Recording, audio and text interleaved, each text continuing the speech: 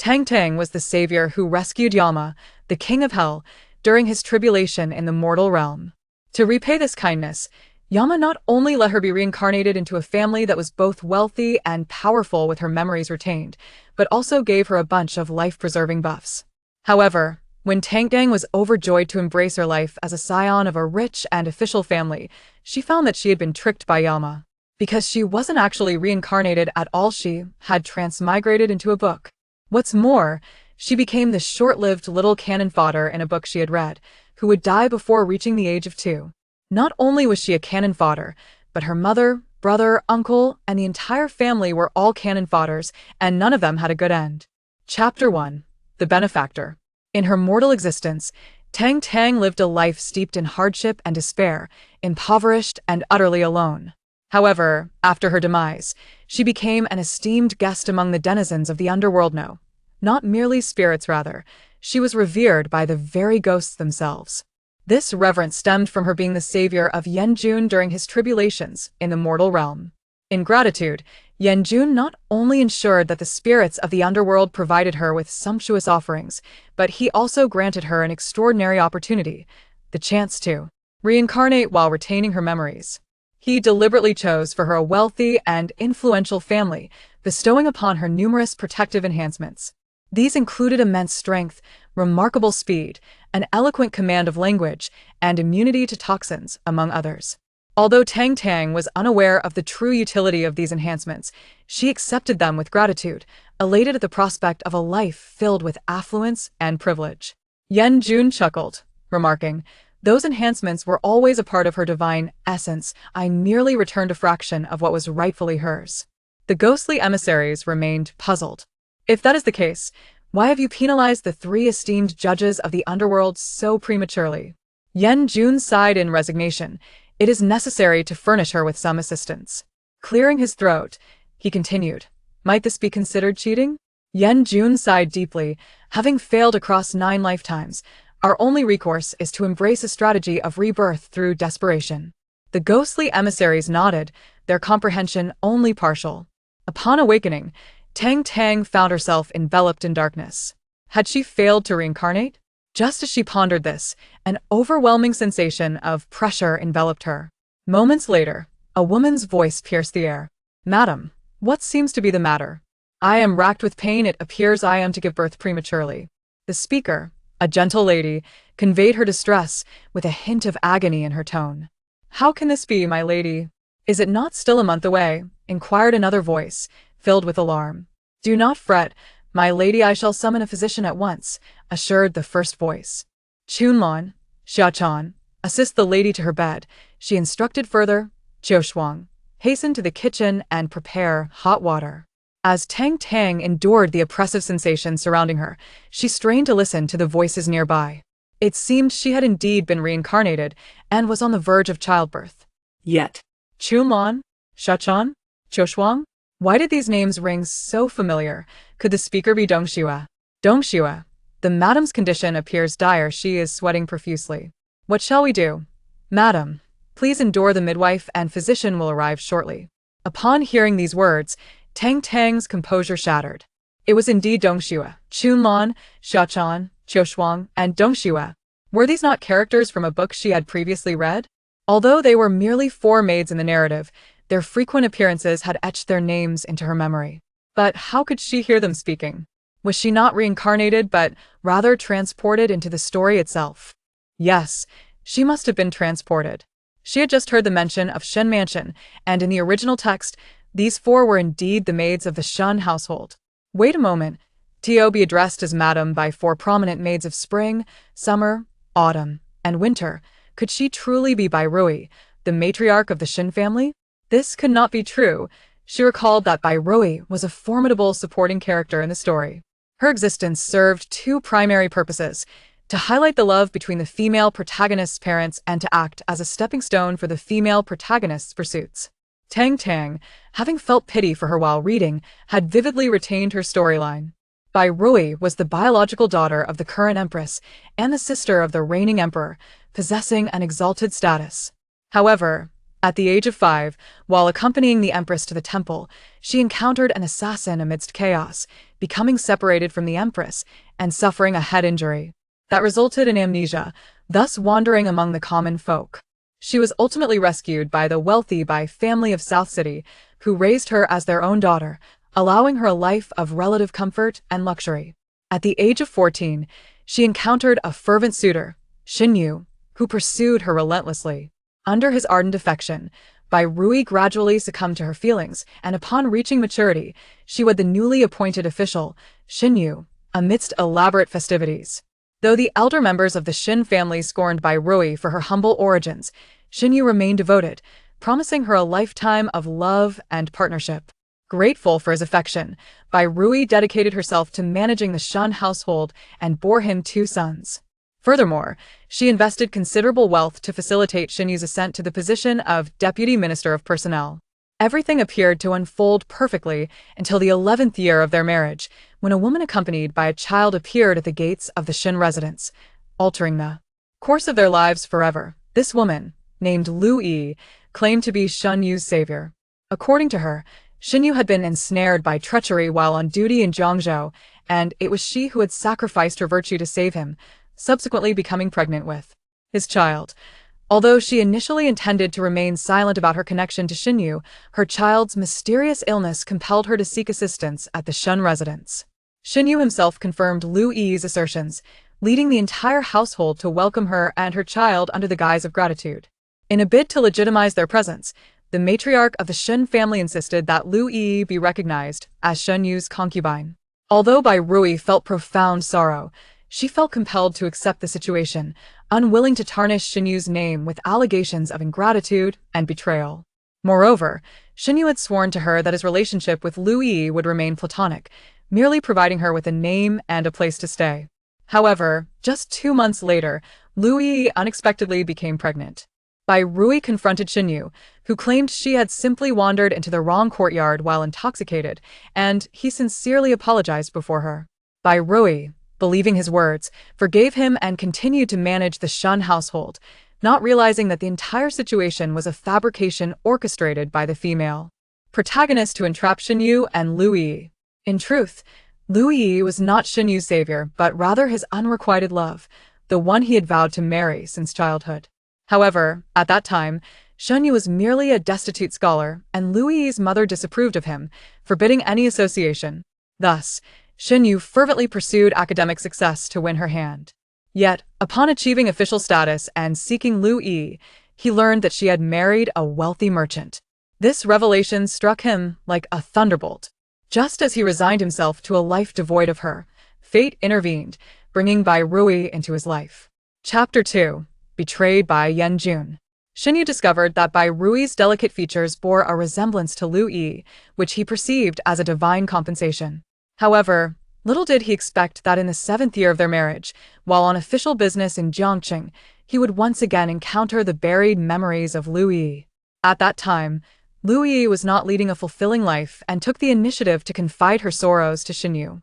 It was only when Lu Yi's husband came searching for her that Xinyu had no choice but to flee, parting ways with Lu Yi once more. To his astonishment, Lu Yi later approached him, pregnant with their child.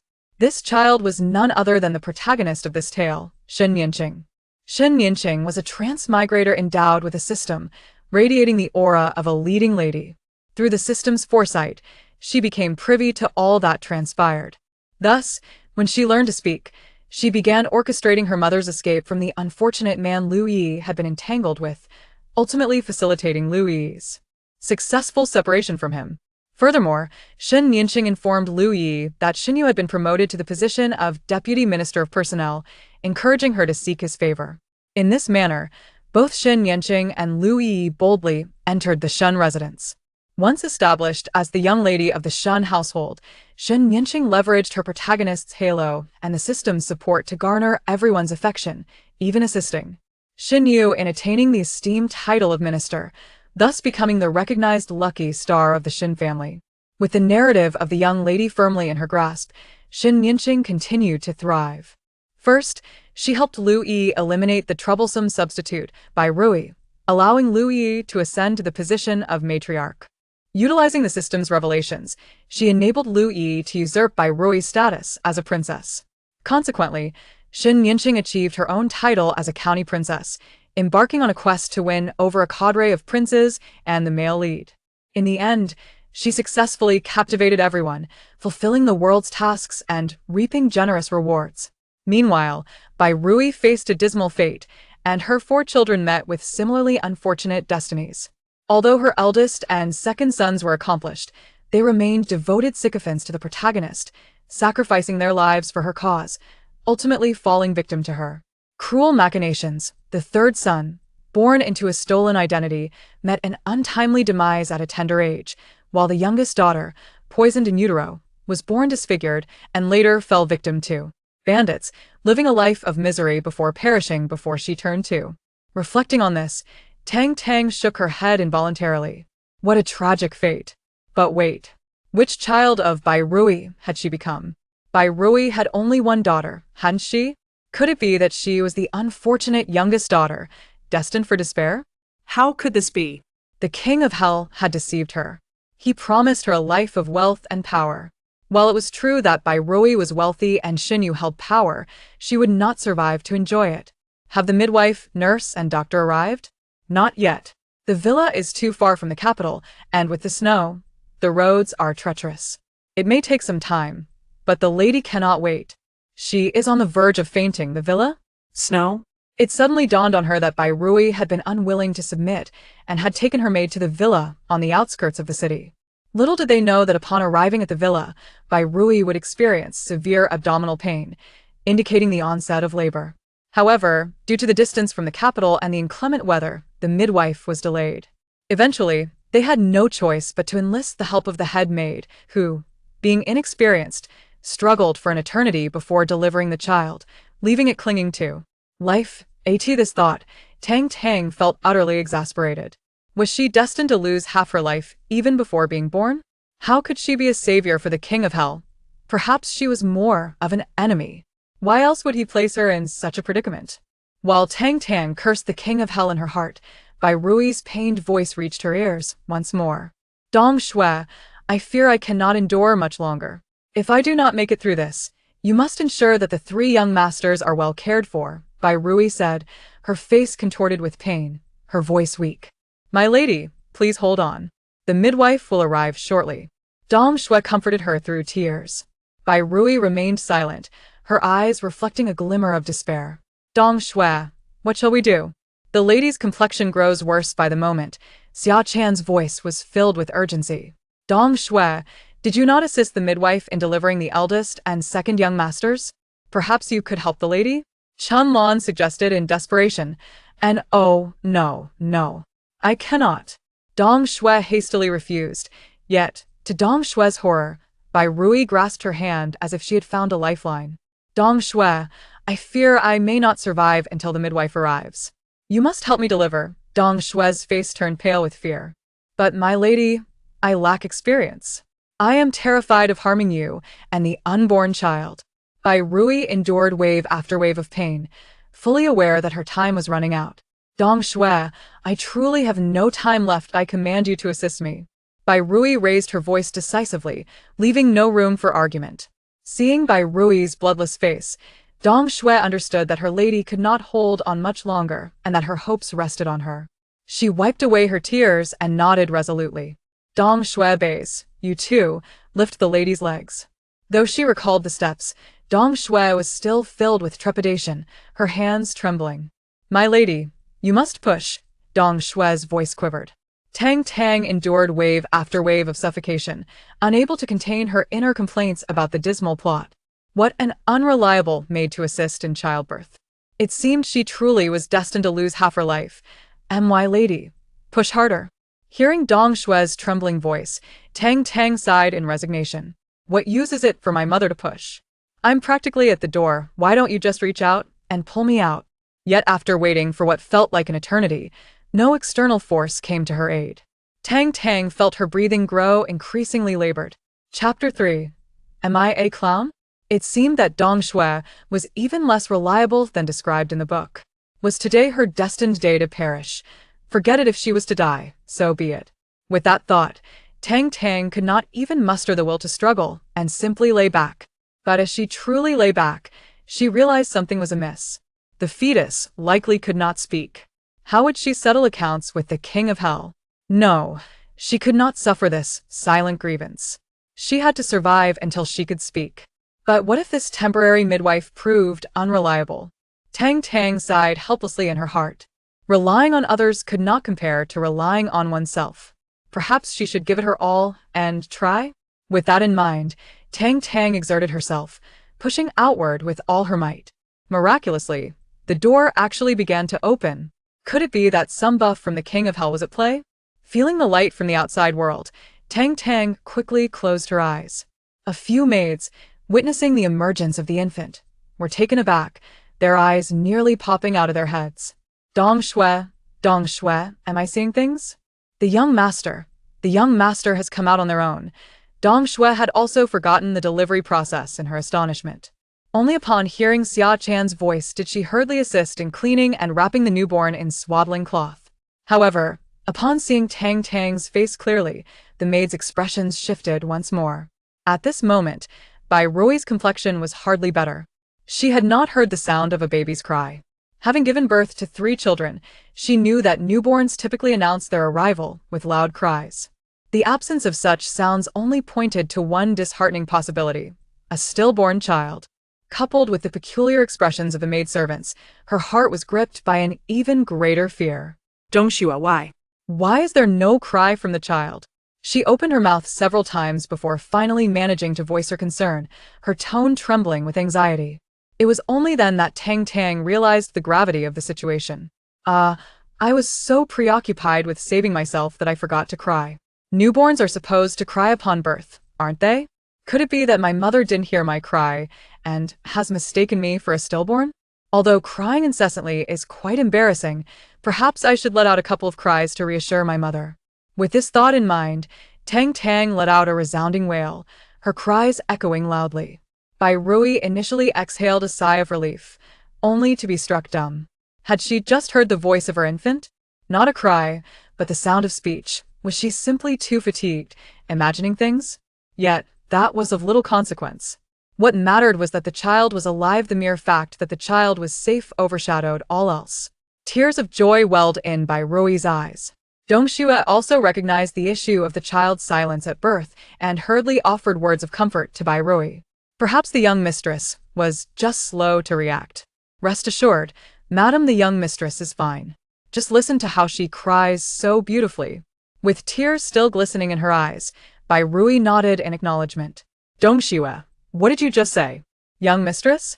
Does this mean I have given birth to a daughter? Yes, indeed, it is a girl. Congratulations, madam.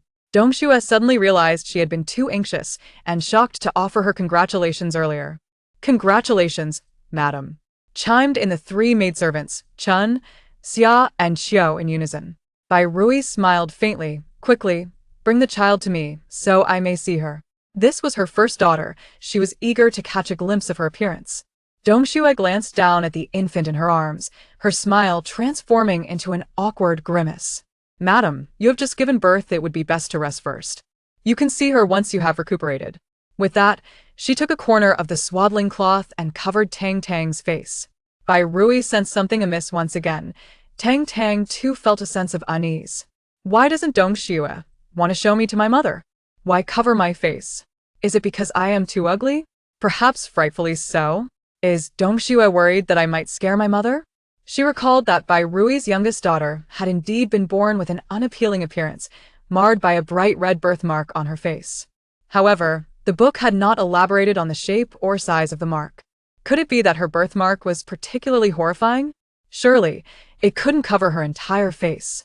That would be too unfortunate. How would she face the world? Was she to sacrifice her dignity? What enmity did she hold against the King of Hell to be dealt such a hand? As Tang Tang muttered her grievances against the King of Hell 100 times over, Bai Rui was once again stunned. How could she hear the infant speaking once more? Contemplating the content of the baby's words, Bai Rui's gaze fell sharply upon the swaddling cloth. Could it be that this was not a mere hallucination, but her newborn daughter genuinely speaking? This. How could that be possible? How could a newborn articulate words? Her eyes swept across the maidservants in the room, who all appeared to maintain their composure. If they had heard a newborn speak, surely they would not be so tranquil, would they? Yet the clarity of the infant's voice had been unmistakable. She could not have misheard. Was it truly a figment of her imagination? Bai Rui pinched her thigh sharply, the pain registering vividly. Clearly, she was not experiencing a hallucination. With thoughts of Dongshue's odd behavior lingering, Bai Rui steadied her nerves and turned back to Dongxue. I am fine now, please bring the young mistress to me. After a moment's hesitation, knowing she could not evade the matter, Dongxue finally brought the child forward. Bai Rui carefully cradled the infant, her eyes brimming with maternal affection. However, when she lifted the swaddling cloth covering the child's face, her expression paled considerably. For on the right cheek of the child lay a bright red birthmark. While not unsightly, its presence on her daughter's face could certainly detract from her beauty. Bai Rui's eyes grew warm as tears cascaded down her cheeks. Tang Tang immediately understood Bai Rui's reaction. Indeed, I am a true oddity. Perhaps I am even frightfully ugly. Look, even my own mother has been reduced to tears by my appearance. Yet, how is it that she, just born, could see her mother's face so clearly? Wasn't it said that newborns had blurry vision? She turned her small head, surveying her surroundings, and found everything to be distinctly clear. Could it be that some boon from the King of Hell had granted her this clarity? As Tang Tang pondered the reason behind her newfound ability to see clearly, Bai Rui confirmed something profound. Indeed, she had heard her daughter's voice. However, it was not the sound of speech, but rather her innermost thoughts. Why could she hear her daughter's thoughts? Had she suddenly acquired the ability to read minds? Madam, are you all right? Dongxue, noticing Bai Rui's increasingly pale complexion, assumed she was frightened by the birthmark on Tang Tang's face and tentatively inquired. Chapter 4. Reduced to the control group of the protagonist, it is all my fault. It is all my fault. Had I not been driven out by the old lady and experienced a bout of distress on the road, the child would not have been born prematurely. If the child had not been born prematurely, perhaps there would not be that mark on her face. As Bai Rui began to weep once more, Dongxue hurriedly offered her consolation. Madam, I have heard that children born with a red birthmark are not ordinary. They are believed to be reincarnations of deities. Surely, the young lady is a reincarnation, which is why she bears a red birthmark. Furthermore, this birthmark is not unsightly. Rather, it enhances the young lady's snow-white complexion. Tang Tang, upon hearing Dongshue's words, could not help but praise her. Indeed, Dongxue has a way with words. No wonder she is the most favored maid beside mother. A talent like her would surely shine as a top seller in future generations. However, there is one thing Dongxue has misrepresented. This birthmark upon my face is not a mark of divinity, but rather the result of poisoning. It was the protagonist who learned from the system that my mother was expecting a girl and, fearing that my birth would affect her status as the eldest daughter of the Shin family, bribed the maid responsible for my mother's meals to secretly administer a slow-acting poison in her food. While this poison would not endanger her life, it could mar my face, rendering me a monstrosity that all would loathe. Thus, I would serve as the protagonist's control group, accentuating her delicate beauty. Simultaneously, my mother, having given birth to such a grotesque child, would suffer the consequences, further diminishing her standing in the eyes of my father and the old lady. One must admit, the protagonist's strategy of killing two birds with one stone is quite clever, eliminating both my presence and my mother's troubles without a trace of bloodshed. Upon absorbing her daughter's thoughts, Bai Rui was astonished to the point of nearly losing her composure. The birthmark on her daughter's face was a result of poisoning? She had unwittingly been poisoned? And the perpetrator was the protagonist? Who is the protagonist? The eldest daughter of the Shin family? Could it be that the protagonist her daughter speaks of is Shin Yanqing? Shin Yanqing is merely 8 years old. Can a child truly commit such a heinous act? And what of the system? Who is that? How could it possibly know the gender of her unborn child? Could it be the physician who regularly checks her pulse? As Bai Rui's thoughts swirled with questions, Tang Tang's voice echoed again in her mind. Mother, please do not blame yourself. The birthmark on my face is not your fault, nor is the premature birth. It is all due to the protagonist's mother, Lu Yi. Lu Yi was entirely unaware of the protagonist's control group plan. When she learned that you had been expelled from the Shun residence, she seized the opportunity and presented you with pastries laced with labor-inducing medicine, encouraging you to consume them on your way. Her intention was for you to suffer a dual tragedy, thus securing her position as the matriarch of the Shun family. At this realization, Tang Tang could not help but sigh. Each move is a deadly gambit. It is no wonder my mother and I are fated to meet an early demise. Bai Rui struggled to digest her daughter's revelations, her hands trembling as she clutched her daughter. She had confirmed that the so-called protagonist was indeed Xin Yinqing, for Lu Yi had only one daughter. That child, merely 8 years old, could she truly harbor such malice? And what of Lu Yi? Though Bai Rui held no affection for her, she had treated her with kindness. Recalling that Lu Yi had once saved Xin Yu, Lu Yi seemed grateful for her care and had always shown her respect. Could such a kind and sensible person truly harbor wicked intentions? Yet, the pastries were indeed delivered by Lu Yi herself. How could her newborn daughter possibly be aware of these matters? Could it be that, as Dong Shui suggested, she is a reincarnation of a deity, capable of knowing the past and foreseeing the future? If that is the case, then everything my daughter has said must be true. Madam, the midwife, wet nurse, and physician have arrived, Chun Lan's voice interrupted by Rui's thoughts. She glanced once more at her daughter, striving to calm herself. Please bring in the wet nurse and physician. Bai Rui instructed Tang Tang. The truth of her daughter's thoughts would soon be revealed. Outside, the sky had turned completely dark, and the snow seemed to fall even heavier. As the wet nurse and physician entered the room, snowflakes still clung to their heads, and a chill surrounded them. Concerned that the cold might affect her child, Bai Rui instructed Xia Chan to add 2 more braziers, allowing the wet nurse and physician to warm themselves for a moment. Once the chill had dissipated, she called the wet nurse over. The young lady has yet to have a drop of milk since her birth. You should take her and feed her now. Bai Rui commanded, handing the child to the wet nurse. Upon hearing Bai Rui's words, Tang Tang suddenly realized that she was indeed quite hungry. However, she was disinclined to consume the milk of a stranger. How I wish my mother could nurse me herself. This wet nurse appears rather shifty. Who knows if she is truly trustworthy? What if she has been bribed by the protagonist and Lu Yi? Hearing Tang Tang's thoughts, Bai Rui cast a glance at the wet nurse. Indeed, there was something suspicious about her. As the wet nurse prepared to carry Tang Tang to the adjoining room to feed her, Bai Rui hurriedly interjected, "Never mind. Just give the child back to me. I will feed her myself." The others looked on in mild surprise, for it was uncommon for ladies of wealth to personally nurse their children, especially someone of Bai Rui's stature as the matriarch of the minister's residence. Seeing the wet nurse remain still, Bai Rui's suspicions regarding her motives deepened. She turned to Dong Shui. "Go fetch the young lady for me." Though puzzled, Dong Shui complied. The wet nurse watched as the child was taken from her arms, her expression betraying reluctance, as if she were witnessing her fortune being snatched away. Bai Rui resolved to trust no one unreliable around her. As the wet nurse departed, having received a hefty sum from Xia Chan, her unwillingness turned to delight. This was far more than what that lady had offered her. Thus, she left with the servants in high spirits. Tang Tang felt a slight sense of relief upon the wet nurse's departure. Indeed, she is my true mother. We share an unspoken bond. Although it feels somewhat shameful to nurse for my mother, it seems customary for children in this era to be breastfed. I shall conform to the customs of this time. Chapter 5. Detoxification. However, mother, while I am indeed quite hungry, I can hold out a little longer. You should let the physician examine your health first. Your complexion does not appear well. She recalled from the original story that Bai Rui had suffered greatly due to this premature birth, enduring severe health issues thereafter.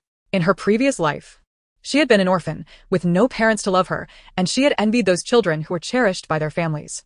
Now that she had finally acquired a mother, she treasured her dearly. Although both she and her mother were destined for short lives, she still wished for her mother to suffer less during her time on earth. Upon hearing Tang Tang's thoughts, Bai Rui felt a warmth in her heart.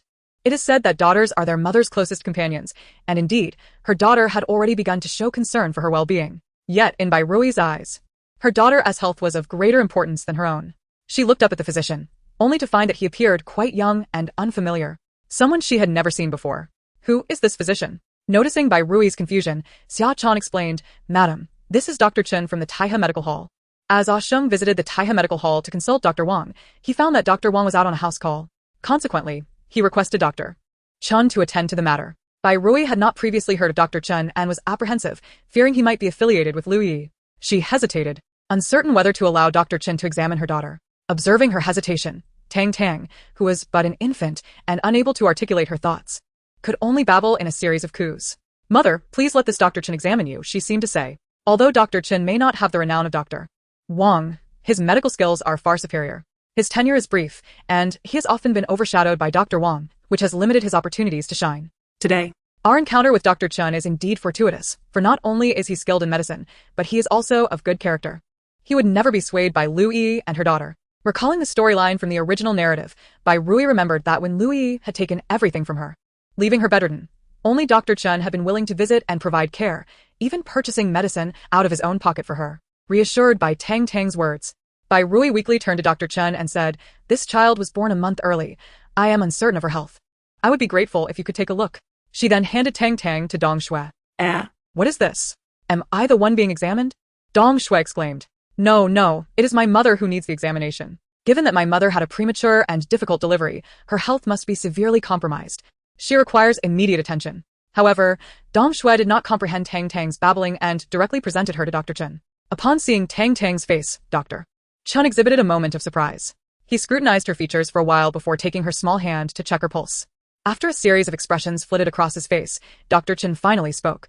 Though the young lady was born a month early, her health appears robust, showing no signs of the frailties typically associated with premature births. However, what? Bai Rui's heart leapt. However, the red mark on the young lady's face does not seem to be a birthmark, but rather indicative of poisoning. Bai Rui was momentarily stunned. Could it truly be poisoning? Her daughter's intuition had proven correct. The maidservants in the room were equally astonished. Wasn't the second young lady just born? How could she be poisoned? Can Dr. Chen identify the poison? Upon hearing Bai Rui's query, all eyes turned to Dr. Chen. He shook his head regretfully. I apologize, but my skills are lacking. I cannot ascertain the nature of the poison. It does not endanger her life. It merely leaves a red mark on her face. It is likely that someone well-versed in poisons has sought to mar the young lady's beauty. Who is this expert in poisons? It is clearly the protagonist, Shen Yanqing. This poison must be a high-tech product acquired from the system's marketplace. Given the medical knowledge of this era, it is not surprising that the poison remains undiagnosed. How unfortunate for me to become a grotesque figure. Wait, didn't Yanjun provide her with blood that can neutralize all poisons? Does this mean that the toxins accumulating on her face will eventually be purified by her own blood? If that is the case, it would be splendid. I would no longer be a grotesque figure. Bai Rui pondered. Could her daughter's blood indeed neutralize all poisons? If so, that would be wonderful. Wait, Yanjun? How could her daughter know Yanjun, the deity who governs life and death? Did her daughter truly have acquaintance with him? It seemed that her daughter was indeed extraordinary. Regarding the young lady's poison, I am powerless to assist. However, madam, considering your severe health decline, it is imperative that you receive medication for recovery. Would you permit me to prescribe something for you? Dr. Chen's voice snapped Bai Rui out of her thoughts. She was slightly taken aback. Dr. Chen had not even taken her pulse, yet discerned her health condition, demonstrating his medical prowess surpassed that of Dr. Wang. Her daughter had indeed spoken the truth. She nodded. Then I must trouble you, Dr. Chen. After a moment of contemplation, she turned to Xia Chan and instructed, Xia Chan, please fetch the jade cake I brought from the other courtyard today. Xia Chan assumed Bai Rui had suddenly developed a craving for the cake and began to dissuade her. Madam, you have just given birth. It is not advisable to indulge in jade cake. Bai Rui shook her head. I do not wish to eat it. I need it for Dr. Chen to examine. What do you mean, madam? Xia Chan inquired, perplexed. Bai Rui elaborated. It was after consuming this jade cake that I suddenly experienced abdominal pain and gave birth prematurely. Xia Chan's eyes widened in shock, as did those of the other maidservants. Was the madam suspecting that someone had tampered with the jade cake? Bai Rui nodded affirmatively. Without further ado, Xia Chan hurried out to retrieve the pastries. Meanwhile, Tang Tang's eyes sparkled with excitement. Wonderful. Mother has finally recognized the issue with the pastries. If we can have Dr. Chen examine that box of cake, he will surely uncover the truth. Then Mother will understand that she was drugged, causing her premature delivery. And since the cake was sent by Lu Yi, even if Mother is Na'vi, she will surely suspect Lu Yi. Thus, in the future, Mother will be more cautious around Lu Yi. Bai Rui declared, if indeed Lu Yi and her daughter conspired to harm us, I shall not let them go unpunished. Dr. Chen, please ascertain whether there is truly a problem with this cake. Xia Chan brought in all the remaining jade cake Bai Rui had uneaten, placing it before Dr. Chen. Dr. Chen picked up a piece of jade cake, first bringing it to his nose for a sniff, then taking a small bite to savor the flavor. He then set down the piece and examined all the remaining pastries in the same manner. Well? Xia Chan, being impatient, inquired eagerly as Dr. Chen concluded his inspection. Dr. Chen's brow furrowed slightly. There is indeed an issue with this cake. Each piece contains a labor-inducing drug. While it poses no harm to ordinary individuals, it can be quite detrimental to someone who is pregnant. A small quantity can lead to premature delivery. However, consuming a larger amount. Dr. Chen did not finish his statement, but Bai Rui understood all too well. The maidservants in the room grasped the implication as well. It could potentially result in a double tragedy. Thankfully, the madam had not been in the mood to eat much and had only taken a couple of bites. Otherwise, just the thought of it made Xia Chan feel dread. This cake was specifically sent by Lu Yi to the madam. Xia Chan. Xia Chan was abruptly silenced by Dong Shui's intervention as she attempted to continue. Be cautious with your words, there are others present. Xia Chan promptly fell silent, though the fury on her face remained unabated. Chen Lan and Xiao Shuang also seethed with anger. Only Bai Rui maintained an unusual calmness, for Tang Tang's intuition had once again been validated. She confirmed that her daughter indeed possessed the ability to perceive the past and foresee the future. Given this, everything mentioned in her daughter's thoughts was true. The seemingly innocent Lu Yi and the seemingly clever and adorable Shen Yinqing were, in fact, duplicitous individuals. Yet, at present, those two were protected by the Yongding Marquise and the matriarch. Without concrete evidence, she could not act rashly, lest she fall prey to Lu Yi's machinations and suffer a loss. She turned to Dr. Chen and said, "I appreciate your efforts in making this trip. However, regarding today's events, could I request your discretion?" Dr. Chen nodded. "Rest assured, madam, I am not one to gossip." Bai Rui expressed her gratitude with a nod toward Dr. Chen. Since her daughter had affirmed Dr. Chen's good character, he would surely honor his word. After Dr. Chen departed, Bai Rui glanced at the few maids in the room. "You four are my most trusted confidants. Today's events must remain known only to us. We must not speak of them to outsiders, lest we stir the grass and alert the snake." Though the maids did not grasp the reasoning behind Bai Rui's instructions, they understood that their mistress had her reasons. "Rest assured, madam, we will not mention it before outsiders," Dong Xue assured her. "Madam, how can you let Lu Yinyang off so easily after all she has done to you and the second miss?" Xia Chan interjected, visibly agitated. Bai Rui scoffed softly. "Of course, I cannot let this matter rest. However, as a merchant's daughter who married into the capital, I possess neither power nor influence. Lu Yi, on the other hand, has the support of the Yongding Marquise and the protection of the old matriarch. If I were to confront her directly, I would likely harm myself without touching her. We must approach this matter with caution and ensure a decisive victory." Just as Bai Rui finished speaking, a gurgling sound interrupted her. It dawned on her that her daughter had yet to drink a drop of milk since her birth. "Quickly, bring the young lady to me. I will feed her." Hearing the sound of Tang Tang's stomach growling, Dong Xue hurriedly brought the baby over. As Bai Rui unfastened her clothing to nurse Tang Tang, she inquired, "It is already quite late. Has the master not yet arrived?" So much had transpired that day, and she longed for Shen Yu's comforting presence. She also wished to inform him about Lu Yi and Shen Yinqing's scheming. Since Shen Yinqing entered the Shen household, it seemed that all of Shen Yu's affection for the children had shifted solely to her. Not only did he indulge her every whim, but he also prioritized her above all else. Bai Rui pondered whether, if he were to learn of Shen Yinqing's treachery against their daughter, he would still shower her with the same affection. He said he was on his way, but Lu Yinyang stopped him before he could leave. She claimed the eldest young lady suddenly fainted, and the master, concerned, followed her to check on her, Dong Xue reported. Bai Rui's heart sank. She had risked her life to bear his child, yet he had chosen Shen Yinqing without hesitation. It appeared that, in Shen Yu's eyes, Shen Yinqing held more importance than all his children combined, even surpassing her own life. If this were true, then revealing Shen Yinqing's malice would likely incur no consequences for her. Noticing the disappointment and sorrow etched on Bai Rui's face, Dong Xue hurried to console her. It is only natural that the master favored the eldest young lady when she was the sole daughter in the household. Now that you have given birth to the second miss, the first legitimate daughter of the Shen family, he will surely cherish her even more. Xia Chan chimed in. "Indeed. Madam, if the master learns that you have given birth to a daughter, he will undoubtedly be overjoyed. After all, the second miss is the true legitimate daughter of our Shen family, while Shen Yinqing is merely the daughter of a concubine." Bai Rui felt a flicker of doubt. Would it truly be so? Would Shen Yu genuinely favor the daughter she had borne? Soon, as Tang Tang nursed, she received her answer. "What does it matter that I'm the legitimate daughter? That wretched father of mine would never love me." When he saw the birthmark on my face, his disdain was palpable. He even called me a monster and refused to hold me. Moreover, his boundless adoration for Shen Yinqing is not simply because she is the only daughter in the family. It is because Shen Yinqing is the child of the woman he loves most in this life. She is also his lucky star, helping him ascend to the position of minister. Thus, all of us children combined matter less than Shen Yinqing alone. Tang Tang paused for a moment to burp, and Bai Rui's complexion paled further, her body growing cold. The child of his most beloved woman? Lu Yi? It could not be. Shen Yu had professed that she, Bai Rui, was the love of his life. How could Lu Yi have become his most beloved woman? Bai Rui struggled to accept this reality. At that moment, a satiated Tang Tang yawned and continued her lamentations. "My wretched father is truly despicable. It is no injustice to call him shameless. He claims to love Lu Yi, yet he does not remain faithful to her. Lu Yi had just married, and he sought my mother as a substitute. One would think that having found a substitute, he would settle down. But no, the moment he sees Lu Yi, he becomes infatuated once more. Not only did he cheat with Lu Yi 9 years ago, but after her divorce, he fabricated some tale of gratitude to openly welcome her and her daughter into the Shen household. While they ended up together, my mother, poor thing, spent over a decade as a mere substitute, giving her whole heart to that wretched father. But in the end, he allowed Lu Yi to humiliate my mother and helped her seize everything my mother had. I remember after my mother passed, not even 7 days had passed before he raised Lu Yi to the status of his legitimate wife." Listening to her daughter's heartfelt words, Bai Rui felt as though her heart had been ripped open. Though she knew her daughter's sentiments were valid, she was unwilling to accept them. How could she be a mere substitute for Lu Yi? It was impossible.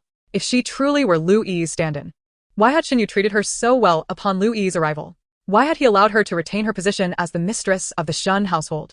Even the decision to elevate Lu Yi to a principal wife had been the old matriarch's idea, with Xinyu saying nothing against it. Bai Rui sought to continue her self-deception, unwilling to acknowledge that her decades-long relationship with Xinyu was merely a farce. But Tang Tang denied her this opportunity. Actually, if my wretched father had merely raised his hand to divorce my mother while he was with Lu Yi, my mother's fate would not have been so tragic. But alas, the Shun family hails from humble origins, lacking any substantial assets. All household expenses depended on my mother's dowry. Thus, my father could only keep my mother around, placating her to make her the family's cash cow. It was only when my mother was injured by bandits, disfigured, and rendered an invalid that he finally abandoned her. Oh, my poor mother, Tang Tang lamented. Not only was she drained of her worth, but her ending was also so tragic. Tang Tang's revelations left no room for Bai Rui's self-deception. She felt as though struck by a thunderbolt, her heart wrenching in agony. So, it turned out she truly was Lu Yi's substitute.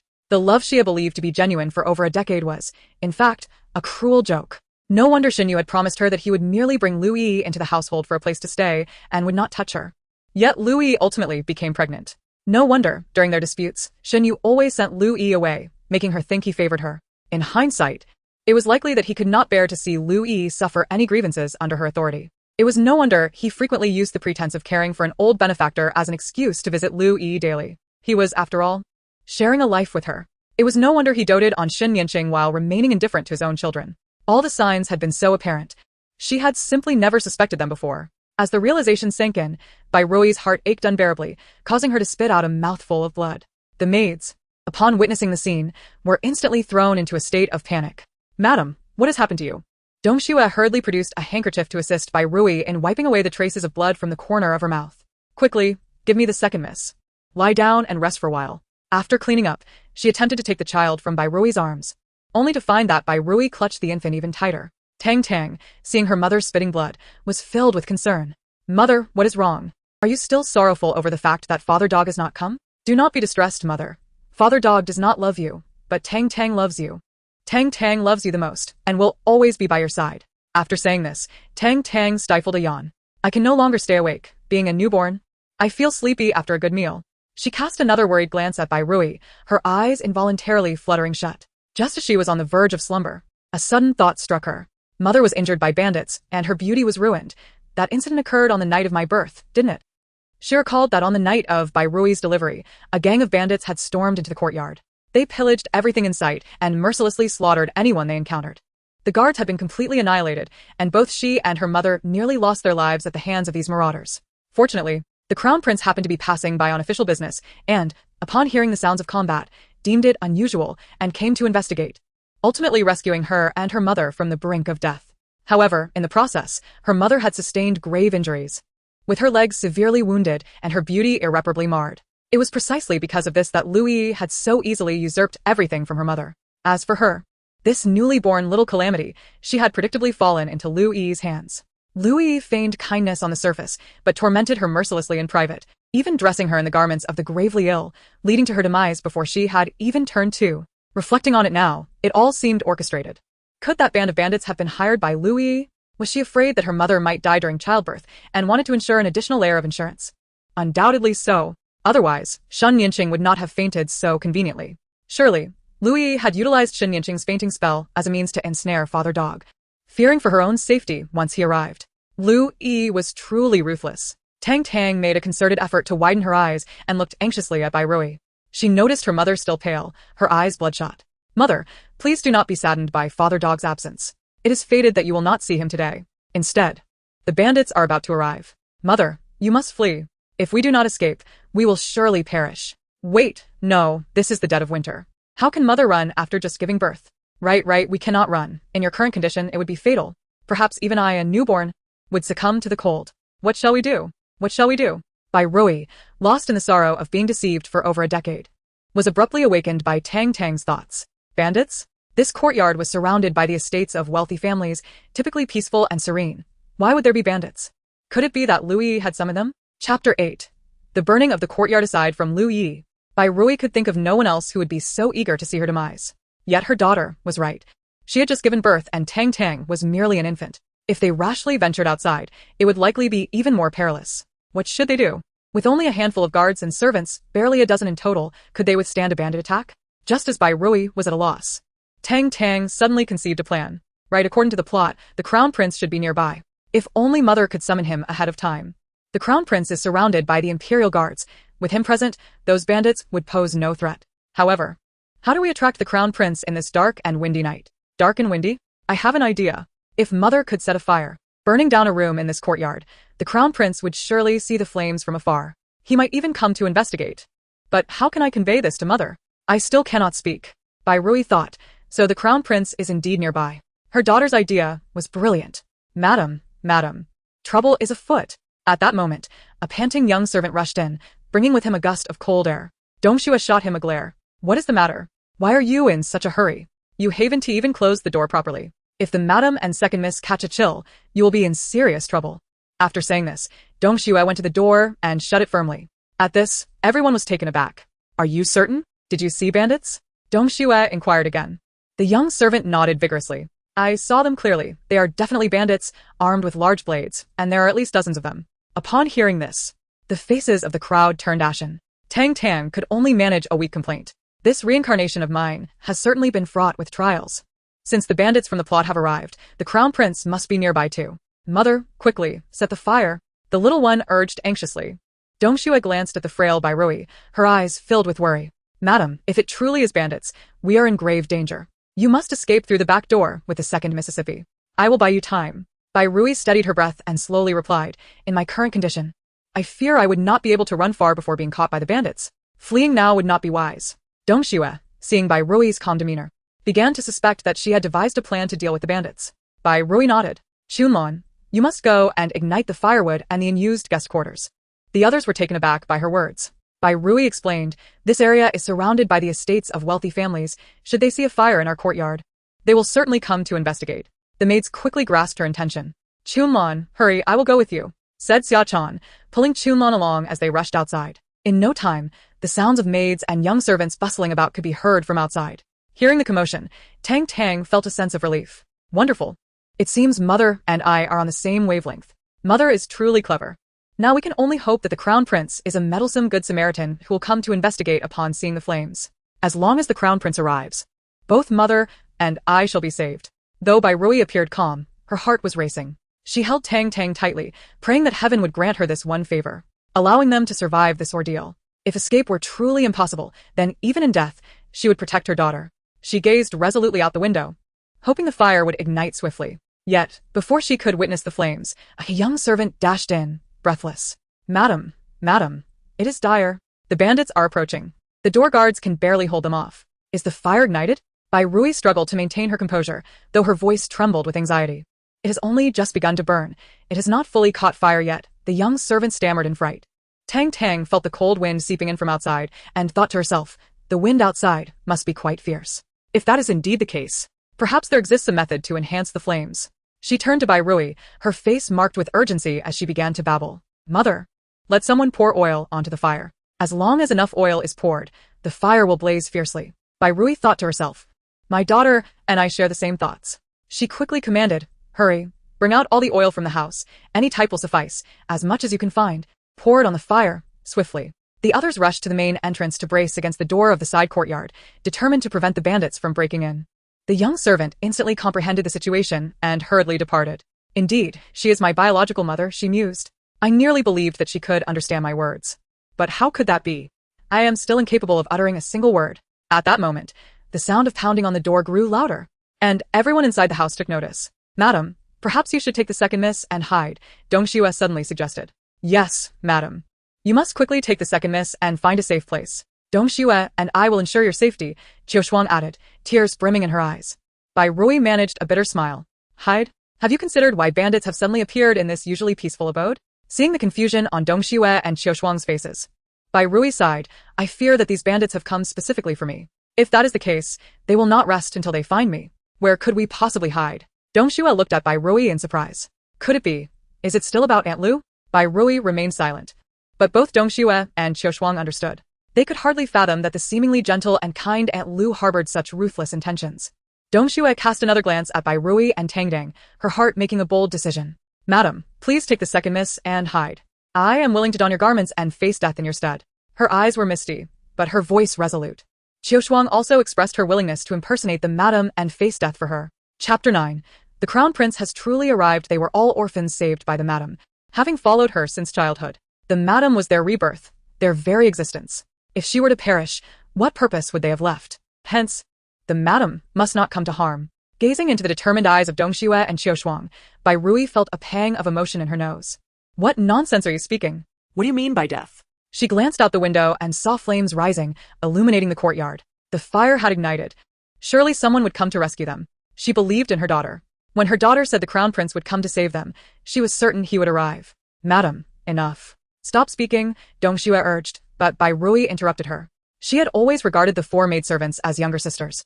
How could she allow them to take her place in death? If her fate was to meet an untimely end today, she would not spare Aunt Lu even in death. Yet, her thoughts were consumed with worry for her 3 sons. She wondered how they would fare after her demise. Just then, the sound of clashing weapons echoed from the courtyard. Shuchan and Chunlon rushed in, disheveled. Madam, it's bad. The bandits have broken in. Madam, you must escape with a second miss. At the mention of this, the drowsy Tang Tang was instantly alert. What? The Crown Prince is not yet arrived? This defies logic. This is not how the story is supposed to unfold. Bai Rui weakly curled her lips in a wry smile. It seemed that she was destined for an untimely demise today. It was a pity for her newborn daughter, who had just entered this world.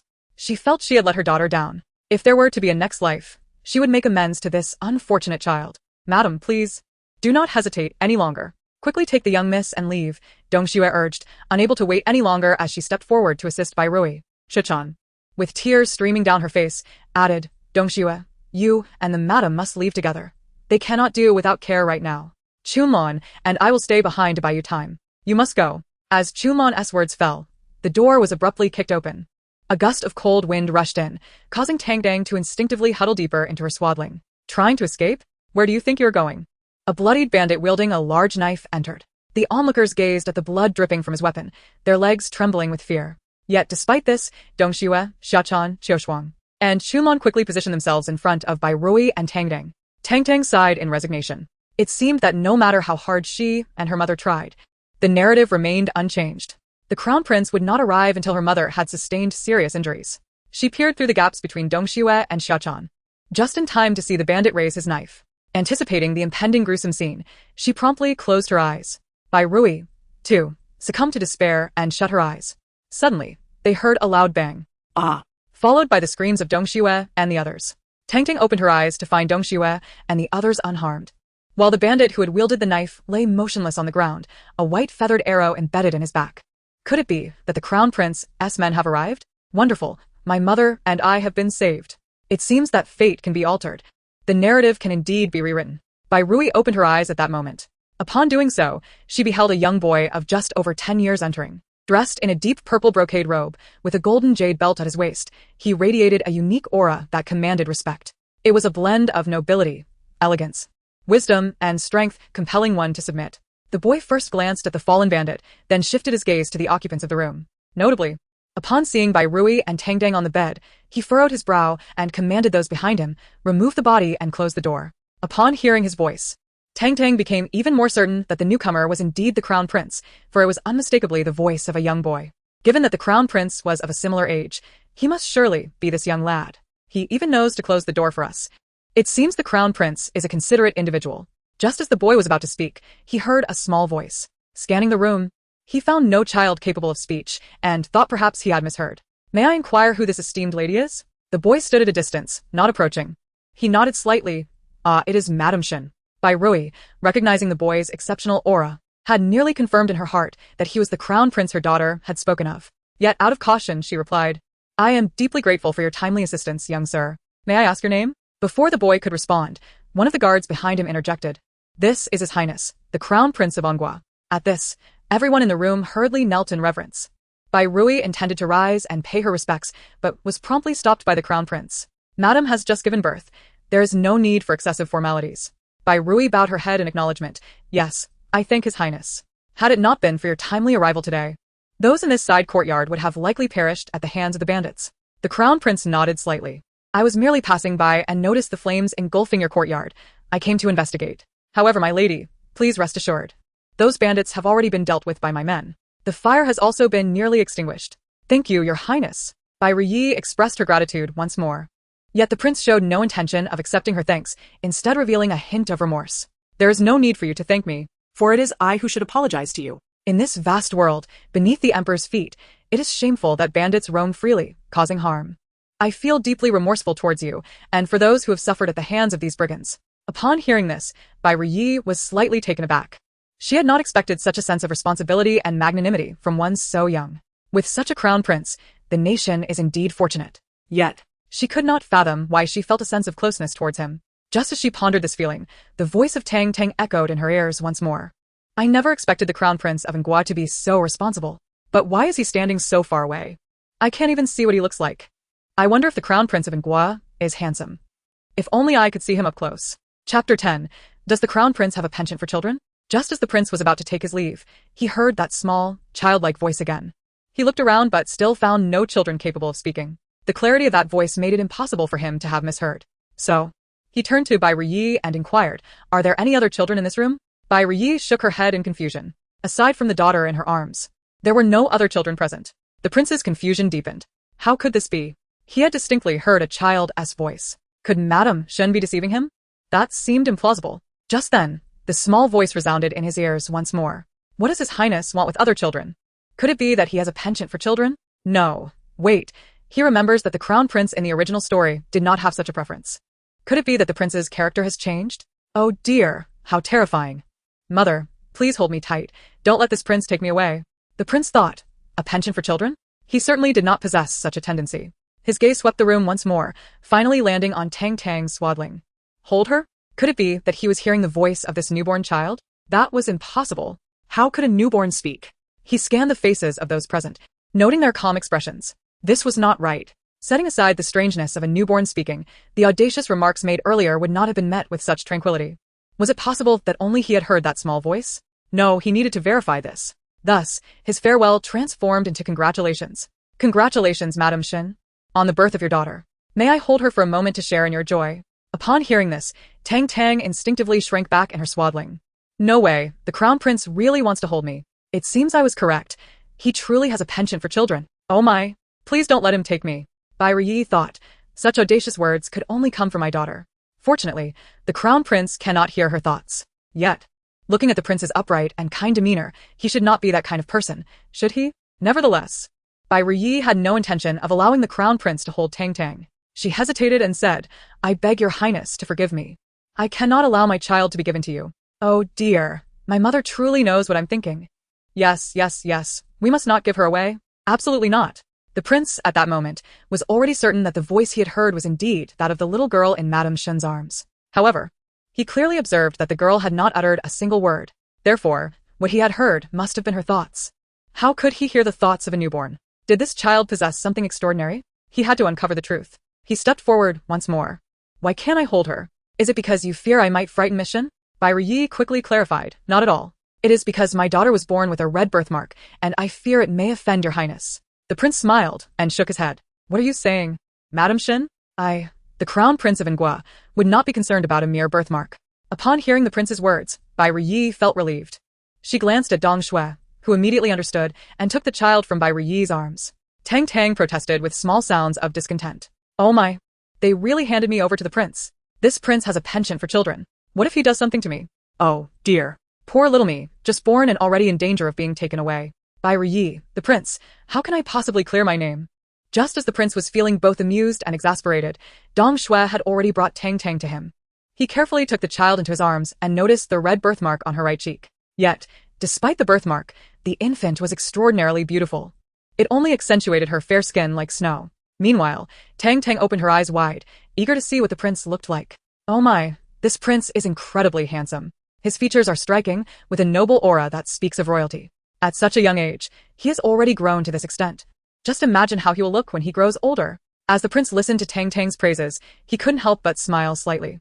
But why is the prince staring at me like that? He hasn't blinked once. Could it be that he is captivated by my soft and adorable appearance? Indeed, even with a birthmark, I remain as beautiful as a flower. As such thoughts filled her mind, Tang Tang beamed with delight. The prince thought, this child is indeed quite self-assured. However, her smile is extraordinarily sweet, like honey, making one unconsciously want to smile along with her. He gazed at Tang Tang for quite some time before turning to Bai Ruyi. I must say, the birthmark on Miss Shin's cheek is quite lovely. It resembles a blooming red begonia flower. How about I name her? Bai Ruyi's eyes sparkled with surprise. The prince's bestowed name was something she could only desire. The prince smiled. Her formal name shall be Shin Tang, with Tang referring to the begonia flower. Her nickname will be Tang Tang, meaning honey. I hope she grows up sweet and joyful, living a life filled with happiness. What does Madame Shin think? Bai Ruyi was momentarily taken aback. Tang Tang? She felt as though she had heard those two syllables in her daughter's thoughts. If she was not mistaken, her daughter's name in her past life was indeed Tang Tang. What a coincidence that the crown prince had chosen the same name. Could this be fate? Shen Tang? Tang Tang? This name is wonderful. It is the same as my past life. I like it, I like it. Not only is this crown prince handsome, but he is also quite kind. Such a good person should not have a penchant for children. I remember the crown prince in the original story was also a great person. However, it was precisely because he was too good that he was manipulated by the female lead, ultimately meeting a tragic end. The prince, a tragic end? How could he? The crown prince of Ngua and future emperor, have such a fate? The female lead? What is that? Why would he be manipulated by her? Moreover, how is it that he can hear the thoughts of this young girl? Is it that she is truly extraordinary, or has he suddenly acquired the ability to read minds? Or could it be a combination of both? Chapter 11. The worthless father, your highness, the hour is drawing near. We cannot afford any further delays. A guard suddenly interjected as the prince was lost in thought. After a moment's hesitation, the prince entrusted Tang Tang to Dong Shue's embrace. Madam Shin, I have pressing matters to attend to, so I shall take my leave. Bai Ruyi lowered her head and, in unison with the maidservants in the room, expressed, we bid farewell to your highness. The prince nodded slightly, glanced at Tang Tang once more, and departed the courtyard with his entourage. Once the prince had left, Bai Vui fed Tang Tang again. With the immediate crisis averted, Tang Tang peacefully drifted into slumber. Upon awakening, it was already the following noon. Aside from being roused twice for feeding, she had slept quite soundly. Meanwhile, Bai Rui's husband, Shen Yu, did not arrive until the afternoon. Upon witnessing the disarray in the courtyard, he was somewhat taken aback. After inquiring with a servant, he learned of the events from the previous night. Shen Yu hurried to the room where Bai Rui resided. Rui, how are you? Are you well? He asked, his face etched with concern as he entered. How could bandits have invaded this peaceful courtyard? Dong Shui noticed the chill emanating from Shen Yu and promptly handed him a warming pot. Sir, the lady has just given birth and is weak. You are chilled to the bone. You should warm yourself first. Shen Yu nodded, pausing near by Rui's bed without advancing further. Yet his gaze towards her was filled with care. Had it been earlier, such concern from Shen Yu would have moved Bai Rui deeply. However, now she felt only a coldness within her heart. Despite this, she managed a faint smile. I am well. You need not worry, dear husband. Currently, she felt vulnerable and knew it was not the time to confront Shen Yu. Moreover, she did not wish to complicate matters for their 3 sons. It is good that you are well. I was truly terrified upon hearing what happened last night. Shen Yu expressed, relief washing over his features. After feeling the chill dissipate somewhat, he settled beside Bai Rui's bed. I heard that His Highness saved you last night? His voice betrayed a hint of excitement as he posed the question. Bai Rui nodded. Thanks to His Highness. Otherwise, you might not have seen me and our daughter today. Shen Yu then recollected their newborn daughter. You have truly endured much, Rui, to bear a child for me and a daughter at that. But wasn't your pregnancy only 9 months? How could she have been born already? It's because of Xia Chan. Just as Xia Chan was about to reveal that Aunt Lu had administered labor-inducing medicine in the pastries, Bai Rui swiftly interrupted her. Why? Why do you not let Xia Chan speak? Shen Yu inquired, puzzled. Bai Rui replied with a smile, Xia Chan is naive. She believes my mother forced me out of the house, causing me to be startled and give birth prematurely. Though Xia Chan did not grasp Bai Rui's reasoning, she obediently fell silent. However, a flicker of displeasure crossed Shen Yu's face. Rui, do you also share this belief? Bai Rui calmly responded, how could I? It was my own carelessness that caused the premature birth. How could I blame my mother? Hearing her words, the displeasure on Shen Yu's face faded. I heard that not only did His Highness save you, but he also bestowed a name upon our newborn daughter? Bai Rui noted the lack of interest Shen Yu had in seeing their daughter, which chilled her heart further. Yes, His Highness named her Shin Tang, after the begonia flower, with the pet name Tang Tang, meaning sweet. Shen Yu's face lit up with joy. Splendid! This is the first time His Highness has named a child of a minister. Shin Tang, what a delightful name. Our Tang Tang has been honored with a name from the prince. She is surely destined for greatness. Where is Tang Tang? Bring her to me for a look. Seeing that Shenyu finally wished to see their daughter, Bai Rui gestured for Dong Shui to bring the sleeping Tang Tang from the inner room. As Shenyu rushed to take the child from Dong Shui's arms, he noticed a prominent birthmark on her face. Why does this child have such a large birthmark? A strange child, indeed. Shenyu's voice carried an undercurrent of anger. Bai Rui clenched the handkerchief tightly in her grasp. As a father, how could Shenyu label their daughter as strange? Bai Rui gritted her teeth and stated firmly, she is not a strange child. The red mark on her face is due to poisoning. Poisoning? She has just been born. How could she be poisoned? Shenyu outright dismissed Bai Rui's claim. Bai Rui desperately wanted to reveal the truth to Shenyu. The doctor himself confirmed it. How could it be false? Hearing Bai Rui's assertion, Shenyu began to believe her somewhat, yet he still regarded Tang Tang with a hint of disdain. If the doctor said it was due to poisoning, why has no remedy been provided for Tang? Bai Rui bit her lip and replied, this poison is difficult to resolve and requires time. Shenyu frowned deeply. I fear that Tang Tang's appearance will frighten her grandmother, and that outsiders will gossip. At his words, Bai Rui's heart sank completely. As her husband and Tang Tang's father, he did not even inquire how their daughter had been poisoned, instead expressing such indifferent sentiments. At that moment, Tang Tang let out a tiny yawn and slowly opened her eyes, spotting a man standing nearby. She tilted her head in confusion. Who is this man? He looks rather handsome. Is he perhaps judging me? Sir, the courtyard was attacked by bandits last night and is in ruins. It is not suitable for continued residence.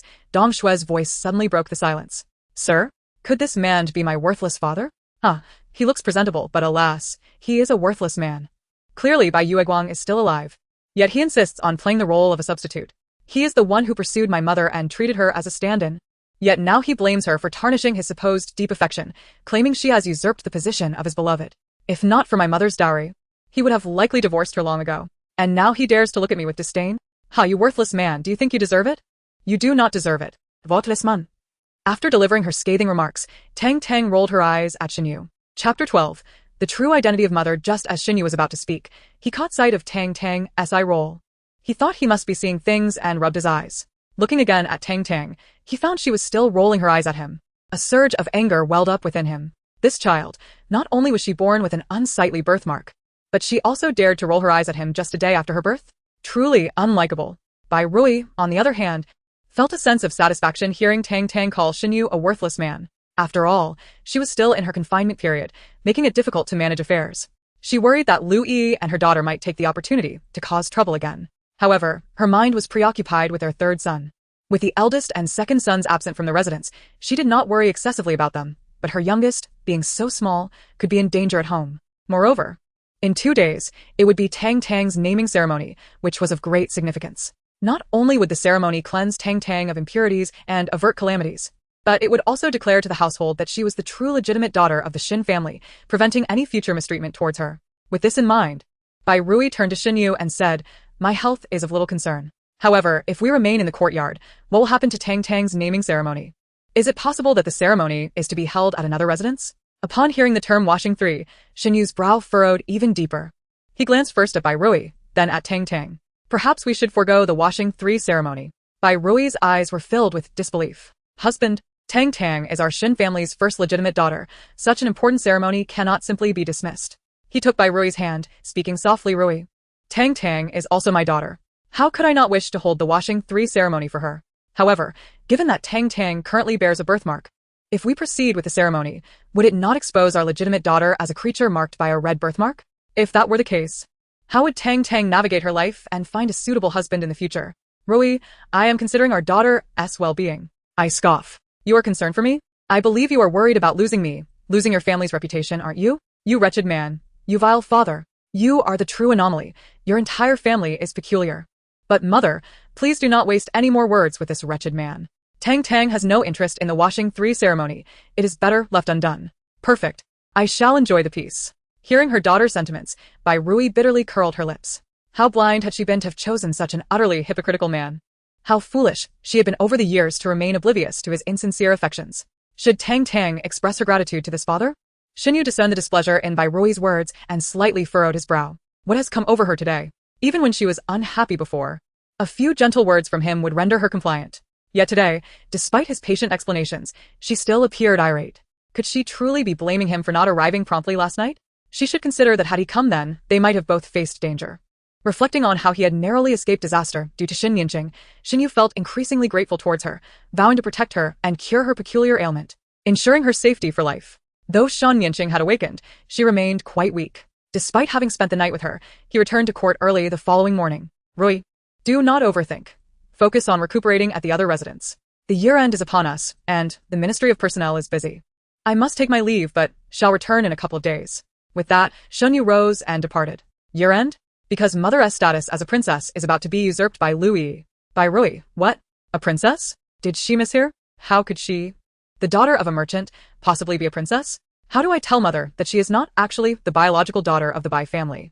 She was adopted by the Bai couple. Her true identity is the biological daughter of the Empress Dowager, the Emperor's own sister. When she was 5 years old, she became separated from the Empress Dowager during a pilgrimage, lost in chaos. Unfortunately, her mother suffered a head injury at that time and lost her memory, completely forgetting everything prior to the age of 5.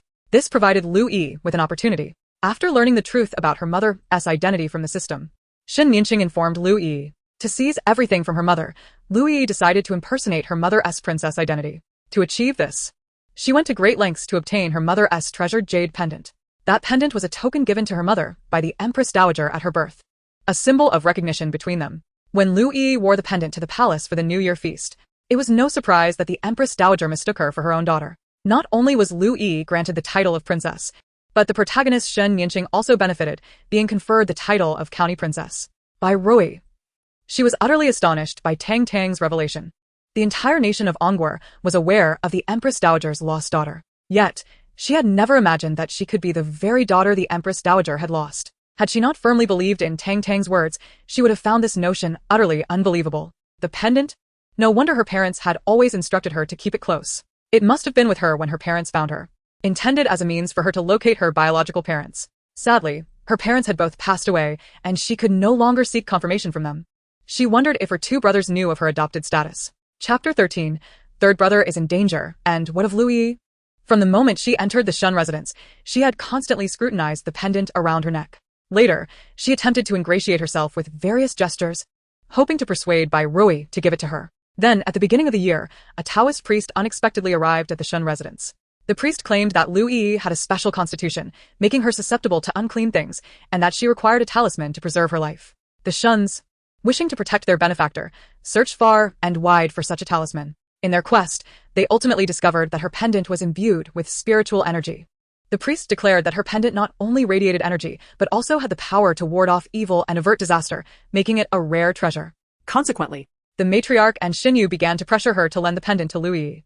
At that time, she was deeply in love with Xinyu and did not wish to place him in a difficult position, so she reluctantly agreed to lend the pendant to Lu Yi.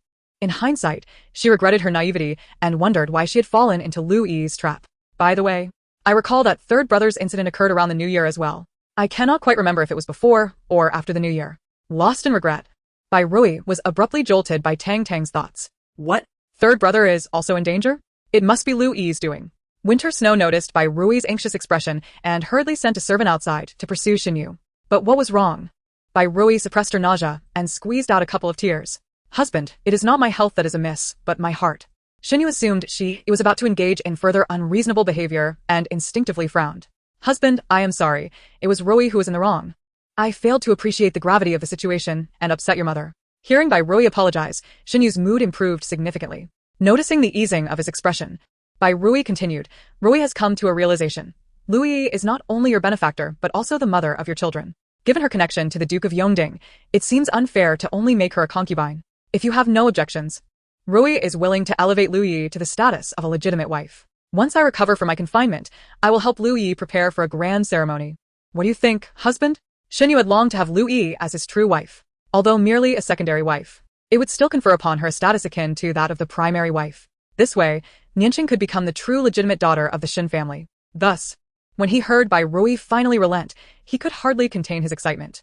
He suppressed a smile and softly replied, whether Lu Yi becomes a legitimate wife does not matter to me. However, given her past kindness to me, it would reflect well on our Xin family if we treated her kindly. Bai Rui nodded eagerly. My dear husband speaks truly.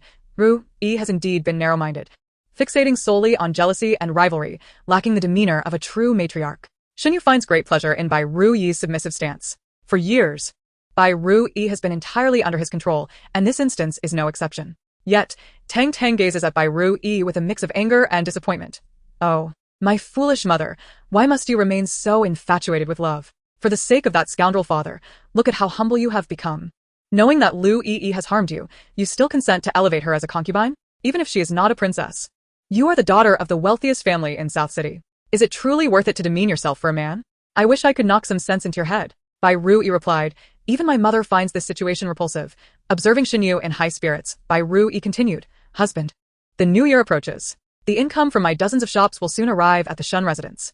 If I am not present, it may be impossible to account for the shop's earnings before the new year.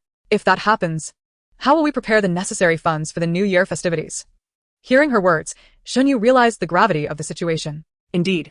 Bai Ru-yi had always been responsible for the new year preparations, utilizing her dowry funds. If she were absent this year, the remaining money in the household might not suffice. Contemplating this, Shinyu resumed his affectionate demeanor. He gently grasped Bai Ru-yi's hand and smiled. You are indeed thoughtful.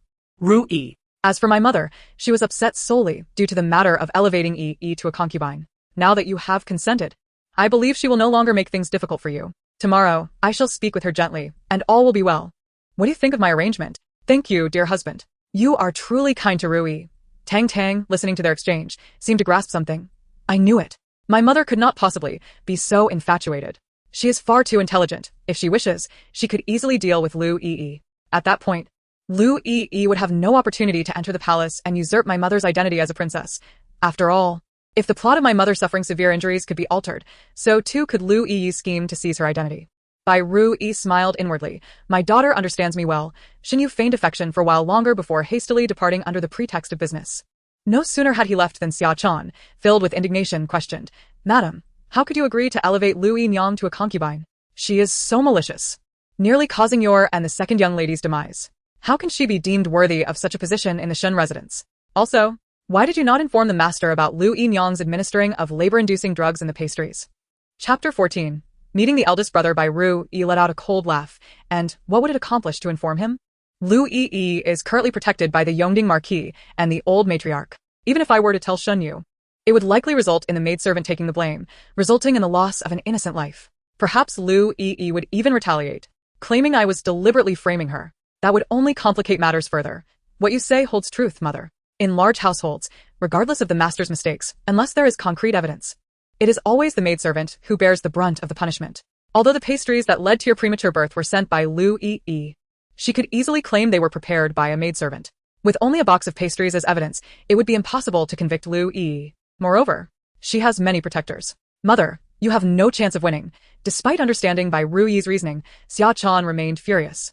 The old matriarch had not previously held Lu-yi in such regard, but ever since Lu-yi became the goddaughter of the Yongding Marquis, her attitude had changed dramatically. Not only did she treat Lu-yi kindly, but she also pressured you to accept Lu-yi's elevation to a concubine. The thought of this made Xia Chan even more irate. It seemed that Lu-yi's fortune had turned. She had fortuitously encountered the injured and isolated wife of the Yongding Marquis and inexplicably became her savior. The Yongding Marquis, in gratitude for Lu-yi's assistance, recognized her as his goddaughter and hosted a grand recognition banquet. Consequently, Lu-yi gained even more significance within the household. If she were to become the master's concubine, who knows how she would flaunt her status in the future? Winter Snow noticed Bai Ru-yi's troubled expression and assumed it stemmed from Lu-yi's potential elevation to a concubine. She quickly shot a glare at Xia Chan. All right. Xia Chan, cease your words and allow the madam some rest. In truth, Bai Ru-yi was not disheartened by Lu-yi's potential elevation. After all, she had no desire for Shinyu anymore, so why would she care about who his wife might be? Her only concern was for the third son of the household, uncertain of his current condition. As she sighed heavily, Tang Tang's inner voice echoed again. What goddaughter of the Yongding Marquis? She is clearly the legitimate daughter. Lu-yi is actually the illegitimate daughter of the Yongding Marquis, born from a maidservant after he drunkenly slept with her. To prevent the Yongding Marquis's wife from discovering the truth, he sent the maidservant away before Lu-yi was born. Thus, Lu-yi was unaware of her true identity until the protagonist learned the truth from the system and revealed it to her, prompting Lu-yi to seek recognition from the Yongding Marquis. However, the Yongding Marquis, out of respect for his wife, was reluctant to acknowledge Lu-yi. Since the Yongding Marquis's wife is the legitimate daughter of a duke and the elder sister of the imperial concubine, she holds a high status. Thus the protagonist devised a scheme to have Lu-yi become the Yongding Marquis's savior. This way, the Yongding Marquis could openly acknowledge her as his goddaughter. As for my grandmother, she is rather opportunistic. upon seeing Lu Yi with the support of the Yongding Marquis. She wishes to curry favor with them and thus pressured my mother to accept Lu Yi as a concubine. Undoubtedly, with Lu Yi's subtle encouragement, Bai Ru Yi was taken aback. She had not anticipated that Lu Yi was the illegitimate daughter of the Yongding Marquis. Whether illegitimate or kept woman, both statuses were looked down upon. The Yongding Marquis had indeed gone to great lengths to elevate Lu Yi's standing. However, if the old matriarch were to learn the truth, would she still allow such a child to be bestowed as Shen Yu's concubine and included in the Shen family lineage? With this thought, Bai Rui's mind began to formulate a plan. Yet, who exactly is the entity behind the system that Tang Tang speaks of? How could it possess such vast knowledge? Could it be that the system, like her daughter, has the ability to comprehend the past and foresee the future? One must not underestimate Shen Yanqing, even at such a tender age, for she has formidable assistants. Henceforth, she must proceed with utmost caution. 2 days later, a representative from the Shen residence arrived to escort Bai Ru Yi and Tang Tang back. It was not a servant, but rather Bai Ru Yi's eldest son, Shen Liangqian, renowned as a prodigy in Anghua. He had been serving in the Hanlin Academy for nearly 2 years and was highly regarded by both the emperor and the crown prince. Upon hearing of Bai Ru Yi's premature childbirth and her encounter with bandits, Shen Liangqian, deeply concerned, hurried to the estate. Mother, are you and my sister well? Upon entering the room, Shen Liangqian immediately inquired, his gaze filled with worry and care. Seeing him, Bai Ru Yi's demeanor softened. Rest assured, my dear Qianer, both your mother and sister are safe. Upon hearing her words, Shen Liangqian finally felt a weight lifted from his heart. As he beheld the winter snow cradling a child, Shen Liangqian's face instantly radiated with joy. Could this be his younger sister Tang Tang? He had already learned from Xinyu that the crown prince had bestowed a name upon her. He never imagined that his newborn daughter would be graced with such fortune. Come to me for a hug, he said, stepping forward to take Tang Tang from Dong Xue's arms. Upon gazing at Tang Tang's face, Shen Liangqian paused momentarily. Why did his sister have a red birthmark on her cheek? Yet, this birthmark was rather exquisite, resembling a red begonia blossom. It seemed the crown prince had named her Xin Tang because of this distinctive mark on her face. Tang Tang, perceiving the affection in Shen Liangqian's gaze, felt no disdain from her elder brother and was filled with warmth towards him. So this is my elder brother Shen Liangqian, she mused. I must admit, my brother is quite handsome. Clad in a white cloak, exuding an ethereal grace, he possessed enchanting peach blossom eyes that radiated tenderness and charm. Who could possibly resist such a breathtaking youth? She thought, realizing why so many women in the capital aspired to become his wife. I am truly enamored with this brother of mine. Shen Liangqian, however, was momentarily startled by what seemed to be the soft voice of a child. Brother? In this room, the only one who could address him as such was this newly acquired sister. But how could a newborn utter words? He had been fixated on his sister's face and had not seen her speak. Could it be that he had not heard her voice, but rather her innermost thoughts? Chapter 15. The tragic fate of the elder brother. He had perused some books about extraordinary occurrences, which spoke of certain chosen individuals suddenly acquiring remarkable powers. Could he be one of those fated ones mentioned in those tales?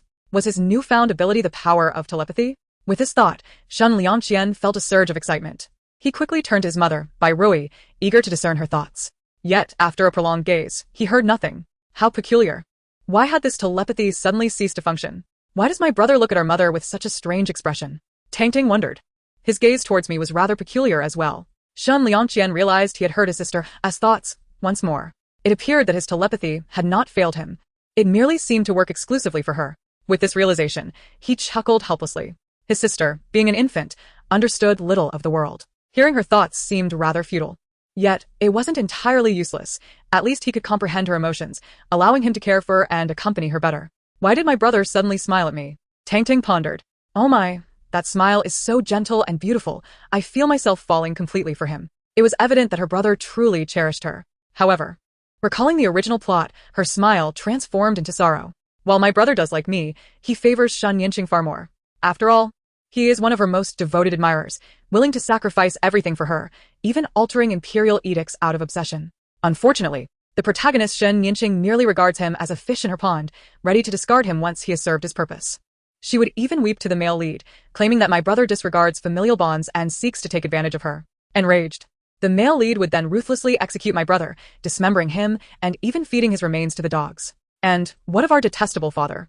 In his zeal to demonstrate loyalty to the male lead, he would personally oversee the execution, witnessing his own son being torn apart and discarded. Alas, my brother's fate is truly tragic. Yet it is not surprising. Historically, foolish admirers have met grim ends. Though my brother possesses some wit, Shen Yanqing is undoubtedly the chosen heroine of this world. Those whom the chosen heroine seeks to conquer will naturally fall into her grasp. Shen Liangqian gasped. Dismemberment? Fed to dogs? His fate could not be so woeful. No, this cannot be true. His sister's thoughts must be false. Firstly, he would never engage in treachery or alter imperial edicts. He was certain of that. Secondly, how could the pure and innocent Yanjun ever manipulate or deceive him? And how could his father be the kind of man who would sell his son for personal gain? It was impossible. It simply could not be true. His sister must be mistaken. After all, she had only been born 3 days prior. How could she possibly know the events of the future? Meanwhile, Bai Rui was nearly suffocated by the pain of hearing Shen Liangqian's tragic fate. It dawned on her that not only her daughter faced a grim future, but her son's fate was equally dire. Throughout her life, she had not committed any heinous acts. Why had heaven treated her and her children so cruelly? And that Shen Yanqing, possessing a heart as cold as ice, having committed countless wrongs, how had she become the chosen heroine of this world? Was heaven truly blind? She felt a surge of indignation and vowed that if the heavens were indeed unjust, she would do everything in her power to alter her children's destinies. Mother, what troubles you? Why do you look so pale? She gazed at Shen Liangqian, her eyes filled with concern. After a considerable time, she managed to compose herself, forcing a weak smile. I am fine, my dear. Shen Liangqian remained unconvinced, but your complexion is truly poor. Should we summon a physician? Bai Rui shook her head. Shen Liangqian nodded, but still, Mother, your complexion is alarming.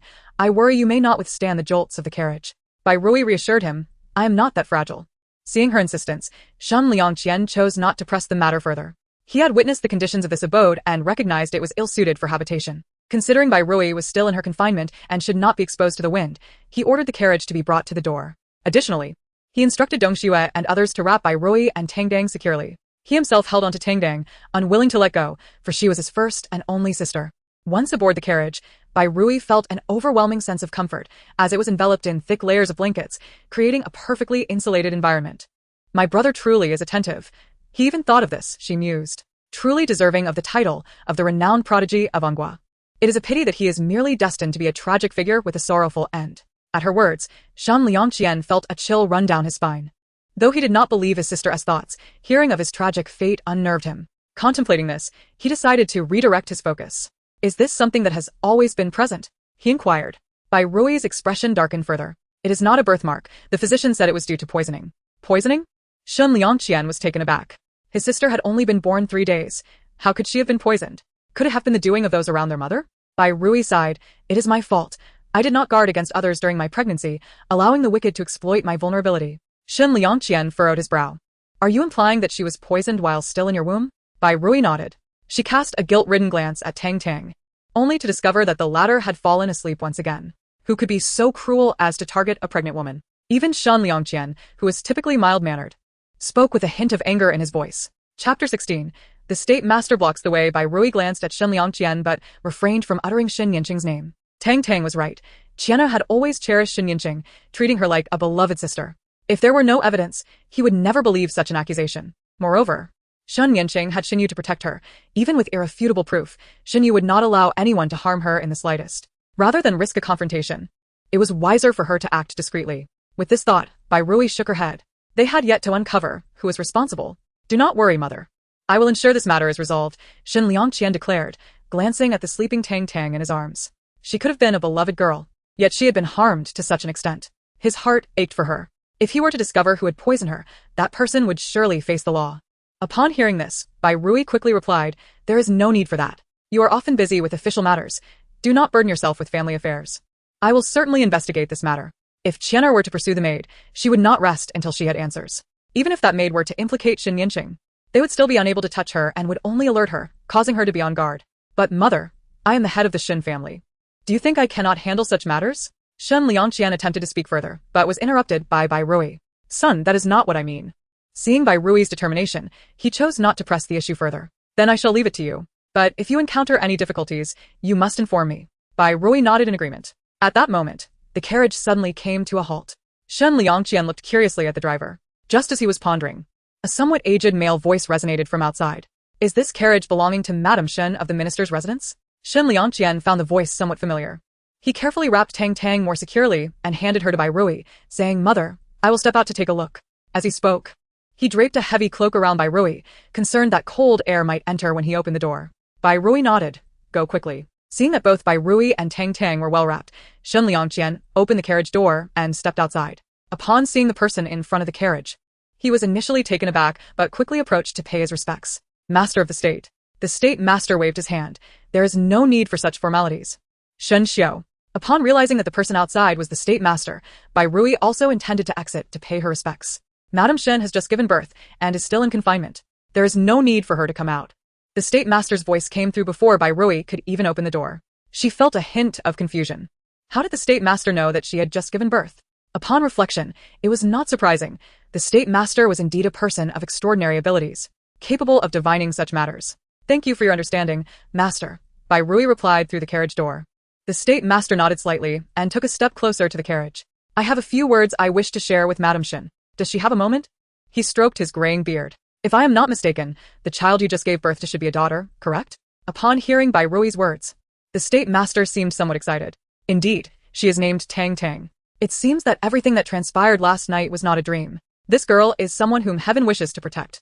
If I can attach myself to her, perhaps my own ascendance is near. With this thought, the state master smiled radiantly.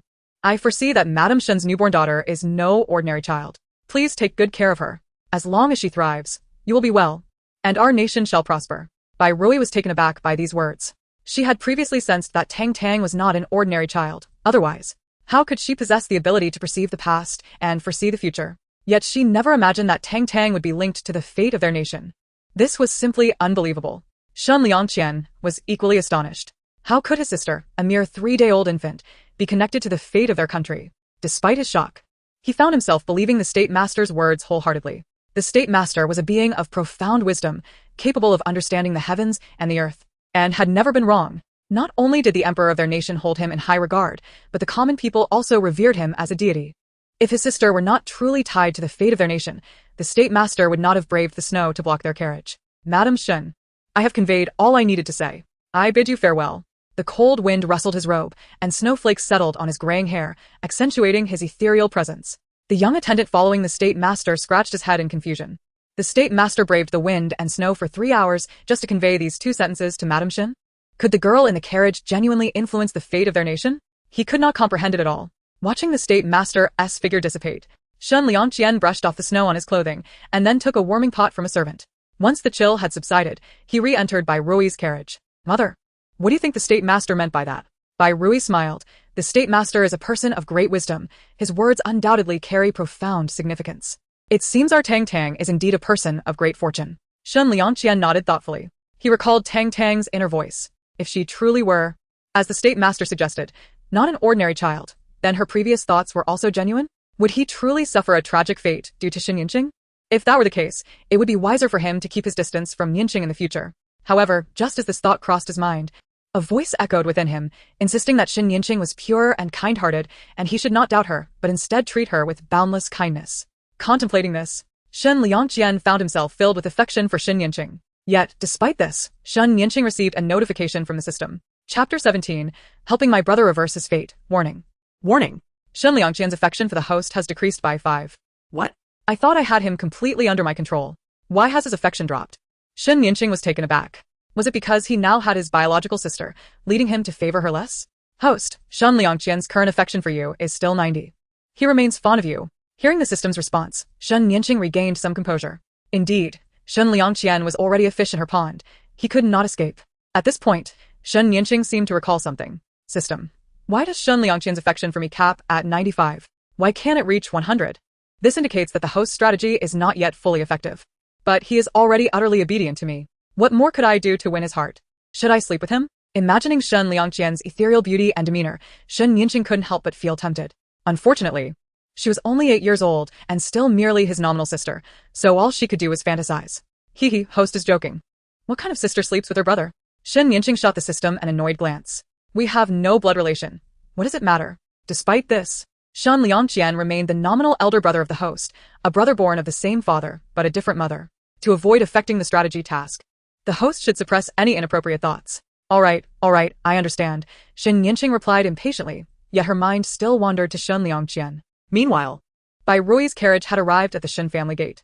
After ensuring Bai Rui and Tang Tang were properly wrapped, Shen Liangqian had someone assist Bai Rui into the Shen residence, while he held onto Tang Tang with great care. Upon returning to Bai Rui's courtyard, Shen Liangqian promptly summoned a doctor, as he sensed that Bai Rui's complexion was rather poor. Although he suspected it was due to her premature delivery, he could not help but worry about his mother. Once the doctor finished diagnosing Bai Rui and confirmed that she was merely a bit weak, Shen Liangqian finally felt a sense of relief. At that moment, Tang Tang had already awakened. Observing Shen Liangqian's gentle and attentive demeanor as he cradled her, her affection for him grew even more. My elder brother is truly remarkable.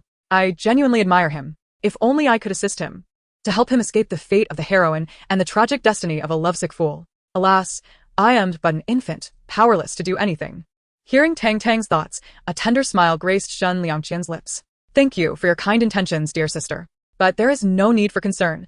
What you fear shall certainly not come to pass, for Yanjun is not that kind of person. Oh my, why is my elder brother smiling at me again? With such a handsome face, his smiles are so gentle and affectionate. How can one withstand such charm? Such a wonderful elder brother should not meet a tragic end. No. I must find a way to help my brother change his fate. Bai Rui chimed in, Dear, I shall accompany you in defying destiny. Shen Liangqian pondered. Why could he not escape the topic of his tragic fate? Young master, there are matters at the Hamlin Academy that require your attention, announced his personal attendant. Shen Liangqian glanced at Tang Tang in his arms and then at Bai Rui, still feeling uneasy. Bai Rui noticed his concern. You may go about your business. The doctor has assured me that my health is stable, though I am a bit weak. We have plenty of fine medicinal herbs here, and I shall recover in a few days. Upon hearing Bai Rui's words, Shen Liangqian nodded and took his leave. However, as he exited Bai Rui's courtyard, a maid from Shen Yanqing's quarters approached him. Seeing Shen Liangqian about to leave, she tilted her head in confusion. What is happening, young master? Normally, if the young miss calls for you, you would rush over without hesitation. Today, however, he seemed to prioritize official business without a thought. Remembering Shen Yanqing's temperament, she hurried after him. Young master, you should check on the young Mississippi. She has not been well and fainted a couple of days ago. Hearing that Shen Yanqing had fainted, Shen Liangqian's footsteps came to an abrupt halt. What did you say? Yanqing fainted? Has her old ailment recurred? How is she now? In response, Shen Liangqian instructed his attendant, I will first see Yanqing, and, once I have confirmed her well-being, I will head to the Hamlin Academy. The attendant, aware of Shen Liangqian's affection for Shen Yanqing, dared not rush him and followed closely to her quarters. Upon learning that Shen Liangqian had entered the courtyard, Shen Yanqing hastily concealed the pastries in her hands and donned a frail appearance. As she heard Shen Liangqian's footsteps approaching, she strategically coughed a few times. Yanqing, How are you? are you feeling better? Shen Liangqian hurried to her bedside, his voice filled with concern. Shen Yanqing's face lit up with joy at the sight of him. Shen Liangqian affectionately ruffled her hair. Your brother has missed you dearly. I heard you fainted a couple of days ago. Are you feeling any better? Shen Yanqing nodded obediently. I am much improved. You know my condition, brother. I faint unexpectedly during episodes, but otherwise, I am just like anyone else. There is no need for you to worry. Observing Shen Yanqing's fragile, yet endearing demeanor, Shen Liangqian's heart ached. He once again dismissed Tang Tang's thoughts. How could such a lovely and gentle Yanqing ever be that malicious? Is our mother well? Did those bandits harm her? Shen Yanqing inquired, her face etched with worry. Shen Liangqian nodded. Though mother gave birth to my sister a month early, she is otherwise well. As for the bandits, they did not injure her, thanks to the prince who happened to pass by and saved her in time. Shen Yanqing feigned a sigh of relief. In that case, I can rest easy. However, brother, you must express our gratitude to the prince. Were it not for him, mother would have been in grave danger. Chapter 18. Restoring favor with the heroine. Shen Liangqian smiled and nodded. Indeed, we must extend our heartfelt thanks to the prince. I will be even more dedicated in assisting him in the future. Perhaps you could host a banquet at the Shen residence to invite the prince, so we can all properly thank him. The prince was one of the individuals she needed to win over. If she could seize this opportunity to meet him, it would be splendid. After contemplating for a moment, Shen Liangqian shook his head. The prince is of such esteemed status. How could he easily attend a banquet at a subject's home? Furthermore, from my understanding of him, he would not wish for such a display. He believes it is his duty to protect the citizens of Anghua and does not seek their gratitude. Anghua is fortunate to have such a prince. A flicker of disappointment crossed Shen Yanqing's heart. She had hoped to meet the prince through this opportunity, but it seemed that would not come to pass. Yet, she maintained a facade of composure. You are right, brother. I have underestimated the prince. Shen Liangqian affectionately ruffled her hair again. Yanqing is still young and a sheltered girl. It is natural not to fully understand the prince. Reflecting on the daughter Bai Rui had given birth to, Shen Yanqing lifted her head from Shen Liangqian's embrace. I heard that mother gave birth to a sister? Mentioning Tang Tang caused Shen Liangqian's lips to involuntarily curl into a smile. Yes, a very adorable sister. She is soft and sweet, and her smile is delightful. Observing Shen Liangqian's expression, Shen Yanqing felt a surge of jealousy. It appeared that he truly adored the daughter Bai Rui had just delivered. The decline in her own favorability must surely be attributed to Tang Tang. Nevertheless, she maintained a cheerful demeanor. How wonderful! Nianqing will take good care of her sister. Seeing Shen Nianqing so joyful made Shen Liangqian's smile broaden. Once Nianqing meets Tang Tang, her affection will surely grow even more. Shen Nianqing's face brightened. So our sister is named Tang Tang? Is it sweet like honey? Shen Liangqian nodded. It is a name bestowed by the prince himself. Her formal name is Shen Tang, with her nickname being Tang Tang, sweet as honey. Upon hearing this, Shen Nianqing's jealousy intensified. The person she had longed to meet was now someone Tang Tang encountered immediately upon her birth, even earning the prince's personal naming. How infuriating. Yet she remarked, little sister Tang Tang is truly fortunate to have received a name from the prince. In response, Shen Liangqian's smile deepened. Indeed. It seems the national master has been waiting specifically for Tang Tang. He remarked that Tang Tang was an extraordinary child, integral to the fate of our nation, urging that their mother must take good care of her. Upon hearing this, Shen Nianqing was taken aback. Could it truly be so? Could Shen Tang possibly be a reincarnated deity? Yet, upon reflection, what did it matter if she were? As a prominent figure in the realm of quick transmigration, Shen Nianqing had traversed myriad worlds, including the realm of cultivation on 2 occasions. What was there to fear from a deity reborn as a mortal? Shen Liangqian, oblivious to Shen Nianqing's thoughts, chuckled as he playfully pinched her nose, reassured her, and stated he had matters to attend to at the Hamlin Academy but would return when time permitted. As he made to leave, Shen Nianqing quickly grasped his sleeve. A flicker of timidity in her gaze. Elder brother, Tang Tang is such a wonderful sister. Will you only love her and not care for me anymore? Seeing her pitiable expression tugged at Shen Liangqian's heart, he gently ruffled her hair. How could that be? To me, Nianqing is as dear as my sister Tang Tang. Just as dear? What she desired was to be irreplaceable, not merely on par with Shen Tang. Nevertheless, she feigned joy. I knew brother favored Nianqing. I will always cherish you. Hearing her words softened Shen Liangqian's heart further. How could such an understanding and gentle Nianqing be the sort of person Tang Tang spoke of? Any lingering doubts he had about her dissipated entirely. Brother, you should tend to your affairs. Nianqing is fine now. With another affectionate pat on her head, Shen Liangqian departed her chamber. Simultaneously, the system's voice resonated in her mind. Congratulations, host. Shen Liangqian's affection for you has returned to 95. A triumphant smile graced Shen Nianqing's face. What of a genius youth. He was still firmly under my control. Once he entered my domain, he would remain my fish for life. Host is truly remarkable. Indeed. Just as Shen Nianqing reveled in her success, Lu Yi entered, her countenance ablaze with fury. She plopped down at the round table and poured herself a cup of tea, attempting to quell her inner turmoil. The mention of the mistress of the Shen residence only fueled her anger further. I never expected Bai Rui to be so fortunate. I exerted so much effort, yet failed to eliminate her. Otherwise, the position of mistress would have been mine. Concerned, Shen Nianqing approached Lu Yi. Mother, what have you done? Realizing she had inadvertently revealed too much, Lu Yi chuckled awkwardly. I merely added some birthing drugs to Bai Rui's pastries, hoping for her to meet an untimely end. Noticing Lu Yi's evasive demeanor, Shen Nianqing sensed there was more to the story. Is there anything else? She inquired pointedly. Lu Yi, uncomfortable under her scrutiny, knew well of Shen Nianqing's capabilities. She understood that everything she possessed was due to Shen Nianqing's scheming. Thus, with no choice left, she confessed. I also had someone send a message to a band of mountain bandits, claiming there were 10,000 taels of gold in Bai Rui's residence. Upon hearing this, Shen Nianqing immediately grasped the situation. No wonder Lu Yi had wanted her to feign fainting that day. She feared Shen Yu would encounter the bandits at the villa and sought to keep him occupied. Snatching the teacup from Lu Yi's grasp, she admonished, Mother, you are being foolish. Such actions can easily lead to our downfall. Unfazed, Lu Yi retorted. What is there to fear? Now that Shen Yu, the old matriarch, and the Duke of Yongding are my allies, I have no reason to fear a mere merchant's daughter. Shen Nianqing looked at Lu Yi's nonchalant expression, exasperated. While it was true that Shen Yu, the old matriarch, and the Duke of Yongding were on their side, Shen Liangqian and Shen Nianqing were Bai Rui's biological sons. One served in the imperial court and the other in the military. Both were formidable figures. If Bai Rui uncovered any hint of this scheme and informed them, we would surely be exposed. Lu Yi remained dismissive. And what if we are exposed? Do you think our fathers would allow those 2 brats to do anything to us? Shen Nianqing, losing her patience, replied, even if they cannot do anything, they can still strip us of our dignity. Do not forget that Shen Liangqian is currently serving in the Hamlin Academy. If he brings this matter to the emperor, what can my father and the Duke of Yongding do?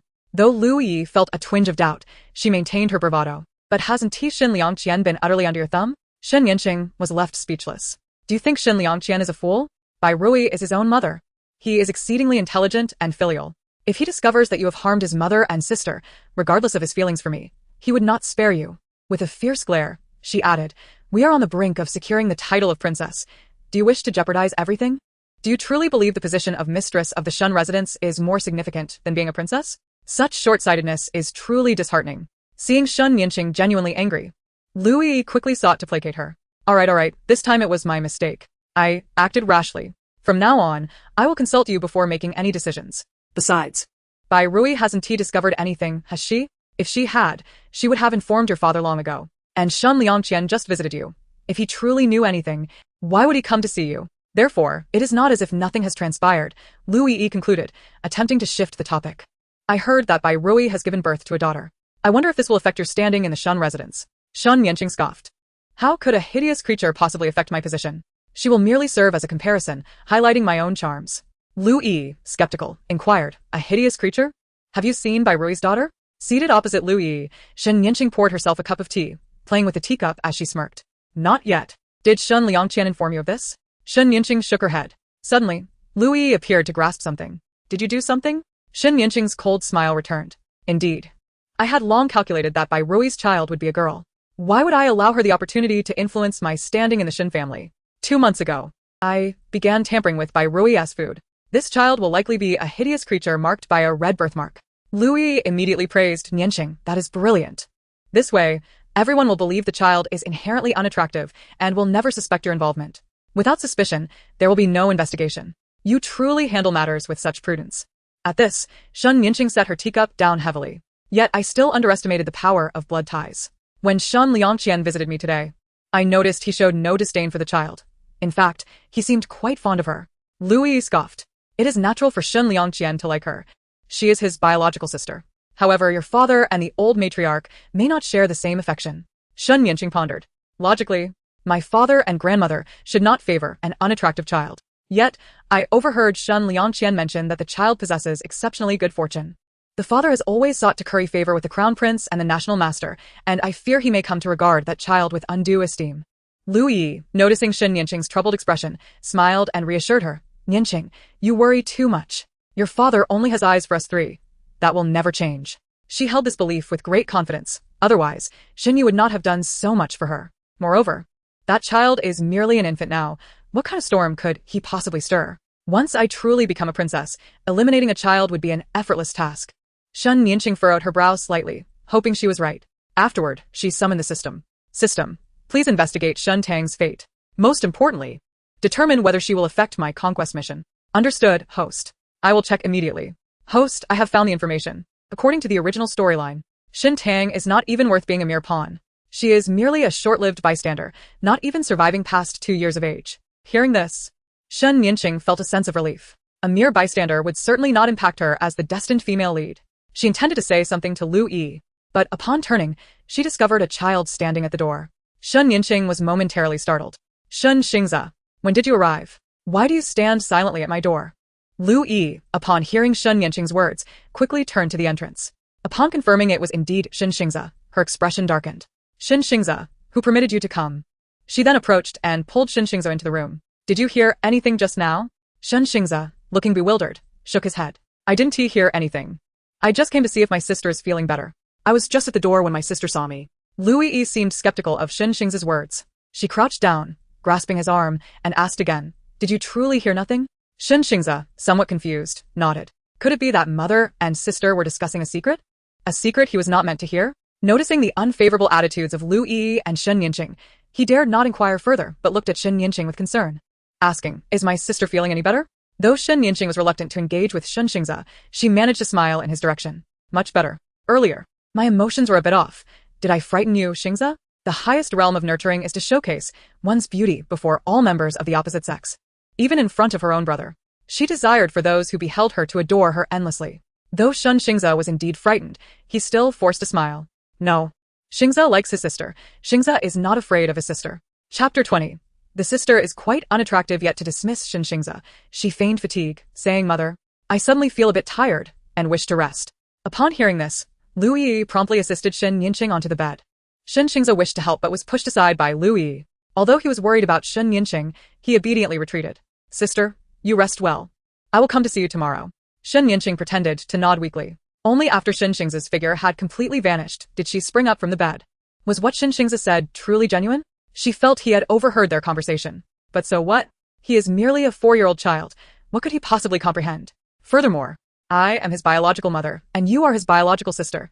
Even if he did hear, he would not speak of it to others. Even so, a glimmer of ruthlessness flashed in Shen Yanqing's eyes. No, until mother acquires the status of a princess, we must not take any risks. Shen Xingze must be dealt with. Lu Yi hesitated, stating, after all, he is your father's biological son. If he were to die under mysterious circumstances, your father and the old matriarch would not let it go. Shen Yanqing responded with a cold smile. Then I shall force father's hand, compelling him to eliminate him personally. Shen Yu had never been particularly fond of Shen Xingze. If given the choice between her and Shen Xingze, she believed Shen Yu would unhesitatingly choose her. Meanwhile, at Bai Rui's side, as Shen Liangqian departed, the old matriarch's maid, Li Mama, arrived shortly after.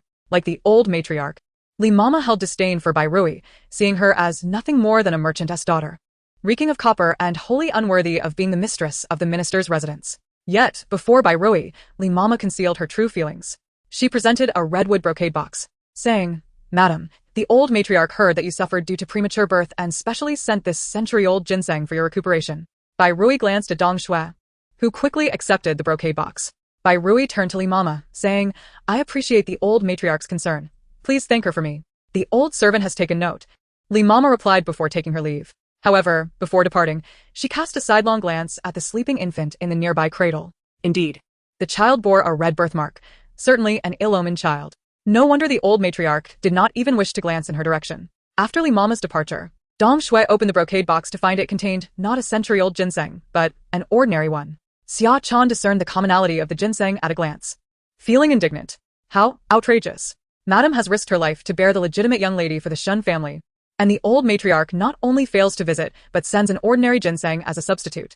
Does she think our madam has never seen the world and cannot tell the difference between ordinary and century-old ginseng? Truly infuriating. How many century-old ginsengs have we sent to her courtyard? At least dozens, if not hundreds. Seeing Xia Chan's frustrated demeanor, Dong Shui chuckled. Why are you so upset? Our madam does not lack for century-old ginseng. Moreover, having just given birth, can she even consume ginseng? Xia Chan retorted. While that may be true, witnessing the old matriarch's dismissive attitude is still infuriating. The child born is none other than the first legitimate daughter of the Shen residence. Yet the old matriarch shows no regard. Bai Rui smiled faintly, feeling drained. What of the legitimate daughter? Ever since Shen Yanqing arrived in the residence, the old matriarch's attention has been entirely on her, even growing cold towards Qianer, the legitimate eldest son. It seems Shen Yanqing is indeed the chosen heroine, captivating everyone's affection and care. Yet even so, she should not harm her own child. With this thought, she tucked away her melancholy and addressed Dong Shui. Where is Zian? Quickly fetch him. Tang Tang mentioned that Zian is in danger. She must see with her own eyes that he is safe to feel at ease. Dong Shui complied and exited the room. Shortly after, a 4-year-old boy bounced into Bai Rui's courtyard. He was Shen Rui's third son, Shen Zian. Where's my sister? Let me see her. Shen Zian exclaimed as he searched the room for Tang Tang. Upon spotting her sleeping in the cradle, he rushed over, only to be stopped by Dong Shui. Third young master, you've just come in from outside. You carry a chill. It's best not to approach the young lady just yet. Here, hold this warming pot first. Reluctantly, Shen Zian accepted the warming pot.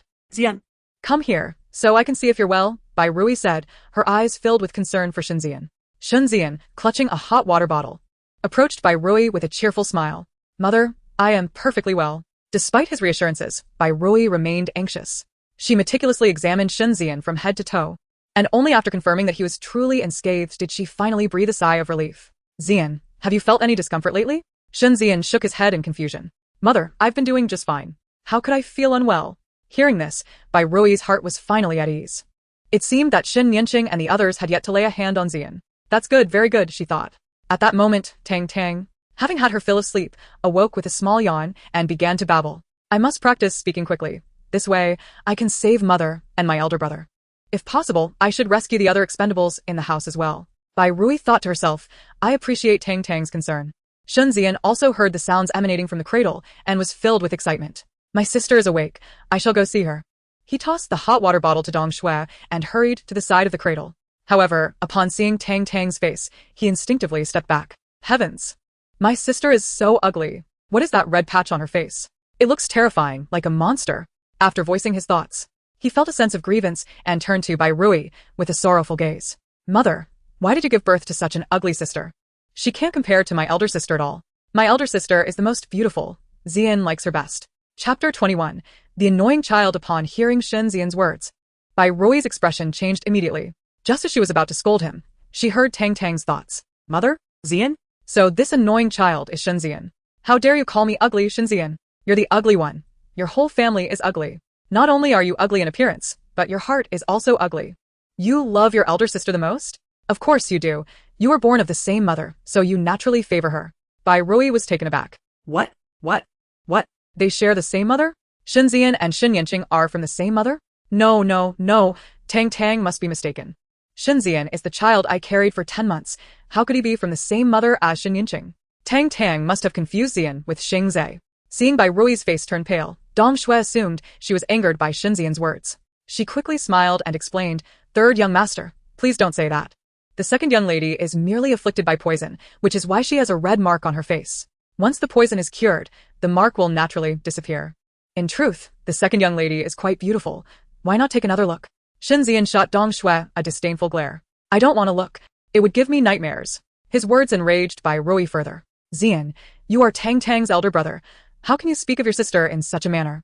Before Bai Rui could finish her sentence, Tang Tang's thoughts echoed again. Elder brother? Shen Xian is not my elder brother. He is merely a thief. A thief who has stolen the identity of another's legitimate son. My true elder brother is Shen Xingze. It was that scoundrel father who, while mother was unconscious during childbirth, personally swapped the two children. Bai Rui was taken aback by the revelation. Swapped. I recall that year when mother and Lu Yi were both pregnant. Lu Yi conspired with that scoundrel father to switch their children, ensuring her child would be the legitimate heir. That scoundrel father agreed, without a second thought. For in his heart, Lu Yi was his true wife, and her child was his legitimate son. Naturally, for the swap to occur, Lu Yi had to give birth on the same day as mother. Thus, she kept a close watch on mother's situation. When she heard that mother was about to give birth, she unhesitatingly took labor-inducing medicine and gave birth on the same day as mother. Then, that scoundrel father took advantage of mother's unconsciousness during childbirth to secretly switch the children. Now that I think back, that scoundrel father is truly worse than a dog. How could he treat my elder brother and his legitimate wife in such a manner? Not only is that scoundrel father despicable, but Shen Xian is equally contemptible. He has known about the swap all along, yet shamelessly enjoys mother's affection. Even more absurdly, he openly calls her mother while harboring deep resentment towards her. He has always believed that mother has taken the position of his true mother's mistress, relegating his real mother to the status of a concubine for many years. Thus, after mother's death, he even committed the heinous act of desecrating her grave, claiming it was to avenge Lu Yi. He is nothing but a wolf in sheep's clothing. A pervert. The more Tang Tang thought about it, the angrier she became, cursing Shen Yu and Lu Yi repeatedly. Bai Rui's hands clenched tighter and tighter, her nails digging into her flesh, yet she felt no pain. For the anguish in her heart overshadowed the pain in her hands. She never imagined that Shen Yu would treat her and her children in such a way. No wonder. It was no wonder that on the day she gave birth, Shen Yu sent away all her personal maids, claiming he wanted to be there for her during childbirth. It was all a ploy to switch her and Lu Yi's children. It was no wonder that Shen Yu was cold towards Qianer and Yanqing, yet doted on Shen Xian. In his heart, only Shen Xian was his legitimate son. And Lu Yi, no wonder she cared so much for Shen Xian, not only inquiring after his well-being daily, but also showing him every possible kindness. It turned out she was Shen Xian's true mother. How laughable, how absurd. It was utterly ridiculous. She had once thought Lu Yi was kind and understanding, which is why she treated Shen Xian so well. Not just her, but even the entire household of Shen believed the same, praising Lu Yi endlessly and granting her a good reputation. It was all a farce. How infuriating, truly infuriating. Not only was Shen Yu detestable, but Lu Yi was too, and so was Shen Xian, who stood before her. Bai Rui felt an uncontrollable surge of hatred rising within her. Meanwhile, Shen Xian felt aggrieved. Crossing his arms, he exclaimed, "I don't want to be an ugly third brother. It's embarrassing." Xian feels humiliated. Bai Rui could no longer suppress the hatred boiling within her. She seized Shen Xian and delivered a resounding slap across his face. "You ungrateful child. How dare you call your sister an ugly monster? I will show you." Before Shen Xian could react, another slap sent him sprawling to the ground. Dong Shui and Xia Chan were taken aback. Once they regained their composure, Dong Shui hurriedly reached out to Bai Rui. "Madam, please calm down. The third young master is still young and doesn't he understand? Don't stoop to his level." "Yes, madam." Children speak without thinking, Xia Chan quickly chimed in, helping Shen Xian to his feet. Meanwhile, Tang Tang, lying in the cradle, clapped her tiny hands in excitement. "Well done. That was splendid. Strike him harder." Let him know what it's like to call me ugly. Let him see what happens when he insults me. Now strike him down. Let us see how he dares to desecrate graves again. Mother, hit him, continue hitting him, hit him until he can't get up. The little one cheered with fervor. Bai Rui thought to herself, I too want to continue hitting him, but Dong Shui has a firm grip on my hand. At that moment, Shenzian finally snapped out of his daze. Feeling the searing pain on his face, Shenzian burst into tears. He pointed at Bai Rui and exclaimed, You actually struck me. You actually struck me. I will inform father. I will make sure he divorces you, this wicked woman. With that, Shenzian, bearing the marks of 2 slaps on his face, ran out of Bai Rui's room, his cries echoing sorrowfully. Dong Shui and Xia Chan were taken aback by Shenzian's words. How could this third young master be so outrageous? How dare he insult his own mother?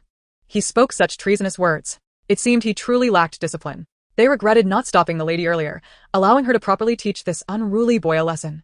Concerned, they glanced at Bai Rui, only to find her pale, her eyes reflecting pain. They assumed she was upset by Shenzian's outburst, unaware of the deep-seated hatred she harbored within. Chapter 22.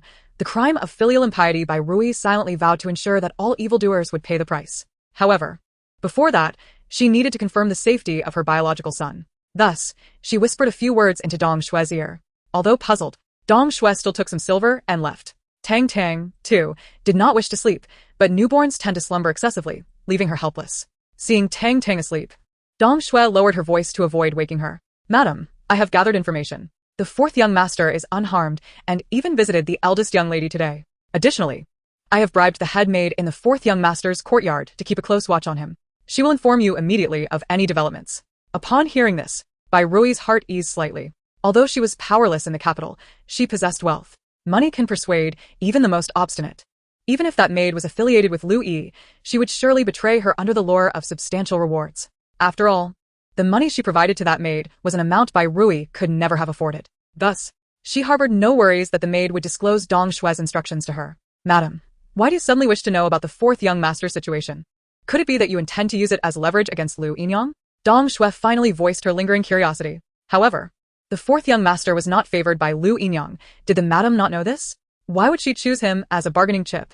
Bai Rui refrained from elaborating, merely responding, In due time, you shall understand. For now, the most pressing matter is to rid my courtyard of the vermin. Otherwise, both my daughter and I may be in peril. She had initially hoped to glean insights into the state of her courtyard's vermin through Tang Tang's heart. But since Tang Tang fell asleep after nursing and had yet to awaken, Bai Rui had to abandon that idea for the moment. That night, as Bai Rui prepared to retire, Xinyu arrived at her courtyard. Upon seeing her, his first question concerned Shenzian. Rui, he is only 4 years old. How could you be so harsh? Are you truly his mother? Xinyu's tone was laden with reproach. Bai Rui internally scoffed. Are you not aware of whether I am his mother? Yet she feigned great grievance. Just as she was about to explain, Xia Chan interjected. My lord, you misunderstand the madam. She has always cherished the 3rd young master dearly. How could she strike him without reason?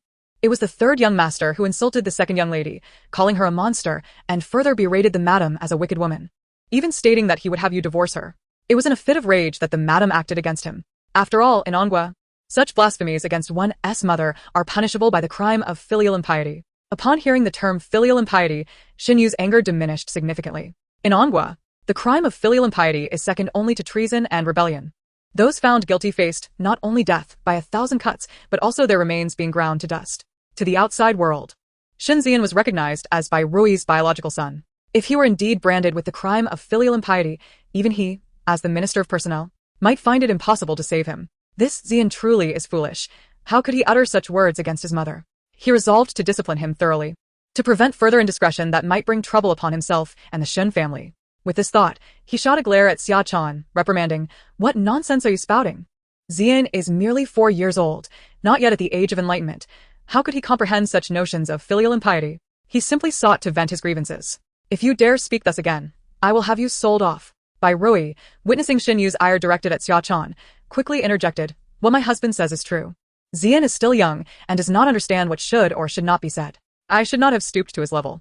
Xinyu, already feeling somewhat guilty, softened his tone upon seeing Bai Rui's feigned distress. How could this be blamed on Rui? It is that child, Xian, who is too ungrateful. To dare insult his own mother is simply unacceptable. When I have the chance, I must discipline him properly. Saying this, he sat down beside Bai Rui's bed and instinctively took her hand, saying, Rui, I spoke harshly earlier without understanding the situation. Will you hold it against me? Bai Rui suppressed her disgust and shook her head. How could I? My husband only cares for our child. How could I blame you? With a heavy sigh, she added, I am merely worried that Zian will grow increasingly wayward. Hearing Bai Rui's words, Shen Yu too felt a twinge of concern. Shen Liangqian had already made a name for himself in the capital at that age. Shen Zian, however, did not even know what words were appropriate and what were not. It was indeed time for some proper guidance. After much contemplation, he decided to delegate this task to Bai Rui. After all, both Shen Liangqian and Xin Yanqing were raised by her and had turned out remarkably well. Thus, he took Bai Rui's hand and said, This child, Zian, has grown wild. Henceforth, Rui, you must take care to educate him. Bai Rui hesitated, but Zian is your beloved son. How could I dare to discipline him?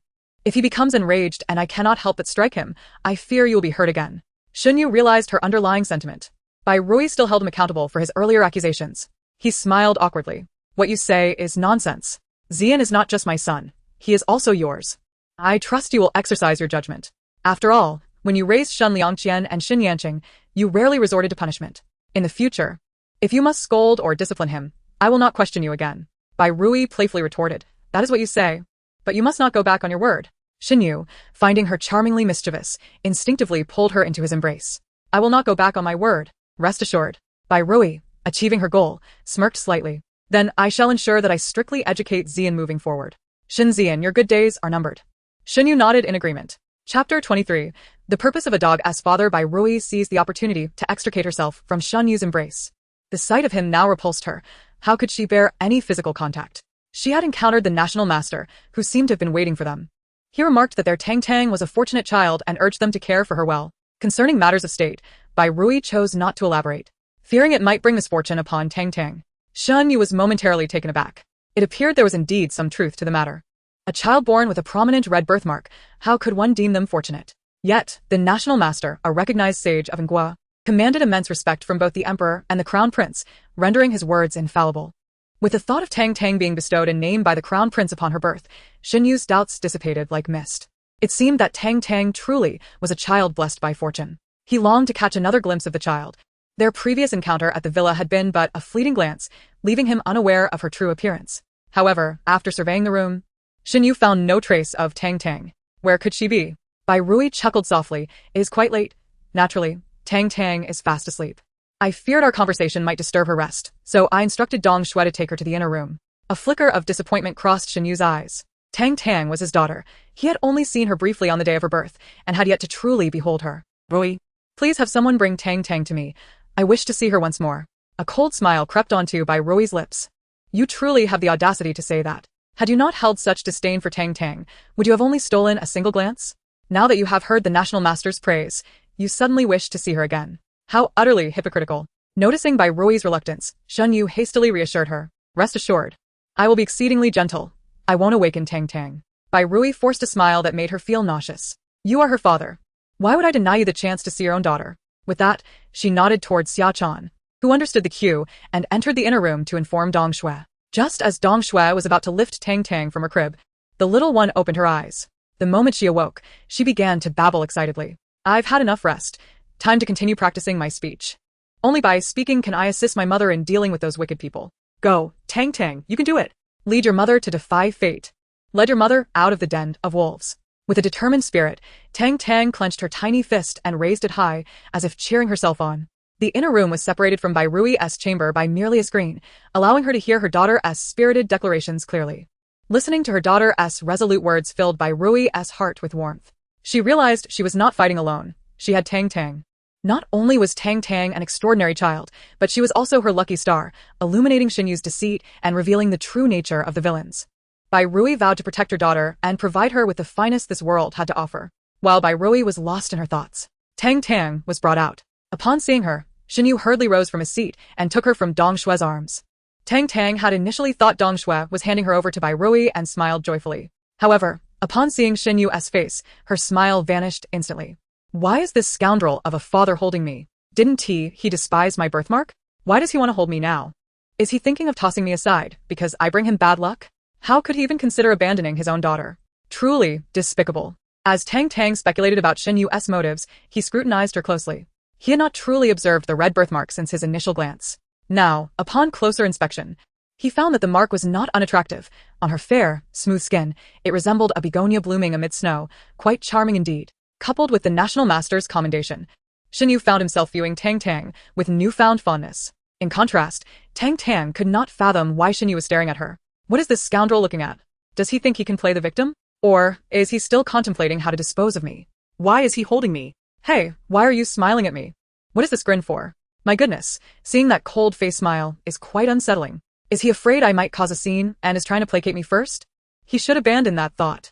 Tang Tang, will not fall for such tricks. Should he dare to harm me, I will cry so loudly that everyone will know his true colors. Scoundrel, scoundrel, you worthless scoundrel. Tang Tang unleashed a torrent of insults at Xinyu, concluding with a disdainful roll of her eyes. Xinyu's smile froze instantly. A roll of the eyes? This was the second time Tang Tang had done so. How dare she show such disrespect to her father? Truly, an unfilial daughter. Yet, considering she was merely an infant, he quelled his rising anger. Surely, her eyes must have been playing tricks on her, causing her to roll them so carelessly. With this thought, Xinyu felt somewhat relieved. Oblivious to Xinyu's inner musings, Tang Tang would have likely scolded him further had she known. In her mind, Xinyu and Lu Yi were a family, while she, her mother, and her brother constituted another. Xinyu, noticing Tang Tang's continued eye rolls, decided to ignore her and brought her to Bai Rui. Rui, with the new year approaching and you still in confinement, what shall we do about the preparations? Bai Rui smirked coldly within. It appeared Xinyu had ulterior motives for visiting so late. Since learning of her daughter's thoughts and discovering Xinyu's true nature, her mind felt remarkably clear. Thus, with a smile on her lips, she continued to observe Xinyu's performance. As expected, Xinyu seemed to have an idea and continued. Perhaps you could temporarily hand over the authority of the household to Yi. She has been quite helpful over the years, and the servants all praise her diligence and capability. With her managing the New Year preparations, you could rest easy during your confinement. He had initially intended to seize control of the household due to Xinzian's misstep. But since that situation was one of his own making, he could only negotiate amicably with Bai Rui. After all, he could not pinpoint any fault in her conduct. Bai Rui scoffed internally. Truly, this was his strategy, once again. It appeared as though he was considering her well-being, yet his true aim was to empower Lu Yi. After all, the one who held the reins of the household possessed the power to allocate resources and staff, becoming the true authority within the inner quarters. Should Lu Yi acquire this power, her status would rise dramatically, rendering Bai Rui's position inconsequential. Thus, under normal circumstances, she would never relinquish control over the household. It was not that she relished this authority. Rather, it served as a testament to her union with Xinyu. However, at this moment, she had no desire to be associated with him and certainly had no intention of spending another coin on the Shun household. Without this power, things would be simpler. Seeing Bai Rui silent for an extended period, Xinyu assumed she was opposed and sought to apply pressure. Standing up and turning his back to her, he spoke gravely. Rui, this is also my mother's wish. Your previous defiance displeased her, resulting in your expulsion and the premature birth. You have suffered greatly because of it. Now that my mother has calmed down, it would be wise for you not to oppose her again. The implication was clear. Should Bai Rui refuse, she too would face expulsion from the Shun household. Upon hearing those words, Tang Tang instantly became indignant. You wretched father, are you threatening my mother? How shameless must you be to even threaten your own wife? A person like you would be spat upon by the King of Hell, even if you were to descend into the abyss. Although Tang Tang was still unable to articulate her thoughts, she had mentally chastised Xinyu 108 times. At first, Bai Rui could comprehend some of the words, but soon the insults became incoherent to her. Nevertheless, she could surmise that they were indeed quite harsh, which provided her with a sense of relief. As for Tang Tang, after venting her frustrations, she still felt unsatisfied and yearned to deliver a proper beating to Xinyu. She glanced down at her tiny fists, feeling an overwhelming surge of strength within her. Thus, she swung her fist toward Xinyu's face. Before he could react, she threw another punch, and then another, as if she were a miniature boxer, her strike swift and aimed squarely at Xinyu's visage. Ah! Xinyu cried out in agony as his body uncontrollably toppled backwards. Bai Rui, witnessing this, was taken aback. Without a moment's hesitation, she leapt from the bed, swiftly catching Tang Tang before she could be thrown away. Seeing her daughter unharmed and grinning foolishly at her, Bai Rui finally felt a sense of relief. Conversely, Xinyu, due to the delayed assistance from those around him, crashed heavily to the ground, a sharp pain shooting through his backside. However, compared to the pain on his face, the discomfort in his rear was insignificant. Xinyu's expression darkened. What are you all dawdling for? Hurry and help me up. Hearing the fury in Xinyu's voice, the maidservants rushed forward to assist him. Once on his feet, Xinyu gingerly touched the spot where Tang Tang had struck him, grimacing in pain. His countenance grew even more sinister. Unfilial daughter. Unfilial daughter. How dare you strike your own father? This is utterly insubordinate. If I do not teach you a proper lesson today, then I am not your father. When Xinyu attempted to snatch the child away, Bai Rui quickly interjected. I agree. I agree to temporarily hand over the authority of the household to concubine Liu. Upon hearing Bai Rui's words, Xunyu's movements halted. After all, this was the very purpose of his visit to Bai Rui that evening. He wished to fulfill whatever desires Yi had, as long as it was within his power. Noticing Xunyu's anger dissipate somewhat, Bai Rui turned to Dong Shui and instructed, Dong Shui, please fetch the keys to the storeroom for the master. The Xun family, being of humble origins, possessed little else to manage aside from the keys to the storeroom. Xinyu, feeling pleased that his aim had been achieved, still felt a profound sense of embarrassment at having been struck by an infant. Just as he was about to erupt again, Bai Rui preemptively stated, moreover, Tang Tang did not intend to strike you, my husband. She is still so young and knows not the ways of violence. She is merely playful and enjoys some light-hearted antics. If you do not believe me, you can inquire with those who care for her. Xia Chan, having grasped the situation, quickly added, Indeed, my lord, the second young lady has a lively disposition and often engages in playful gestures. There was a time I nearly fell victim to her little fists myself. Chanlon concurred. Indeed, I too almost received a blow from the second young lady. The maidservants present all echoed their agreement. Bai Rui, observing Xinyu's still grim expression, continued, Surely, a dignified minister of personnel should not stoop so low as to quarrel with a newborn? If word were to spread, it would surely become a source of ridicule. With those words, Xinyu found himself ensnared. Seeing that he was no longer prepared to lash out, Bai Rui proceeded, As I am still in confinement, it is not suitable for you to stay here, my husband. You should go to concubine Liu and allow her to attend to your injuries.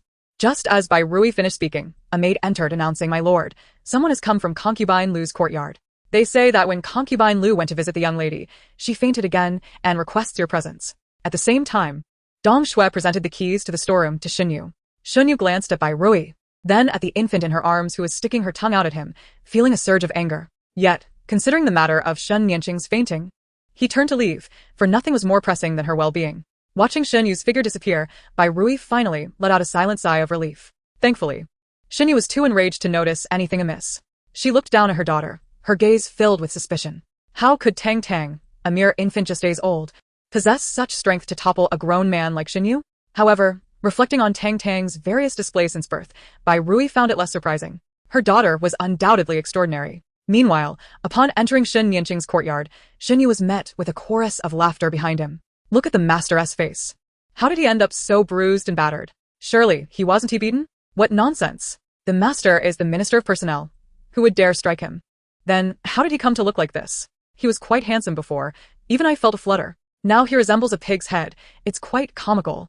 It seems the master is coming from the Madame's courtyard. Could it be that she struck him? The madam?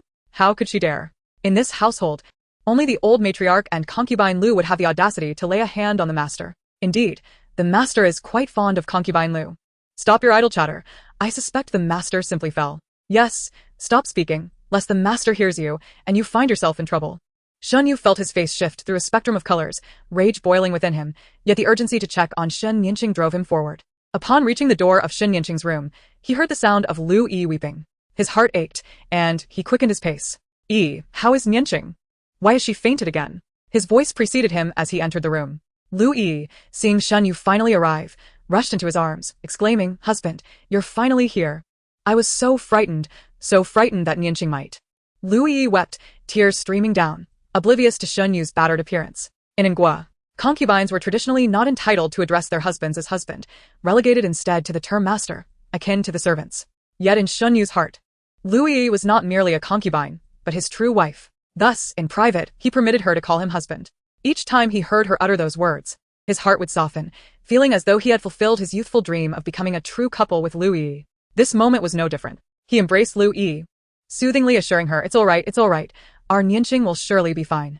After uttering those words, he took her hand and moved to the bedside of Shen Nianqing. Seeing her pale form lying upon the bed, Xinyu's heart ached even more. Hadn't she just fainted the other day? Why had it happened again? Such occurrences had not been so frequent before. It was nearly half a year between episodes. Have you summoned a doctor? Xinyu inquired. Liu Yi nodded through her tears. We have already summoned several doctors, yet none can diagnose what ails her. Xunyu's anger flared. Incompetent fools, just a bunch of quacks. Although Liu Yi was deeply saddened and wept bitterly, she still found the presence of mind to defend the physicians. My husband, we cannot blame the doctors for their inability. As you know, this ailment, Nianqing, is quite peculiar. On ordinary days, she appears as normal as anyone else.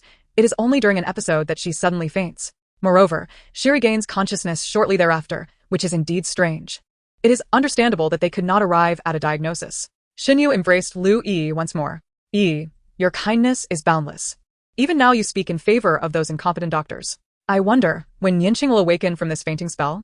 After speaking, he gazed sorrowfully at Shen Yinqing, lying on the bed, hoping fervently for her swift recovery. After all, in his heart, Shen Yinqing was his beloved firstborn. Noticing Lu Yi's incessant tears, he gently patted her back. Do not worry, Yi. I shall surely find a miraculous physician capable of curing Yinqing's bizarre affliction. She is our first child, my lucky star.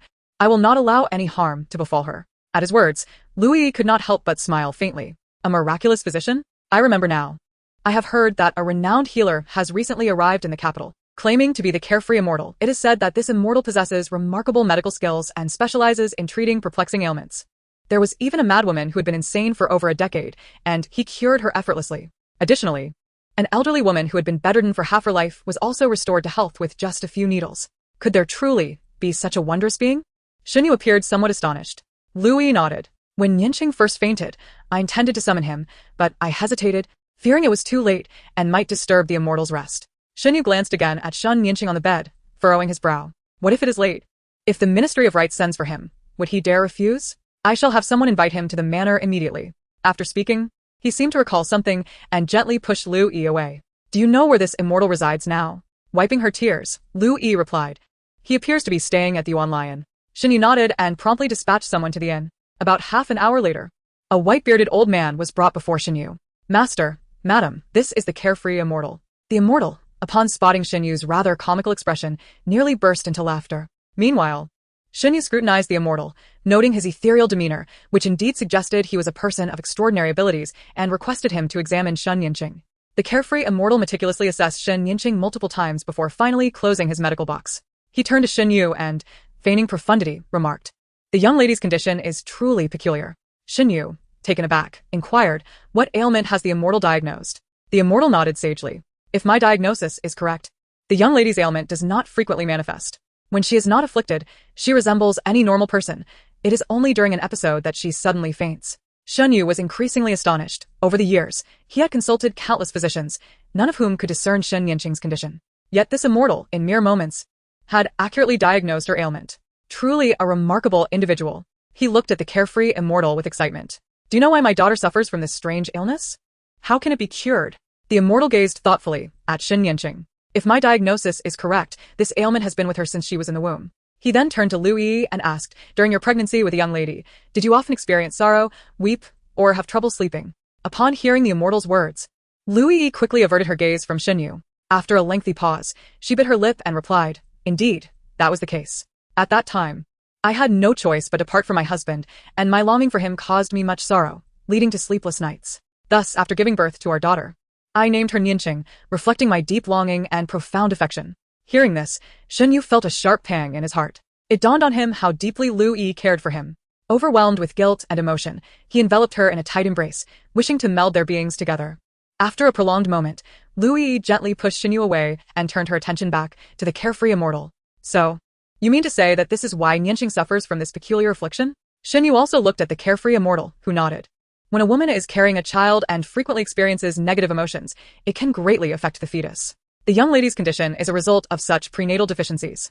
Upon hearing this, Lu Yi broke down into tears. It is all my fault. I have harmed Yinqing. She then threw herself before Shen Yinqing's bed, trembling as she apologized. Yinqing, I am so sorry, so sorry. It is all my fault. I have brought you harm. Seeing this, Xinyu felt deep sorrow, his heart heavy with regret and guilt. If he had known this would happen, he would have done everything in his power to ensure Lu Yi was separated from Wang Yuanwei, keeping her by his side. He stepped behind Lu Yi and pulled her close again, holding her tightly. No, Yi, it is not your fault. It is mine. I have caused you and Yinqing to suffer. Lu Yi, nestled in Xinyu's embrace, sobbed uncontrollably. Yet, despite her anguish, she still sought to absolve him. Do not blame my husband. Do not blame my husband. I do not blame you, and Yinqing will not blame you as her father. Hearing Lu Yi's words, Xinyu was even more moved, his guilt reaching new heights. Lu Yi sensed the moment was right and lifted her tear-streaked face to the carefree immortal. Since you can diagnose my daughter's ailment, do you know how to treat it? The carefree immortal, somewhat taken aback by her sudden inquiry, nearly failed to respond. However, upon hearing her question, both Lu Yi and Xin Yu's faces lit up with hope. Yet this method is rather cruel. Perhaps it is best I do not speak of it, the carefree immortal continued. Xin Yu, sensing the immortal's reluctance, frowned. If you know, then speak. Why keep it hidden? If you do not clarify, you shall not leave this manor today. He was thoroughly exasperated by wandering physicians who reveled in the mystique of their craft. Had he not sensed the carefree immortal's genuine abilities to cure Yanjun, he would have cast him out. The carefree immortal glanced at Lu Yi, saw her nod, and sighed heavily. Very well then. The young lady suffers from a congenital deficiency, and to remedy this, one must replenish what is lacking in her body to restore her health. How can this deficiency be replenished? Xin Yu asked.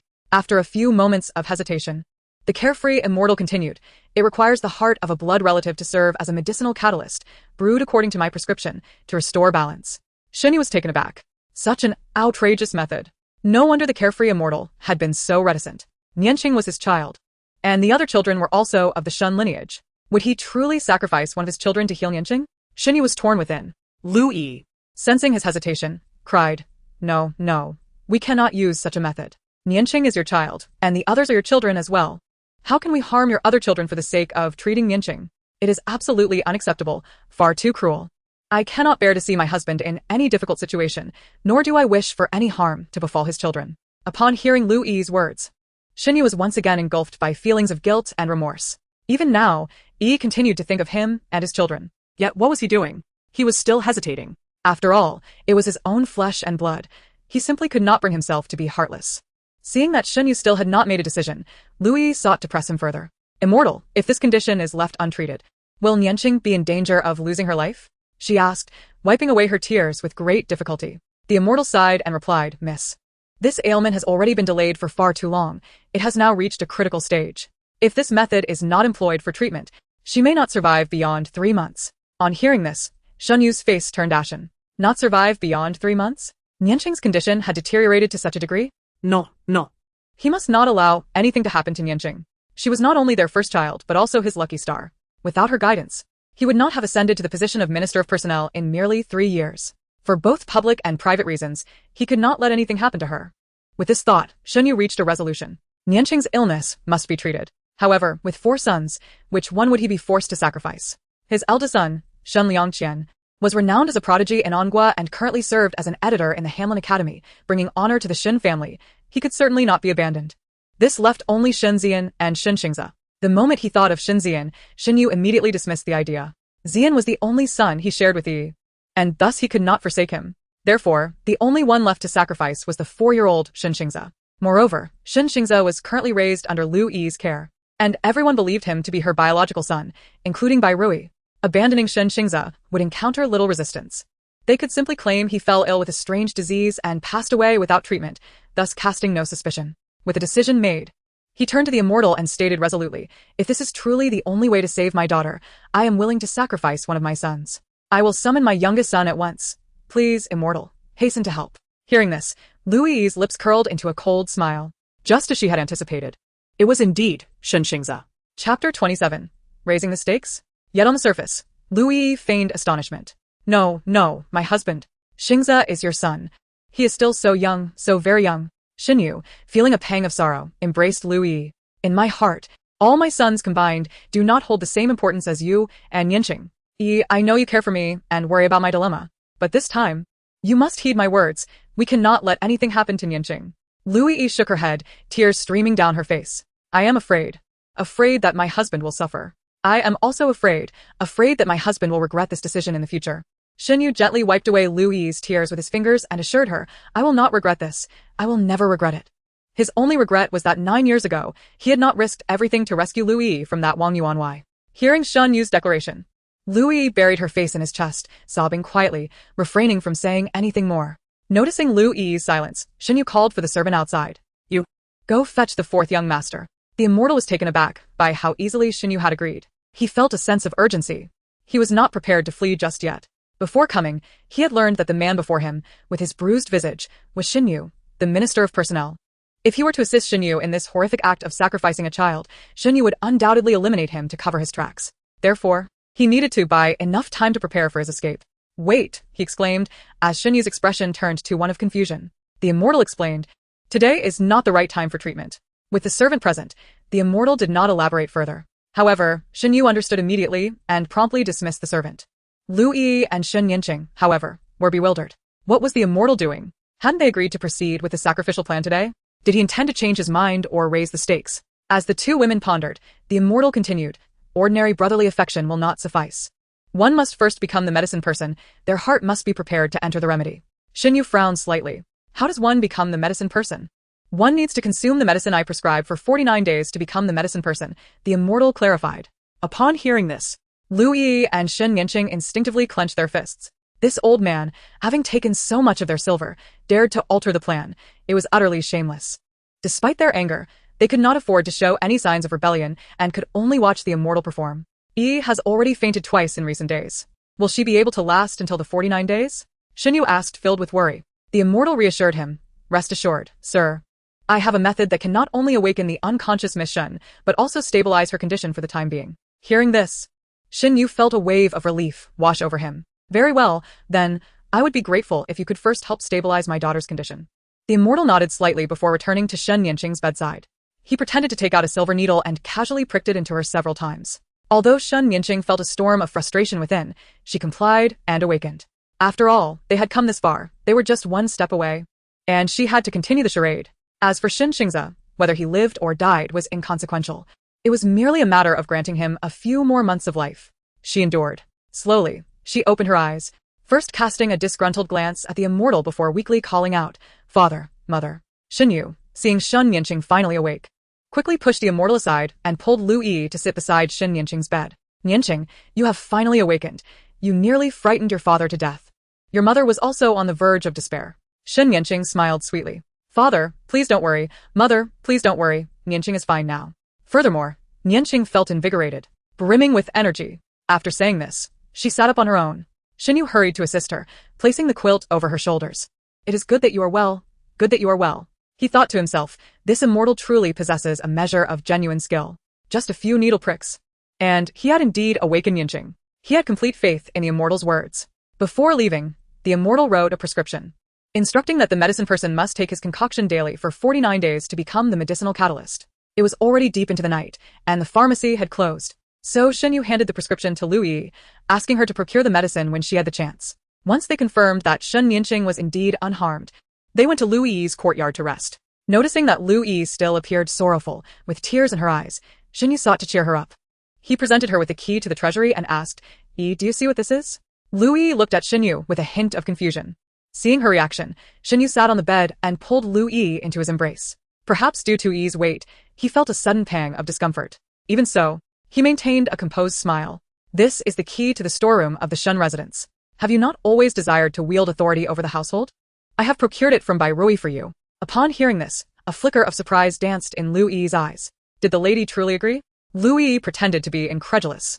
Shen Yu nodded with a smile. She has consented. From now on, the affairs of the Shen residence's rear courtyard will be at your discretion. A sense of pride welled up within Lu Yi. Indeed, whatever she desired, Shen Yu would grant her. Yet her expression bore an air of apology. My lord, my intention in seeking to manage the household is not to usurp the lady's power, but rather to feel that I am the mistress of the Shen residence, your wife. Shen Yu gazed at Lu Yi with deep affection. I understand all of this. In my eyes, you are my wife, my only wife. With that, he personally placed the storeroom key into Lu Yi's hand. Seeing her delight brought him joy as well. Concerned that Lu Yi might struggle with her new responsibilities, Shen Yu thoughtfully advised, Yi, the new year approaches swiftly. Previously, it was Bai's responsibility to manage the festivities. Now that the authority lies with you, it seems you will bear the burden of this year's New Year arrangements. Chapter 28. Is Tang Tang a monster? Lu Yi clutched the key with a heart full of joy. My lord, rest assured, I will not disappoint you. I shall even surpass Bai Rui in my efforts, ensuring that everyone in the Shen residence recognizes who the most suitable mistress truly is. With that, she planted a kiss on Shen Yu's face, inadvertently landing on the spot where he had been struck, causing his face to pale in pain. It was only then that Lu Yi noticed his injury. My lord, what has happened to your face? I was so preoccupied with concerns for Yanjun that I neglected to ask you. In truth, she had just realized it. Shen Yu, not wishing to worry her further, suppressed his discomfort and reassured Lu Yi. Do not fret, Yi, I am fine. Yet Lu Yi continued to gaze at Shen Yu's face with deep concern. How could you be fine? You are injured so gravely. As she spoke, a few tears fell, revealing her profound distress. My lord must be in great pain. Had I known earlier, I would have had that carefree immortal take a look at you. Noticing her tears, Xinyu quickly grasped her hand, soothing her gently. I assure you, I am truly fine. A man can endure such minor wounds. He then leaned closer, playfully suggesting, however, if Yi were to apply medicine for me, I would surely heal much faster. At this, Lu Yi's cheeks flushed. Nevertheless, she summoned a maid to fetch some ointment for external injuries. While tending to Xinyu's wounds, she inquired, how did you sustain such a severe injury, my lord? Given that you are now the Minister of Personnel, a distinguished second-rank official, I am curious about who dared to harm you so. At the mention of this incident, Xinyu's anger flared. His expression darkened. It was none other than that rebellious girl, Tang. Such a young child, and yet she dared to strike me. Had I known, I would never have held her. Lu Yi's eyes widened in surprise and dissatisfaction. It astonished her that Tang, merely a few days old, could inflict such harm on Xinyu. Her dissatisfaction stemmed from the realization that Xinyu had indeed gone to buy Rui's for the sake of that ugly child. Even holding her? What was so remarkable about a child who had merely been bestowed a name by the crown prince and praised by the imperial master? She was still incomparable to Yanjun. Bai Rui's attempts to use her newborn daughter to usurp Xinyu's affection were utterly futile. She feigned astonishment, saying, my lord, you cannot be joking. How could that little girl possibly hurt you so? Xinyu observed Lu Yi's astonished expression and, reflecting on the maid's gossip, gradually sensed something was amiss. Could it be that the injury on his face was indeed severe? It shouldn't be, right? That child is so small. A few punches from her should not cause such damage, should they? Filled with doubt, he approached the bronze mirror in the room. Upon seeing his reflection, his countenance changed dramatically. How could this be? Lu Yi, noting Xinyu's shocked expression, recognized it was time to stoke the flames further. She moved beside him and said, my lord, please do not jest with me. Tell me how your injury truly occurred. You cannot claim it was caused by Tang Tang. Do you think she is a monster? She has only just been born a few days. After hearing Lu Yi's words, Xinyu's expression darkened further. Indeed. How could an infant merely days old possibly inflict such damage upon him? Could it be that the child is truly a monster? You must consider how a newborn, barely 4 days old, could possess such strength. Could she truly be a monster? Lu Yi feigned surprise. It seems to be true. This child is exceedingly peculiar. But my lord, why would she strike you? You are her father. Xinyu was equally perplexed. Perhaps it was unintentional? Lu Yi pondered. I have heard that some children are born bad seeds. I hope Tang Tang is not such a child. At this, Xinyu's heart sank. Surely not? Tang Tang had received praise directly from the imperial master. Lu Yi nodded in agreement. I too believe Tang Tang is not such a child. However, she was born with a red birthmark and now possesses the strength to injure an adult male. It is indeed quite strange. Upon hearing this, Xinyu fell into deep contemplation once more. Yi is correct. This child is indeed very unusual. Could it be that Bai Rui truly bore him a monster? With this thought, his feelings toward Tang Tang soured even further, even bordering on disdain. Lu Yi, observing the effect of her words, felt a surge of satisfaction. My lord, do not dwell on this any longer. Rest early, for you must attend court in the morning. With that, she stepped in front of Xinyu and helped him remove his outer garments. Xinyu, feeling a surge of emotion, swiftly lifted Lu Yi into his arms. However, as he exerted himself, a sharp pain shot through his backside, causing him to falter and nearly drop Lu Yi. Startled, Lu Yi quickly wrapped her arms around his neck. Although Xinyu managed to carry her to the bed, the moment was devoid of intimacy. He offered Lu Yi an awkward smile before lying down beside her, drifting into sleep. Seeing that Xinyu had not made any advances, disappointment filled Lu Yi's eyes. Remembering how unsteady he had been while holding her, she wondered if he had already begun to lose his vigor at such a young age. This thought deepened her feelings of distress. The following morning, Xinyu went to court as usual. Wherever he walked, whispers followed. Did you see Lord Shen's face? It is evident that he was struck by a woman. It seems Lord Shen has entangled himself in romantic troubles. And look at how he walks. It seems rather peculiar. I find it odd too. Do you think Lord Shen might have forced himself on some woman? Given the circumstances, the battle must have been quite intense. Who would have thought that Lord Shen could be such a person? Indeed, one should not judge by appearances. When inviting Lord Shen for drinks, he never allowed a single woman to accompany him. We thought him to be so noble.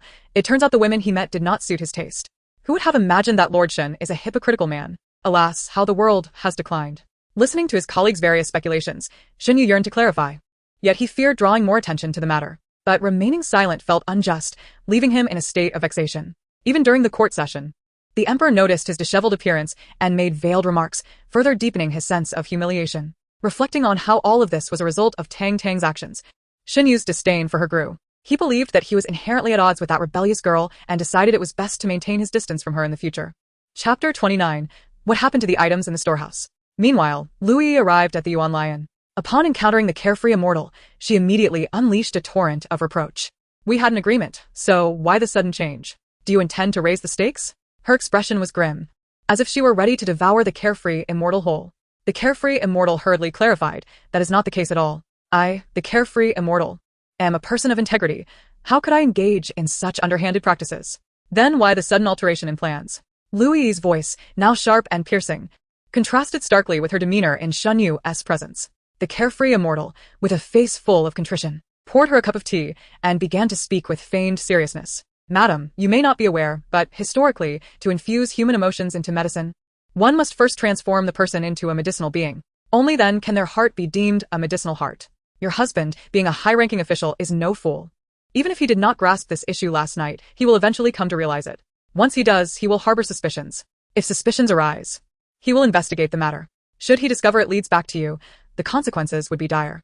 Therefore, I believe we must perform our charade flawlessly, leaving no trace, ensuring the safety of us all. Indeed, upon hearing these words, Lui's expression softened considerably, though she remained far from placated. She slammed her teacup down hard, her eyes glinting with malice. Though you speak truthfully, the thought that that little wretch could live for an additional 49 days infuriates me. Observing her agitation, the carefree immortal poured her another cup of tea and leaned closer, whispering, Madam, sometimes living can be more unbearable than dying. Lui rolled her eyes at the carefree immortal. Do not feign profundity before me. I know exactly who you are, a mere charlatan from the underworld. Speak plainly. The carefree immortal, still smiling, replied, That child still needs to take medication for 49 days, does he not? If I merely tamper with the medicine he takes daily, it will gradually cause his body to decay from within, leading to unbearable suffering. At this, a flicker of malevolence crossed Lui's eyes. After enduring torment, to have his heart extracted? That would indeed be more satisfying. She turned to the carefree immortal and stated, In that case, I shall overlook your sudden change of plans. However, you must prepare the medicine for me. If I were to procure it myself, the apothecary would surely suspect something. The carefree immortal continued to grin. Of course. After all, no one else can concoct this medicine but me. Once it is prepared, I shall deliver it to your residence at the earliest opportunity. Seeing Lui rise to leave, the carefree immortal promptly stepped in front of her. What is the meaning of this?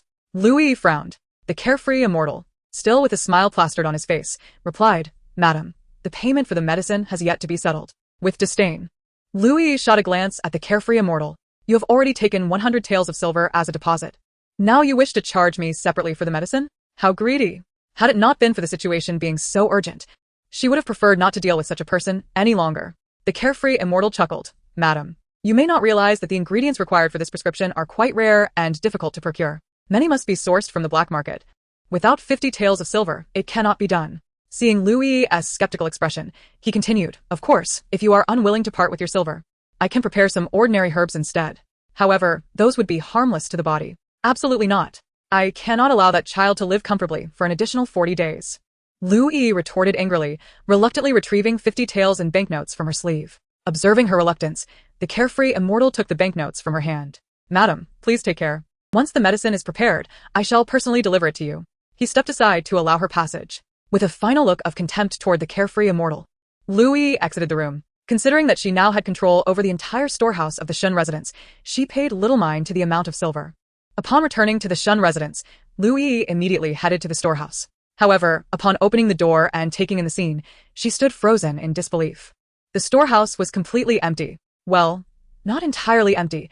There were a few dilapidated mahogany chairs, long past their prime. Lui was utterly perplexed. She quickly summoned the matron in charge of the household. Where are the valuable treasures, antiques, precious herbs, and silks? Where have they all gone? Matron Lin glanced at the vacant storehouse, equally bewildered. Madam, this old servant has no idea. Usually, the mistress does not permit us servants near the storehouse. The inventory is managed by Miss Dongxue under the mistress's command. Upon hearing this, Lui began to piece things together. No wonder Bai Rui had relinquished control of the household provisions so readily. She must have secretly relocated the items from the storehouse beforehand. This devious woman was far too cunning. Did she think that by keeping the servants away from the storehouse, no one would be the wiser? Lui was determined to make this public knowledge, ensuring Xinyu was aware of the situation. In due time, Bai Rui would not only be compelled to return the items from the storehouse but also relinquish her position as the matriarch of the Xin family. With this thought, Lui turned her gaze back to Matron Lin. What do you mean by that? Are you suggesting that the mistress has absconded with the contents of the storehouse? How could the daughter of the wealthiest man in Nanxing possibly lack for silver? Hastily, Matron Lin waved her hands in denial. Madam, you misunderstand. That is not what I meant. Louis' face darkened. Not what you meant. I believe that is exactly what you meant. How dare you slander the mistress? You must have a death wish. She commanded, take Matron Lin away and give her 20 lashes. Let us see if she dares to speak ill of her superiors again. Madam, I am wronged. Matron Lin cried, hastily kneeling and pleading her case. Louis scoffed. Wronged? Are you saying I have wronged you? Matron Lin nodded vigorously. Madam, I am truly wronged. Chapter 30. Has your mind been squashed by a door? Louis raised an eyebrow. You dare to accuse your mistress of wrongdoing? That is a crime deserving of further punishment. Add 10 more lashes. Matron Lin's cries of protest caught in her throat. She was at a loss for how to proceed, unable to shout or remain silent. What are you waiting for? Take her away, Louis commanded, and Matron Lin was dragged off by the young servant behind her. Soon, the sounds of the lashes striking and Matron Lin's wretched cries echoed through the courtyard. Louis noted the growing crowd of onlookers, her smile broadening with delight. Her insistence on punishing Matron Lin served two purposes. The first was to ensure that the news of the emptied storehouse spread widely, revealing Bai Rui's true nature to all. The second was to set an example. As a concubine, managing the household provisions would inevitably lead to dissent among the servants, who might outwardly comply but secretly defy her. Matron Lin, having overseen the household for over a decade, held a status far above that of ordinary servants. In these times, if she dares to strike her, what of the common servants? This show of authority must be established. Indeed, within just half a day, all the servants in the Shen residence became aware of the incident where Lin Momo was punished by Lu Yinyang. Naturally, they also learned of Bai Rui's clandestine emptying of the storeroom. Even Shen Yu caught wind of the matter, concerned that the servants might cause Lu Yi distress. He hurried to her courtyard. I heard you punish Lin Momo today? As soon as he entered, Shen Yu inquired. Lu Yi, feeling somewhat displeased by his immediate questioning, darkened her expression and retorted, What? Are you here to advocate for Lin Momo? Shen Yu, sensing her discontent, quickly smiled and replied, Not at all. I am here to support you. He embraced her gently, murmuring, Those old servants in the house, relying on their long tenure, have begun to disregard their master. They truly deserve punishment. You did well today. I was merely worried that those disobedient old servants would upset you. If they caused distress to my wife, I would be heartbroken. After saying this, he playfully pinched her waist, prompting a giggle from Lu Yi. She pushed his hand away and freed herself from his embrace, stating, It doesn't matter if they upset me, but if it delays the preparations for the new year, that would be disastrous. Upon hearing this, Shen Yu's expression turned serious. Is there truly nothing left in the storeroom? Lu Yi nodded, feeling wronged. Aside from a few dilapidated rosewood chairs, there is nothing else. Shen Yu was immediately incensed, slamming his hand on the table. That by family. I trusted her so much, entrusted her with everything in the household, and she dares to abscond with items from the storeroom. Seeing Shen Yu's anger, Lu Yi felt a surge of happiness within her but maintained an appearance of confusion. How could the lady, being the daughter of the wealthiest man in the South City with such a generous dowry, covet the meager possessions of the Shen residence? As she spoke, she let out a deep sigh. Perhaps my sister does not wish for me to manage the household, seeking to complicate matters for me and drive me to retreat. With that, Lu Yi's eyes glistened with unshed tears, appearing as if she bore an immense grievance. Observing her tearful eyes, Shen Yu's heart ached in sympathy. He pulled her into his embrace once again, soothingly assuring her, Rest assured, you have me. He continued, That envious woman, Bai, dares to feign compliance while causing you trouble. I will not let her off easily. I will take you to confront her and demand she return everything from the storeroom. Lu Yi nodded through her tears. With you backing me, it feels wonderful. I am so happy. She leaned in to kiss Shen Yu's cheek, wishing to share a tender moment, only to find his face was more swollen than before, leaving no place for her to kiss. Reluctantly, she abandoned the idea but summoned several servants to follow them. Such a moment of public humiliation for Bai Rui was one she wished many would witness, ensuring the tale spread throughout the city. Thus, Shen Yu and Lu Yi, accompanied by over 20 servants, stormed into Bai Rui's courtyard. Upon their arrival, they found Bai Rui enjoying her lunch. Shen Yu's ire intensified upon seeing the lavish meal laid out before her. Quite a feast, isn't it? He remarked sarcastically. Bai Rui remained silent, continuing to sip her fish soup. She had noticed that Tang Tang was quite gluttonous, often consuming a significant amount of milk. Hence she needed to drink more fish soup to nourish herself. Winter Snow, concerned that Shen Yu might be misled by the rumors circulating in the residence, quickly interjected. The lady gave birth to the second young miss early on and has suffered significant bodily depletion. The physician advised her to supplement her health adequately. Shen Yu scoffed. I suppose the silver from the storeroom has been used for your nourishment? Just then, Tang Tang, who had been on the verge of sleep, awoke abruptly. Why does this scoundrel father speak in such a sarcastic tone? Could he have genuinely believed the rumors in the residence, thinking mother emptied the storeroom? Has his brain been squeezed by a door? He should consider who my mother is. She is the daughter of the wealthiest man, after all. The dowry alone, consisting of 128 items, shocked the capital. How could she possibly covet the trifles of the Shen residents? This must certainly be instigated by Lu Yi. Indeed, once a man falls into the throes of love, he becomes even more formidable than a woman. Bai Rui mused, has his brain truly been squeezed by a door? Her daughter's manner of cursing was quite novel and amusing. She set down her fish soup, casting a puzzled glance at Shenyu. Silver in the storeroom? My dear husband, when has there ever been silver in the storeroom of the Shen residence? Upon hearing this, Shenyu was struck dumb. Ever since Bai Rui took charge of the household, he had not visited the storeroom, thus he remained oblivious to its condition. Is there truly no silver in the storeroom? That cannot be. Besides salaries and silks, there should have been antiques, paintings, and precious supplements as well. As he pondered this, Shenyu became convinced that there must be a substantial amount of silver and valuables within the storeroom, all of which Bai Rui must have taken. Rui, are you truly going to continue feigning ignorance? Ascertaining the presence of silver and valuables, Shenyu's voice rose slightly. And what has become of those antiques, paintings, precious supplements, and silks? Bai Rui suddenly realized. That is what you were referring to. Indeed, the Shen residents possessed no ancestral properties or heirlooms. It was only natural that her husband would inquire about these items. She glanced at Winter Snow, who immediately fetched a thin ledger. Upon seeing the ledger's slimness, Shenyu grew more convinced that Bai Rui was deceiving him. Could the accounts of over a decade truly be contained within such a slender book? Just as Shenyu was about to press further, Bai Rui spoke first. I remember when I first married into the Shen residence. My husband was merely a lowly official in the Ministry of Personnel. Not only did he lack status, but his monthly salary was a mere 3 guan. At that time, the old master was still alive. Besides my husband and I, we had to support the old master, old lady, and several maids and servants. My husband must have thought, was that meager salary sufficient? It was evident that it was far from enough. Indeed, it wouldn't even cover the trifles. He had been poor at that time, a fact he acknowledged. Bai Rui, noticing his silence, continued, 5 years later, my husband finally rose to the position of assistant minister in the Ministry of Personnel. His salary increased to 30 guan, along with 47 bolts of silk per year. At this, a flicker of pride crossed Shenyu's face. That was the beginning of his rapid ascent, a moment of glory for the family. Moreover, with such a salary and silk, Bai Rui could hardly claim it was insufficient. Could she? Bai Rui, perceptive to his pride, smirked slightly and continued, however, during that time, not only did we have Liang Qian and Yanqing as children, but we also had to support over a dozen servants. Furthermore, with the passing of the old master and the old lady's illness, it was not just the 200 guan spent on the old master's funeral, merely the monthly expenses for the old lady's health required 18 guan. Do you think your 30 guan salary was sufficient? It was blatantly insufficient. One might say it barely covered the servants' wages. And as for those 47 bolts of silk, the old lady alone would consume over 30 bolts. As Bai Rui looked toward him, Shenyu's expression darkened considerably. He had indeed forgotten about the old master's passing, as well as the old lady's condition. Through great toil and hardship, he raised her, only to find that his efforts to provide a comfortable life for the old matriarch were far more costly than anticipated. Had he foreseen this, he would never have indulged her extravagant ways.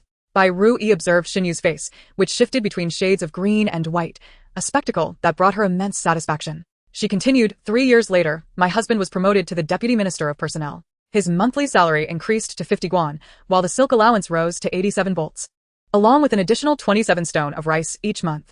Upon hearing Bai Rui's words, Shenyu quickly turned his gaze towards her. With such a substantial salary and silk provisions, the Bai family could hardly claim it was insufficient, especially since there had been no significant expenses in the household during those years.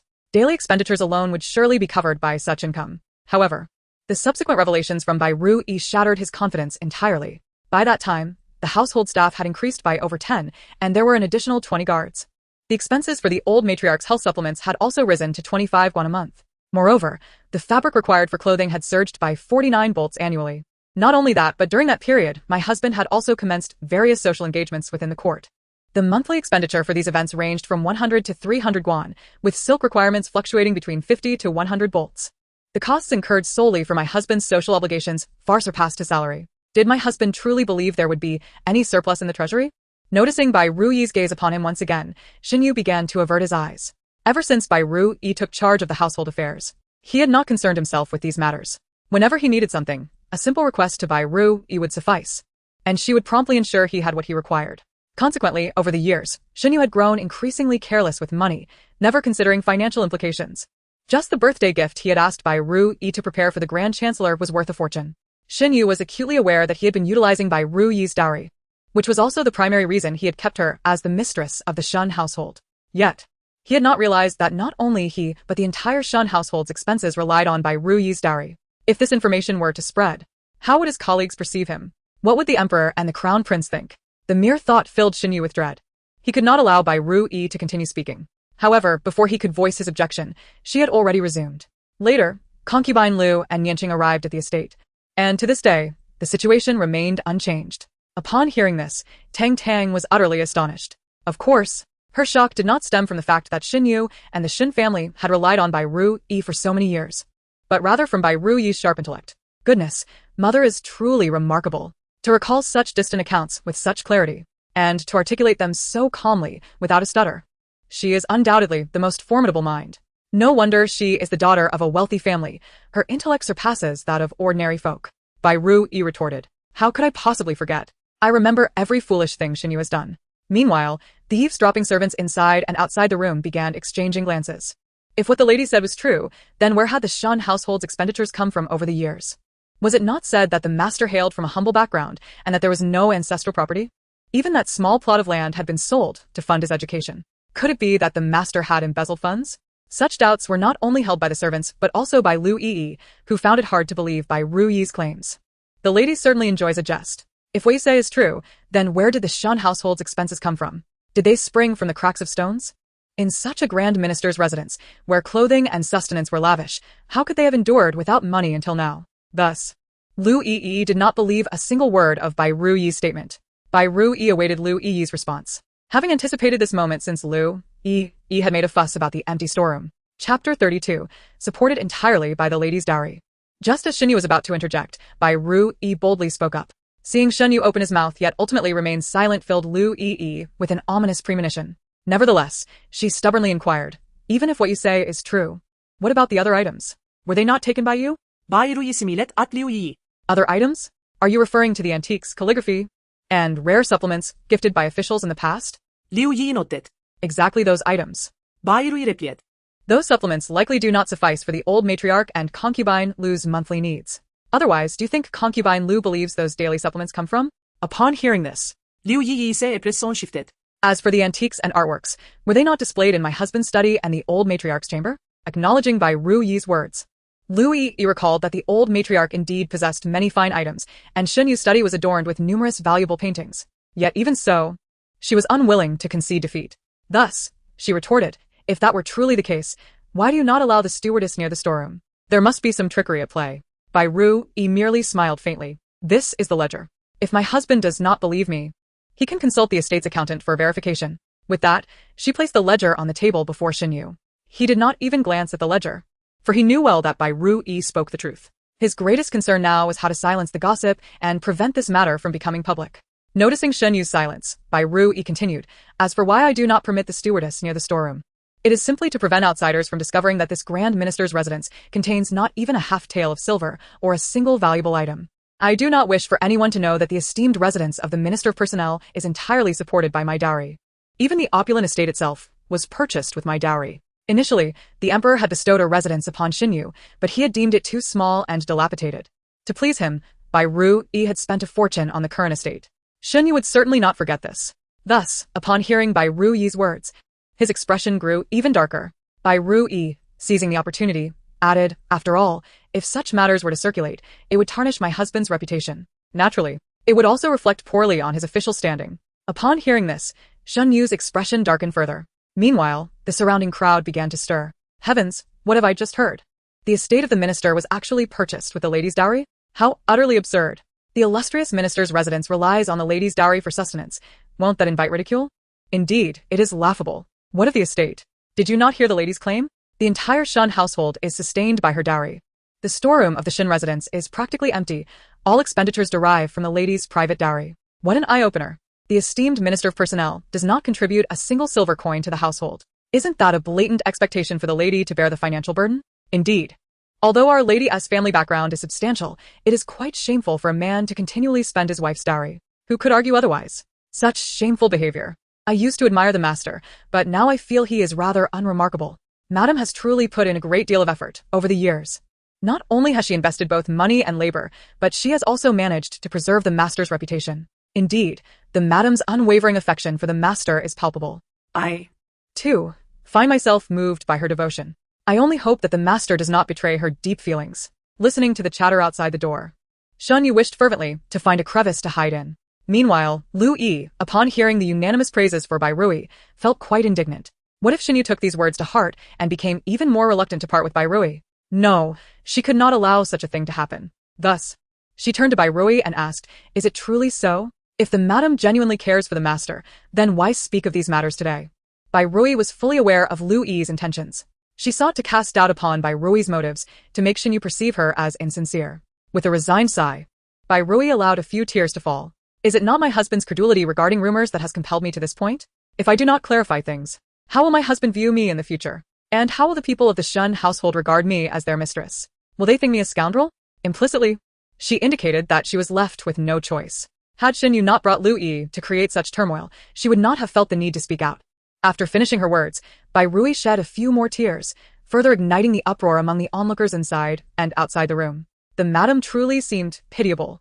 Still in her confinement, and yet so wronged. Witnessing her tears struck a chord of sympathy in many hearts. She had sacrificed so much for the Shen household, only to be met with her husband's ire. Was it not so? The madam had just given birth and was still in her confinement.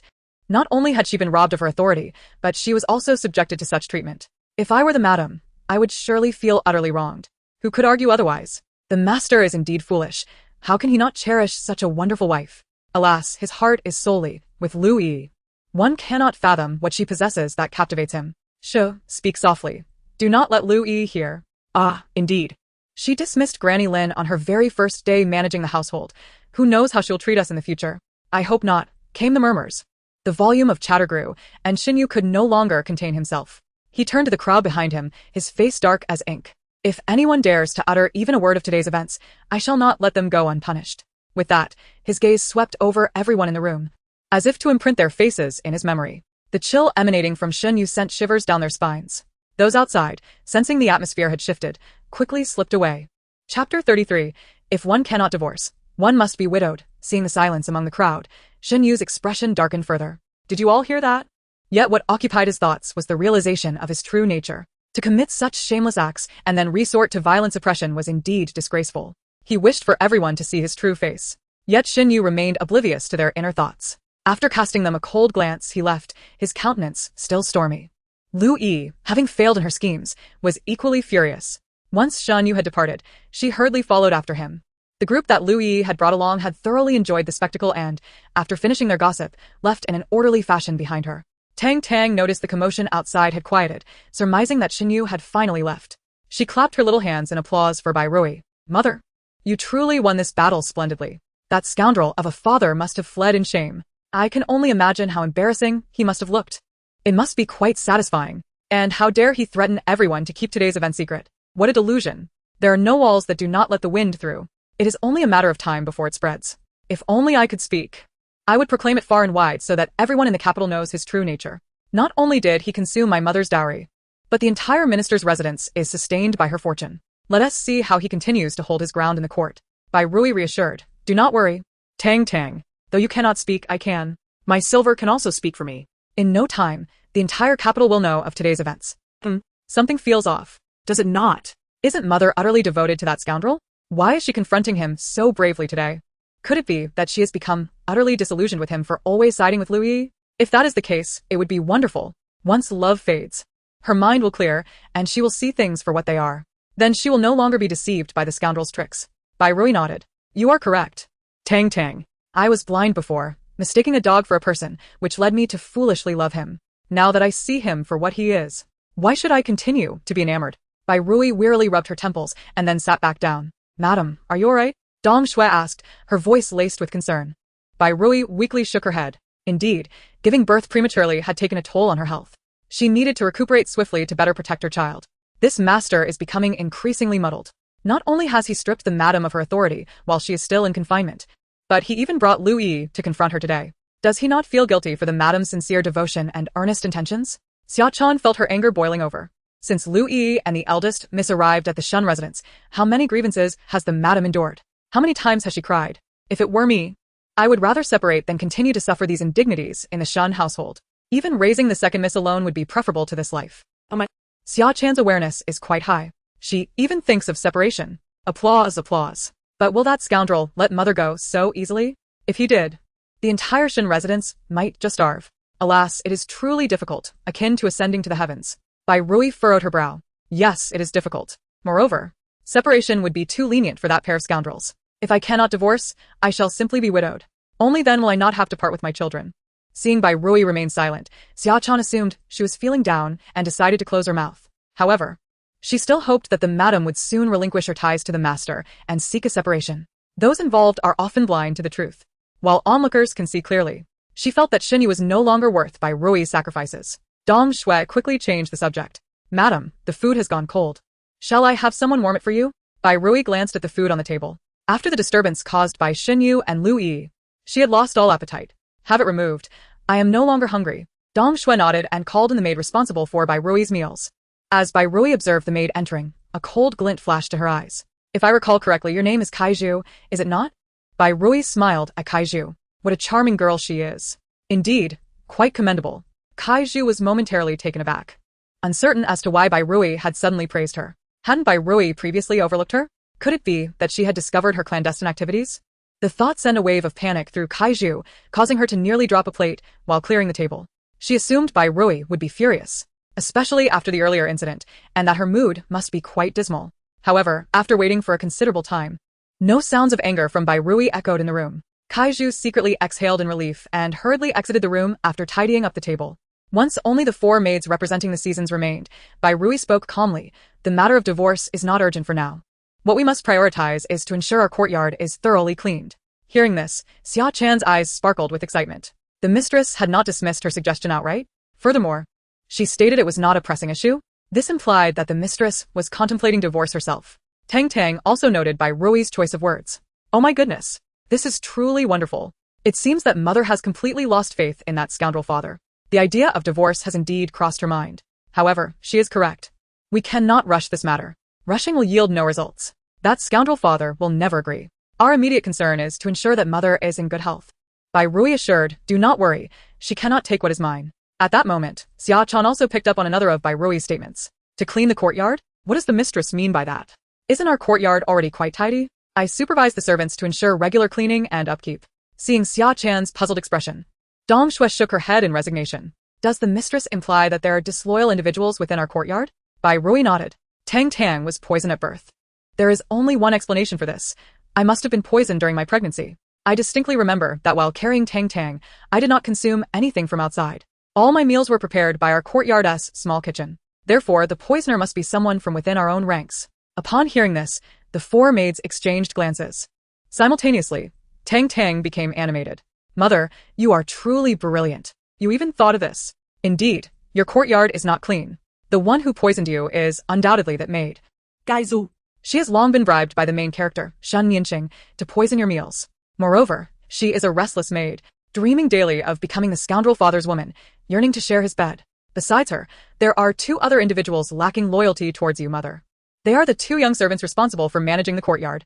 One has been bribed by Lu Yi, and the other by the old matriarch. Therefore, they constantly monitor your situation and report it back to Lu Yi and the old matriarch.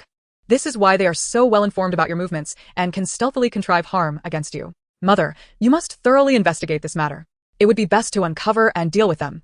That way, your courtyard will be clean. Bai Rui realized her suspicions were indeed correct. There was, in fact, more than just Kaiju betraying her. Yet, she had never anticipated that the old matriarch had also placed spies within her courtyard. It was truly ironic, considering she had shown the old matriarch the utmost filial piety for over a decade. Is the mistress suspicious of someone? Dong Shui asked when Bai Rui fell silent. A cold smile crept across Bai Rui's lips. If one wishes to poison me through my meals, none would be more convenient than Kaiju. Xia Chan suddenly understood. No wonder the mistress had praised Kaiju earlier. It was a test. Qiu Shuang remarked thoughtfully. After the mistress praised Kaiju, she appeared quite nervous. She must be guilty. The poisoner is undoubtedly her. I wonder who is behind her actions? Mistress, shall we capture her now for questioning? Bai Rui waved her hand. No. We must not act hastily. If Kaiju has accomplices, we would inadvertently alert them. Accomplices? Could there be more disloyal individuals in our courtyard? Xia Chan's eyes widened. Most of the people in this courtyard have benefited from the mistress's kindness. Why would they betray her? Have their consciences been devoured by dogs? Bai Rui nodded. I find the two young servants responsible for managing the courtyard to be quite suspicious as well. Every time we enter or exit, they pay particular attention. Qiu Shuang suddenly recalled, I remember now. It is indeed suspicious. When I questioned one of them, he claimed he had lost something while cleaning the courtyard and was merely looking for it. At that time, I did not think much of it, but now, considering what the mistress said, his behavior certainly appears suspicious. Xia Chan glanced towards the courtyard's entrance, as if a realization struck her. If that is the case, the young servant named Yin Quan is also quite suspicious. Every time the mistress sends me out on an errand, he subtly tries to inquire about my activities. Previously, I thought he was just overly curious, but now it seems quite dubious. Could it be that all three have betrayed the mistress? A glimmer of coldness flickered in Bai Rui's eyes. It seems likely.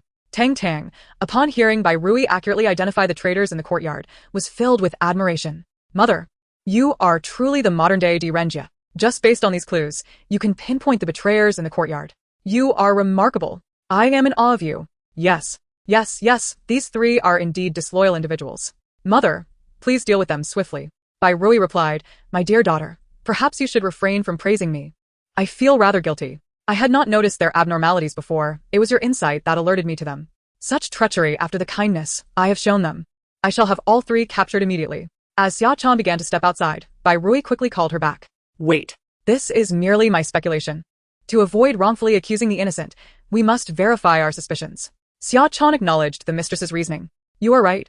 I acted impulsively. Mistress, how do you plan to verify this? Bai Rui's gaze swept from Dong Shui and Xia Chan to Qiu Shuang. The method may seem simple, but it could prove effective. If they are indeed disloyal, upon noticing unusual activity in our courtyard, they will certainly inform their true master. At that point, you three can each approach one of them, and the truth will naturally become clear. Xia Chan's eyes lit up instantly. This plan is far from simple, it is quite brilliant. Indeed. I also believe the mistress's idea is excellent. After a brief discussion, Xia Chan hurriedly exited Bai Rui's chamber, tears still glistening in her eyes. As she reached the courtyard entrance, the young servant named Yin Quan approached her. Sister Xia Chan, what troubles you? Why are you crying? Upon hearing his inquiry, Xia Chan's eyes reddened further. It seems that something is terribly amiss with the mistress. She has already suffered due to her premature labor. And today she was angered by the master. Just now, she coughed up blood several times and has lost consciousness. I must hurry to fetch a doctor. Please guard the courtyard door closely and do not let anyone enter or exit recklessly. Upon hearing the words of Xia Chan, a hint of concern appeared on Yin Quan's face. Sister Xia Chan, you should hurry and go. We'll take care of things here, he urged. Chang echoed, Sister Xia Chan. Rest assured, we will keep a close watch on the courtyard. Xia Chan glanced at the two of them once more before swiftly departing the courtyard. Chapter 35, The Thief's Guilt. Yin Quan, I suddenly have a terrible stomachache. Please watch over the courtyard while I step outside for a moment, Chang exclaimed, clutching his abdomen as soon as Xia Chan left. Yin Quan, who had been troubled trying to find an excuse to send Chang away, felt a rush of excitement upon hearing this. All right, I'll keep an eye on things here. You go quickly. It seems you might have eaten something that disagreed with you. There's no need to rush, he replied. Chang nodded and hurriedly exited the courtyard, holding his stomach. Yin Quan kept his gaze fixed on Chang's retreating figure, and once he saw him disappear completely, he too hastily left the courtyard. Shortly after both Chang and Yin Quan had departed, another figure hurriedly exited the courtyard, Kaiju. All three had left in such haste that they failed to notice the tails that had followed them, Xia Chan, Qiu Shuang, and Dong Shui. About half an hour later, Madam, your intuition was indeed correct. Chang is nothing but a traitor. He is someone the old lady assigned to our courtyard, Xia Chan declared with indignation. However, he did not meet with Aunt Lu. It seems Aunt Lu has been wronged, and the master is currently comforting her. Upon hearing Qiu Shuang's words, Xia Chan felt a surge of anger. She has been wronged? The one who has truly suffered is our madam. The master has certainly lost his way, favoring the wrong side. Bai Rui merely smiled faintly, not taking Qiu Shuang's words to heart. She turned her attention to Dong Shui. What is the situation on your end? At her words, Xia Chan and Qiu Shuang also turned to Dong Shui. Dong Shui, whose person is Kaiju, could she possibly belong to the master? Dong Shui shook her head thoughtfully. Madam, you guessed correctly, Kaiju is indeed disloyal. However, she just visited the eldest young lady's courtyard. What? Kaiju is under the eldest young lady's command? Xia Chan exclaimed, her eyes wide with disbelief. If that's the case, then it was the eldest young lady who poisoned her. The eldest young lady is only 8 years old, yet she can be so ruthless. Truly, like mother, like daughter.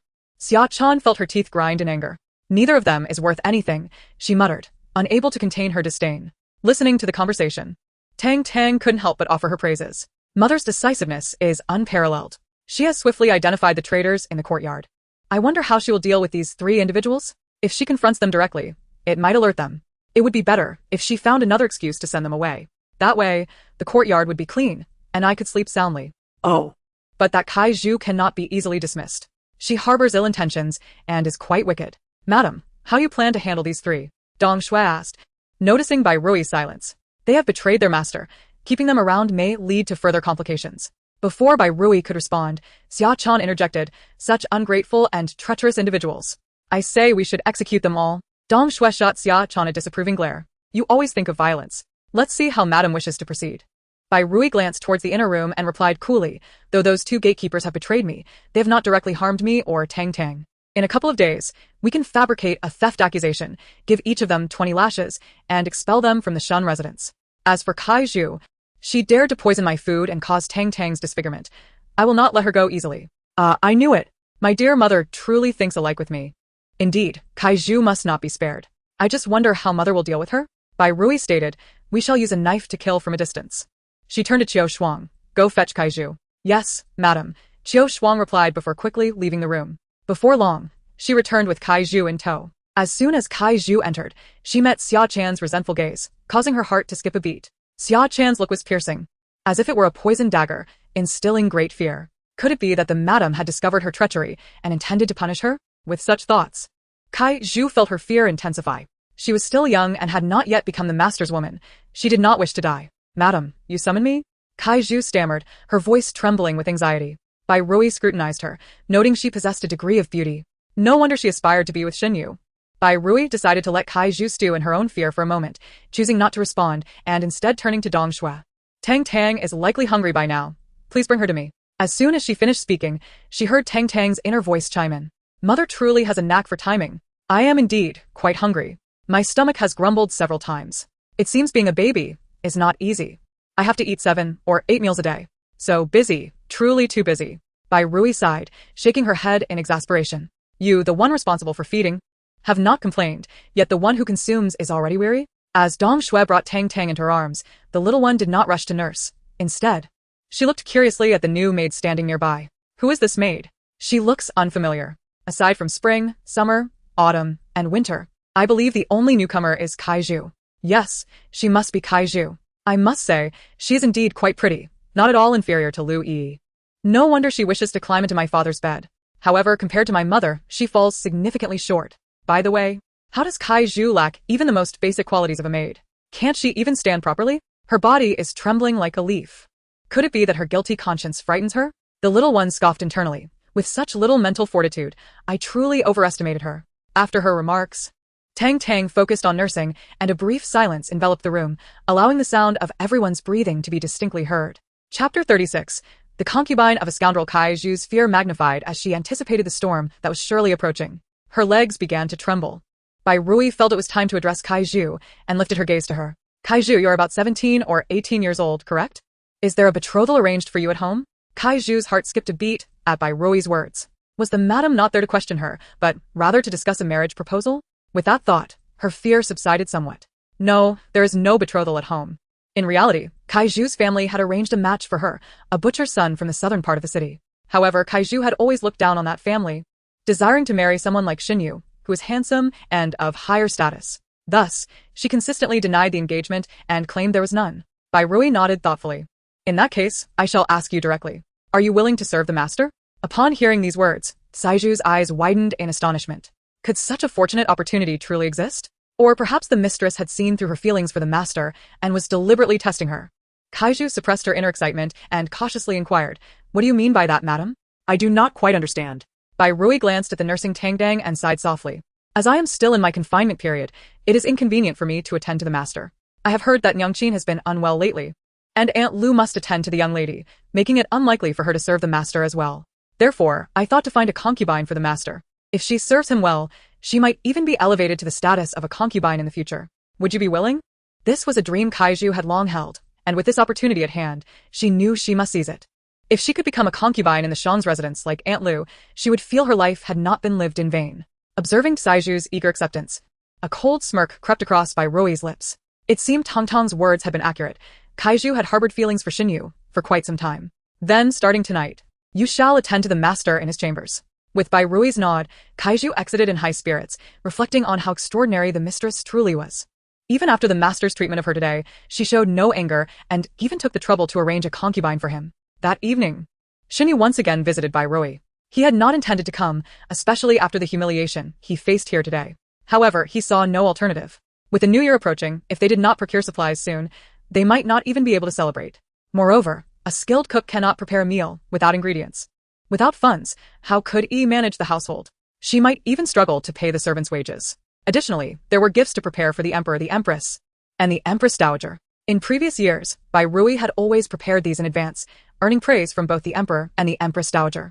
Yet this year, there was still no sign of the preparations. Therefore, for both Yi's sake and his own, he had no choice but to return to Bai Rui once more. However, this time, Xinyu had grown wiser. Upon entering, he did not engage in any conversation but first sent away all the maidservants in the outer room, leaving only the 4 who cared for Tang Tang. These 4 were not his choice to keep, it was Bai Rui's insistence. Noting Bai Rui's cold gaze and silence, he assumed she was still upset about the day's earlier events. He approached her, attempting to take her hand, but she deftly evaded him. Xunyu's expression darkened, and he felt a surge of anger rising within him. Yet, recalling that he needed her assistance, he suppressed his ire. Rui, I was impulsive today. I should not have questioned you without understanding the situation. Please do not be angry. He leaned in to embrace her again, but Bai Rui pushed him away. He stumbled slightly, pain shooting through him, and his frustration boiled over. Bai Rui, what exactly do you want? I have already apologized. What more do you seek? Seeing Xunyu's explosive anger only deepened Bai Rui's icy demeanor. While he could coax Yi for 3 days when she was upset for her own grievances, he could only muster a few words before growing impatient. This stark contrast underscored the difference between love and indifference, a realization she now embraced without care. She gazed calmly at Xinyu and asked, I do not wish for anything. But darling, is there a reason you have come to me at this hour? Xinyu, taken aback by Bai Rui's tranquility, found her demeanor unfamiliar. He attributed it to her feeling aggrieved and did not dwell on it. I came to inquire if you have prepared the gifts for the emperor, the empress, and the empress dowager for the new year. No. Bai Rui replied without a moment's hesitation. Upon hearing this, Xunyu's expression darkened once more. Then hurry and prepare them, lest we delay in sending them to the palace. Bai Rui found his shamelessness laughable. Darling, have you forgotten something? In previous years, I managed the household's affairs, so it was my duty to prepare those gifts for you. However, the authority over the household now lies with Aunt Lu. Shouldn't you be requesting these items from her? This hypocritical man sought to continue using her dowry? Not a chance. Xinyu, however, refused to relent. Though the authority may lie with Yi now, do not forget that you are the matriarch of the Xin family. As my wife, it is your obligation to prepare these gifts for me. Bai Rui was taken aback by Xinyu's audacity, and she couldn't help but laugh in disbelief. Indeed, my dear. But as I am still in confinement and my health is poor, I am unable to assist. Since you trust Aunt Lu so much and have given her control over the household, why not let her handle it this time? Seeing that Bai Rui was impervious to his pleas, Xinyu lost all patience. That may be so, but the household lacks sufficient funds. Even if Yi wishes to prepare them, she is powerless without money. If you truly wish to entrust this matter to her, you should provide her with some funds to do so. Additionally, ensure she acquires the necessary items for the new year. Bai Rui almost felt nauseated by Xinyu's words. Just as she was about to retort, a childish voice interrupted. Why is it so difficult to get a good night's sleep? I was already asleep. Yet I was rudely awakened by that scoundrel of a father. If the household is short on money, shouldn't you ask my mother for it? Does my mother owe you money? How much? Do you have an IOU? If not, where do you have to bark here? I think you need a good thrashing. The little one raised her tiny fists defiantly. Mother, be strong. Do not let love cloud your judgment and agree to such ridiculous demands from that scoundrel of a father. If he tries to force you, we will take a softer approach. In any case, he must not leave here with a single tael of silver. Bai Rui reassured Tang Tang. Do not worry, my dear. Your mother knows her boundaries. Feigning shock, Bai Rui turned to Xinyu. Darling, do you truly understand what you are saying? It is already outrageous for a concubine to manage the household. Do you mean to say I should subsidize the concubine's expenses with my dowry? If word of such a thing were to spread, it would certainly solidify your reputation for favoring concubines over your wife. You would not only become a topic of ridicule for others, but also provoke the emperor's wrath. Your position as a minister could be at stake. Are you truly willing to sacrifice everything for Aunt Lu? Sacrifice everything? Xinyu had never considered that possibility. The notion of favoring a concubine over a wife was the most abhorred offense in the emperor's eyes. The late emperor had caused considerable turmoil due to a beauty, nearly stripping the current empress of her position. Thus, the emperor could not tolerate such behavior. If such news were to spread, it would ruin Xinyu's reputation and career. Realizing this, cold sweat broke out on Xinyu's brow. Yet, When he thought of Yi's tear-streaked face, his heart ached.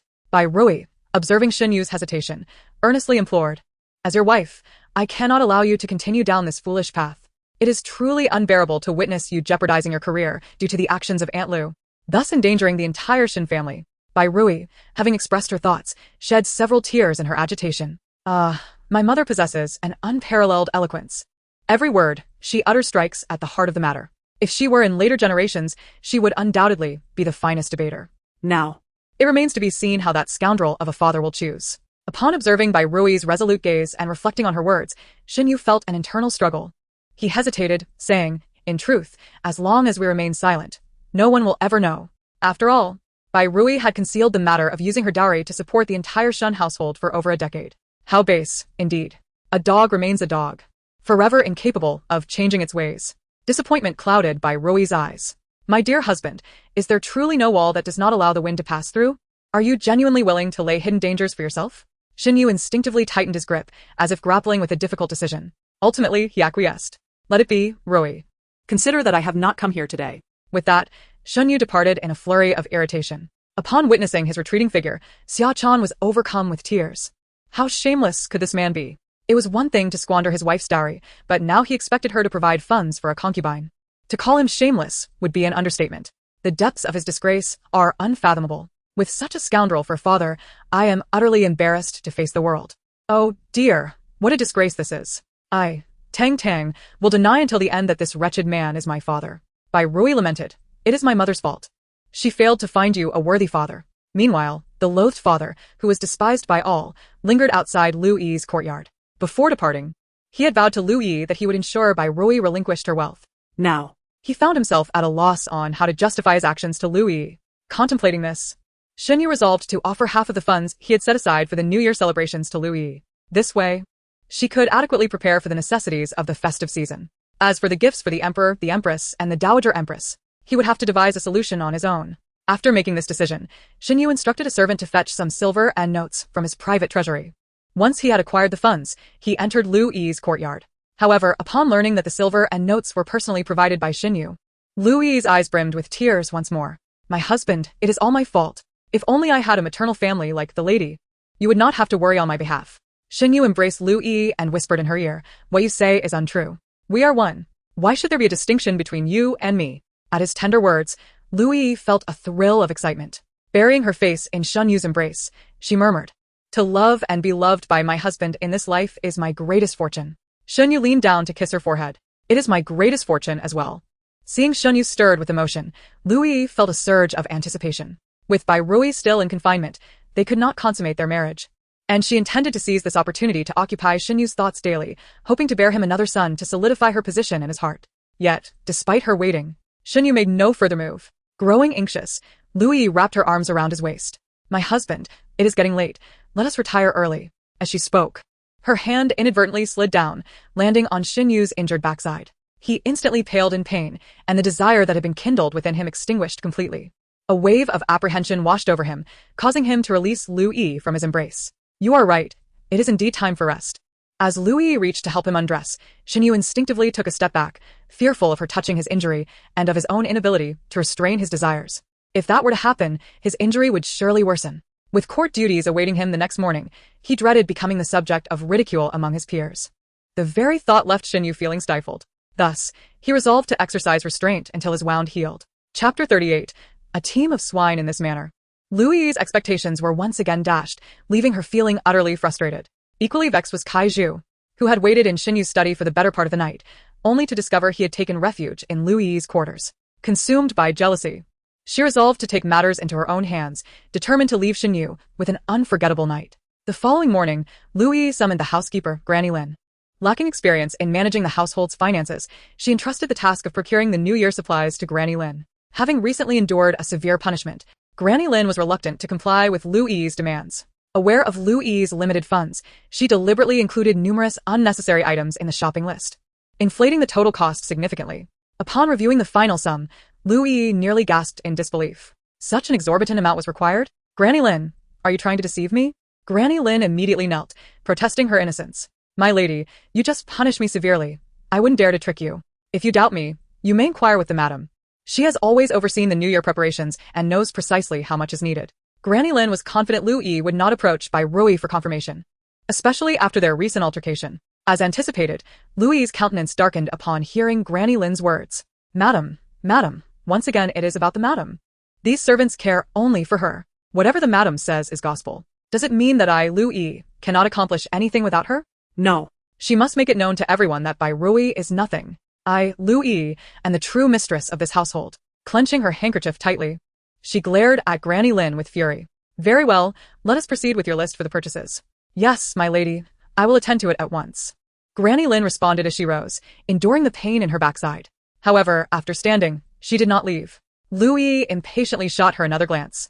What are you still doing here? Granny Lin, with a forced smile, replied, My lady, there are no funds in the household's accounts. How shall we manage the expenses for these purchases? It was then that Lu Yi realized she had overlooked this detail. She glanced at the maidservants in the room. Go fetch the silver and notes that the master provided yesterday. After the maidservant bowed and entered Lu Yi's chamber to retrieve the funds, Lu Yi gave them a cursory glance without counting, handing them directly to Granny Lin. Granny Lin, however, counted meticulously, only to look back at Lu Yi with a troubled expression. My lady, this amount is insufficient. What? After personally counting, Lu Yi discovered the funds were not merely insufficient. They were short by more than half. It seemed Xinyu had been neglectful of household affairs for too long, unaware of the financial requirements for the New Year preparations. This realization left Lu Yi feeling overwhelmed. How could Xinyu be so unreliable? What was to be done now? I wonder, must she truly bear the expense herself? Although over the years since entering the manor, Xinyu has generously bestowed upon her a considerable amount of silver, once given, that silver belongs to her. Why should she be compelled to part with it for the benefit of the Shun household? Absolutely not. Had she known that the Shun manor was nothing more than a hollow shell devoid of wealth, she would have never sought the authority over the household's provisions. The more she pondered, the more infuriated she became, longing to confide in someone. Thus, she dismissed Mama Lin and made her way to Shen Yinqing's courtyard. Upon meeting Shen Yinqing, Lu Yi recounted the events of the previous day.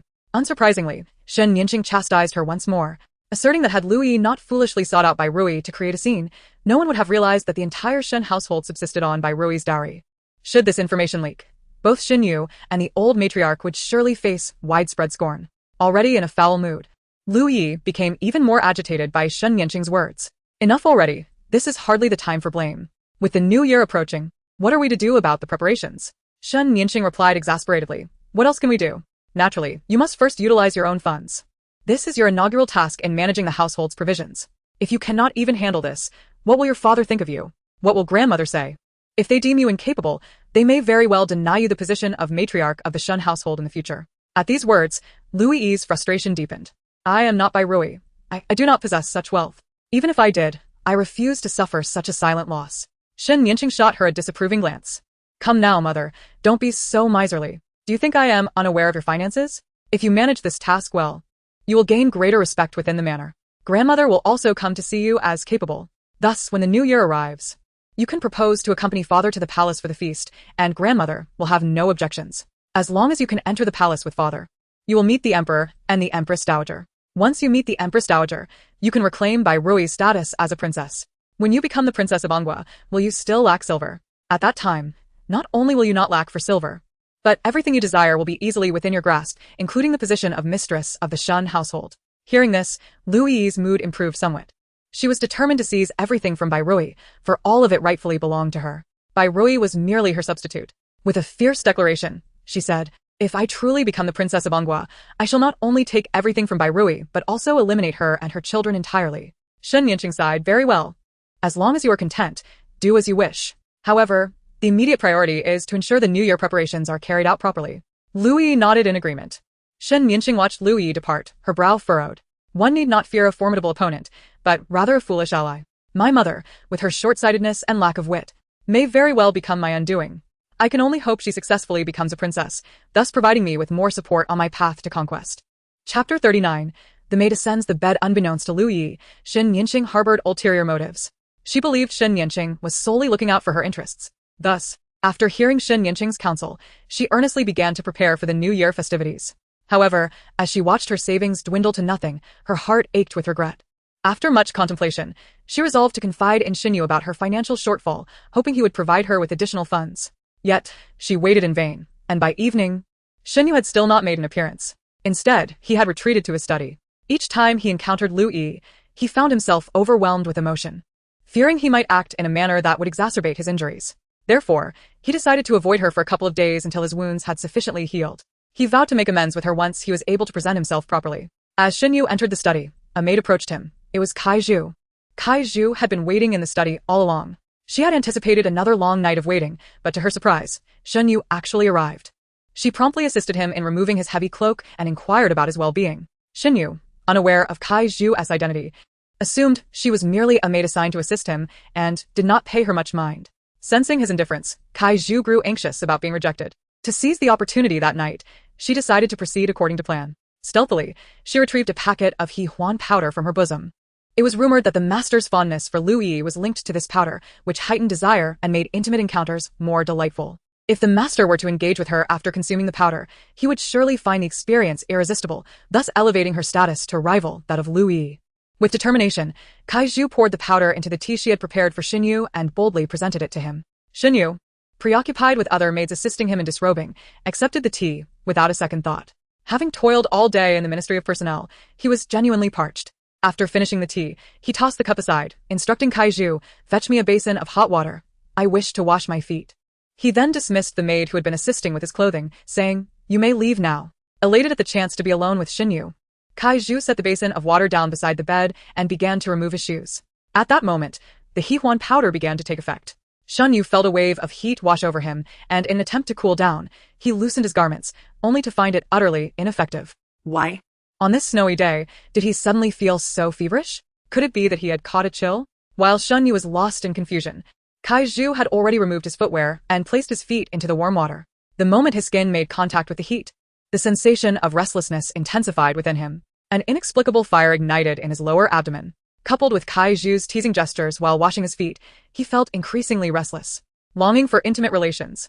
Glancing down at Kaiju, who was kneeling before him, he was startled to see her face merging with that of Lu Yi. E. "Is that you?" Xinyu mumbled, his consciousness wavering. E? Kaiju looked up. Noticing Xinyu had shed his clothing, his cheeks flushed and breath rapid. Could it be that the He Huan powder had already begun to take effect? Kaiju was uncertain, but tentatively called out, "Master?" At that moment, Xinyu was consumed by an overwhelming heat, his rationality fading, and the seductive allure in her voice rendered him utterly captivated. He could no longer restrain himself. Seizing Kaiju and pressing her onto the bed, the tranquil study soon echoed with the sounds of fabric tearing and cries of passion. The commotion grew loud enough for the maids and young servants stationed outside to hear, leaving them blushing and mortified. Meanwhile, a black mouse within the study observed the scene with keen interest. It wasn't until the two in the bed had exhausted themselves that the mouse finally scurried out of Xinyu's study, still savoring the spectacle. Having arrived at the Xin residence for quite some time, this was the first occasion it had witnessed the lively spring palace. It was determined to boast about this experience in front of its companions. Thus, it commenced a search for them. At last, it spotted a little white mouse in the courtyard of Bairoi. It hurried over and excitedly exclaimed, "Hey, do you know what I just saw?" What did you see? Was it something delicious? The black mouse cast a disdainful glance at the white mouse. Food again? Can't you aspire to something greater? Noticing that the white mouse had ceased to respond, the black mouse grew anxious. All right, I'll tell you. I just saw the lively spring palace. Do you know who the main characters were? It was our Lord Minister, Xinyu, along with a little maid from Lady Shen's courtyard. I believe her name was Kaiju. Yes, Kaiju. She asked the maid responsible for Lady Shen's daily meals. The white mouse perked up at this revelation. Is that true? A maid climbing into bed? And she succeeded? The black mouse replied with pride. I saw it with my own eyes. It cannot be false. Not only did she succeed, but the scene was extraordinarily intense, lasting over 2 full hours. The white mouse praised, the stamina of the lord of the Xin residence is truly remarkable. The two mice were engrossed in their conversation, oblivious to the fact that just a window away, a pair of ears was capturing their dialogue. Those ears belonged to Tang Tang. She had been sound asleep until the voices outside stirred her awake. Upon hearing that Kaiju had indeed succeeded in bed with Xinyu, the little one began to babble with excitement. It seems that Kaiju possesses some skills after all. In the eyes of that scoundrel father, who only has eyes for Lu Yi, she still managed to succeed in climbing into bed. Impressive. I truly underestimated her. But who are those whispering outside? How do they know about this? Are they perhaps servants attending in that scoundrel father's study? Black mouse. Did I just hear a child's voice? It seems they praised my abilities. White mouse. I also heard it. But how can a human understand our mouse speech? Could it be that I ate too many mushrooms today? Tang Tang. What? Mice. The speakers aren't humans, but mice? How can she understand their language? This is truly a rare sight. Wait, could it be that the King of Hell granted her some special ability? She recalled how the King of Hell had indeed given her a rich language ability.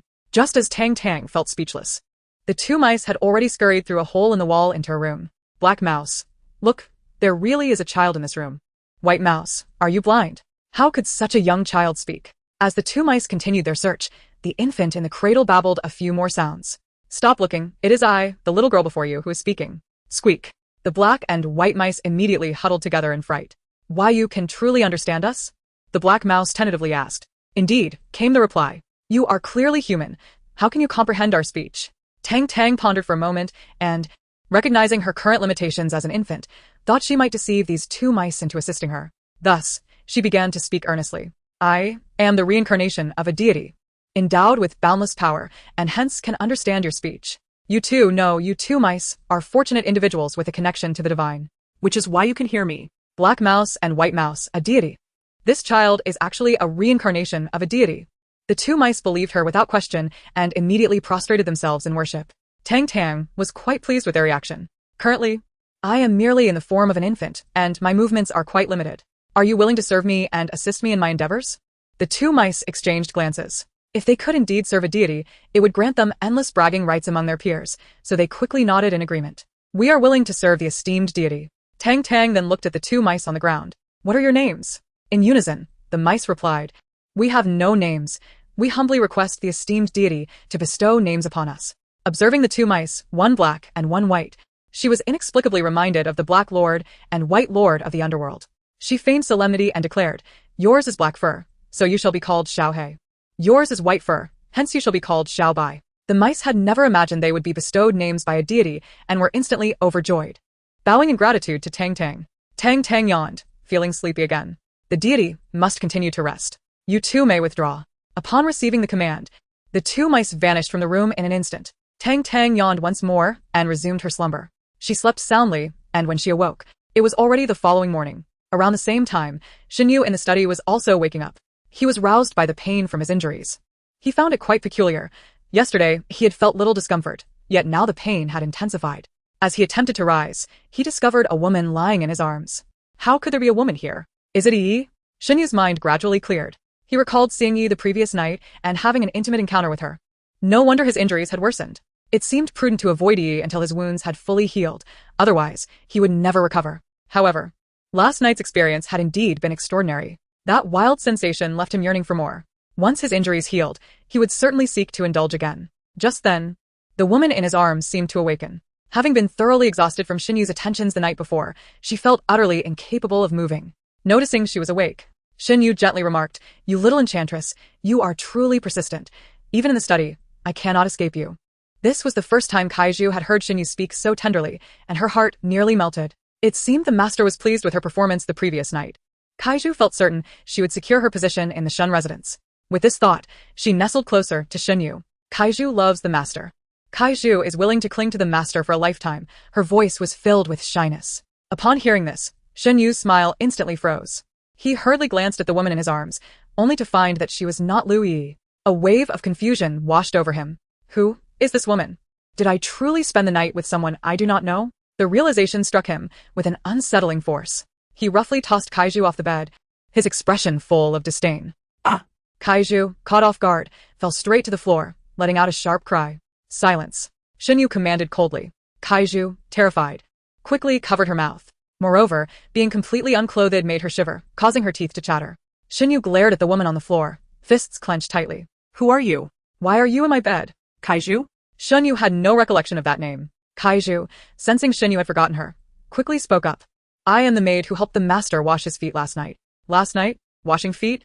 I recall a maid attending to me. But was she not replaced by Lu Yi in the end? How could it still be her? Had he fallen into delusion? The more Xinyu pondered, the more he felt something was amiss. Could it be that this maid had meddled in some way? With such thoughts, his disdain for the maid, Kaiju, deepened. You shameless wretch, daring to climb onto your master's bed.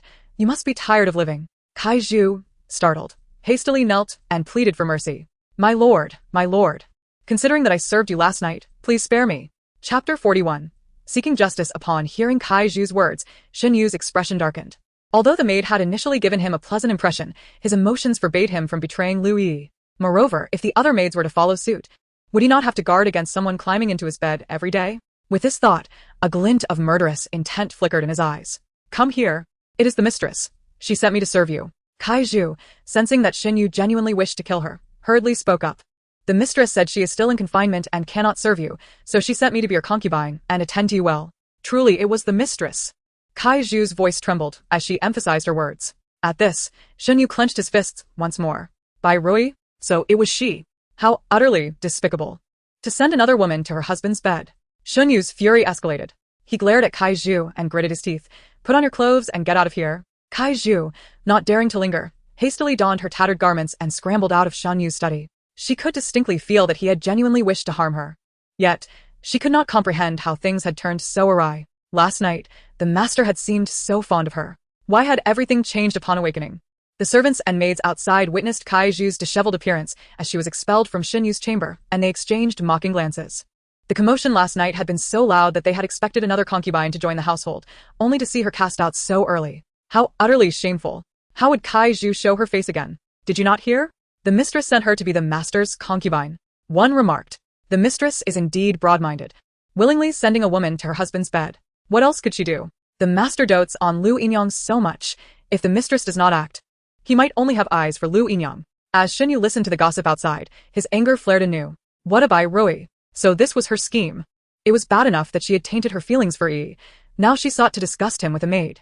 The more he thought about it, the angrier he became. After changing his clothes, he marched straight to Bai Rui's courtyard. Before the servants could announce his arrival, Xinyu kicked open Bai Rui's door. However, in the process, he inadvertently aggravated the injury on his backside, causing him to wince in pain. Feeling a cold draft, Bai Rui furrowed her brow and hastily ordered her servant to wrap Tang Tang up snugly. Tang Tang lazily yawned. Look at that demeanor. The useless father has come to seek justice. How dare he show his face here? It's not like mother forced him to share a bed with Kaiju. Truly a double standard. Just as Tang Tang's thought settled, Xinyu's furious voice erupted. Bai Rui, what do you take me for? Only after Bai Rui had commanded her servant to shut the door did she regard Xinyu with a puzzled expression. What has gotten into you this morning? Why are you in such a rage? And what do your previous words mean? As Xinyu observed Bai Rui feigning ignorance, he gradually tightened his grip. He glared at her, demanding, what do you mean?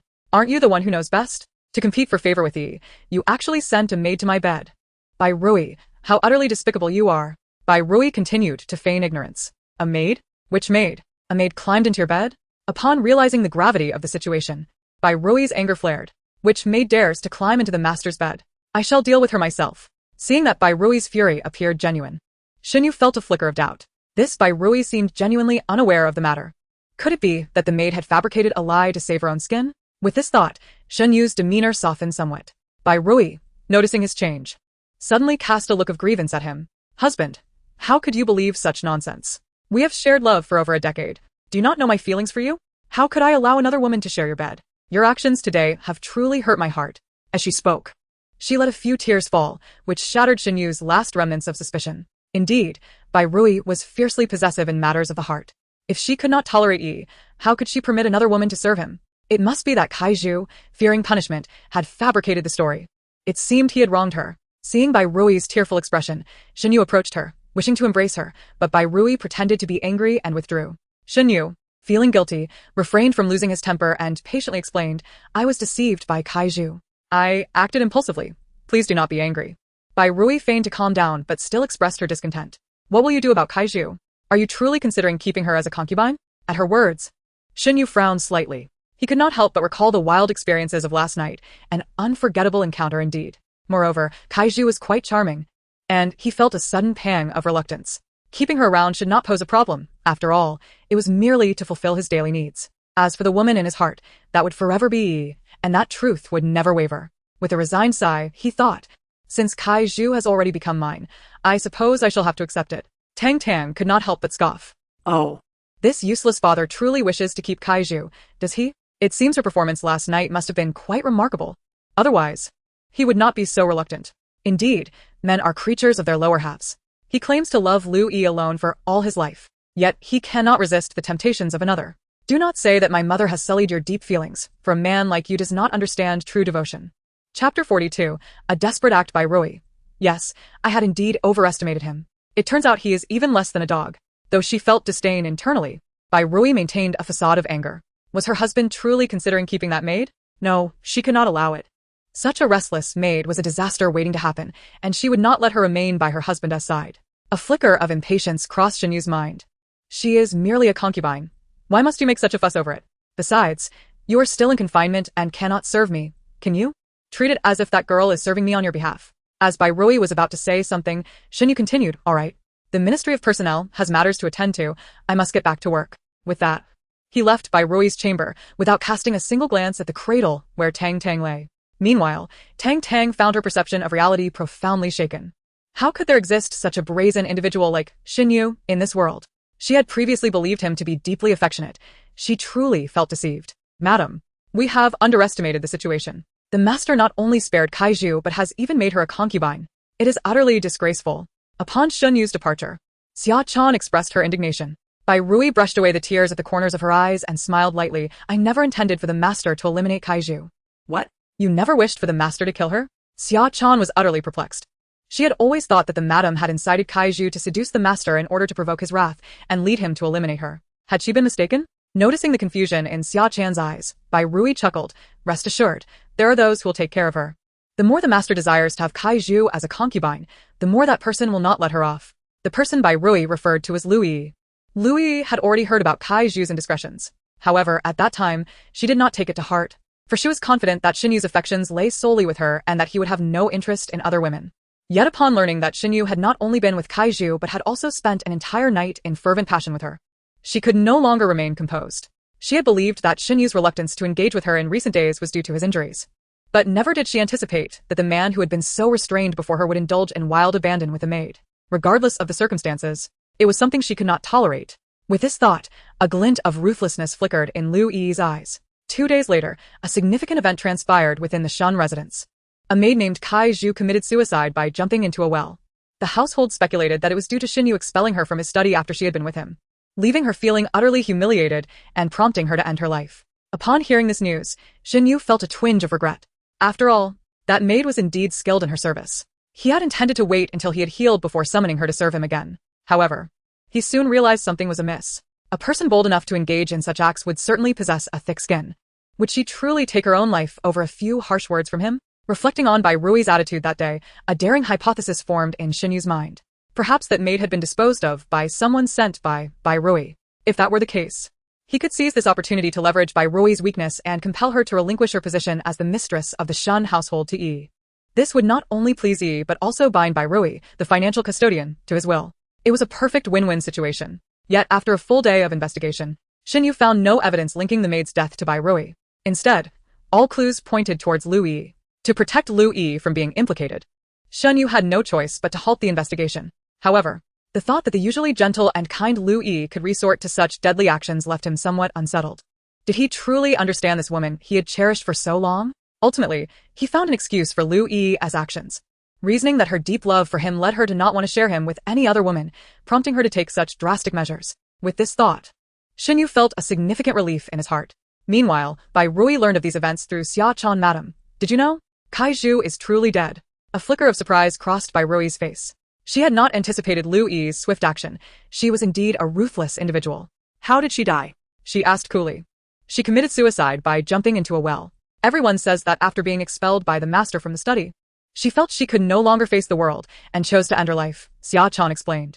Do you think the matter is that simple? Bai Rui replied, casting a calm glance at Xia Chan. Haven't you already discerned the answer? Xia Chan chuckled. Madam, you truly have a keen sense of foresight. As soon as she finished speaking, Tang Tang's inner voice resonated. Xia Chan is indeed quite foolish. Mother, this is not merely foresight. It is clearly strategic planning. Now that the threat posed by Kaiju has been completely resolved. Next, Mother should deal with those 2 young servants, right? Tang Tang's conjecture proved accurate. The following day, Bai Rui arrested the 2 young servants, a Chong and Yin Quan, on charges of theft. Not only did she administer 20 lashes to each, but she also expelled them from the Shun residence. Upon learning of this, Lu Yi and the old matriarch harbored no significant doubts. After all, Yin Quan and a Chong were inherently greedy individuals, otherwise they would not have been easily bribed. Moreover, in their eyes, Bai Rui was rather dim-witted and would never suspect that they had placed individuals in her courtyard. However, the thought that their carefully placed spies had been eliminated left them somewhat irked. Therefore, both Lu Yi and the old matriarch secretly scolded Yin Quan and Achong. Still, considering that Bai Rui was currently in confinement after childbirth and could not manage affairs, they decided not to place anyone in her courtyard for the time being, as it would be an expensive endeavor. Another day passed. While feeding Tang Tang, Bai Rui noticed that the red marks on her daughter's face seemed to have faded considerably. A flicker of joy blossomed in her heart. It seemed that her daughter's blood truly had the power to dispel toxins. Simultaneously, the immortal wanderer arrived at the Shun residence to deliver medicine to Lu Yi. Upon entering the household, he suddenly felt an uncomfortable sensation in his abdomen and made a detour to the restroom. When he emerged, he found that the maid who had been guiding him had vanished. After searching the vicinity, he encountered a young boy of about 4 or 5 years old. Though the child's demeanor was commendable, his clothing was quite ordinary. The immortal wanderer surmised that he was likely the child of a steward in the household.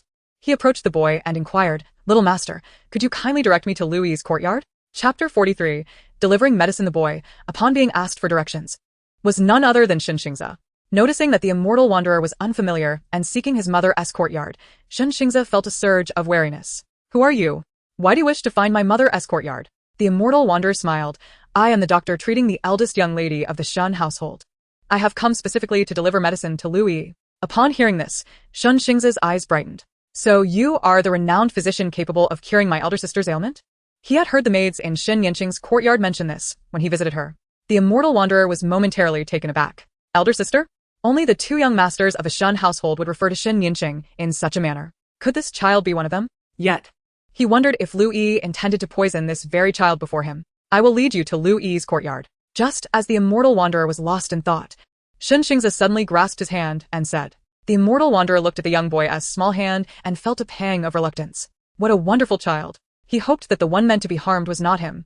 With this thought, the immortal wanderer sighed heavily. Seeing him lost in thought, Xingze tilted his head in confusion. "Doctor, let us go. I'll take you to find my mother," Xingze urged again. It was only then that the immortal wanderer realized he had been dazed and quickly nodded in agreement. When they arrived at Lu Yi's courtyard, they found her scolding a maid. Upon seeing the immortal wanderer and Xingze walking together, her heart skipped a beat. How did the two of them come to be together?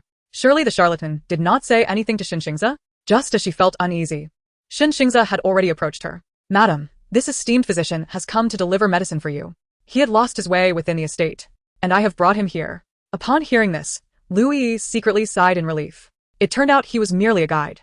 The carefree immortal also felt a sense of relief. It seemed this child was indeed Lu Yinyang's own son, so he could not possibly be the one Lu Yinyang wished to harm. After all, what mother would poison her own flesh and blood?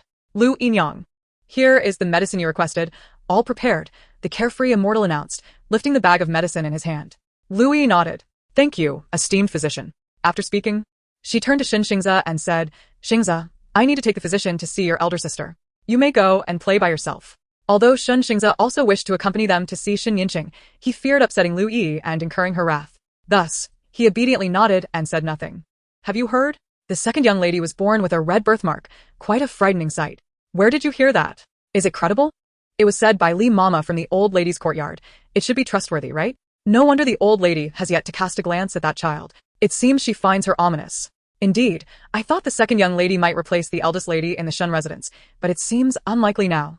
After all, the second young lady is the legitimate daughter of the minister's mansion. Her status would naturally be higher than that of the eldest lady. What do you know?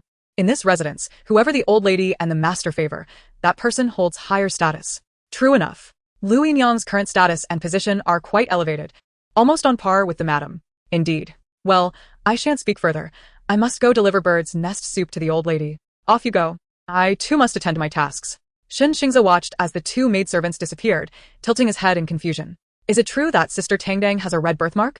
Does grandmother truly dislike Sister Tang Tang? How pitiful she must be, just like me, a child unloved by anyone. With these thoughts, Xingze suddenly felt a strong desire to see Tang Tang, to witness what his newly born sister looked like. However, Lu Yi had never allowed him to get close to Bai Rui, so he had never ventured to her courtyard nor dared to do so. He understood that even if he went, the people there would not permit him entry. After all, he was merely an unloved illegitimate son. Yet despite this, Xingze found himself inexplicably drawn to the entrance of Bai Rui's courtyard. The gatekeeper initially paid him no mind, but upon noticing that Xingze did not intend to leave, he reported the matter to Bai Rui. Upon hearing that her own son had come, Bai Rui felt a sudden pang in her heart. To avoid alarming him, she had been striving to restrain her feelings and not to show too much concern for Xingze.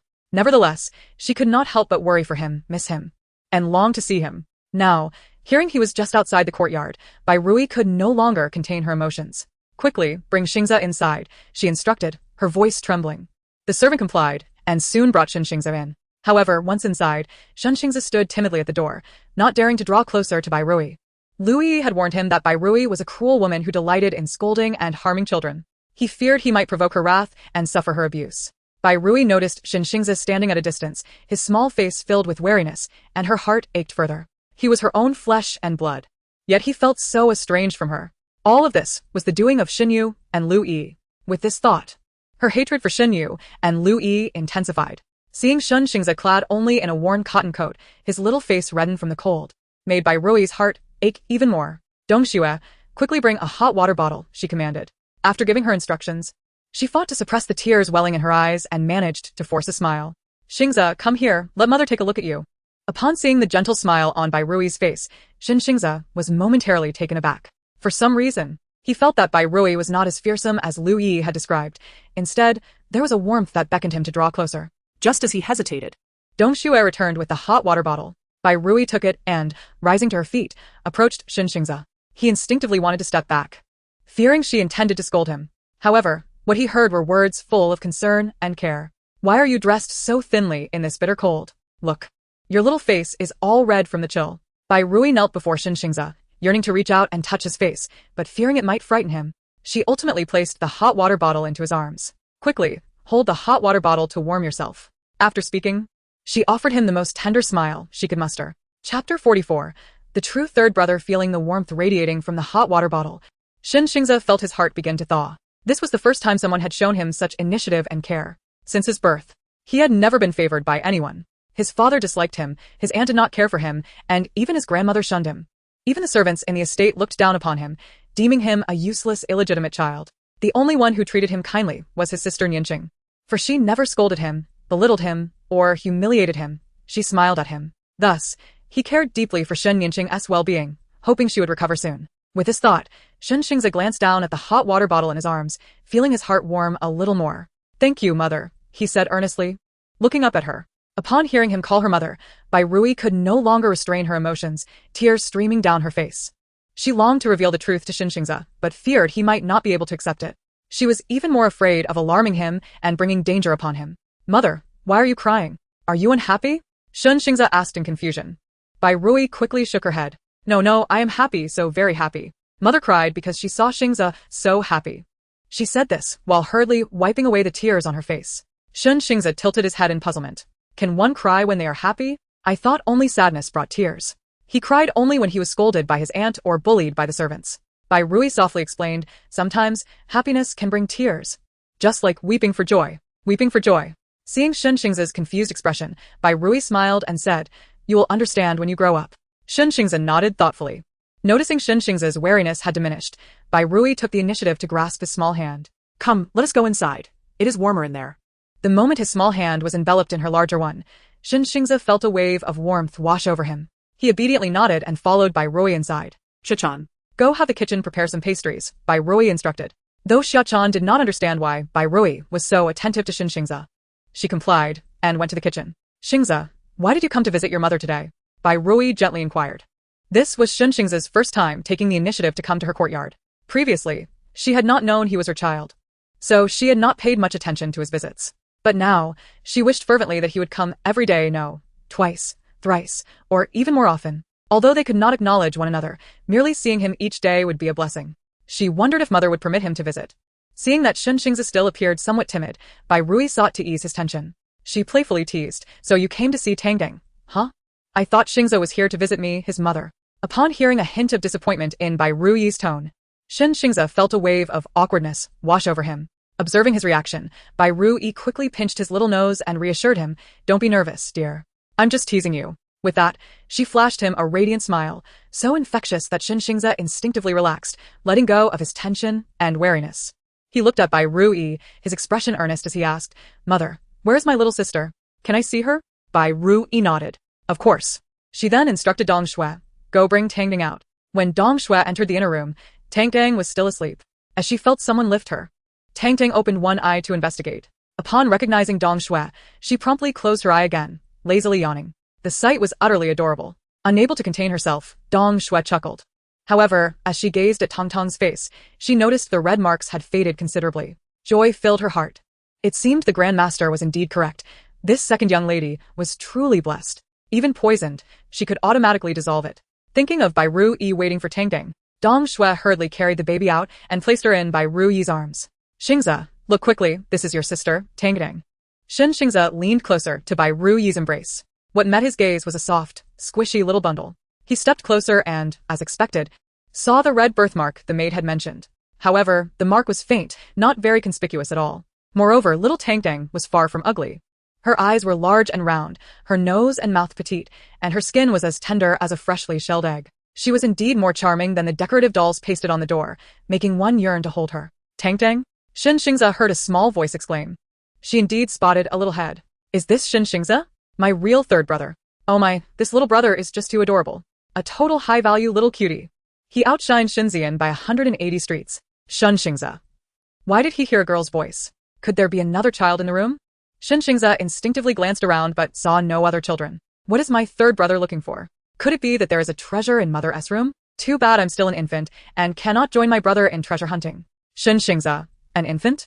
He suddenly turned his gaze back to Tang Tang in Bai Ru Yi's arms. Could it be that he was hearing Tang Tang's voice? But he had clearly seen that she hadn't spoken. No, it couldn't be said that she hadn't spoken, as she had been opening her mouth to spit up milk bubbles. But words? He was certain there were none. Was it her thoughts he was hearing? Xingze's eyes widened. Could he truly hear little Tang Tang's thoughts? How astonishing! Was it that the celestial beings, seeing his solitude, bestowed upon him the ability to read minds, allowing him to hear his sister's voice? Excitement flickered in Xingze's eyes. Why does my brother keep staring at me? Is there something on my face? Oh right, there is indeed something on my face, a red poisonous birthmark. Seeing my brother's surprised expression, could it be that I frightened him? Xingze, no, little Tang Tang is not ugly at all. She is quite beautiful. Like a little sticky rice ball, soft and adorable. He really liked her. As these thoughts crossed his mind, Xingze unconsciously smiled at Tang Tang. However, he felt perplexed. He was clearly the fourth son of the Xin family. Why did little Tang Tang keep calling him third brother? Shouldn't she refer to him as fourth brother? Chapter 45. Death by heart extraction? Could it be that little Tang Tang was too young to know which number brother he was? Just as he wondered, Tang Tang's thoughts echoed again. Oh my brother's smile is even cuter. So sweet and adorable. How can a beauty lover like me resist? If only I could see my brother's face every day. Tang Tang's eyes would surely shine bright. It's a pity that my brother was swapped with Xinzian as soon as he was born. And it was done by that scoundrel father himself. Otherwise, it would be my brother being raised by mother. Then I could see my brother's face every day. It's all that scoundrel father and Louis's fault. Not only did they cause my brother and mother to not recognize each other, but they also caused my brother to die so early. Xingze. What? What did he just hear? Swapped? Biological mother and child? Early death. Is this all true? Is what little Tang Tang said real? Am I truly my mother's biological son? Did my father really swap me with Xinzian? Am I really destined to die young? At such a young age, Xingze was utterly unable to process this information. He felt frightened, overwhelmingly so, and especially terrified.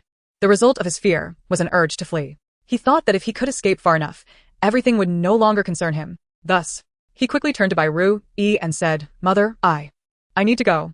Bai Ru Yi, immersed in the sorrow of a mother and child who could not recognize each other, felt a wave of reluctance wash over her at Xingze's words. It's still early. Let's play a little longer. Moreover, the little kitchen prepared some delicious pastries for you. Why not eat some before you leave? Xingze also wished to stay a while longer, for everything here felt so warm. He wanted to savor Bai Ru Yi's pastries, having never tasted such delights before and curious about their flavor. However, thinking of Tang Tang's thoughts, he felt a twinge of fear. Thus, Xingze shook his head. When I came, a divine physician came to deliver medicine for my elder sister. I want to check on her. He was genuinely concerned for Xin Yanqing. Mother, Xingze is leaving. After saying this, Xingze bowed to Bai Ru Yi and turned to leave. Yet, he had barely taken 2 steps when Tang Tang's thoughts rang out once more. Divine physician? Delivering medicine? Oh my, how could I have forgotten about this? Is it that my own memory is fading, or is it that an infant's little brain isn't functioning well? I almost forgot such an important matter regarding my brother's danger. Yes, that's right. My brother's tragedy began with that so-called immortal wanderer, a charlatan who delivered medicine to the house. Because the medicine he brought was not for treating Xin Yanqing, but rather poison meant to harm my brother. I remember that medicine was taken every 3 days. After taking it, not only would the body suffer excruciating pain, but after 49 days, one would become a medicine person. Once my brother becomes a medicine person, that scoundrel father and Lu Yi will have someone extract my brother's heart to use as a medicinal catalyst for Shen Yinqing. After Shen Yinqing consumes my brother's heart, her mysterious illness will indeed be cured. Of course, she isn't truly cured, because she was never sick to begin with. She was merely feigning illness. The reason for using my brother's heart as a catalyst was simply that they saw my brother as a nuisance and wanted to eliminate him. If I remember correctly, my brother will be forced to take the medicine tomorrow by Lu Yi. Alas, my poor third brother, soon to be separated from me forever. He will die without ever knowing that it was that scoundrel father and Lu Yi who brought about his demise. How tragic, truly tragic. If only I had a way to save my brother. By Ru Yi. What? Poison? Heart extraction? Eternal separation? No, she cannot allow this. She must find a way to save Xingze. Even if it means exposing herself or incurring destruction, she cannot let anything happen to Xingze. Xingze, a poison catalyst? To die by heart extraction? Would father and stepmother truly extract his heart for elder sister's concoction? No, this cannot be real. Shen Xingze's face turned pale with fear, his legs trembling. He repeatedly told himself that this was not true. He would not die from heart extraction. His father and stepmother would never do such a thing. Yet, despite his reassurances, he trembled in fear. Bai Ru Yi, mistaking his shivering for the cold, suppressed her hatred and said to Dong Shui, "Bring me the cloak I made for Zi." And Dong Shui was slightly taken aback. That cloak was hand-stitched by the madam during her pregnancy. How could she bear to give it to the child of Lu Yi? Nonetheless, Dong Shui complied. Once Dong Shui brought the cloak, Bai Ru Yi handed Tang Tang to Qiu Shuang and hurriedly wrapped the cloak around Shen Xingze. He was startled. It was the first time someone had draped a cloak around him, and it was so warm and soft. How comforting, truly comforting. If only his mother were his real mother, then he could feel this warmth every day. But soon, Shen Xingze was shocked by his own thoughts. No, his mother could not be his biological mother. If she were, then the heart extraction would indeed be true. He did not want to die that way. With this thought, his little face turned even whiter. Next time, he would visit his mother and sister. After uttering this, Shen Xingze fled Bai Ru Yi's chamber, as if escaping far enough would render everything irrelevant to him. Bai Ru Yi watched Shen Xingze's departing figure, her emotions collapsing instantly, tears streaming down her face. "Xingze, rest assured, mother will never allow anyone to harm you again.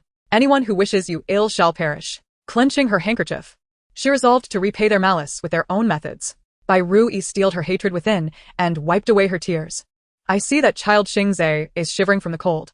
I wonder how Zian is faring?" She then turned to Dong Shui and said, "Dong Shui, go to the apothecary and fetch some medicine to prevent wind cold. I want to help Zian strengthen his constitution and prevent him from falling ill." "As you wish, madam." Dong Shui's doubts vanished instantly. Chapter 46. Midnight Medicine Change. No wonder the madam was so kind to fourth young master. It was because she was thinking of third young master, treating fourth young master as if he were third young master. It is a pity that fourth young master is Lu Yi's child, otherwise, he would indeed be a most endearing child. Upon hearing Bai Ru Yi's command, Tang Tang's eyes sparkled. "I have a plan. When the time comes, I'll find a way to make Xinzi and catch a cold and remain unwell, ensuring he will need to take medicine continuously. As long as he consumes it for 49 days, he will become the medicine person. Not only will this save third brother, but it will also cause Lu Yi to unwittingly harm her own biological son. Delightful. Absolutely delightful. This shall be done." Bai Ru Yi thought Tang Tang was in sync with her maternal instincts. Yet Tang Tang was still an infant. Could she truly swap the medicines of Xingze and Xinzian? However, recalling Tang Tang's various feats since birth, Bai Ru Yi gradually quelled her inner doubts. If Tang Tang says it can be done, then it indeed can be. She now held unwavering faith in Tang Tang's words. That evening, when Xiao He and Xiao Bai came to check on Tang Tang, she issued them 2 commands. The first was to enter Xinzian's room and remove the quilt covering him. The second was to make several trips to exchange the medicines of Xinzi and Shen Xingze. Despite being mere mice, Xiao He and Xiao Bai proved efficient, completing all their tasks within half the night. "Xiao He, how did the Great One fall asleep? We haven't even reported back yet." "Xiao Bai, it shows the Great One trusts us, knowing we can accomplish the task." Xiao He patted his chest. "Of course.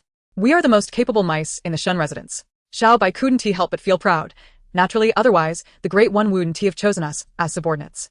"Xiao He, indeed, from the moment I first saw Bai Xiong, I knew he was no ordinary mouse." "Xiao Bai, I feel the same. It's as though we have met in a past life." The 2 mice exchanged compliments, seemingly oblivious to the fact that their actions were being observed by one person, Bai Ru Yi. She was curious about how Tang Tang would proceed, so she kept a close watch, thinking to lend a hand if necessary. Little did she anticipate that Tang Tang could converse with the mice in infant language and command them to carry out her bidding. Truly a remarkable child. As for the two mice, they seemed different from the ordinary ones she had seen before, though she could not quite pinpoint how. The following morning, as Bai Rui rose, a maid from Xinzi and's courtyard hurried over. Madam, it's terrible. Third young master caught a chill last night and is now somewhat dazed. Upon hearing this, Bai Rui wished to see Xinzian, but was restrained by Dong Shui and Xiaochan. Madam, you are still in confinement. You cannot go out. Bai Rui's face was filled with worry. But I cannot rest easy about Xian. Dong Shui reassured Bai Rui. Madam, you are not a doctor and do not understand medicine. Even if you go, it would be of no use. I will send someone to fetch a doctor and will also check on third young master. She glanced at the maid who had come to report and a hint of doubt crossed her face. Isn't there always a brazier burning in Xian's room? And he has the best quilts for warmth. How could he catch a chill? Surely you attendants were not negligent, only thinking of yourselves and neglecting to care for him at night? Upon hearing Bai Rui's accusation, the maid panicked, for her words were true. She had indeed not taken proper care of Xinzian. After all, in such cold weather, who would want to stay awake all night watching over a child? However, she never expected that Xinzian had kicked off his quilt and caught a chill last night. If anything were to happen to him, her life would be forfeit. Thus, she dared not admit to her negligence. Madam, I am wronged. I have been by third young master's bedside every night, not leaving even a step. It must have been when third young master was playing in the courtyard that he caught a chill. Yes, that must be it. Seeing the maid's panicked expression, Bai Rui understood she was lying, but chose not to expose her. Instead, she coldly reprimanded. Xian is so careless, but what about you? How could you let him play outside for so long in this frigid weather? The maid, relieved that Bai Rui had believed her words, feigned difficulty. Madam, you know third young master's temperament. If he wishes to play, no amount of urging from the servants will make a difference. Moreover, the servants dare not insist. That child has been spoiled by the master and mistress to the point of becoming a little tyrant. Who would dare to provoke him without cause? Bai Rui frowned. What does it mean to not dare to urge? Is it possible that Xian could consume you? Upon hearing this, the maid's face paled with fear. What the mistress does not know is that last time, when the third young master was building a snowman in the courtyard, maid Xiao, worried he might catch a chill, dared to urge him. She did not anticipate that it would provoke the third young master, who picked up a branch from the snow and struck Xiao in the face, leaving her with a long scar. A woman's beauty is of utmost importance, and even for a maid, it holds significant value. Since then, Xiao has not dared to serve in front of the third young master, which is why she has now taken the blame. Who would wish to serve that little demon? She had watched over Xinzian for several nights, and only after confirming that he would not wake at night did she dare to sneak away to sleep. Upon hearing this, Bai Rui sighed helplessly. That child has indeed been spoiled by me. In the future, I must discipline him properly. After all, this is what Shunyu has requested of me. How could I possibly disappoint him? The maid, as if granted a pardon, hurriedly rose from the ground and fled. Chapter 47. Forced to drink medicine fearing that Bai Rui might be anxious, she immediately reported Xinzian's condition upon entering the house. Madam, please rest assured. The third young master is not seriously ill. The doctor said he has only caught a slight chill, and a few days of warming medicine will suffice. At that moment, Tang Tang had also awakened. Hearing Dong Shui's words, she felt a tinge of disappointment. Xinzian is indeed quite robust. After being frozen for an entire night, he merely caught a chill. It seems that over the years, Mother must have provided him with plenty of nourishing food. Bai Rui replied. Mother indeed has given him many beneficial tonics. She was mistaken. However, to keep Tang Tang from noticing anything amiss, she pretended to breathe a sigh of relief. As long as it is not serious, that is good. Xian has always been quite mischievous. This serves as a lesson for him. After saying this, she seemed to have a realization. Since there were already medicines available in the courtyard, there was no need to fetch more. They could simply use what was on hand. Have the kitchen prepare the medicine and take it to Xian. Upon hearing this, Tang Tang became quite excited. I was worried that Mother would send someone to fetch more medicine. Fortunately, we can still use yesterday's medicine. Mother probably won't realize that those medicines have already been replaced by the poison sent by the immortal. Xinzian, just wait for your intestines to rupture and your heart to be extracted. As long as you die, my third brother will be safe. Moreover, in the future, no one will dare to disturb Mother with grave robbing or corpse whipping, and Mother will never be left to rot in the wilderness.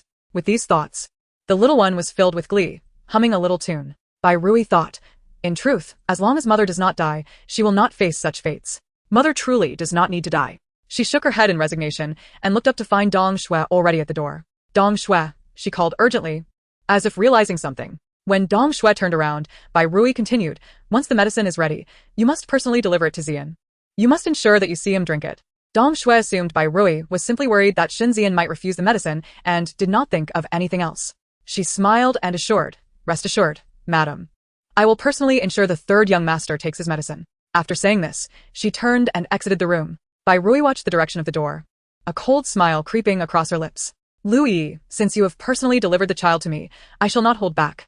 Meanwhile, Shen Xingze was summoned to Lu Yi's courtyard. Seeing the breakfast laid out on the table, Shen Xingze initially thought Lu Yi wished to share a meal with him, filling him with joy, as it was the first time she had invited him to dine together. However, he was utterly unprepared for the sight that awaited him, a bowl of black medicine placed before him. "Xingze, both you and Nianqing are my own children. Nianqing has a rare ailment, and I am genuinely concerned that you might also be at risk, so I specifically had someone prepare medicine to strengthen your constitution. Please drink it." Upon hearing this, Shen Xingze's face turned pale, as he recalled Tang Tang's ominous words. How could it be so coincidental? Tang Tang had warned him that Auntie would start making him drink poison today, and indeed, she had summoned him to drink it. Was this bowl truly poison? Did Auntie intend to turn him into a medicine man? Would they really extract his heart to use as a remedy for his elder sister? The more he thought, the more terrified he became. "Mother, Xingze feels perfectly well. Can I skip this medicine?" Shen Xingze desperately suppressed his fear, casting a pitiful glance at Lu Yi. Lu Yi's expression darkened. "No, you must drink this medicine." Shen Xingze grew even more frightened, tears beginning to well in his eyes, yet he still wished to resist. "But mother, this medicine looks very bitter. Xingze truly does not want to drink it." Lu Yi, seeing Shen Xingze's timid demeanor, was filled with irritation. Hadn't he always been obedient to her? Why was he now hesitating to drink medicine? Had he always behaved like this? Lu Yi had rarely attended to Shen Xingze, so she was unaware of his past experiences with medicine. She assumed he was simply afraid. With a fierce glare, she scolded, "Even if you don't want to drink, you must. Drink it now." The thought that this medicine might indeed be his death sentence filled Shen Xingze with dread. He shook his head vigorously, wanting to distance himself from the bowl of medicine and escape Lu Yi's chamber. Observing his actions, Lu Yi quickly signaled to the two maids within. One maid stepped forward and seized the fleeing Shen Xingze, while the other took the bowl of medicine and forcefully administered it to him. As the poison slid down his throat, Shen Xingze could no longer contain his emotions, breaking down into tears. It's over, I'm done for." He believed he would die, and in a most gruesome manner. Lu Yi grew increasingly annoyed by Shen Xingze's incessant weeping. Cry, cry, cry. "It's just medicine. Must you make such a fuss? If you continue, I'll throw you out to feed the dogs." Shen Xingze harbored an innate fear of Lu Yi. Upon hearing her words, he was instantly silenced, biting his lip in fear as he gazed at her. Lu Yi, irritated by his pitiful appearance, felt inexplicably vexed. Although Shen Xingze was trembling with fear, he worried that Lu Yi might truly throw him out to feed the dogs. So he struggled to rise from the ground and stumbled out of Lu Yi's courtyard. Not long after leaving, he could no longer contain his fear and grievances. Finding a rockery to hide behind and quietly sob, after he exhausted his tears, he finally emerged from behind the rockery. However, just as Shen Xingze stepped out, he spotted Lu Yi again. He waited until Lu Yi's figure disappeared before emerging from his hiding place. Noticing that Lu Yi had not brought any maids with her and was headed toward Shen Yanqing's courtyard, Shen Xingze seemed to have an epiphany and unconsciously followed her. He was determined not to meet an untimely and without understanding the truth behind Tang Tang's ominous words. Lu Yi remained unaware of the little shadow trailing behind her. Upon entering Shen Yanqing's room, she began discussing Shen Xingze's situation with her. Shen Xingze, that little rascal, is truly exasperating. It took quite a while to get him to take his medicine. Chapter 48. Discovering the truth. Shen Yanqing was munching on sunflower seeds when she abruptly halted upon hearing Lu Yi's words. Did he finally drink it? It had already been some time since Shen Xingze had been allowed to live, and she was eager to delay no longer. He did. The maidservant forced it down his throat. Lu Yi replied, grabbing a handful of seeds herself. Shen Yanqing couldn't help but chuckle at the sheer bluntness of it all. How crude. Lu Yi scoffed. He's just a little brat, so why should I coddle him? Only you would bother to show him kindness. Shen Yanqing cast a mild glance at Lu Yi. What do you know? I am merely employing strategy. Any male who could potentially be of use to me must be nurtured, for one must always be prepared. Lu Yi could not comprehend this. She believed that men were not in need of much. Having just one exceptional man would suffice. In the past, she had thought Mr. Wang was the best, for he possessed endless wealth that could afford her a lavish lifestyle. However, after Mr. Wang's decline, she encountered Shen Yu and deemed him the best as well. For not only was he handsome and fit, but he also wielded power, providing her with ample protection. Should Shen Yu ever falter, she could simply seek another who surpassed him. There was no need to hang on a single tree nor maintain ties with numerous men. That would be exhausting. Thus, Lu Yi dismissed Shen Yanqing's sentiments with disdain. What use could a pint-sized brat like Shen Xingze possibly have? To this, Shen Yanqing wholeheartedly agreed. He was indeed useless and bothersome, which was precisely why she wished to eliminate him. Why else would she go through the trouble of digging out his heart? Did she truly have a penchant for such ghastly acts? At this point, Shen Yinqing thought of the carefree immortal. Had it not been for that immortal altering the story, Shen Xingze would have been dead by now. as it stood, he would have to endure another 49 days. With a huff, she shot a glare at Lu Yi. Mother, could you not find someone more reliable in the future? Lu Yi, feeling wronged by Shen Yinqing's reproach, replied, do you think I wanted Shen Xingze to live so long? Consider the gravity of the situation. This involves murder and heart extraction. Who would dare to undertake such a task? Finding the carefree immortal, that charlatan, was no easy feat. Noticing Lu Yi's genuine irritation, Shen Yinqing decided to shift the conversation. All right, let us not dwell on Shen Xingze any longer. I heard that the Genie Pavilion has received a plethora of exquisite fabrics. Come accompany me to see them. This only served to aggravate Lu Yi further. I would love to, but we lack the funds. My savings have nearly been depleted for the New Year preparations. Shen Yinqing felt a pang of disappointment at this realization. She had hoped to procure several lovely outfits for herself. Once Bai Rui was recognized as a princess. She wanted to look splendid while vying for the affections of the princes in the palace. She needed to prepare diligently to secure the male lead's heart. Yet now, Lu Yi could not even afford a few bolts of fabric. The thought filled Shen Yinqing with discontent. Suddenly, inspiration struck her. She set down the seeds and approached Lu Yi, playfully kneading her shoulders. Mother, remember that emerald bracelet father gifted you for your birthday last year? You hardly wear it. Why not sell it? It would fetch a handsome sum. Besides, with the household so bare, how can you manage your duties as the one in charge of the kitchen without any funds? You could also buy some New Year gifts for grandmother and father, making them happier and more fond of you. Seeing Lu Yi's expression soften, Shen Yinqing continued, moreover, during the New Year's palace banquet. Father may very well bring you along. If you lack proper attire and jewelry, it would be quite embarrassing. Indeed, Lu Yi was swayed by Shen Yinqing's words. However, she hesitated. I heard that bracelet took your father considerable effort to acquire, and he may not take it well if he finds out. Shen Yinqing smiled. If father learns you sold it for the household's expenses, he will surely appreciate your sincerity in caring for the Shen family. This would undoubtedly endear him to you even more, and he would realize that you are far more suited to be the matriarch of the Shen household than Bai Rui. Lu Yi's eyes brightened. How could I not have thought of this? Come, let us fetch that bracelet and pawn it for some silver. The prospect of purchasing countless items filled both mother and daughter with joy as they cheerfully departed the courtyard, completely unaware of the little boy trembling in the corner outside the window. That boy was, of course, Shen Xingze. He had overheard every word exchanged between Shen Yinqing and Lu Yi and had come to understand the harsh truth.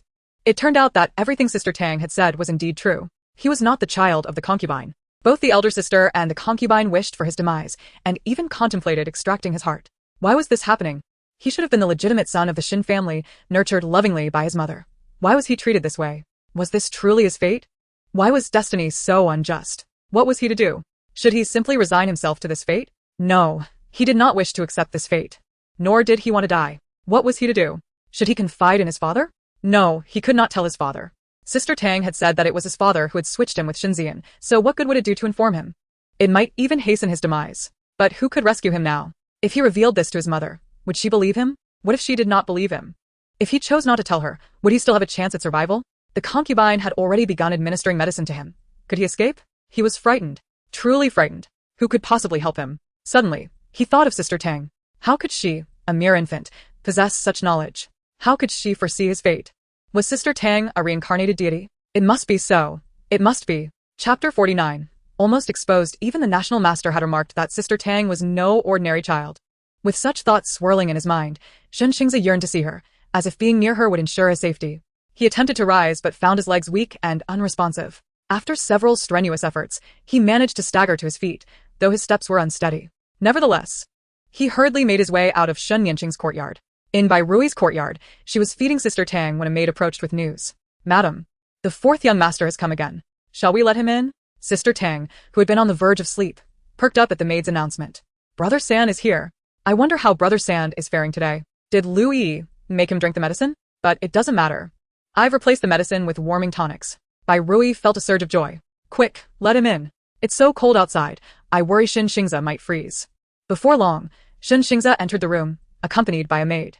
Bai Rui glanced at Shen Xingze's flushed face and could not help but feel a pang of sympathy.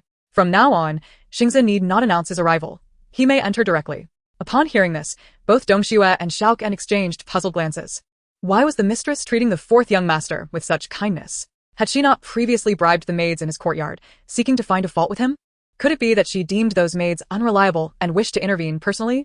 If that were the case, everything would make sense. Dong Xue, quickly fetch a warming pot.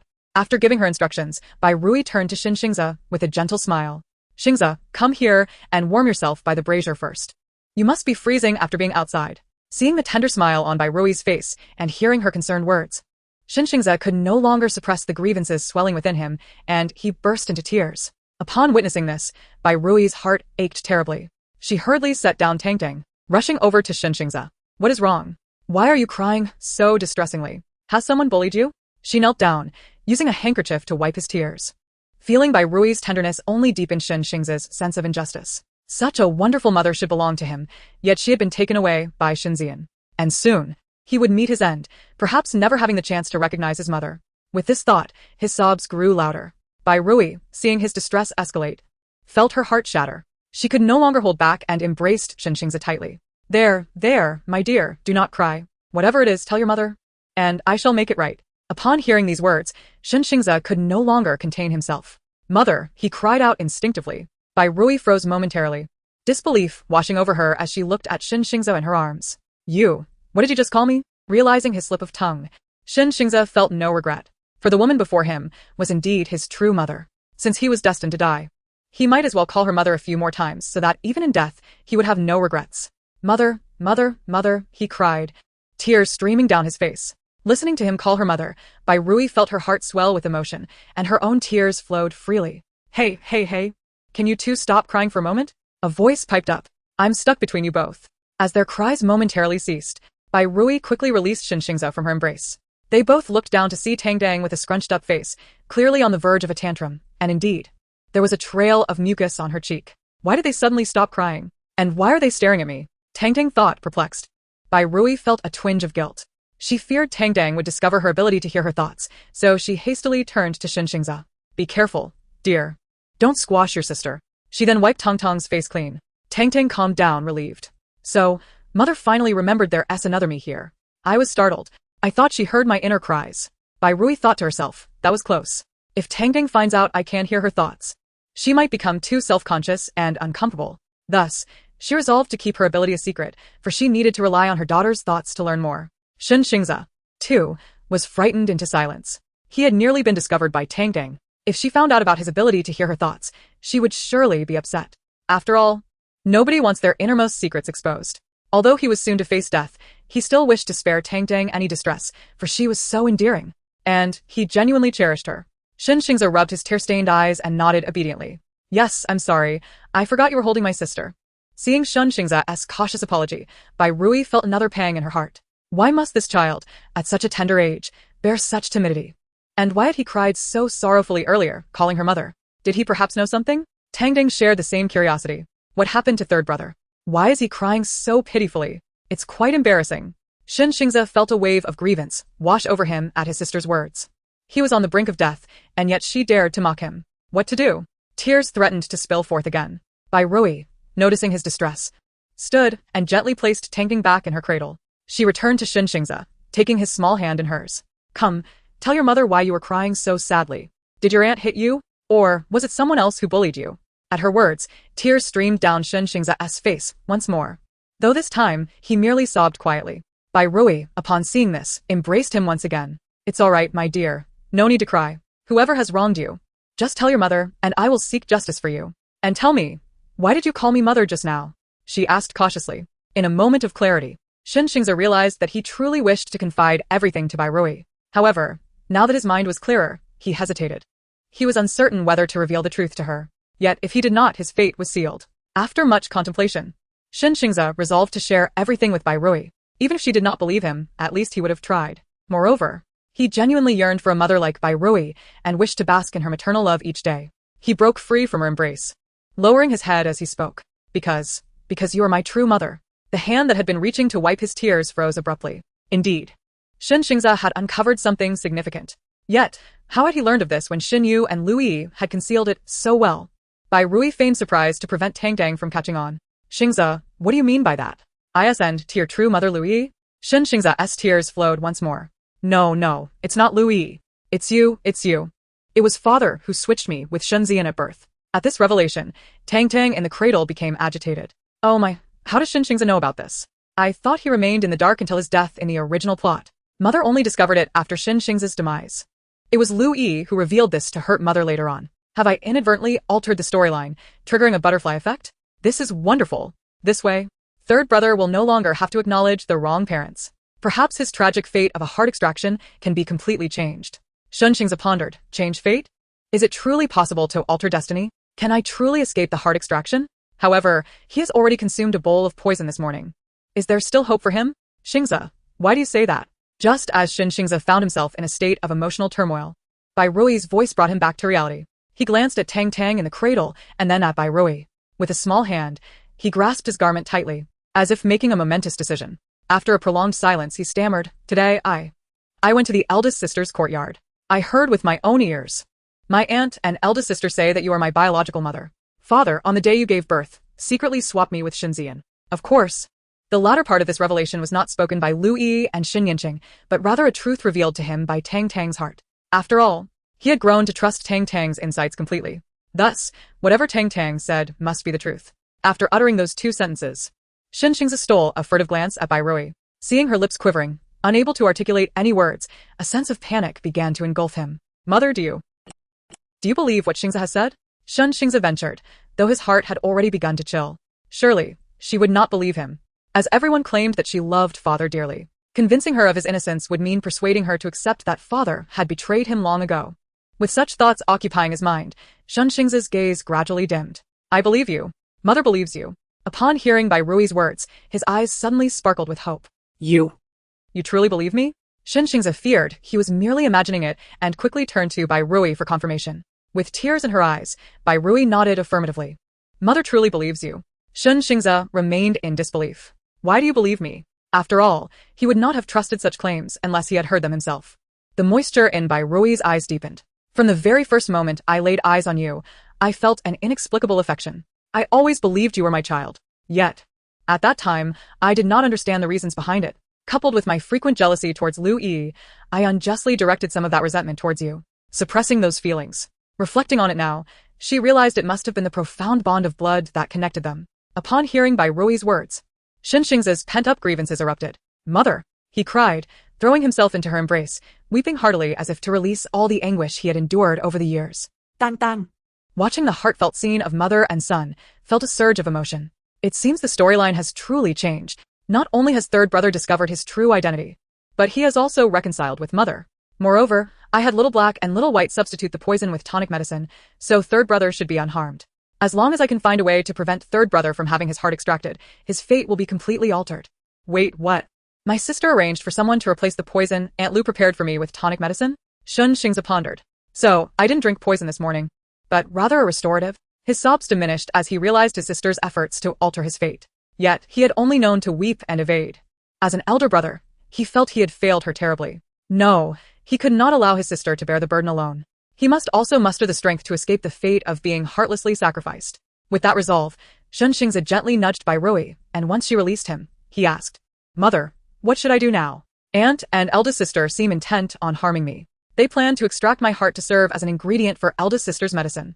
Father seems to be aware of this as well." Bai Rui looked at Xin Xingze with astonishment, realizing he was aware of such a perilous matter. He was still so young. How frightened he must have been to hear of it. This thought filled her with immense sorrow. "Xingze, do not be afraid. Mother will protect you." She pulled him tightly into her embrace, trying to provide him with the utmost comfort. Xin Xingze felt an unparalleled sense of security. He had never imagined there would come a day when he would be protected by someone. This feeling was exquisite, truly exquisite. Yet, thoughts of Shen Yu crept back into his mind, causing him to worry. "Mother, if father discovers that we know about these matters, will he harm us both?" After all, Shen Yu held power and influence, while he and his mother were merely a powerless woman and child. Chapter 51. The reunion of mother and son. At his words, a flash of coldness crossed Bai Rui's eyes. Xin Yu and Lu Yi had caused them to be estranged for so many years. They wished to extract his heart and take his life. She would never let them go unpunished. However, as she spoke, the coldness in her gaze gradually softened into an expression of remorse. But rest assured, mother has already begun to devise a plan. One day, I will ensure they all pay the price. Xin Xingze quickly shook his head. The fact that Bai Rui could believe in him and accept him as her son filled him with joy and happiness. He did not seek justice. He only wished for both himself and his mother to be safe. Observing Xin Xingza's understanding nature, Bai Rui felt an overwhelming sense of guilt. If only she had not been so blind and foolish in the past, Shen Yu would not have taken advantage of her. She truly felt unworthy of the son. Noticing Bai Rui's eyes glistening with tears, Xin Xingza hesitated, seemingly grasping something profound. He extended his small hand and gently wiped away her tears, saying, "Mother, do not worry. Only a few of us in this room know of today's events, and I promise I will not tell anyone else. Once I leave your chamber, I will remain as I always have, Lu Yi's son, a child of the Xin family." Xin Xingza believed that one day, his mother would grow strong, even more powerful than father. At that time, they would be able to live openly and freely together as a family. Seeing Xin Xingza articulate everything she had wished to express, Bai Rui's heart ached unbearably, and she could not help but weep. She embraced Xin Xingza once more, crying uncontrollably. Tang Tang, witnessing her mother in distress, yearned to comfort her. However, being unable to speak, she could only babble incoherently. "Mother, it's all right. Please do not be sad. Tang Tang understands that you feel guilty and believe you have wronged third brother. But this is not your fault at all. If anyone is to blame, it is that scoundrel father and Lu Yi, for their misdeeds have torn you and third brother apart. Do not worry, mother. I will grow strong and help you deal with the villains. Then, our family will surely be able to live openly together. By the way, if mother could become a princess, wouldn't that make her greater than scoundrel father and Lord Yongding? That way, we could prevent Lu Yi from impersonating your identity." Xin Xingza, a princess? Mother is actually a princess? Xin Xingza was utterly taken aback. Bai Rui, Tang Tang is right. Mother cannot linger in sorrow any longer. The Shun residence is a den of wolves for her now. To protect each of her children in this perilous environment, she must remain vigilant at all times.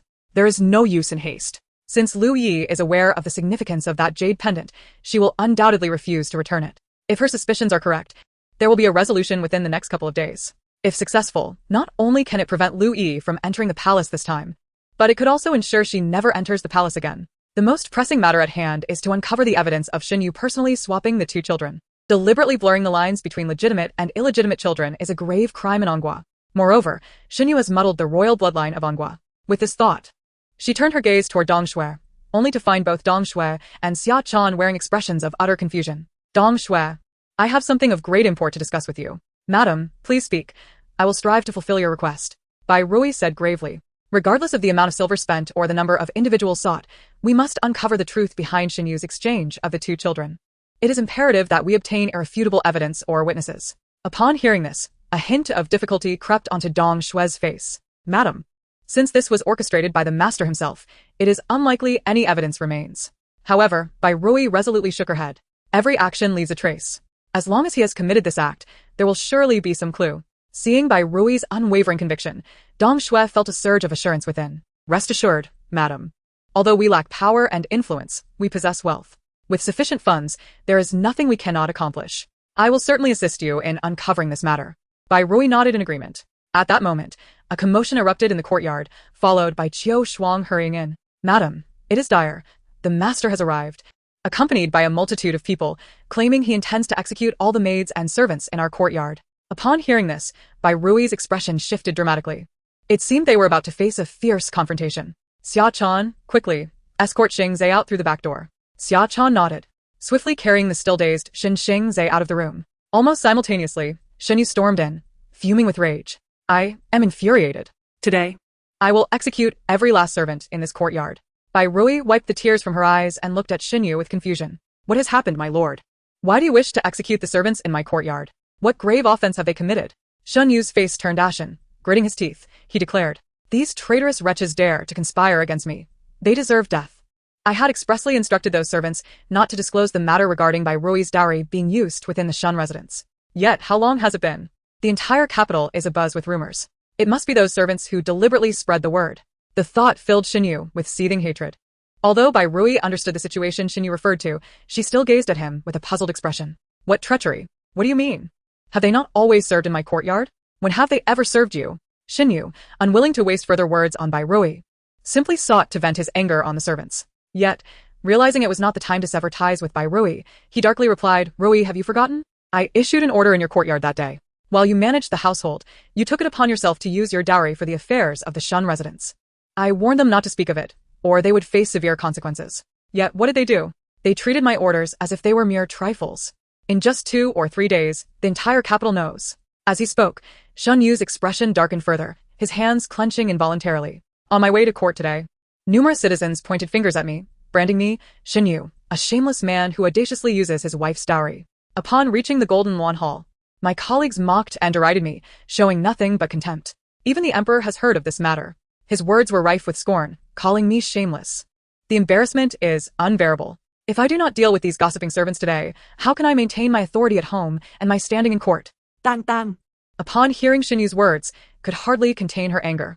Mother, using your own dowry for the Shun residence? How can this shameless man utter such words? If he wishes to shed the label of using his wife's dowry, he should not shift the blame onto my mother. The emperor speaks the truth. He is indeed shameless. The most shameless in the universe. If I could reach you now, I would spit in your face. Bai Rui thought to herself, oh. My daughter's talent for cursing is indeed becoming increasingly sophisticated. Although she did not comprehend the latter part of her daughter's outburst, she understood the essence of the former. Xinyu was indeed at the height of shamelessness. However, Bai Rui did not share Tang Tang's fervor. Instead, she bore a look of someone who felt they had committed a wrongdoing. My lord, this is all my fault. It was my failure to consider the ramifications. I only wished for your well-being and the prosperity of the Shin residence, which led me to use my dowry for its affairs. I never anticipated it would cause you such trouble. As she spoke, a barely perceptible smile graced Bai Rui's lips. Rest assured, my lord, I will never again offer a single coin of my dowry to the Shin residence, to spare you from becoming the target of public scorn. Xunyu was momentarily stunned. If Bai Rui truly ceased to support the Shen residents with her dowry, what would become of their grand household? He had come to unleash his fury, yet how had it turned into this? Had he known, he would not have uttered those words. Regret flooded over him. Rui, you are also considering my interests and those of the Shen residents. How can this possibly be your fault? You know I harbor no ill will towards you. I am merely infuriated with those servants. Were it not for their incessant gossip, I would not be the laughingstock of the entire capital.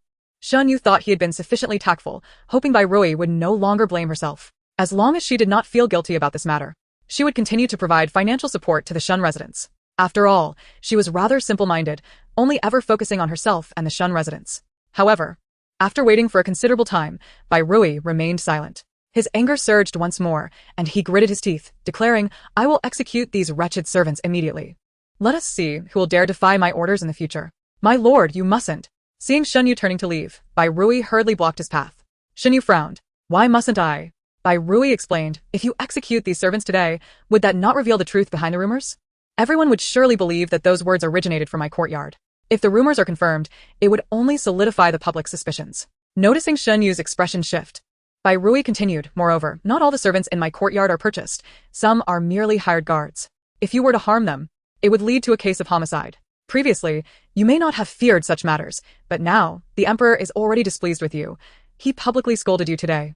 If you were to attract such a case at this juncture, your position as Minister of State would surely be jeopardized. Upon hearing this, Shen Yu was taken aback. He had not considered these implications. If the rumors were substantiated and he faced a homicide case, while his newly appointed officials might remain silent, the old censors of the imperial court would undoubtedly pounce on him. At that point, his position as Minister of State would likely be irretrievably lost. Realizing this, Shen Yu felt a wave of dread wash over him. What had come over him lately? Why had he become increasingly impulsive, failing to consider such matters? Thankfully, Bai Rui had reminded him. Yet, even as he thought of the humiliation he had suffered today, unable to explain himself, Shen Yu still felt a simmering rage within. He struggled to suppress it, acknowledging, Rui is right. I was impulsive. However, these servants must still face consequences. Otherwise, would my words not resemble mere flatulence? Leaving no one to listen? Bai Rui nodded in agreement. You are right, my husband. Those gossips surely need to be dealt with. What do you think about imposing a penalty of 2 months' wages upon them? Shen Yu, more than anyone, understood the torment of being penniless. It was far more distressing than a mere beating. Moreover, the Shun household was currently in dire need of silver, making this a perfect opportunity to save some funds. Thus, Shen Yu nodded in assent. I recall that on that day, Aunt Lu brought quite a few people along. Those maidservants were clearly restless. I believe they are more likely to spread rumors. Hence, those individuals should also be punished, and even more severely. How about we impose a penalty of 3 months' wages instead? What do you think, my husband? Upon hearing Bai Rui's suggestion to include those from Lu Yi's side in the punishment, Shen Yu furrowed his brows slightly. He was concerned that Lu Yi might misunderstand, thinking he blamed her for bringing so many people that day. However, considering that this would also save a sum of money, Shen Yu ultimately nodded. Yet, the anger within him had not dissipated. Instead, it burned even more fiercely. After all, he, the esteemed Minister of Personnel, had become a laughingstock in the capital. He truly did not know how he would face others in the future. Tang Tang, Witnessing Shen Yu's frustrated expression, felt an immense sense of satisfaction. Mother is indeed formidable. With just a few words, she has resolved this crisis, she thought. Moreover, she has cut off any future attempts from that scoundrel father to demand dowry funds from her. It's truly gratifying. Bai Rui remarked. It is not that my mother is extraordinary, but rather that she loved him blindly for over a decade, thus understanding him far too well. If my mother's intuition serves her correctly, he will soon try to deceive me into helping him clarify these rumors at any cost. Chapter 53. Unable to restrain the desire to strike, Bai Rui's speculation was indeed accurate. Shen Yu had such intentions. He stifled the fury within him and looked at Bai Rui with a pitiful gaze. Rui, if these rumors continue to spread, I fear my reputation and official standing will be utterly ruined. Would you be willing to personally step forward to help clarify this matter? As the involved party, your intervention would undoubtedly quell the rumors. Shen Yu endeavored to soften his tone, knowing that Bai Rui was most susceptible to his charms. He was certain this time would be no different, and she would go to great lengths to assist him in dispelling the rumors.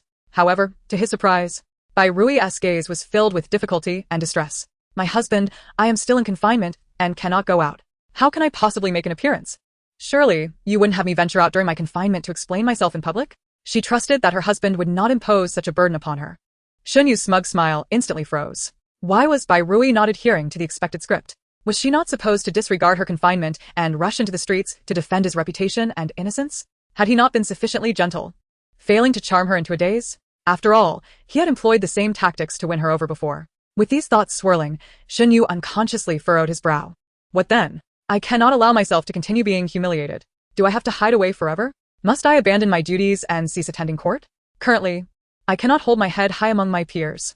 Even those of lower rank dare to mock me regarding this matter. Rui, do you truly wish to witness my disgrace? As Shen Yu spoke, he keenly observed Bai Rui's expression. Seeing her still troubled and without a hint of compromise, his internal fury became uncontrollable. Rui, do not forget that this situation arose because of you. Had you not inexplicably brought up the past and disclosed the matter of using your dowry for the Shen household, I would not be facing such humiliation throughout the capital today. Shen Yu's words shattered Tang Tang's perception of justice. This scoundrel father has the audacity to shift blame. It was he who first wronged Mother by accusing her of misappropriating assets from the Shen household. Mother merely sought to clarify her own innocence by reviewing the past accounts. How did it become a matter of her unreasonably dredging up old grievances? How shameless. What to do? I can hardly restrain my desire to strike him. Bai Rui echoed. Mother, too, feels an overwhelming urge to strike. Perhaps we should do just that. Yet, outwardly, Bai Rui maintained an expression of distress and remorse. You are right, my husband. This incident was indeed incited by me, and I shall certainly assist you in clarifying it. However, if I were to rush out during my confinement to explain, it would surely appear as if you have been harsh toward me. Even if I were to clarify, no one would believe me. They might even think you coerced me into doing so, making your situation even more difficult to explain. Although Shen Yu recognized the reasonableness in Bai Rui's words, he still desperately wished for her to step forward and clarify the matter immediately. After all, he did not wish to be the subject of ridicule any longer. Bai Rui, seeing his hesitation, continued, however, I cannot simply watch you being laughed at. How about this? Once I am out of confinement, you can take me to the palace for the banquet. I remember the palace holds a banquet around the 15th day of the first month, inviting officials and their families. At that time, if you bring me, I will certainly clarify this matter at the banquet. As soon as she finished speaking, an excited little voice chimed in, yes. Mother may miss the New Year's Day banquet, but can still attend the one on the 15th. Once Mother becomes a princess, protecting third brother and dealing with Lu Yi will be a piece of cake. Perhaps she'll even keep a close watch over him. But if Mother wears it, won't that scoundrel father discover it? At that point, he could accuse her of theft, which would not be good, especially since in that scoundrel's eyes, that jade pendant now belongs to Lu Yi. By Vidiv, are not worthy, Tang Tang. Mother has her own plans. Meanwhile, Shen Yu was feeling quite conflicted. Initially, he had intended to take Lu Yi to the palace for both the New Year's Day and the 15th banquet. Although Lu Yi was still a concubine, she was the savior of the noble daughter of the Duke and the goddaughter of the Earl of Yongding, with a good reputation. Even at the banquet, the Empress Dowager and the Queen would not say much. Moreover, he wished to avoid further ridicule, even for a single day. Observing his hesitation, Bai Rui pressed on. Those attending the palace banquet include not only high-ranking ministers, but also the emperor, the crown prince, the queen, and the concubines and princes from the harem. If they all hear the truth and realize that it was mere hearsay that wronged you, they will surely feel guilty. The greater their guilt, the lower their stance before you in the future. Would this not allow you to navigate the court with greater ease? After hearing Bai Rui's words, Shen Yu was filled with renewed determination. He felt a surge of excitement. After all, never before had a minister managed to evoke such guilt from the emperor, the crown prince, and the entire court. He exclaimed, Indeed, Rui has a way. Let us agree on this for now. Bai Rui nodded in agreement. Finally, Xinyu remembered to feign concern for Bai Rui's well-being. How have you been these past few days? Is your health any better? He reached out to take her hand, but Bai Rui deftly turned away to embrace Tang Tang. Do not worry, my husband. I am perfectly well. Xinyu found himself grasping at air, feeling rather embarrassed. As he contemplated finding a reason to leave, Bai Rui unexpectedly lifted Tang Tang into her arms. Husband, look. The birthmark on Tang Tang's face has faded considerably. Xinyu involuntarily glanced at Tang Tang's face and, indeed, noticed that the red mark had diminished significantly. He thought perhaps he was imagining things and leaned in closer for a better look. Tang Tang had long wished to give Xinyu a good thrashing. Seeing him lean in, the little one couldn't contain her joy and laughed heartily. Chapter 54. Tang Tang's little fist. Xinyu initially believed Tang Tang was simply overjoyed to see him, thinking that the little girl truly cherished her father. Just as he was about to smile, he suddenly saw Tang Tang clenching her tiny fist and swinging it toward his face. Xinyu was taken aback, attempting to retreat, only to realize that his hem was caught beneath by Rui's foot, leaving him unable to move. Thus, Tang Tang's little fist struck his eye with unerring accuracy, delivering a blow as powerful as that of an adult man. The sudden pain caused Xinyu's body to topple backward. Bai Rui, fearing she might be dragged down with him, quickly released her foot. As soon as she did, Xinyu lost all external support and fell heavily to the ground. Ah! Xinyu cried out, landing hard and feeling the sharp pain in his backside, which had only just healed. You ungrateful child! Xinyu shouted, one hand covering his injured eye while the other pointed accusingly at Tang Tang. Very feigné de surprise. Heavens! Husband, how could you let Tang Tang hit you again? What are you all standing around for? Hurry and help him up. The maids in the room, having already harbored resentment toward Xinyu for betraying Bai Rui and swapping the child, were reluctant to assist him after hearing his threats to punish them all.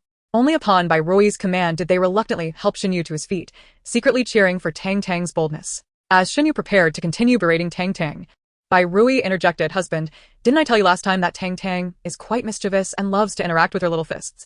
Why didn't you think to dodge? Her eyes reflected both reproach and concern. I. Xinyu stammered, unable to articulate his thoughts.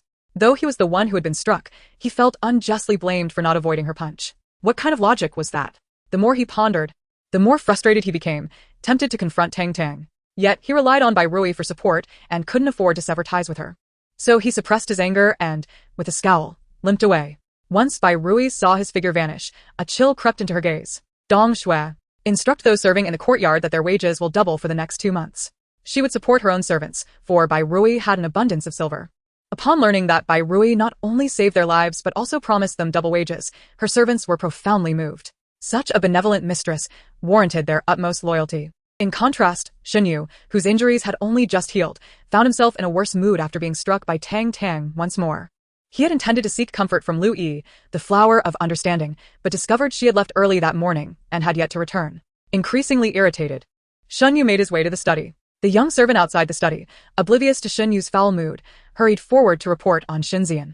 Everyone in the household knew that Xinyu's greatest affection lay with his son.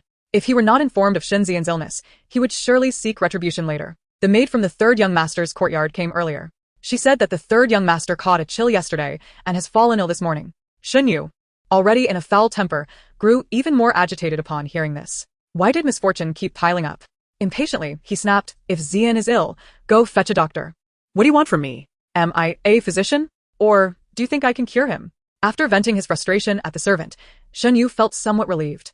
He shot the servant a glare before striding into the study, leaving the young man bewildered. What was going on with the master today? Normally, he would rush to check on the third young master if he felt unwell, but today he showed no inclination to do so and had inexplicably berated him. Was the master in a bad mood?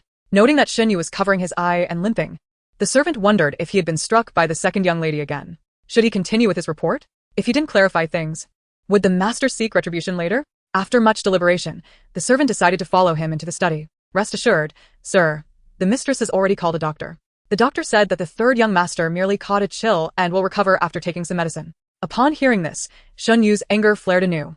The mistress has already handled it, so why are you still pestering me? Do you think I have too much time on my hands? Or is it you who is too idle?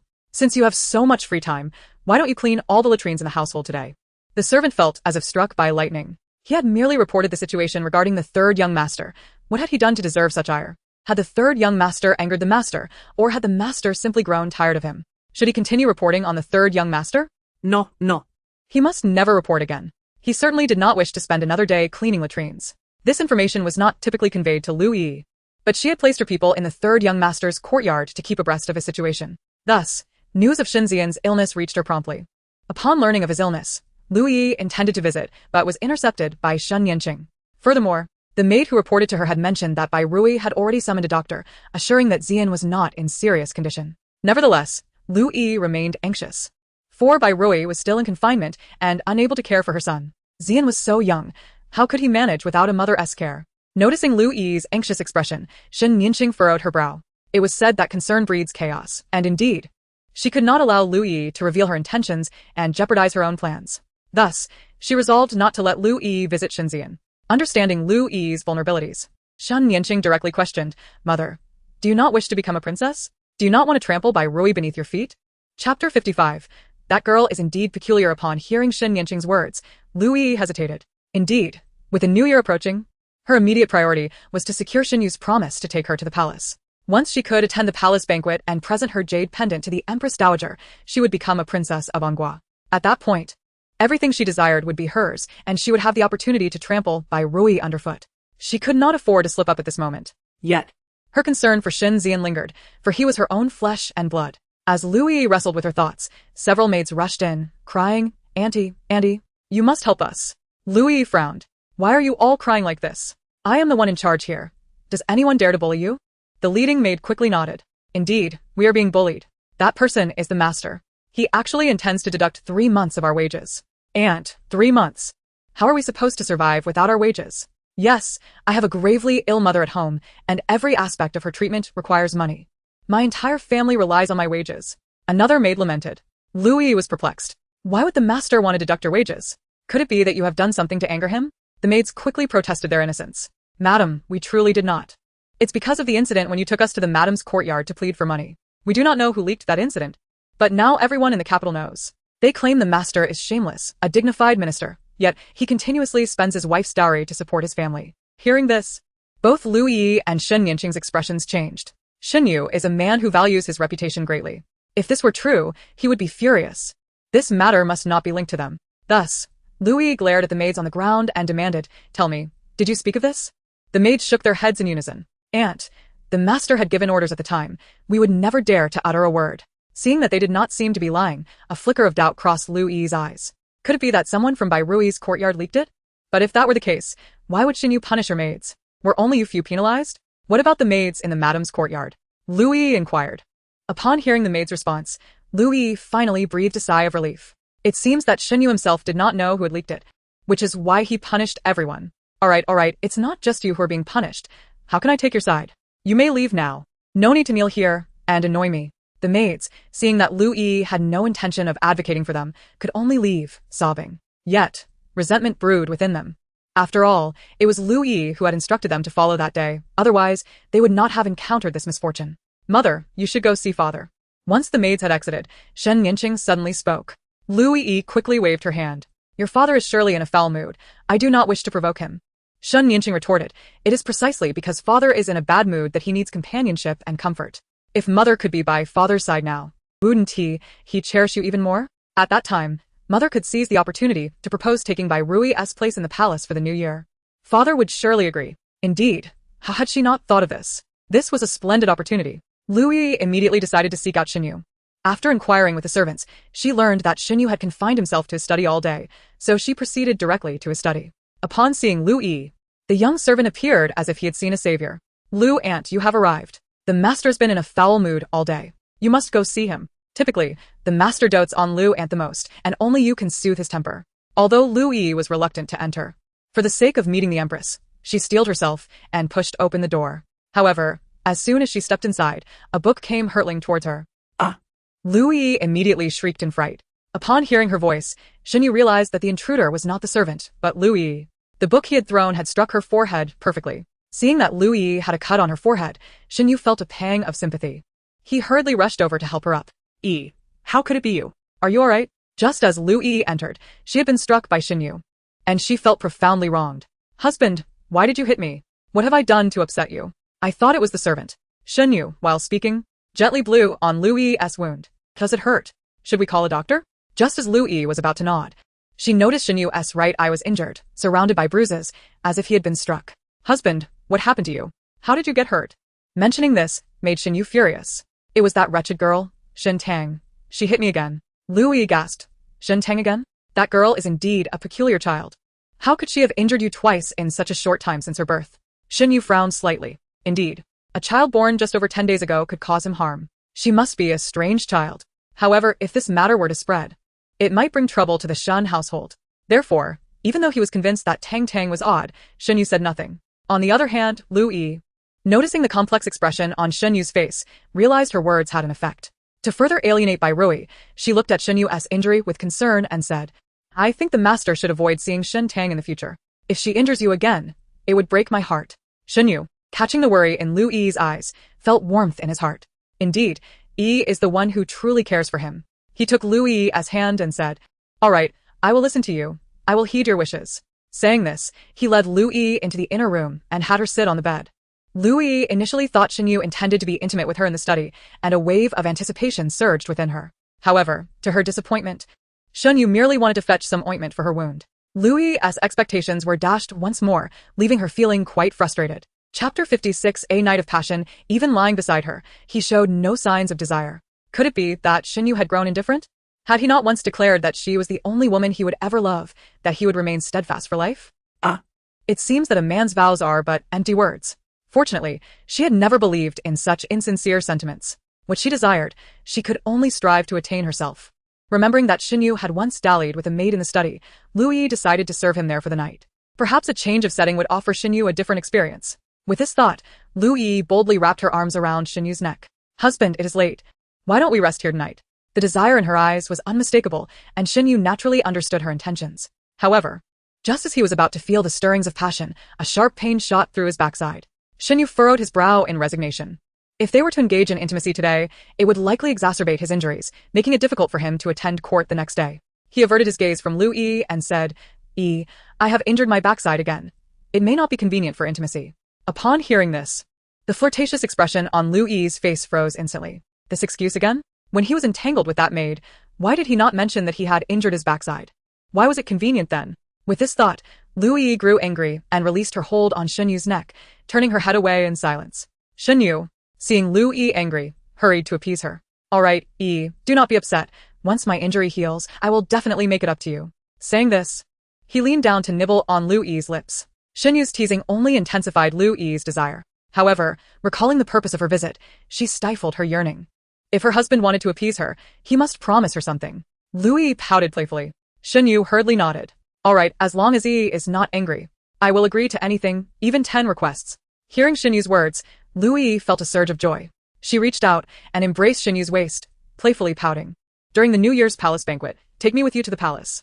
Fearing that Shen Yu might refuse, Lu Yi quickly added. Madam is still in confinement and cannot accompany her husband to the palace. All the other officials bring their families. I truly cannot bear to see my husband alone. Upon hearing Lu Yi's words, Shen Yu was immediately overwhelmed with emotion. He pulled Lu Yi into his embrace and softly replied, All right, I will take you to the palace. He had originally intended to bring Lu Yi along but was apprehensive about her reaction. He never imagined she would bring it up herself today, and thus he gladly seized the opportunity to make her happy. Lu Yi was taken aback by Shen Yu's easy agreement, raising her head in disbelief. Is your word true? My husband? Shen Yu nodded affirmatively. Of course it is true. When have I ever deceived you? Lu Yi still struggled to believe it. But I am merely a concubine. Are you not afraid of what others might say? Upon hearing this, Shen Yu tightened his hold on Lu Yi. He gently bit her lip and insisted. Do not speak of yourself in such a manner. In my heart, you are my wife, my only wife. With that, he kissed her deeply. Upon hearing Shen Yu's declaration, a flicker of pride surged within Lu Yi. It seemed that Shen Yu had not wavered in his affections. His reluctance to share a bed with her might indeed be due to his injury. With this thought, she felt a great relief. Yet, physically, she remained restless. Especially as Shen Yu ignited a fire near her lips, intensifying her desire. If she did not seek release soon, she feared she might go mad. Shen Yu momentarily froze before cautiously pushing Lu Yi away. Today, it truly cannot happen. Seeing the firmness in his words, Lu Yi's eyes brimmed with tears of grievance. However, to prevent jeopardizing the plan to enter the palace, she stifled her frustration. She feigned a sulky demeanor, saying, If that is the case, I shall take my leave. I love you too much, and I fear I will lose control. Though Shen Yu was reluctant to part with Lu Yi, He too was afraid of losing control and worsening his injury, so he reluctantly nodded. Lu Yi, seeing his response, swiftly exited Shenyu's study. As she stepped outside, a cold wind swept past her. Yet, the chilling breeze did nothing to extinguish the fire within her heart. Once she confirmed that the maidservants had departed, Lu Yi changed direction and exited the Shin residence through the back door. After leaving, she headed straight for the largest brothel in the capital, the Southern Wind Pavilion. After a night of indulgence with a minor official, Lu Yi felt invigorated. Upon returning, she intended to take a nap. However, just after the maidservants had assisted her in bathing, a message arrived. Madame Lu, the wife of the Yongding Marquis, requests your presence at the residence. Upon hearing this, Lu Yi's heart leaped with joy. Could it be that her godmother wished to advocate for her since she had not yet been elevated to the status of a primary wife? With this hopeful thought, Lu Yi followed the servant to the Yongding Marquis' residence. Once there, she found the Yongding Marquis was away attending court, leaving only the Marquise in the residence. Lu Yi was led directly to the Marquise's chamber. Seeing the Marquise engaged in her grooming, Lu Yi approached with understanding. She took a hairpin from the maidservant's hands and personally adorned the Marquise with it. To her surprise, the Marquise yanked the hairpin off and threw it to the ground with a look of utter disdain. Lu Yi's expression changed slightly. What could have provoked her godmother? Had the servants offended her? The Marquise ignored Lu Yi and instead glanced at the waiting maid. The maid understood and proceeded to close the door. A sense of foreboding washed over Lu Yi. Could it be that the Marquise had learned something? How could that be? Take this wretched girl away, the Marquise commanded. And two maids immediately seized Lu Yi, pinning her to the ground. Lu Yi's face paled in shock. Godmother, what are you doing? What have I done wrong? Chapter 57. The Marquis' biological daughter Ba. Before the Marquise could speak, one of the maids spat in Lu Yi's face. You filthy creature. Do you even know what you are? How dare you call us madam or godmother? Lu Yi's face went white with fear. It was over. The Marquise must know everything. Otherwise, her maids would not dare treat her this way. What should she do? Was she going to die here today? No, that was impossible. After all, she was the concubine of a high-ranking official. This old woman would not dare to harm her. Yes, she surely would not. With this thought, Lu Yi's fear subsided somewhat. She looked up at the Marquise, who continued to groom herself in the mirror, showing no signs of anger. Lu Yi felt more assured that the Marquise would not dare take any drastic actions against her. It seems I have truly grown old. Unable to distinguish between people and mice, the Marquise sighed, gazing at her reflection. After a moment, she slowly approached Lu Yi. Speak. What is your relationship with the Marquis? Her tone was calm, yet it carried an unmistakable pressure characteristic of high society. Lu Yi forced herself to remain composed. Godmother, what do you mean? My relationship with the Marquis is, of course, that of a godfather and goddaughter. Since the Yongding Marquise posed the question, it indicated she had not yet confirmed Lu Yi's relationship with the Marquis. As long as Lu Yi maintained her denial, the Marquise could not do anything to her. Seeing Lu Yi feigning ignorance, the Marquise let out a cold laugh. She stepped forward and harshly stepped on Lu Yi's hand. Ah! Lu Yi cried out in pain. Godmother, you're hurting me. What are you doing? The Marquise looked down at her coldly. I will give you one last chance. If you do not speak up now, do not blame me for being unkind. Lu Yi looked up just in time to catch a glimpse of the murderous intent in the Marquise's gaze. And she felt a surge of fear. Did the Yongding Marquise truly intend to kill her? Did she not fear the consequences of failing to explain herself to Xinyu? Or did she believe that with the Duke's and the Yongding Marquis' support, Xinyu could do nothing to her? As a woman herself, the Marquise surely understood the depths of a woman's heart. No, she could not die here. With the prospect of becoming the most esteemed princess of Anghua, dying now would be utterly worthless. At that moment, the Yongding Marquis suddenly crouched down and fiercely pinched Lu Yi's face. I initially did not notice. But your face bears a resemblance to one of my former maidens. No wonder the Marquis sent her away 30 years ago. She must have been with child. The Marquis betrayed me right under my nose. With this thought, the Marquise's killing intent intensified. First, I shall mar that face of yours. It is utterly offensive to behold. Upon hearing this, Lu Yi was instantly alarmed. If her face were truly ruined, Xinyu would surely no longer desire her. No, her face must not be harmed. It absolutely must not. She still needed to rely on Xinyu to enter the palace. She still aspired to be a princess of Anghua. Moreover, even if she revealed her relationship with the Marquis, what of it? She was the biological daughter of the Yongding Marquis. She did not believe that the Marquise would dare to kill the Marquis' own daughter. If she truly dared to do so, the Marquis would never forgive her. As the maid within the room brandished a dagger, Lu Yi could no longer afford to ponder anything else. I must confess, she uttered, that the Marquis is not merely my adoptive father. He is, in fact, my biological parent. I am the true daughter of the Marquis, the rightful lady of the Yongding Marquis. Indeed, she is the genuine mistress of the Yongding Marquis. Who amongst the servants would dare to lay a hand on her? Upon hearing this, the body of the Yongding Marquis' wife stiffened abruptly. It became evident that she had not been mistaken. The contents of that letter were indeed true. Lu Yi was truly the Marquis's biological daughter. It was foolish of her to trust the Marquis so completely, to the extent that she hesitated to question him upon receiving that letter. Little did she know that he had betrayed her 30 years prior. Ultimately, she had misplaced her trust. Had it not been for the vigilant old nurse by her side, who discreetly investigated the matter and uncovered the peculiar circumstances surrounding Lu Yi's rescue, she would still be oblivious to the truth. The Yanjun Marquis's wife unconsciously tightened the handkerchief in her grasp. How dare he even involve her, his lawful wife, in this deceit? Did he truly believe that the daughter of a noble house could be so easily trifled with? And what of this shameful wretch? How dare she aspire to claim the title of mistress of the Yanjun Marquis? She ought to reflect on her own worth. Bring her to me. Ensure she is well attended to, the Yanjun Marquis's wife commanded, her last 4 words laced with venom. Lu Yi felt a chill run down her spine. In disbelief, she gazed at the Yanjun Marquis's wife. Mother, you cannot treat me this way. I am the Marquis's true daughter. Upon hearing the phrase true daughter of the Marquis, the Yanjun Marquis's wife found it utterly absurd. Unable to suppress her underlying hatred any longer, she delivered a stinging slap. How dare you still refer to me as mother? You are truly shameless. When has the Marquis ever acknowledged you as such? To outsiders, you are merely an adopted daughter, taken in as a gesture of gratitude. Even if you were to perish here today, the Marquis would not utter a word in your defense. With that, the Yanjun Marquis's wife cast a glance at the 2 nurses restraining Lu Yi. What are you waiting for? Take her away. She must learn the consequences of her foolish fantasies and deceit. As Lu Yi realized she was truly being dragged away, she could no longer hold back, crying out, No. No. You cannot do this to me. I am the Marquis's true daughter. He will not let you get away with this. I am also the concubine of Minister Xinyu. He will not allow you to harm me. No, you cannot hurt me, mother. This is not my fault. You cannot hurt me. Mother, I am innocent. I am innocent. Mother, I was wrong. Lu Yi's voice faded into the distance until it was no longer heard. The room of the Yanjun Marquis's wife fell silent in an instant. Soon, however, the woodshed of the Yanjun Marquis became alive with commotion, punctuated by Lu Yi's anguished cries. Meanwhile, Shen Yanqing received an urgent notification from the system. Chapter 58. Your mother is in danger. Host, there is trouble. Your mother is in danger. Shen Yanqing, roused from her slumber by the system's incessant alerts, felt a wave of irritation wash over her. What now? She has been discovered by the Yanjun Marquis's wife, and is now in her grasp. Shen Yanqing jolted awake. What? How could the Yanjun Marquis's wife have uncovered this? We were so meticulous. Host, the system does not possess that information. It is only known that if you do not rescue your mother soon, she may perish within the Yanjun Marquis. Shen Yanqing felt a surge of frustration.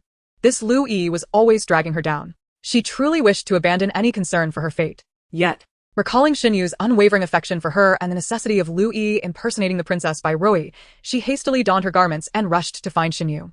Upon learning of the situation, Xinyu was taken aback. He initially intended to confront the Yanjun Marquis directly, but reconsidered due to the status of the Yanjun Marquis's wife, diverting his course to Dua Tower. As expected, it did not take long for Xinyu to locate the Yanjun Marquis within a private room. The Yanjun Marquis was notoriously henpecked. Upon hearing that his wife had discovered Lu Yi's identity, his face paled in alarm. Xinyu, witnessing this, felt a surge of urgency. Shortly after they entered the estate, anguished screams echoed from the woodshed. Upon recognizing Lu Yi's voice, Xinyu could no longer restrain himself, abandoning the Marquis to rush toward the source of the cries. He kicked open the door to the woodshed and was met with the sight of Lu Yi, battered and barely conscious. His heart shattered at the sight. He pushed aside the 2 nurses who were tormenting her and enveloped Lu Yi in his embrace. What has happened to you? Wake up, please. It is Xinyu. I have come to save you. Lu Yi, having endured dozens of lashes from the nurses, felt an unbearable pain throughout her body. She had wished to faint away, to escape the agony, yet upon hearing Xinyu's voice, she mustered the strength to open her eyes. Upon confirming that the figure before her was indeed Xinyu, her eyes brimmed with tears. Husband, why did it take you so long to arrive? I thought I would never see you again. Xinyu, witnessing Lu Yi's disheveled hair and bloodied lips, felt an ache in his heart, suffocating in sorrow. I am so sorry. I am so sorry for being late. Do not fear. Your husband will take you to see a doctor. With that, Xinyu lifted Lu Yi from the ground and turned to leave, only to be obstructed by the 2 nurses. Sir Shen, this woman is to be dealt with by my mistress. You cannot take her. At this, Xinyu's fists clenched tightly. It was these 2 old wretches who had reduced his to such a state. They deserved punishment. Yet, the matter at hand was to secure a physician for Lu Yi, so he forcefully suppressed his murderous intent and gritted his teeth, uttering 2 words, "Step aside." The nurses showed no sign of fear, for their mistress was not only the matriarch of the Yongding Marquis, but also the legitimate daughter of a noble house, the elder sister of a royal consort. No one in the capital would dare to cross her. Even the highest nobility would show her deference, let alone a mere third-rank minister from a humble background. Little did they anticipate that Xinyu was on the verge of losing his sanity. I will say it once more, move aside or else what? Before he could finish, the figures of the Yongding Marquis and his wife appeared at the entrance of the woodshed. Upon seeing the Yongding Marquis' wife, Xinyu's earlier bravado diminished slightly. Minister Shen, how bold of you to come to the Yongding Marquis and threaten someone, she sneered, glancing at Lu Yi in Xinyu's arms. If this had been before, Xinyu would have rushed to explain himself. However, now he was consumed by a surging rage. Madam, Yi has no enmity with you. Why have you treated her so brutally? The Yongding Marquis' wife scoffed. It is simply because she acted foolishly and offended me. Xinyu's anger intensified. Yi is a concubine of the Shen family. Even if she is heired, it is for the Shen family to handle, not for you to punish her privately. The Yongding Marquis' wife, noticing the fury in Xinyu's eyes, smirked disdainfully. Minister Shen must have forgotten. This Lu is my adopted daughter. As her mother, it is my duty to educate my child. Is there a problem with that? Seeing the Yongding Marquis' wife dismiss the matter so lightly, Xinyu's fists clenched even tighter. Educate? The two old women have beaten Yi to such a state, and you call this discipline? Is this how you, madam, usually discipline the heir? Upon hearing this, the Countess of Yongding's expression darkened significantly. How I discipline my child is not something you, Minister Shen, should comment on. Just as Xinyu was about to continue arguing, Lu Yi suddenly tugged at his sleeve. Husband, it hurts so much. I want to leave this place. Seeing Lu Yi's frail condition, Xinyu felt a surge of anxiety. He then looked up at the Countess of Yongding and said, Madam, you have disciplined her enough now. May I take her away? The Countess of Yongding coldly smirked. What if I say no? Xinyu's anger flared up again. Yet the Countess showed no fear. A mere third-rank minister was nothing in her eyes. It was the Yongding Marquis, who had been watching from the sidelines, that finally could no longer remain hidden as the tension escalated. He stepped beside the Countess and whispered, Madam, though Xinyu hails from a humble background, since he has assumed the role of the Minister of Personnel, he has promoted numerous officials in the court and has considerable influence. If it can be avoided, it would be wise not to make an enemy of him. The Countess of Yongding, intending to settle the score behind closed doors later, could no longer suppress her hatred upon hearing the Marquis' words. She raised her hand and slapped him across the face. Not wanting to make an enemy? I see you are unwilling to part with your own daughter. The words own daughter were bitten down heavily by the Countess. The Yongding Marquis was left trembling with fear. Ignoring the pain on his face, he pulled the Countess aside. Chapter 59, no longer related. Madam, you truly misunderstand me. I will explain everything later. For now, let Minister Shen take her away. Did you not see how determined Xinyu looks? If something were to happen to her in our Yongding Marquis' residence, he would surely not let it go easily. It is not that we fear Xinyu. We simply wish to avoid unnecessary trouble. The Countess of Yongding felt a chill at the Marquis' continued defense of the two. Nevertheless, she restrained her anger. Coming from a noble family, she was not a foolish woman and recognized the truth in the Marquis' words. Moreover, she had never intended to truly harm Lu Yi. Otherwise, she would not have sent people to find her. Seeing that Lu Yi was truly breathing shallowly, the Countess's anger diminished significantly. She shot one last cold glance at Xinyu before turning to leave. The Marquis, seeing this, quickly signaled to Xinyu.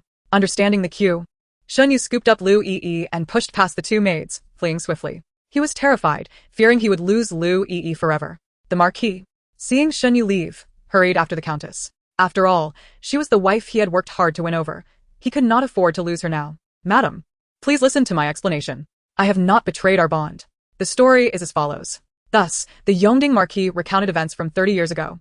It turned out that the Countess's head maid, who was also Lu Yi's mother, had harbored feelings for the Marquis. During the Countess's absence from the residence, she drugged the Marquis and spent the night with him. Upon awakening, the Marquis was furious and intended to deal with Lu Yi's mother. However, she pleaded, claiming to have grown up with the Countess, and that if he punished her, the Countess would resent him for life. To spare the Countess from sorrow, the Marquis spared Lu Yi's mother but forbade her from ever speaking of that night, threatening to kill her if she did. Lu Yi's mother, disheartened by the Marquis' indifference and fearing for her life, resigned herself to her fate. Unexpectedly, 2 months later, she discovered she was pregnant. She approached the Marquis once more. Upon learning of this, the Marquis was enraged and sought to eliminate her to prevent future complications. Lu Yi's mother begged for her life, vowing never to show her face to him again, and only then did the Marquis allow her to live. However, 30 years later, Lu Yi sought him out. The Marquis had no intention of acknowledging the past, but accompanied by Xinyu, he felt cornered. The last thing he wanted was for the Countess to discover the truth. So he was manipulated into cooperating with them, thus allowing Lu Yi to become the Countess's savior and the adopted daughter of the Yongding Marquis' household. After hearing the Marquis' account, the Countess felt a significant weight lift from her heart. It turned out the Marquis had not betrayed her. He too had been ensnared in a plot. Yet, despite this revelation, she remained furious with him. Had he trusted her more and shared the truth earlier, things would not have escalated to this point. The Countess said with a hint of reproach. The Marquis, noticing the coldness in her gaze had softened, felt relieved. Indeed. You are right, my dear. It is all my fault. I will never conceal anything from you again. As he spoke, he knelt before her, taking her hand with a smile of contrition. I love you dearly, and I feared causing you pain. I have no vulnerabilities in my life, save for you, my dear. The Countess, seeing the Marquis' sincere apology, felt her anger dissipate. However, thoughts of Lu Yi darkened her expression. That little vixen had schemed against her husband, using the Yongding Marquis' household to elevate her own status. Truly unforgivable. The Marquis, having loved the Countess for most of his life, understood her feelings. He quickly reassured her. As for Lu Yi, I have no affection for her and do not like her. Rest assured, I will sever all ties with her. From this day forth, the Yongding Marquis' household will have no further dealings with her. Upon hearing this, the Countess felt her worries ease. She looked at the Marquis and sighed heavily. If that is the case, I will trust you once more. After all, Lu Yi is not only your blood but also Xinyu's beloved concubine. It would be unwise to eliminate her entirely. However, let it be known that the little vixen should not expect to live comfortably in the future. At the Shun residence, within by Rui's chamber, Tang Tang was practicing her speech when she heard Xia Chan's cheerful voice. Madam, something has happened to Lady Lu.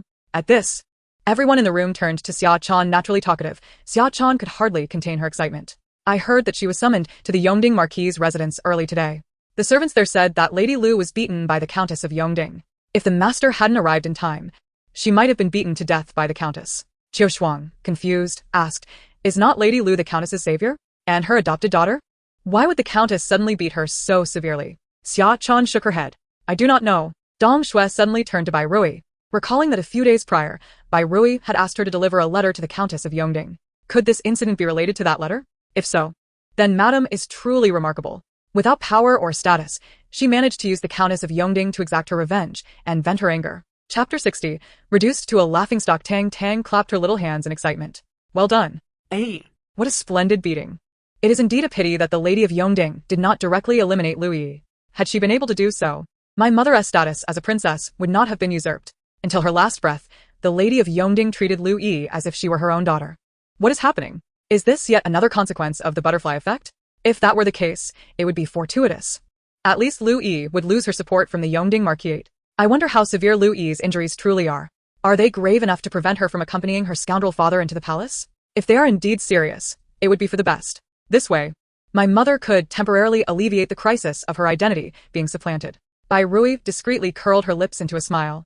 It appears that the time has come for her to stoke the flames further. Once the fire ignites, even if Lu Yi's injuries are not severe, she would likely be unable to accompany Xinyu into the palace. The following day, fresh rumors swept through the capital. Have you heard? The Lu girl, who was adopted by the Lady of Yongding, is actually the Marquis' illegitimate daughter. Which Lu girl are you referring to? The one who is the concubine of Minister Xin?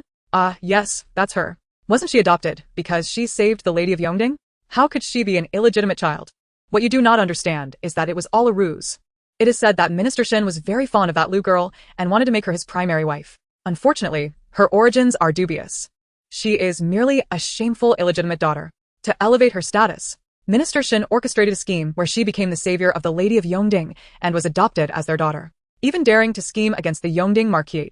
It seems Minister Xin truly dotes on her. Is that not the case? It is said that she is indeed the savior of Minister Xin, who is almost entirely obedient to her. This must have been her design. If that is indeed true, then Lu Yi is quite the cunning woman. Not only is she cunning, but she is also shameless, daring to aspire to be a lady of the Yongding Marquis as an illegitimate daughter. Is that not so?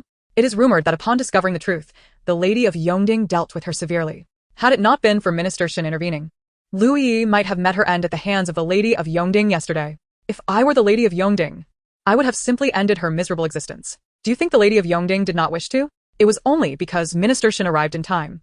Minister Xin is truly blind, treating such a woman as a treasure. Men, after all, are often led astray by their desires. Indeed, especially Minister Xin, a man who would squander his wife as dowry. Considering this, Minister Xin and that Lu girl make a fitting pair, one shameless and the other deeply scheming. It is only unfortunate for Bai Shi, who has devoted her resources and effort to the Shun household, only to have her husband snatched away by a mere concubine. Who can argue with that? If I were Bai Shi, I would have long since divorced Minister Shen. Bai Shi is merely the daughter of a merchant. Without power or influence, do you think she can simply choose to divorce? You have a point. Bai Shi is indeed pitiable. Hey, Do you think that Lu Yi saving the Lady of Yongding was all part of a scheme? Was her initial rescue of Minister Shen also a ploy to ascend the social ladder? Given what you've said, it certainly seems plausible. After all, Lu Yi is indeed shameless. If that is the case, then Minister Shen has truly been foolish, played like a pawn in a woman's game. In my opinion, Minister Shen has brought this upon himself. Indeed, he has. He has a wonderful wife in Bai Shi but chooses to frolic with a concubine. Who would disagree? Thus, within a day, the entire capital was aware of Lu Yi's background and her past actions. The Yongding Marquis was no exception. Fearing the Lady of Yongding's wrath, he hastily released a statement claiming he too had been ensnared by Lu Yi, asserting that from now on, neither the Yongding Marquis nor the Shun household would have any ties to her. This announcement effectively confirmed the rumors circulating in the streets. consequently, Lu Yi became the most despised illegitimate daughter in the capital, while Xin Yu became the subject of ridicule. Even the servants of the Shun household faced scorn while out purchasing groceries. Among these servants was Granny Li from the old lady's courtyard. Granny Li had gone to the apothecary to fetch supplements for the elder Madame Shen. Upon entering, she was met with mocking jeers from acquaintances. Upon learning the circumstances, Granny Li felt utterly humiliated. Madame Shen nearly fainted with rage. She had hoped to leverage Lu Yi's connection to the Yongding Marquis, only to discover that Lu Yi was the Marquis's illegitimate daughter, one who had been cast aside by him. Such an illegitimate daughter would likely never set foot in the Marquis's residence. Truly, it is a stroke of bad luck. The more Madame Shen pondered, the angrier she became. My Yuer is so exceptional. How can his romantic prospects be so dismal? First, he marries a merchant's daughter, then takes an illegitimate daughter as a concubine. Truly, it is foolishness incarnate. Granny Li concurred, stating that neither Lu Yi nor Bai Shi are worthy of our master. Madame Shen retorted, especially that Lu Yi, whom I initially believed to be sensible and who had saved Yuer. I had considered elevating her to be his primary wife. Now it seems she is nothing but a calamity. Not only has she bewitched Yuer, but she has also manipulated him into plotting against the Yongding Marquis. now, The Shun household and the Yongding Marquis are irreparably at odds. Their family, having humble origins, lacks any foundation in the capital. Which is why I wished for Xin Yu to befriend the prominent families in the city. Yet, who could have anticipated that such acquaintances would turn into enmity? The more Madame Shen thought, the angrier she grew, immediately dispatching someone to summon Xin Yu. Today, she would ensure that Xin Yu expels the calamity that is Lu Yi. When the servant found Xin Yu, he was in his study, throwing things in a fit of rage. today, He had once again become the target of ridicule among the court officials. Moreover, the censorate had lodged a complaint against him, labeling him as utterly reckless. As the Minister of Personnel, not only had he taken an illegitimate daughter into his household, but he had also engaged in the disgraceful act of favoring a concubine over his wife. In Anghua, such actions are considered a grave offense. Had it not been for the officials he had promoted coming to his defense, he might have already lost his ministerial position. Xin Yu could not fathom how things had spiraled out of control. All he wanted was to give Yi a legitimate status. Why was it so difficult? Was it solely because of her dubious origins? This seems profoundly unfair to Yi. Sir, the madam requests your presence, the maid who was tasked with summoning Shen Yu stammered, visibly frightened by his fury. Chapter 61. Never to become a primary wife. Upon hearing it was his mother summoning him, Xin Yu, concerned about what might have happened, hurried to the elder madam's quarters. Seeing her seated there in good health, he finally breathed a sigh of relief. Mother, what is it that you require of me? The elder madam cast a disapproving glance at Xin Yu. You have truly been foolish. How could you assist Lu Yi in such a misguided affair? Now we have irrevocably offended the Yongding Marquis. Shen Yu was taken aback that his mother was aware of the situation, feeling an overwhelming sense of dread. He feared that she would blame Lu Yi and quickly replied, Mother, this matter has nothing to do with Yi. It was entirely my decision. I thoughtlessly aimed to allow Yi to acknowledge her ancestry without considering the implications it would have with the Lady of Yongding. The elder madam, seeing that Xin Yu still defended Lu Yi, grew increasingly displeased. Unrelated to her? Would you have acted so foolishly if it were not for her? I see that Lu Yi is a calamity, and she will bring about your ruin. You must expel her today. The Shin family has worked tirelessly to attain our current status. We cannot allow a mere illegitimate daughter to ruin it. Xin Yu gazed incredulously at the old matriarch. Mother, how can you say such a thing? Yi is not only my concubine but also the mother of Nianqing and Xingza. She has long been a member of our Shin family. How could we treat her so cruelly? Upon hearing Shin Nianqing's name, the old matriarch hesitated slightly. Nianqing is indeed a blessing for our family, and your rise to the position of minister is largely due to her. If I truly drive Lu Yi away, Nianqing will undoubtedly be heartbroken. Xinyu, oblivious to the old matriarch's internal struggle, focused solely on persuading her to abandon the idea of expelling Lu Yi. Therefore, he continued, moreover, Yi has been so grievously injured by the Duchess of Yongding that she can hardly leave her bed. It is one thing for you not to care for her, but how can you utter such heartless words? Heartless? How could you accuse her of being heartless? After all the sacrifices she made to raise him, to nurture his talents, he now reproaches her for being unfeeling over an illegitimate daughter? She stared at Xinyu in disbelief. How could you speak to me in such a manner? You dare to reproach your own mother because of a concubine. It seems you have truly been bewitched by Lu. This Lu must be expelled today. Xinyu, equally enraged, stood up abruptly. Yi is so kind, so gentle. How can you not accept her? With a stern expression, he declared, Mother, I never imagined you could be so unreasonable. If you insist on expelling Yi today, then I shall leave with her. You. The old matriarch pointed at Xinyu, her lips trembling with anger. She never anticipated that Xinyu would defy her so vehemently for Lu Yi. Yet, seeing the determination in his gaze, she began to worry. If she truly drove Xinyu away, it would be a far greater loss for her. After much contemplation, the old matriarch decided to take a more measured approach. She sighed and said, If you wish to keep Lu, then you must relinquish control of the household affairs. An illegitimate daughter has no right to manage the Xin family's resources. Hearing the old matriarch finally relent, Xinyu felt a sense of relief wash over him. As for the authority over household affairs, it could be taken away. He had long wished for Lu Yi to no longer oversee them. Since Lu took charge, his meager savings had nearly been depleted. If this continued, he feared he would be compelled to engage in dishonest dealings. It would be better to give that power to Bai Rui, then the Xin family would again have an abundance of wealth. Furthermore, Lu Yi would never be allowed to be recognized as a legitimate wife. While Xinyu contemplated Bai Rui's wealth, the old matriarch's voice cut through his thoughts with a furious outburst. Xinyu couldn't help but frown. Yi had already endured so much to stay by his side as a concubine. How could he allow her to continue suffering? Moreover, Bai Rui had agreed to support Yi's status as a legitimate wife once she recovered, so how could his mother go back on her word now? Disturbed by these thoughts, Xinyu expressed his displeasure. Mother, this is what we agreed upon. How can you renege? The old matriarch retorted sharply. What was agreed before is in the past, the present is different. If an illegitimate daughter is made the legitimate wife of the Xin family, what will the world think of us? How will the emperor view us? Upon hearing the mention of the emperor, Xinyu's heart sank. Yes. He had already been reported to the censors for favoritism towards a concubine over his wife. If he allowed Yi to be recognized as a legitimate wife at this juncture, it would solidify the accusations against him. His position as minister would be in jeopardy. With this realization, Xinyu nodded. Very well, I shall abide by your wishes. Yet his heart ached for Lu Yi. He wondered how she was faring. I should go check on her, he thought. With that, Xinyu turned to the old matriarch and said, Mother, if there is nothing else, I shall take my leave. The old matriarch was equally furious. She never expected that Lu Yi could enchant Xinyu to such an extent. At that moment, she had no desire to see him and waved him away. Xinyu, feeling as if he had been granted a reprieve, quickly departed from the old matriarch's quarters. Seeing Xinyu leave in haste, Li Mama inquired, Is there something urgent, my lord? Why the rush? The old matriarch scoffed. What urgency could he possibly have? He is likely hurrying to see Lu. It seems I must expeditiously rid myself of this nuisance. Of course, it would be even better if I could eliminate Bai as well.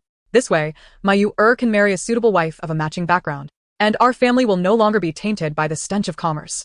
As the old matriarch pondered how to remove both Bai Rui and Lu Yi, Xinyu had already arrived at Lu Yi's quarters. Seeing her weakly lying on the bed, his heart filled with guilt.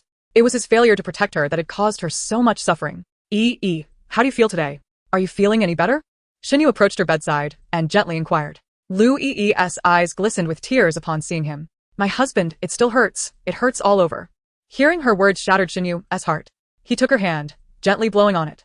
Do not hurt, my dear. Just let your husband blow on it, and the pain will fade away. After speaking, he gritted his teeth and added, That Duchess of Yongding is truly vicious to have harmed you so. If I ever gain power, I will not let her escape unpunished. Chapter 62, A Fruitless Endeavor? Lu Yi felt a sense of pride as she saw Xinyu's determination to confront the Duchess and seek vengeance for her. It seemed Nianqing's words were indeed true. Xinyu was utterly devoted to her, harboring her in his heart. As for the maid's transgression, it must have been an accident. However, she feigned gratitude. I trust my husband. He will surely rise further and trample the Duchess of Yongding beneath his feet. Seeing Lu Yi's unwavering belief in him only deepened Xinyu's guilt. He averted his gaze, feeling somewhat guilty. I just met with my mother. She mentioned that due to your injury, it would be inconvenient for you to manage the household, and thus, she intends to have you return control of the household affairs to Rui. Upon hearing this, the smug smile on Lu Yi's lips froze instantly. She had only just gained control of the household for a few days. Was it to be taken away so soon? Moreover, she had invested all her savings to secure this position. If she lost it now, would it not be akin to drawing water with a basket? The more she thought about it, the angrier she became, nearly suffering internal injuries from her rage. How insidious of the old matriarch. Seeing her at odds with the Duchess of Yongding, she quickly turned her back. What a shallow-minded person. Once she becomes the Princess of Anghua, she would make sure to deal with the old matriarch as well. Suddenly, a thought struck Lu Yi, and a flicker of panic crossed her eyes. Given her current rift with the Duchess of Yongding and her injuries, would Xinyu reconsider and decide not to take her to the palace? The mere thought of this sent her into a frenzy. She quickly suppressed her anger and worry, forcing a gentle smile. My husband, it's all right.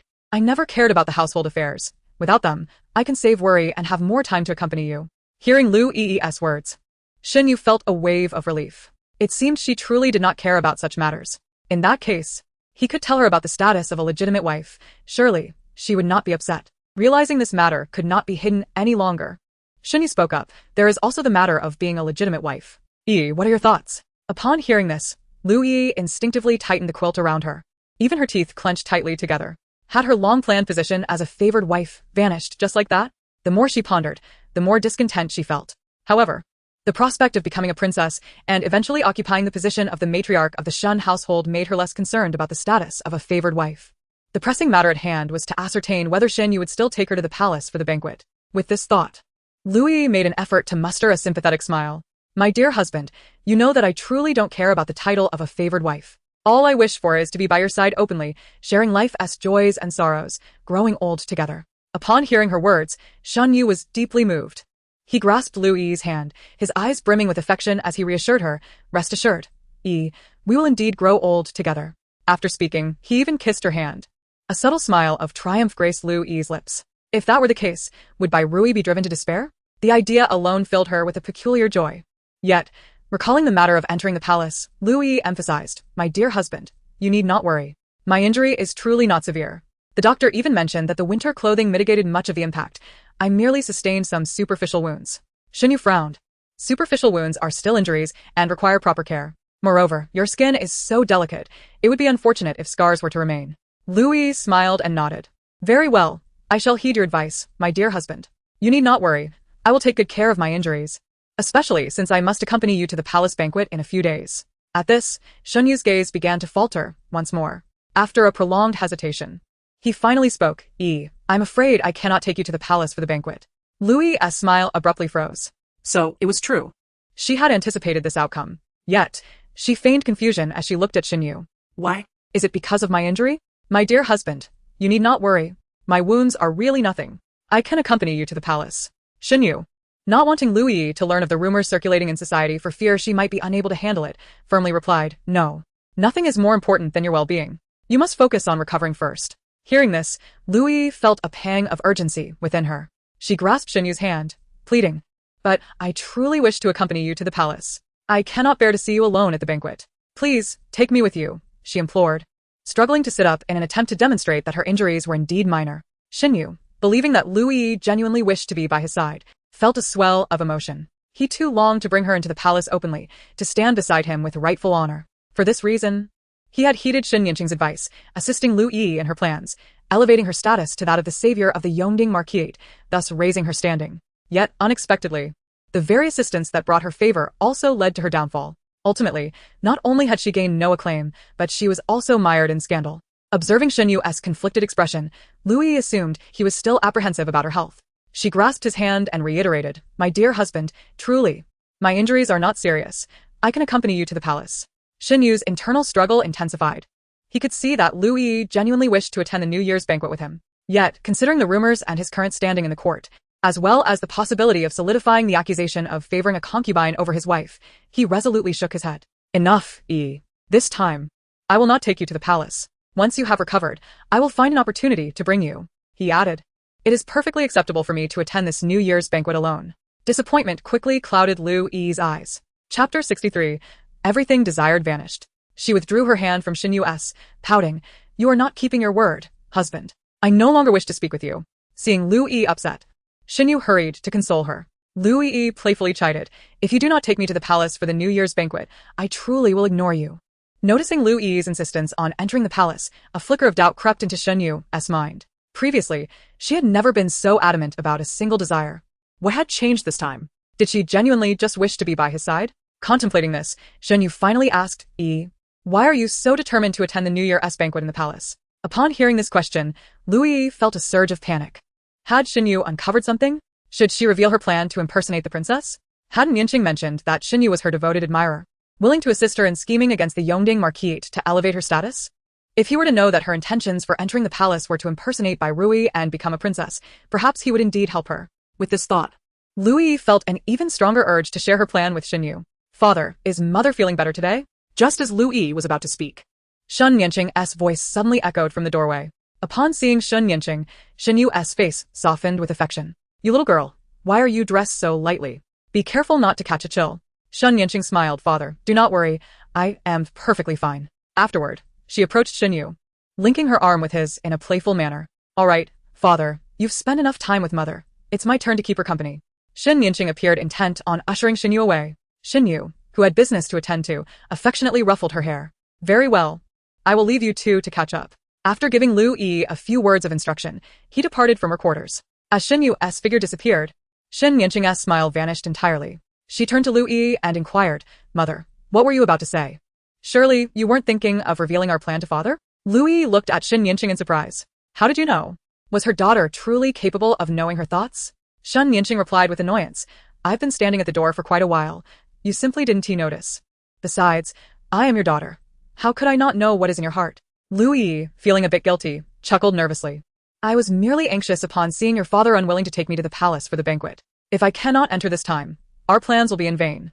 Hearing Lu Yi's words, Shen Yanqing felt a headache coming on. She exclaimed, but you cannot tell father about our plan. Lu Yi, bemused by Shen Yanqing's outburst, replied, what harm would it do to tell him? Didn't you say that father is my devoted admirer, willing to do anything for me? Previously, he assisted me in scheming against the Yongding Marquis, didn't he? Surely, he would help me with this plan to impersonate the princess as well.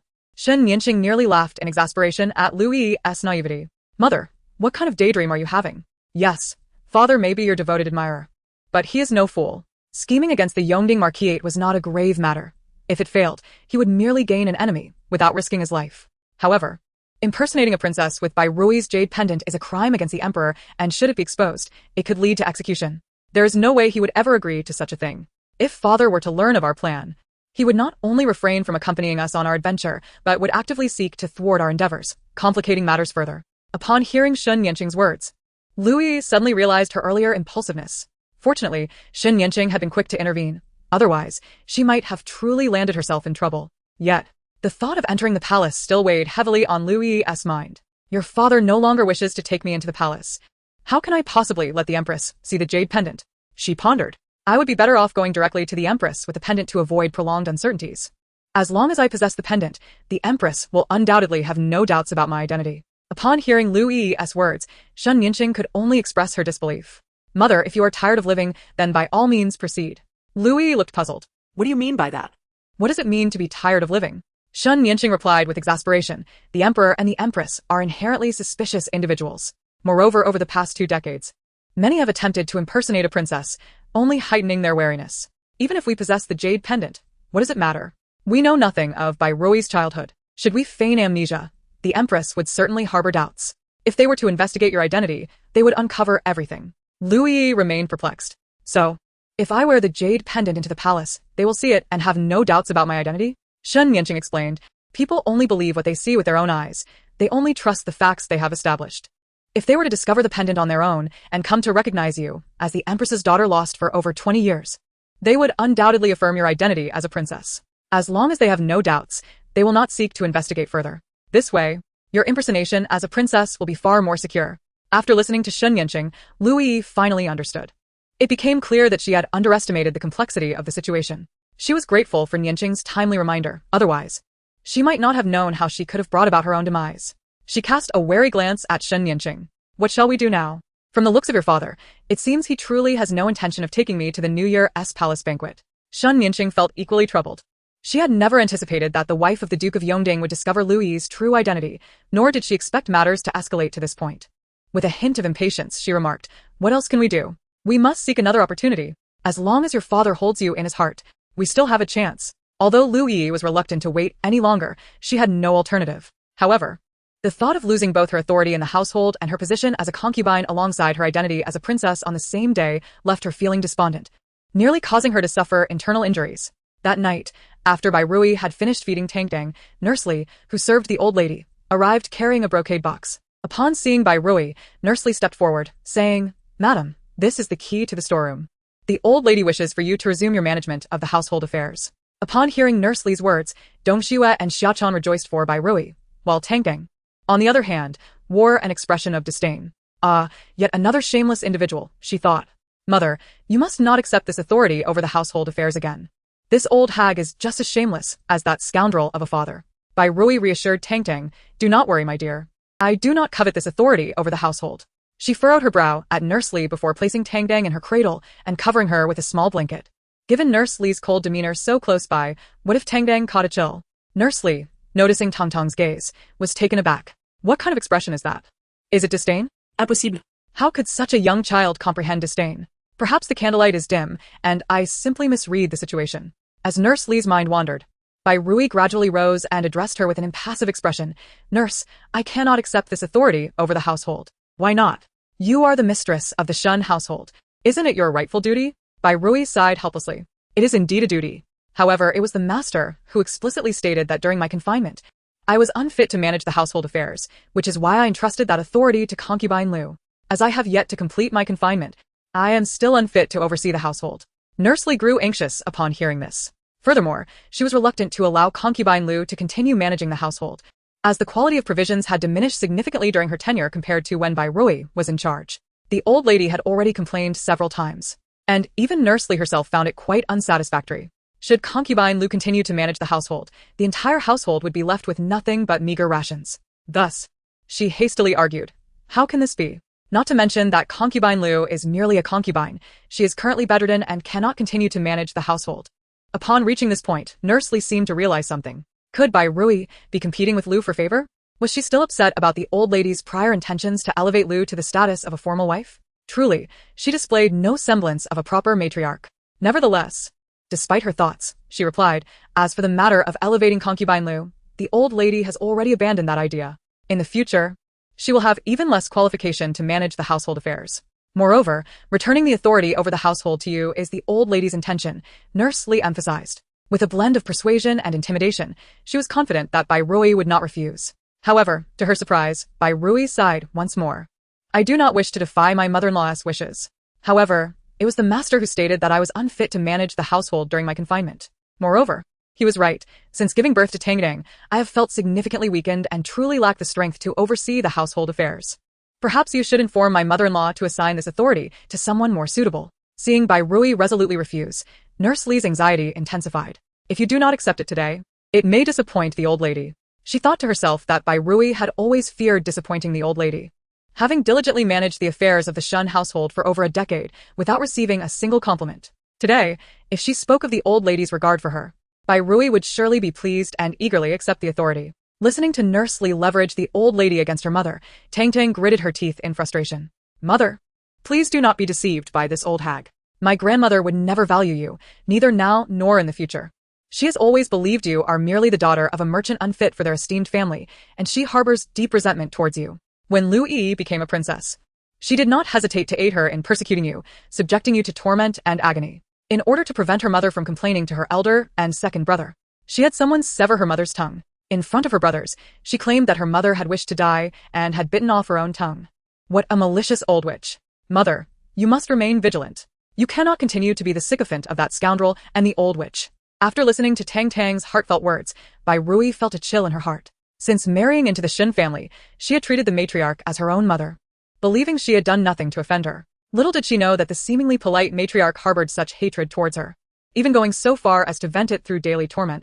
It was nothing short of ironic. When Li Momo noticed Bai Rui's prolonged silence, she assumed her words had taken effect and felt quite pleased. Indeed, it was quite simple to manipulate this lady. Chapter 65, The Unforgivable Tang Tang. As Li Momo spoke, she intended to hand over a brocade box containing keys to Dong Xue. "Wait," Bai Rui suddenly interjected. "With my current condition, I would undoubtedly disappoint the matriarch." Seeing that Li Momo still wanted to say something, Bai Rui shook her head and swayed her body. Madam, what is the matter? Dong Shui and Xia Chan hurriedly stepped forward to support Bai Rui. Tang Tang also looked at Bai Rui, her bright eyes filled with concern.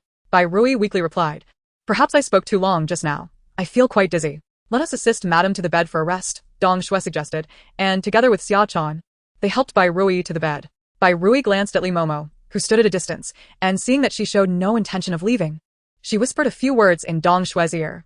Dong Shui nodded. After covering Bai Rui with a brocade quilt, she turned and approached Li Momo. "Momo, as you have seen, our Madam's health has suffered greatly since giving birth to the second young lady. Now, even speaking a few words makes her faint. How can she possibly have the energy to attend to the needs of everyone in the household? This matter of taking over the kitchen should wait until Madam has recovered." Li Momo hesitated, but this is the matriarch's wish.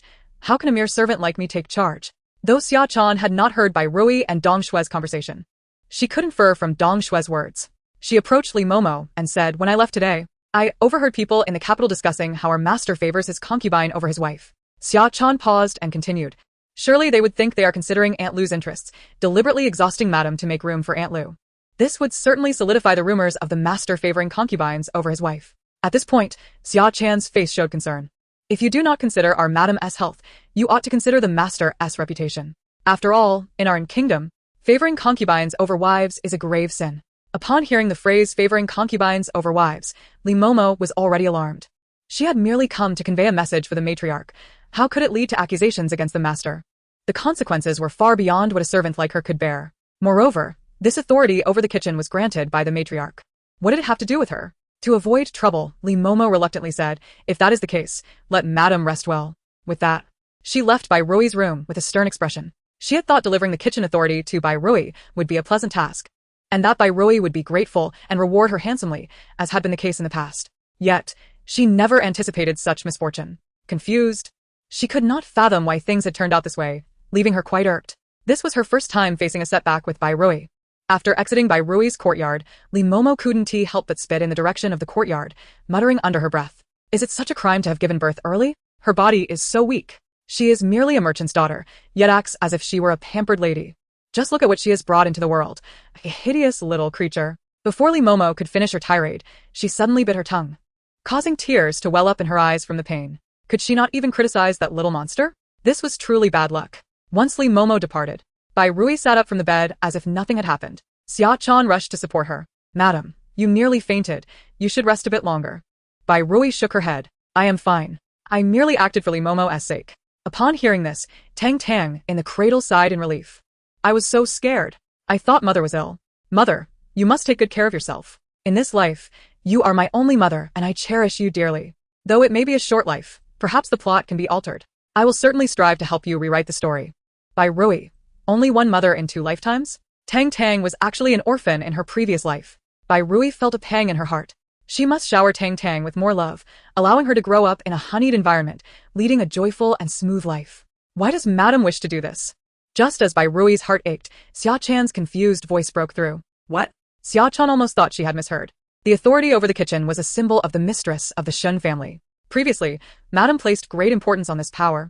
So, why did she no longer desire it? Seeing the questions on Xia Chan's face, Bai Rui sighed softly. "The reason I sought the authority over the kitchen was to help the master manage the Shun family, so he could worry less. But now, I have completely lost all feelings for him and have no desire to do anything for him anymore. Naturally, I also do not wish to spend a single coin on the Shun family. The people of the Shun family do not deserve it." Of course, her 4 children were the exception. Upon hearing Bai Rui's words, Xia Chan suddenly understood, her face lighting up with joy. "Madam has finally seen the truth. You are right. The people of the Shin family do not deserve your heartfelt devotion, especially the matriarch and the master. The matriarch may appear kind, but she has tormented you for years. As for the master, he has favored Aunt Lu and even committed the heinous act of swapping the 3rd and 4th young masters, causing you to be separated from young Master Xingze for so many years. He is truly despicable. I believe there is not a single good person in the Shin family." After saying this, Xia Chan seemed to realize something. Of course, the 3 young masters and the 2nd young lady are exceptions. Chapter 66. Cursing the heavens. Tang Tang wholeheartedly agreed with this sentiment. "Xia Chan, you are truly my greatest spokesperson. You have voiced everything I wish to say. Indeed, there is not a single good person in the Shin family. Even my elder brother and second brother were not good people in the original plot. To curry favor with the heroine, they raised the banner of rebellion, leading to the annihilation of the royal family. The royal family? That is Mother S' true family. They are truly the elder and second brother's real kin. Sigh. I worry whether the fates of the elder and second brothers can be altered. My elder brother is so handsome. It pains me to see him fall into such depths. Although I have yet to meet my second brother in the plot.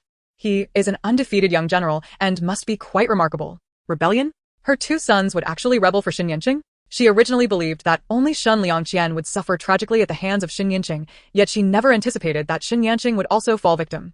Bai Rui felt a surge of anxiety. No, she could not allow such a thing to transpire. But how could she intervene? Although Liangqian and Yanqing were dutiful and obedient children, they became exceedingly stubborn whenever matters concerning Shun Yanqing arose. This fact was clearer to Bai Rui than anyone else. Ever since she discovered their close ties with Shun Yanqing, she had tried numerous times to prevent Xin Liangqian and Xin Yanqing from getting too close to her. But the outcome was always counterproductive. It even led to a gradual estrangement between her and her two sons. To avoid losing them, she eventually chose to turn a blind eye to their interactions with Shun Yanqing. However, she could never have imagined that Xin Yanqing would lead her two sons into a pit of no return. Bai Rui clutched the handkerchief tightly in her hand, feeling at a loss for what to do. If she were to outright forbid her sons from associating with Xin Yanqing, it would likely drive a wedge between them, just as it had in their childhood, pushing her sons further away. Thus, she had to devise a clever plan. Suddenly, her gaze fell upon Tang Tang, who was dozing off. The little one seemed on the verge of exhaustion, her mouth bubbling with milk foam, her eyes barely open. Such an adorable sight. Who could resist such cuteness? It was no wonder that Xianer had been so enamored that day. Bai Rui breathed a quiet sigh of relief. Perhaps Tang Tang could gradually divert her son's affections away from Shun Yanqing. She believed in Tang Tang's charm. Just as the sleepy child seemed to recall something, her eyes flew open. We're all just sycophants of the female lead, aren't we? Mother was originally a sycophant of that scoundrel father. That scoundrel father is a sycophant of Lu Yi, and the three brothers are all sycophants of Xin Yanqing. Only I am not a sycophant, and I met an early demise. What a wretched plot. Why is that? Is it just because Shun Yanqing is the chosen female lead? Does she deserve it? Heaven! You truly have poor eyesight. As Tang Tang's tirade concluded, a sudden clap of thunder reverberated through the previously dark sky. Then came another and another. The little one was immediately incensed, her tiny fists clenched. You old thief of heaven, if you're blind, can't you take the insults? If you dare, strike me with another bolt of lightning. Do you believe I could? It seemed she had no true means to contend with heaven. No matter. She would not yield. Having uttered those words, she must uphold her bravado. Otherwise, it would be utterly humiliating. Do you believe I could punch a hole in you? Her fierce little voice caused the thunderous sky to fall silent. Oh, did the thunder truly cease? Coincidence? Or is heaven genuinely afraid of her fists? Are her fists truly that formidable? Far in the underworld, King Yen observed everything through the celestial mirror, silently sweating for the heavens. After all, Tang Tang had already caused heaven quite a few bruises. How dare it retaliate? What a reckless spirit. Meanwhile, Bai Rui, standing beside Tang Tang, was utterly astonished. It turned out her daughter was not merely acquainted with King Yen, even heaven seemed to fear her. What on earth was her origin? Madam. The maidservants from young Master Xian's courtyard have arrived. Just as Bai Rui was lost in her thoughts, Qiu Shuang entered to report.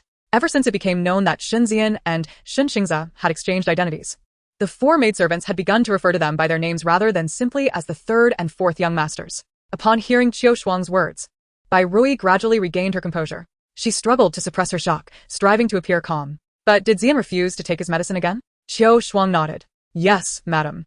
Young Master Xian said he experiences unbearable abdominal pain after taking the medicine, and today he adamantly refuses to drink it. A chill crept across Bai Rui's lips. How could he refuse medicine? If a child fell ill, he must take his medicine diligently. She glanced at Dong Shui. Dong Shui, go and ensure Xian drinks his medicine. If he stubbornly refuses, a good beating is permissible. After all, Xinyu had advised her to discipline Xin Xian strictly. Upon hearing that she could hit Xin Xian, Xia Chan immediately perked up. Madam, Dong Shui is too soft-hearted. She might not be able to bring herself to do it. Allow me to handle it instead.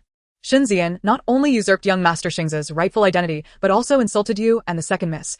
I have long wished to avenge you. This opportunity is too good to miss. Bai Rui understood Xia Chan's intentions, but nodded nonetheless. Like a signal had been given. Xia Chan took Qiu Shuang and headed to Shun Xian's courtyard. Since Shun Xian's courtyard was adjacent, it wasn't long before the sounds of wailing echoed through the Shun residence, chilling the quiet snowy night. Tang Tang, upon hearing those cries, wore an excited expression. It's definitely Xia Chan. She's ruthless. Listen to Shun Xian's screams. It sounds more tragic than slaughtering a pig. Bai Rui remarked, "My daughter's description is quite apartment." Meanwhile, she conveyed her unwillingness to continue overseeing the household affairs of the Shin family to the old matriarch. The old matriarch was taken aback. She had initially thought Bai Rui would be grateful, yet she never anticipated such a rejection. This was the first time Bai Rui had defied her. How dare a merchant's daughter be so audacious? Anger flared within the old matriarch. Bai Rui truly lacked appreciation for her position. If it weren't for her willingness to spend money for the Shin family, she would have long since seen Bai Rui divorced. The mere thought of the control over the household finances resting in her hands filled the old matriarch with frustration. At her advanced age, she wished to avoid the burdens of managing the Shin family. The young lady had long since heard that the Shin family possessed no reserves. If the authority over the household finances were in her hands, would she not have to dip into her own savings to support the entire Shin family? That was her hard-earned nest egg. After much contemplation, the old matriarch resolved to emulate Lu Yi's approach, squeezing money from Shin Yu. If even Lu Yi could extract considerable funds from him, she, as Shin Yu's mother, would surely be able to obtain more. Yet, despite this, the old matriarch remained aggrieved, believing all of it to be Bai Rui's fault. As she pondered this, frustration surged within her once more. Seeing her distress, Mama Li hurried to assist the old matriarch, patting her back to ease her discomfort. "Today, I noticed the madam's complexion is indeed quite poor. Just a few words exchanged with this old servant, and you appear hardly able to endure." Perhaps it was truly a case of wanting to help yet feeling powerless, fearing the old matriarch's disappointment. She had no intention of speaking on Bai Rui's behalf, but the old matriarch was her greatest support in the Shun residence. If she were to perish from anger, whom would she rely on? Upon hearing Mama Li's words, the old matriarch felt considerably better. It seemed Bai Rui was genuinely ill. "I knew she wouldn't dare defy me." The old matriarch scoffed. "If she is ill, so be it. If she were to die, it would be even better. You could marry a suitable wife sooner. And the Shin family would no longer be scorned for their lack of wealth. Moreover, Bai Rui's dowry would rightfully belong to the Shin family." As she contemplated this, the old lady found herself wishing even more fervently for Bai Rui to succumb to her illness soon. The eve of the new year arrived swiftly. Since Bai Rui was still in confinement, the festivities were spent by the old lady and Shin Yu, accompanied by the children. As they ushered in the new year together, by the time the countdown concluded, it was already past midnight, and everyone was exhausted. Only Shun Liangqian hurried to Bai Rui's quarters. On such a festive occasion, with his second brother absent from the household and his third brother still unwell, and with their father's affections solely directed towards Lu Yinyang, he felt it was his duty to remain by his mother and sister's side. However, upon his arrival at Bai Rui's residence, he discovered that both she and Tang Tang had already fallen asleep. Concerned that he might disturb their rest, Shun Liangqian signaled for silence to the servants before quietly leaving. It seemed he would have to return early the next day. After enduring such a tumultuous period, he was determined to spend quality time with them. The maid tasked with keeping watch observed Shun Liangqian's retreating figure, her heart racing. The eldest son not only possessed an extraordinary appearance and remarkable talent, but also exhibited such filial piety and thoughtfulness. It was no wonder that women throughout the capital aspired to marry him. Even the servants found themselves captivated whenever they caught sight of him. Regrettably, the eldest son was typically aloof towards them, often refusing to exchange even a few words. They were left with nothing but the privilege of feasting their eyes upon him. Meanwhile, Shin Yu had already retired to Lu Yinyang's room. Lu Yinyang's injuries had yet to fully heal. She experienced significant pain with any sudden movement. Yet, in order to conceal her discomfort from Shin Yu, she participated in the New Year celebrations with everyone and actively sought to entice him. Shun Yanqing had once mentioned that a man could lose his rationality in moments of passion. She hoped to provoke such a response from Shin Yu, believing that he would then agree to take her into the palace once more. Thus, that evening, Lu Yinyang exerted every effort to please Shin Yu. Even as her injuries caused her to break into a cold sweat, she did not allow herself to falter. Nevertheless, Shin Yu remained resolute, refusing to take her into the palace. Lu Yinyang felt utterly despondent. Compounded by her pain, she fainted. Shin Yu assumed that Lu Yinyang had simply worn herself out attending to him all night, and thus did not think much of it. Glancing out the window, he noted that dawn had arrived and called for someone to assist him in changing clothes. Today marked the day when the ministers would present their New Year greetings to the emperor, and he could not afford to be late. However, as he attempted to rise, Shin Yu's legs gave way, and he collapsed to the floor. The two maids assisting him with his attire nearly burst into laughter at the sight. Once they had helped him into his official robes and witnessed him unsteadily depart, they finally allowed themselves to laugh. "Goodness, the master certainly looks quite disheveled," one remarked.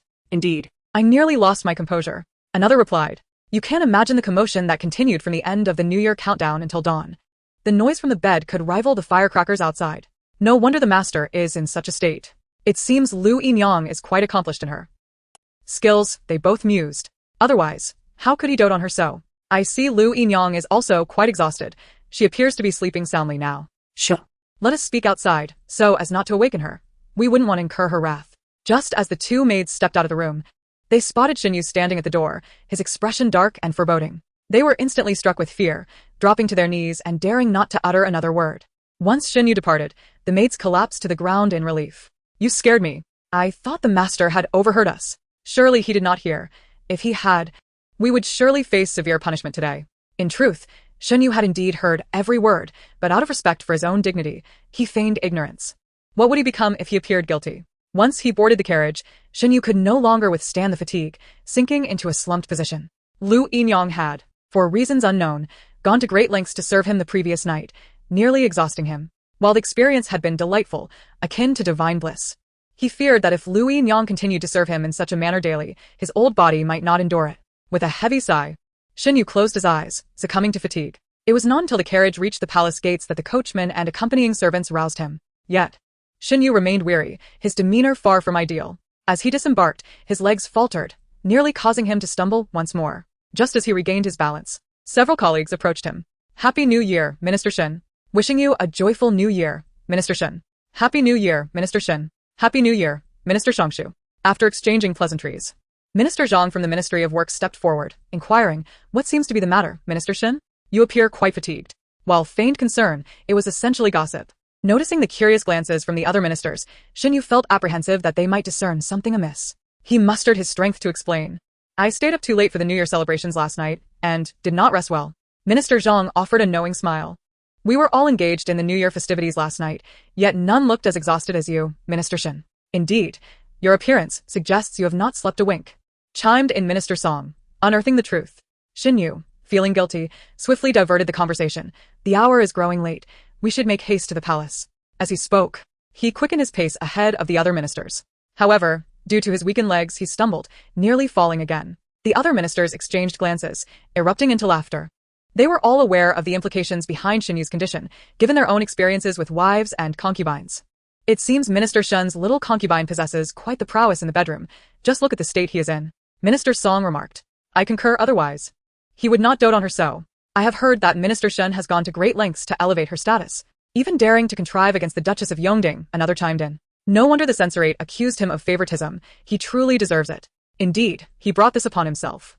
A concubine can never compare to a legitimate wife. Such folly. It appears that the little concubine is rather inconsiderate.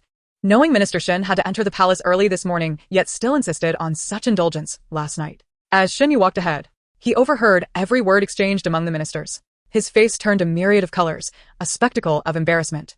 Regret washed over him. Had he known Lu Yinyang would be so demanding, he would have refrained from visiting her quarters. Now, on this auspicious New Year's Day, he had instead become the subject of ridicule. The more he reflected, the more vexed he became, eager for an outlet for his frustration. Naturally, the source of his ire, Lu Yinyang, became the ideal target, especially after hearing Minister Li's remark. He felt she had acted thoughtlessly. Knowing he had to enter the palace early, yet still insisted on exhausting him the night before. This had left him looking foolish before his peers. In this regard, Lu Yinyang could not measure up to Bai Rui. If Bai Rui had known he had matters to attend to the following day, she would never have entangled him in such marital affairs, and would have instead prepared soothing incense to ensure he had a restful night. Realizing this, Xinyu suddenly recalled that yesterday was the New Year, and he had forgotten to visit Bai Rui and her daughter. After attending the palace banquet today, it would be prudent for him to pay them a visit. After all, the future of the Shen residence would depend on her dowry. As he stepped into the Golden Lawn Hall, the emperor had yet to arrive. The ministers in the court were engaged in casual conversations. Just as Xinyu was about to approach a few familiar officials, he overheard their discussion. Lord Zhou, is it true about the matter you reported to the censorate a couple of days ago? Of course, it's true. How could we at the censorate speak falsely? I never imagined Minister Shen to be such a person. He is indeed a disgrace to scholars. For the sake of a concubine, he has sullied his reputation. When did Minister Shen become so foolish? I have heard that the entire expenditure of the Shen residence comes from his wife's dowry. I have heard that as well. It is indeed quite humiliating. Isn't this a case of a cultured individual turning into a rogue? Even more shameless is the fact that Lord Shen, while spending his wife's dowry, allows the concubine to manage the household affairs. Is this not a slap in the face to his wife? If Lord Shen continues to be so muddled, we at the censorate will have to prepare another memorial. Stop talking, Minister Shen is here. The group turned around and saw Xinyu standing a short distance away. Acting as if nothing had happened, the other ministers greeted him with cheerful expressions. Happy New Year, Minister Shen. Only Lord Zhou from the censorate walked away with a look of disdain. Although Shen Yu felt utterly humiliated, in order to preserve the last shred of his dignity, he feigned indifference and greeted the other officials. Happy New Year, everyone. The more he smiled, the tighter he clenched his hands. His face was thoroughly disgraced, and the good reputation he had built over many years was completely shattered. How had it come to this? He felt he had betrayed the ancestors of the Shen family. Anger simmered within him, yet he could not vent it in the Golden Lawn Hall, nearly causing internal injury from suppressing his emotions. If he had not allowed Yi to manage the household, this series of troubles would not have arisen. The more he thought, the more regret he felt.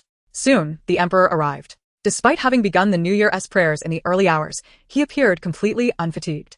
The ministers of the court began to extend their New Year greetings to him. Meanwhile, Tang Tang had also awakened. Upon seeing the daylight streaming in through the window, the little one's eyes widened suddenly. Oh no. Today is the first day of the new year, the day that the scoundrel father brings Lu Yi into the palace. I wonder if they have left yet? If they have, then everything is over. Once Lu Yi is recognized as a princess, the calamity for my mother and me will officially begin. Alas, it seems we are destined to be trapped in this storyline. I am also destined to die young. Bai Rui was being attended to by her maidservants as she washed up when she heard the melancholic voice of the little one. To reassure the child, she deliberately turned to Dong Shui and asked, "Has the master entered the palace today?" As she spoke, she handed a mouthwash to Bai Rui. After rinsing her mouth, Bai Rui continued, "Did he go alone or?" She pretended to be puzzled. What about Aunt Lu? Wasn't the master supposed to bring her into the palace for the banquet? Chapter 69, Tang Tang's New Year's money. As soon as Dong Shui finished speaking, the excited voice of the little one rang in Bai Rui's ears. What? Scoundrel father did not bring Lu Yi into the palace? Joyous, joyous. Mother, and I will surely live long lives. Madam, the eldest young master has arrived. He says he wants to have breakfast with you. Before Bai Rui could respond, Tang Tang in the cradle had already become animated. Elder brother is here. Elder brother is here. I can see elder brother's handsome face again. Joyous, joyous. Today is indeed filled with delightful events. As Shen Liangqian entered the room, he heard Tang Tang's little voice. Unconsciously, a smile crept onto his lips as he walked straight towards Tang Tang's cradle. When he bent down to pick her up, Shen Liangqian was surprised to find that the red marks on Tang Tang's face had faded significantly. Upon closer inspection, they were nearly unnoticeable. It seemed the Grand Master was indeed correct. Tang Tang was no ordinary child. Oh my, why is elder brother smiling at me again? And he looks so handsome when he smiles. Look at that slightly raised corner of his lips, that firm and smooth jawline. He is simply captivating. Shen Liangqian replied, "Sister, you flatter me." Bai Rui added, "Tang Tang is also quite lovely. What a pity, what a pity. Such a handsome elder brother. Yet he is merely the devoted admirer of the main character, Shen Yanjun.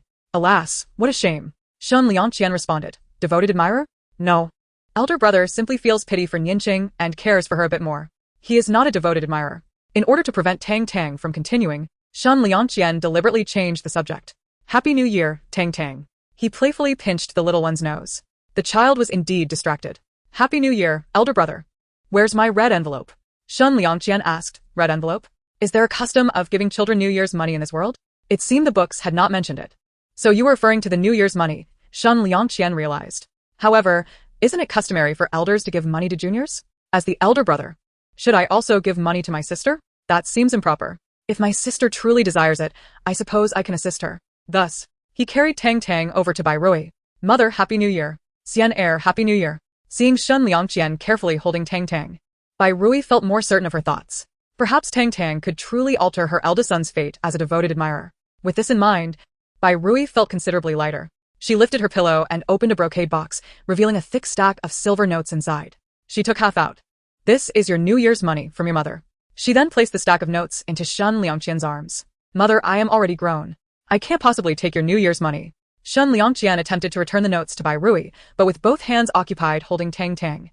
He could not free himself. I want it, I want it. Tang Tang wants it. Tang Tang is still small, she is still a baby, so she can have it. Quick, give Tang Tang her New Year's money, quick. This baby wants New Year's money. Before Bai Rui could respond, Tang Tang's little hands reached out towards her, her body wiggling with excitement. If Shen Liangqian had not been holding her securely, she might have struggled and fallen to the ground. Bai Rui remarked. Shen Liangqian said, "It seems my sister truly desires her New Year's money." Bai Rui looked at Tang Tang, playfully teasing. "Oh dear, what is this? Could it be that Tang Tang also wants New Year's money?" The little one nodded vigorously. Bai Rui then took out the remaining half of the silver notes from the brocade box. "Then these notes shall all belong to Tang Tang as her New Year's money. Shall we?" As soon as the words left her mouth, the stack of notes was instantly snatched away by a small hand. The speed was so swift that everyone present was momentarily stunned. Xia-chan could not help but exclaim, "Wow, the second young lady's hand speed is incredible. I didn't even see how she managed to grab the notes." Dong Shui also teased. "The second young lady isn't even a month old yet and already wants New Year's money. She seems to be a little money grubber." The other two maidservants in the room also joined in the laughter. As the protagonist of the New Year's money snatching incident, Tang Tang was completely oblivious to what everyone was saying as she was busy counting how much New Year's money she had acquired. "These notes are worth 100 taels each. Given their thickness, there should be at least 20 of them. That means the New Year's money mother gave me amounts to at least 2,000 taels. Oh my goodness, I've struck it rich. I've struck it rich. Your dear little one, have struck it rich. Before even reaching a month old, I've already earned over 2,000 taels. Indeed, having a wealthy mother is truly wonderful. Even a casual New Year's gift from her is guaranteed to be no less than 2,000 taels. Who can comprehend the joy of such unexpected fortune? Who can understand it?" Tang Tang is destined to become a little tycoon. The little one danced with joy, her smile stretching almost to the back of her head. Shen Liangqian, gazing at his adorably charming sister, felt his heart melt. He approached the chair and sat down. After placing Tang Tang on his lap, he retrieved the stack of silver notes that Bai Rui had just given him. Since Tang Tang was so fond of New Year's money, why not share his own with her? Upon hearing this, her eyes sparkled with excitement. She stared at the stack of silver notes in Shen Liangqian's hand, unable to blink.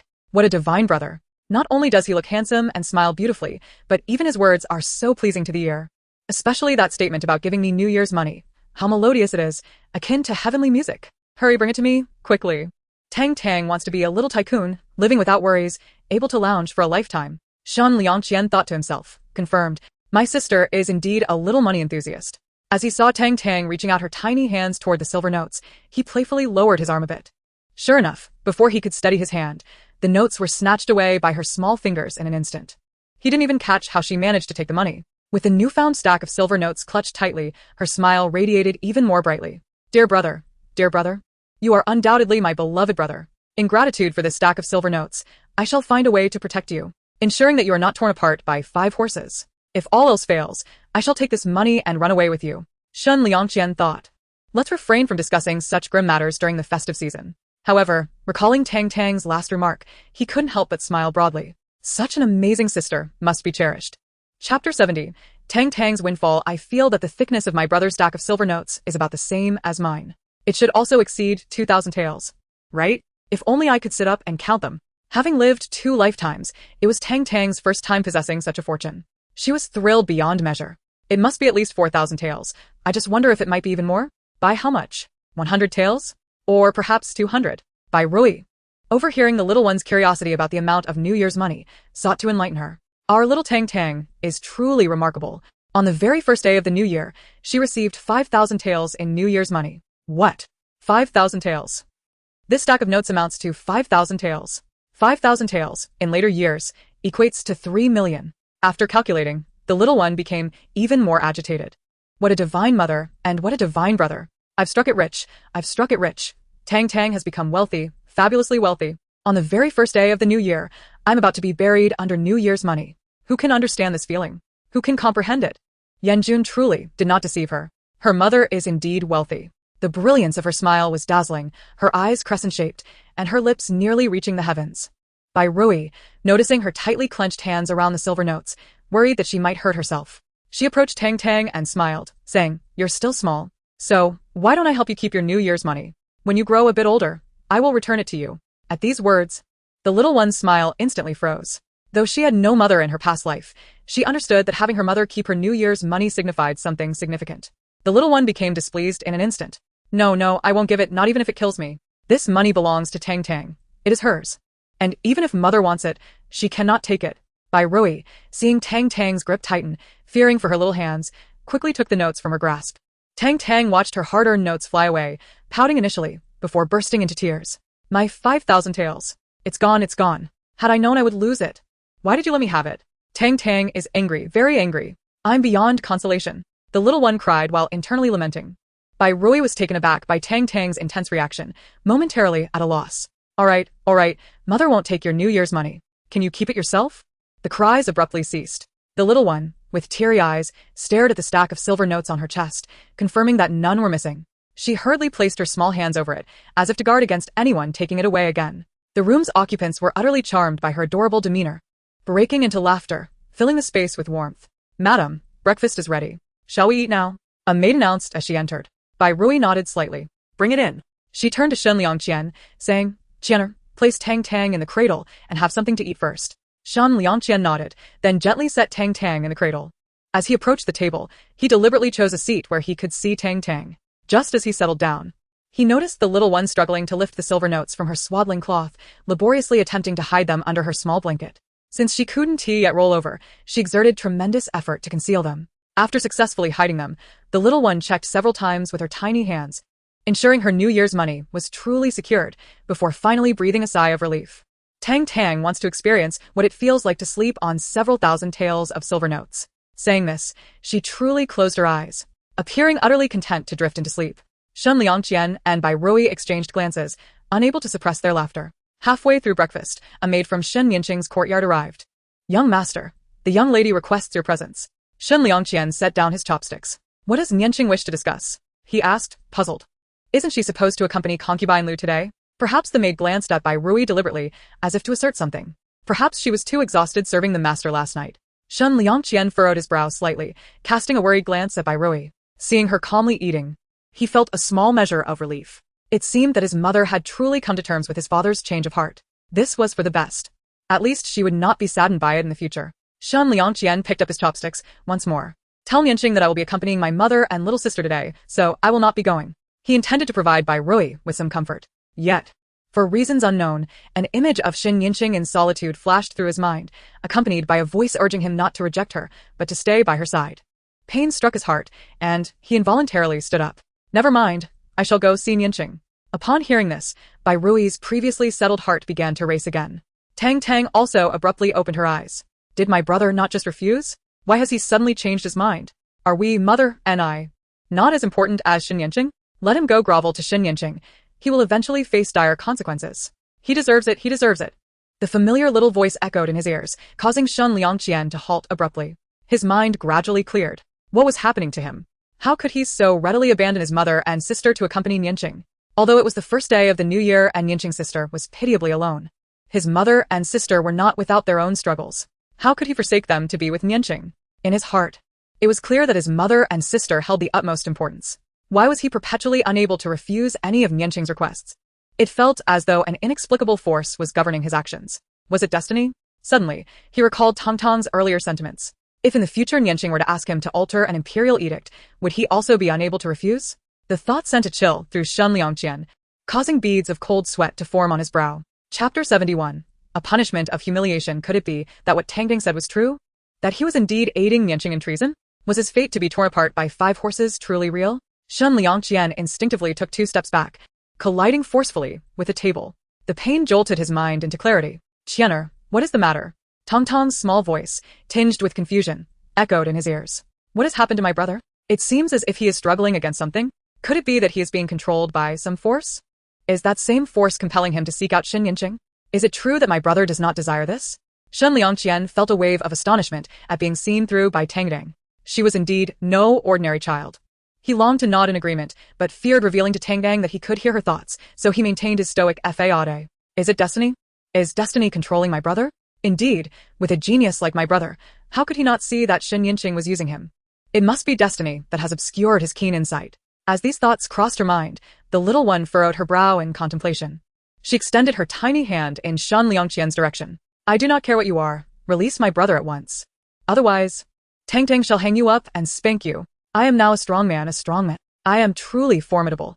As the fierce little voice faded, Shen Liangqian felt a sudden lightness enveloping him. His mind grew clearer than ever before. He gazed at Tang Tang in disbelief. What kind of origins did she possess that even destiny feared her? Bai Rui was equally stunned. So it was destiny that compelled her Qianer to dote on and protect Shen Yinqing? Tang Tang could actually aid Qianer in breaking free from destiny. This was wonderful news. It seemed Tang Tang truly had the power to alter fate. Bai Rui felt a pang of bittersweet emotion, her eyes welling with tears. To prevent the 2 children from noticing her distress, she quickly lowered her head, pretending to continue her meal. "My young master, what troubles you? Why do you not leave?" Shen Liangqian wiped the cold sweat from his brow. "I have reconsidered. It is the first day of the new year, and I shall stay with my mother and sister. The maid's face was a canvas of confusion. The young master had ultimately rejected the young lady. This was unusual. Normally, he would comply with her every request. Even when busy, he would rush to her side at the slightest call. What had changed today? Yet, he still felt a lingering fear. To avoid acting against his own will, he resolved to keep his distance from Shen Yanqing in the future. The maid, seeing Shen Liangqian's determination, could only depart with a sigh of resignation. Meanwhile, Shen Yanqing received a notification from the system. Warning, warning, Shen Liangqian's affection level towards the host has dropped to 80. Shen Liangqian's affection level towards the host has dropped to 80. Shen Liangqian's affection level towards the host has dropped to 80. The system issued 3 warnings in succession, causing Shen Yanqing to widen her eyes in shock. What? It had fallen to 80? A direct decrease of 15? How could this be? System, have you made an error? Host, please do not question the professionalism of this system. This system is the most proficient in monitoring affection levels. It is certainly due to some action by the host that has evoked Shen Liangqian's distaste. Shen Yanqing was filled with bewilderment. Me? I have done nothing. I merely had the maid invite him to share a meal with me. Of course, the meal was merely a pretext. Her primary aim was to prevent Shen Liangqian from interacting with Shen Tang. After all, after his last encounter with Shen Tang, her own affection level had diminished by 5. Could it be that this time was also due to Shen Tang? No, I must see for myself. Shen Liangqian is a vital catch in my pond. I cannot allow him to leap away. As she thought this, Shen Yanqing hurriedly made her way to Bai Rui's quarters. When the maid entered to announce Shen Yanqing's arrival, Shen Liangqian was inside playing with Tang Tang, leaving Bai Rui alone in the outer room with her tea. To prevent Shen Liangqian from being further ensnared by destiny, Bai Rui instructed the maid to escort Shen Yanqing away. Shen Yanqing didn't even enter the room before she was left fuming. Bai Rui, how dare you? She had the audacity to have the maid drive me away. I will not let her have the last laugh. Though I cannot act against her now, I can certainly target her son. Shen Xingzi, prepare for your doom. In the imperial palace, after the morning audience in the Golden Throne Hall concluded, the ministers made their way to the banquet at Fuse Hall. Their wives had already entered the palace, having paid their respects to the Empress Dowager and the Empress, and were now waiting in Fuse Hall. As Xin Yu entered the hall, he was accidentally jostled and bumped into someone. Looking up, he found himself face to face with the Duke of Yongding. The Duke, with a scowl, flicked his sleeve dismissively. What was Xin Shongshu trying to accomplish now? Unable to leverage the power of my house, does he wish to provoke my ire? Xin Yu quickly explained, Your Grace, there has been a misunderstanding. I was merely jostled by the crowd and did not mean to collide with you. The Duke of Yongding snorted derisively. I care not for your intentions. Henceforth, keep your distance from my house. And your concubine should not dare to seek any association with my family. Her mother was but a lowly wretch who resorted to poison and seduction. She is no better. With that, the Duke shot Xin Yu a fierce glare. He felt utterly humiliated by Xin Yu, nearly driving his wife to despair and making the entire Duke's household the subject of public gossip. The more the Duke thought about it, the angrier he became, and the more he yearned for revenge against Xin Yu. Only upon seeing his own wife did he adopt a submissive demeanor, smiling as he settled beside her. Meanwhile, Xin Yu, having just endured the Duke's scorn, felt increasingly disheartened. He surveyed the hall, noting that every other official was accompanied by their wives while he sat alone, feeling an indescribable bitterness in his heart. Chapter 72. The Palace Banquet and Accusations. Xin Yu let out a heavy sigh as he took his seat. Glancing at the empty space beside him, he couldn't help but think of Bai Rui. He reminisced about the days when they were inseparable. During those times, no matter where he went, Bai Rui would accompany him, ensuring everything was in order, allowing him to bask in glory. How had he fallen to such a state now? The Emperor has arrived. The Empress Dowager has arrived. The Empress has arrived. The Crown Prince has arrived. Following the ceremonial calls, the hall fell silent. Everyone rose to kneel, paying their respects to the Emperor, the Empress Dowager, the Empress, and the Crown Prince. As the Emperor, supporting the Empress Dowager, took his seat at the head of the table, he turned his gaze towards the kneeling ministers and ladies in attendance. Today marks the New Year's banquet. Esteemed officials, please rise. We thank your Majesty for your grace. Once everyone was seated, the Emperor noticed that only Xin Yu was present in his designated spot. Could it be true that this Minister Xin favored his concubine over his wife, even declining to bring her to the banquet? The Emperor furrowed his brow slightly, his demeanor stern yet composed. Minister Xin, why are you the only one here? Where is your wife? Why has she not come? Upon hearing the Emperor's inquiry, the Crown Prince also glanced in Xin Yu's direction, recalling Tang Tang. He wondered how that little one was faring and whether she faced disdain because of her birthmark. The very reason he had granted her a name was to ensure that the Xin family would treat her kindly due to their connection. Recently, Xin Yu had been in a precarious situation, fearful of attracting the Emperor's attention. Thus, during the morning court session, he had kept his head lowered, hiding behind his fellow officials. He thought he had evaded notice, yet here he was, called out by the Emperor. An ominous feeling washed over him. I feared she might catch a chill outside, so I kept her at home, he replied. The emperor's expression softened slightly.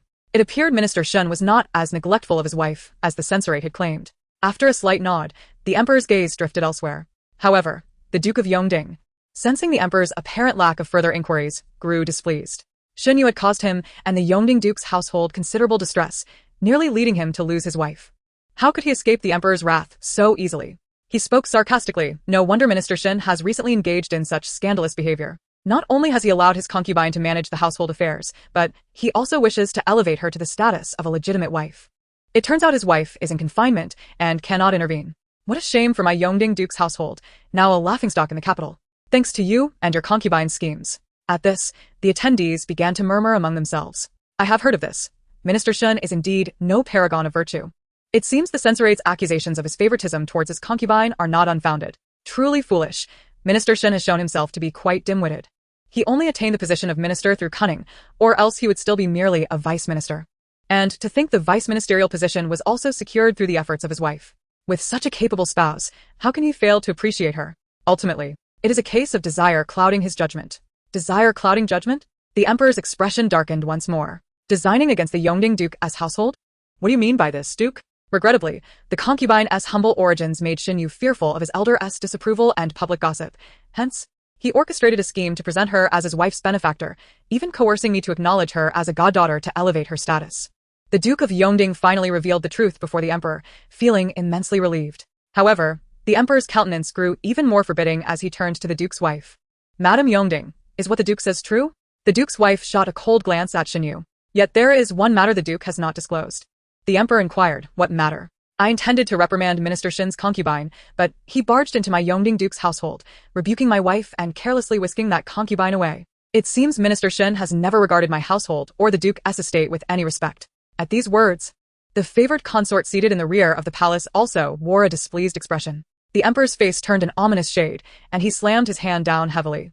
What a reckless individual you are, Xun Yu, to act so foolishly for the sake of a mere concubine. No wonder the censorate has accused you of neglecting your wife.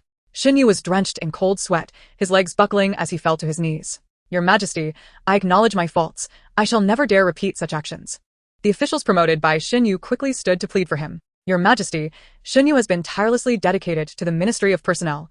He has had no time to conspire in such matters. Surely, he has been deceived by his concubine. Indeed, Your Majesty, considering Minister Shin's loyalty to the court, please spare him this time. The emperor snorted coldly. As the Minister of Personnel, it is your duty to select capable individuals for the state.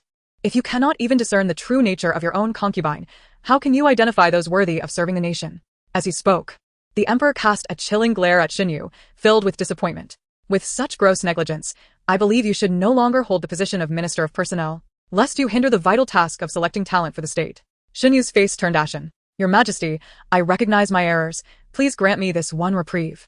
I shall reflect earnestly and sharpen my discernment to select more outstanding individuals for the nation. Those officials elevated by Xun Yu, along with others who maintained good relations with him, hastily knelt in his defense. The atmosphere in the banquet hall grew tense. The Empress Dowager, seeing the emperor's expression darkening further, feared he might order all the ministers to be dragged away. Your Majesty, today is New Year's Day.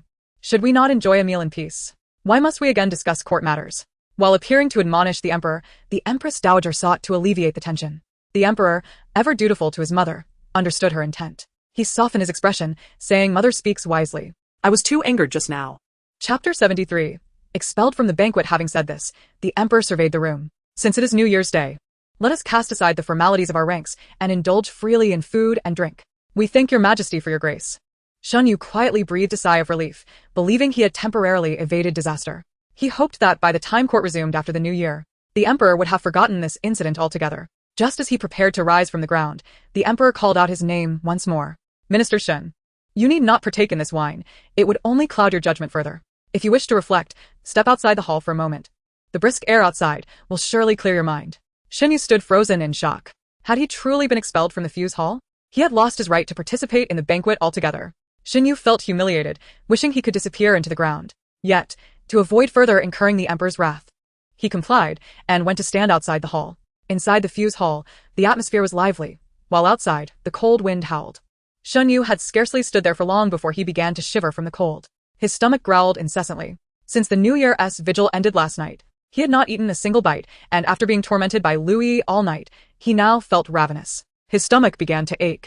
Just then, the enticing aroma of food wafted from inside the hall, making his discomfort even harder to bear. He unconsciously swallowed several times, as if that would ease his hunger. However, after gulping down 10 times, his hunger remained unabated. Clutching his aching stomach, Xinyu thought of Bai Rui and Louis. His stomach ailment had plagued him since childhood.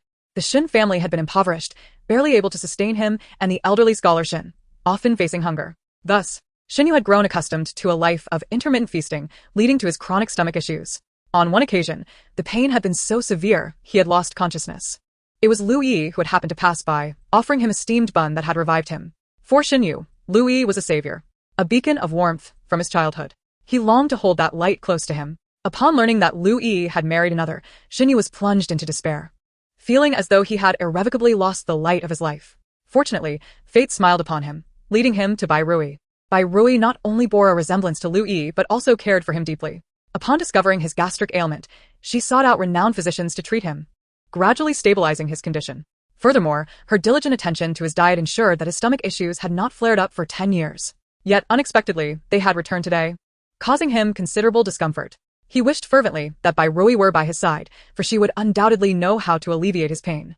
Alas, she was still in confinement, unable to attend the palace banquet with him. Contemplating the need for Bai Rui's continued support for both himself and the Xin family, Xinyu resolved to court her affections more earnestly in the future, convinced that this would resolve his troubles. At that moment, a small, snow-white dog suddenly dashed out from the fused hall. Xinyu recognized it as Snowball, the pet of the favored consort. The consort adored Snowball, carrying it wherever she went, and it seemed she had brought it along to the banquet. However, he wondered how the little dog had managed to escape. Just then, he noticed Snowball had a large chicken leg clutched in its mouth. Xinyu quickly realized that the small dog had snuck out for a snack, perhaps driven by hunger. He found himself fixated on the succulent chicken leg. Its golden brown skin glistened with oil, hinting at its deliciousness, and he couldn't help but swallow. How he wished it were his, for it would not only satiate his hunger, but also ease his stomach pain. While Xinyu was lost in thought, Snowball unexpectedly bounded to his feet. Acting on impulse, he bent down, seized the dog, and snatched the chicken leg from its mouth. Before Snowball could react, he devoured the leg with remarkable speed. Perhaps due to his own hunger, he found the chicken leg exceptionally delectable. After consuming it, he noticed his stomach pain had significantly diminished. At that moment, Snowball finally registered what had transpired. Its precious chicken leg had been stolen. Enraged, the little dog barked incessantly at Xinyu. Fearing that the commotion would draw attention from those inside the hall, he hastily shoved the remaining bone into Snowball's mouth. Sensing the meat within, Snowball's agitation subsided. However, this scene caught the eye of the consort, who had come searching for her pet. Her expression was one of disbelief. Lord Xin, as the Minister of Personnel, how could you stoop to stealing food from my dog? Perhaps overwhelmed by anger, her voice rose, drawing the attention of nearby officials and ladies who gazed in astonishment toward the commotion. Has the minister gone mad, fighting with the dog over food? Such behavior is utterly disgraceful. They whispered among themselves, questioning Xinyu's integrity and competence, lamenting that they had once looked up to him as a mentor. Xinyu felt a wave of embarrassment and regret wash over him as he overheard the murmurs. Had he truly lost the support of those he had nurtured? Had he known that stealing food from a dog would alienate allies, he would have refrained from such an act. He was also anxious that the emperor might hear of this incident and punish him further. Thus, he quickly offered an apology. Your Highness, I sincerely apologize. I did not intend to steal the dog's chicken leg. My gastric ailment flared up, and I was in dire need of sustenance to alleviate my distress. I beg for your forgiveness. The consort, not wishing to escalate matters during the festive season, cast a disdainful glance at Xinyu before retreating into the fused hall. Chapter 74. What is to be done? Xinyu exhaled a sigh of relief. Yet, reflecting on the earlier discussions, a sense of vexation returned. He could not afford to lose the influence he had painstakingly cultivated. He hoped Bai Rui would clarify the situation once she finished her confinement. To ensure that nothing unexpected occurred on her end, he resolved to visit her the following day, determined to celebrate the new year together. He intended to charm her as he had before, reassuring her of his unwavering affection, hoping to rekindle her devotion.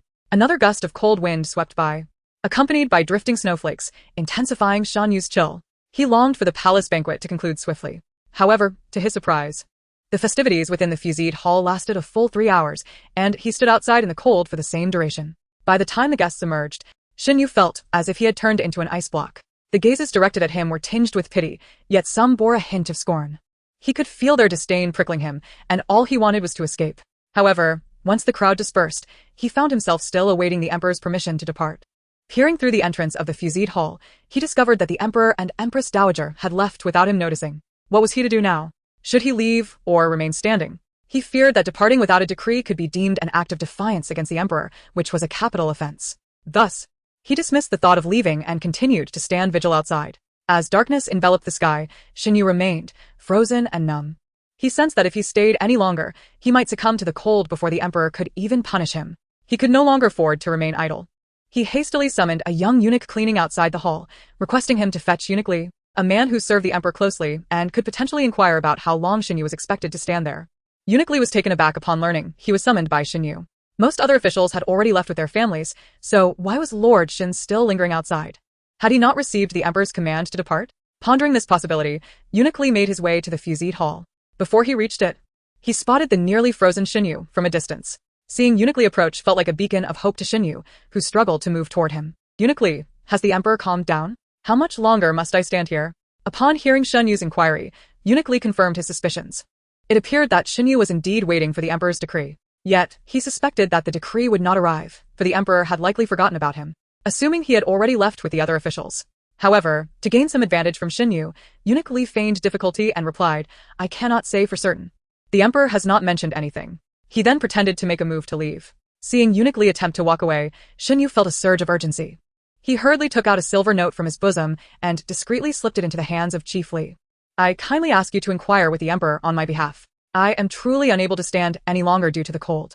If I remain here, I fear I shall freeze to death within the palace tonight. Chief Li glanced at the silver note in his hand, discovering it amounted to 50 taels. And his face broke into a broad smile. Very well, I shall go and ask Minister Xin. As Xinyu waited, nearly an hour passed. His lips had grown numb, trembling for a long while before he managed to utter, What did the Emperor say? Chief Li replied with a smile. The Emperor was initially quite angry, but after some persuasion from me, his temper has eased somewhat. Minister Xin, you may leave the palace now. The phrase echoed in Xinyu's mind. You may leave the palace now. He could finally depart. He was no longer required to stand. Overcome with emotion, he nearly wept. He wiped the tears from the corners of his eyes with his sleeve and solemnly thanked Chief Li before unsteadily descending the stone steps of the Fuse Hall. Seeing Xunyu's disheveled appearance, Chief Li couldn't resist teasing him further. Minister Xin, you must hurry and leave the palace, or the gates shall be locked.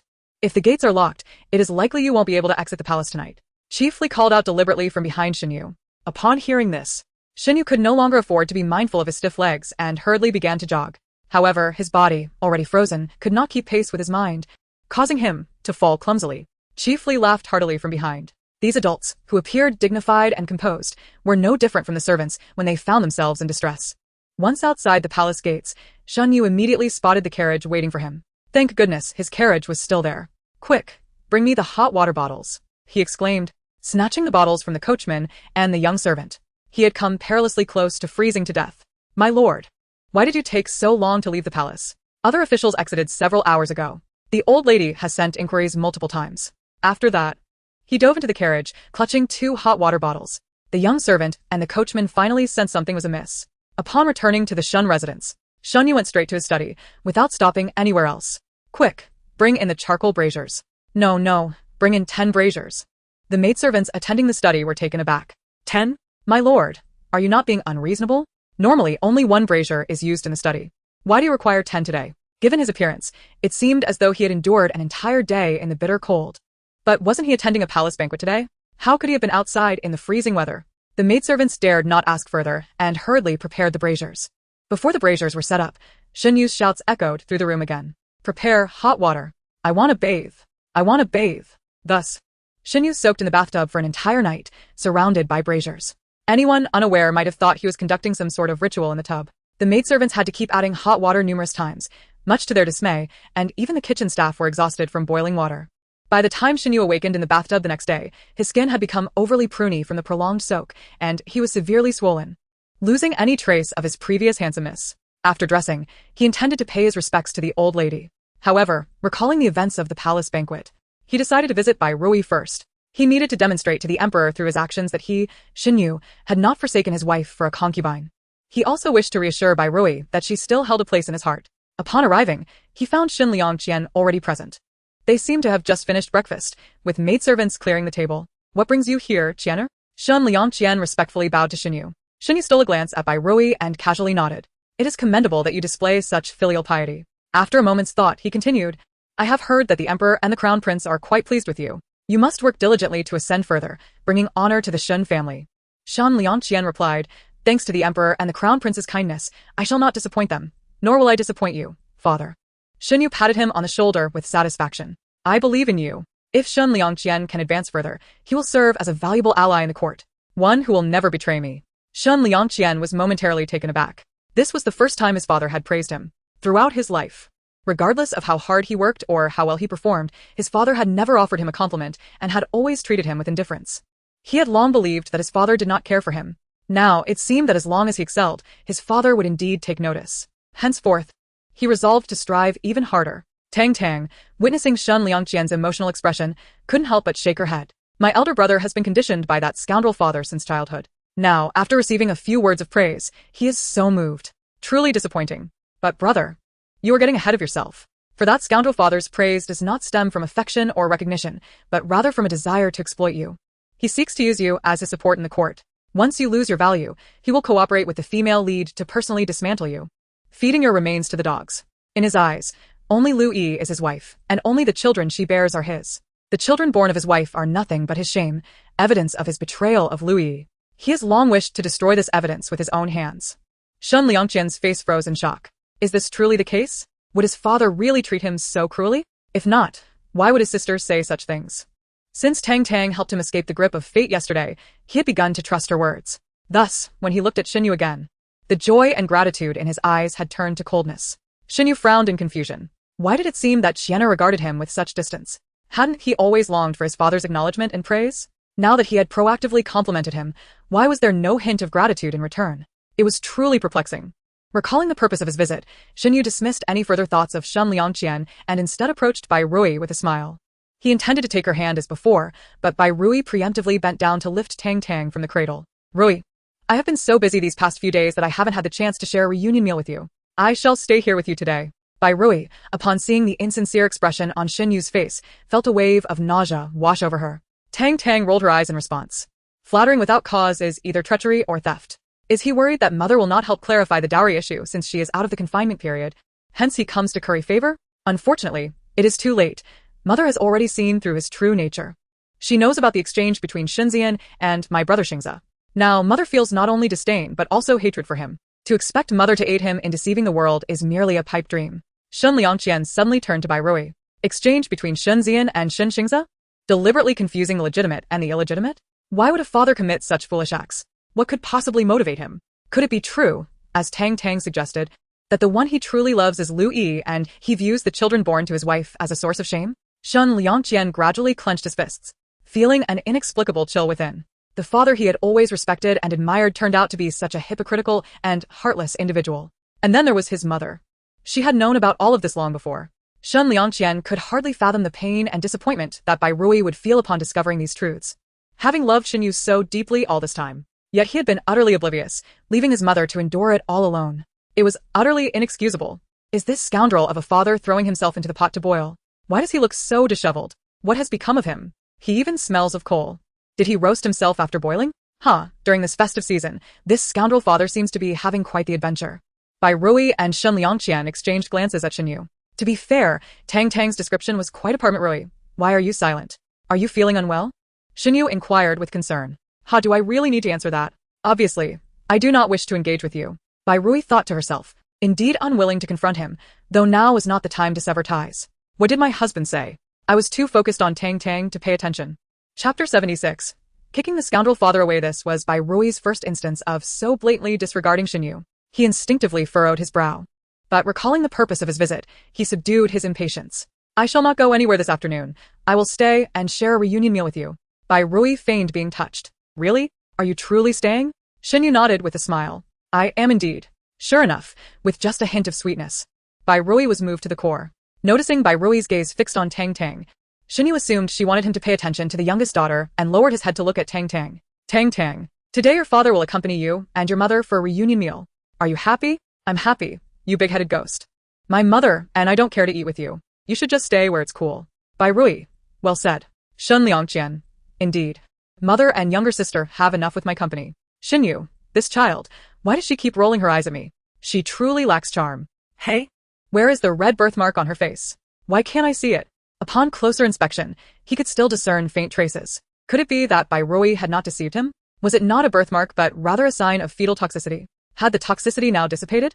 It must be said that once the red birthmark faded, the child looked rather lovely. Her large, glistening eyes resembled pools of autumn water, while her nose and mouth were small and undeniably adorable. Her skin was far fairer and more delicate than that of an ordinary child, appearing even more charming than the festive decorations on the door. As he gazed, Shenyu felt a sudden urge to embrace Tang Tang. However, recalling her tiny fists, he dismissed the thought.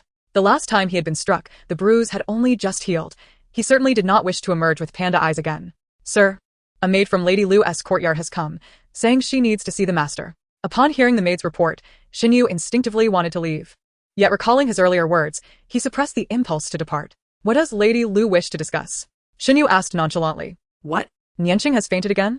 Shenyu's reason vanished in an instant, and he immediately turned to leave. Tang Tang, seeing him turn, unceremoniously extended her small foot and kicked Shenyu squarely in the backside. Shenyu, caught off guard, was sent flying, landing face first in a most undignified manner. Shun Liangqian, upon hearing that Shun Yanqing had fainted, felt a surge of urgency. Just as he intended to accompany Shenyu to check on Shun Yanqing, he witnessed Tang Tang kick Shenyu, leaving him momentarily stunned. What had he just witnessed? A child not yet a month old had sent a man in his 30s flying? Was his little sister endowed with extraordinary strength? If she knew he had planned to visit Yanqing, would she have kicked him too? With that thought, Shun Liangqian suddenly felt more alert. He could not go. He must not go. Not out of fear of being kicked by Tang Tang, but to avoid being ensnared by fate.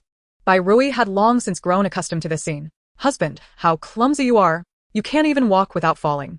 Shenyu had intended to chastise Tang Tang for being a mischievous girl, but upon seeing Bairui approach with Tang Tang in her arms, he instinctively shouted, "Don't come here. Don't bring that mischievous girl near me. A monster. She is a monster." He must have lost his mind to get close to that creature. Hearing this, Bairui and Shun Liangqian's expressions shifted simultaneously.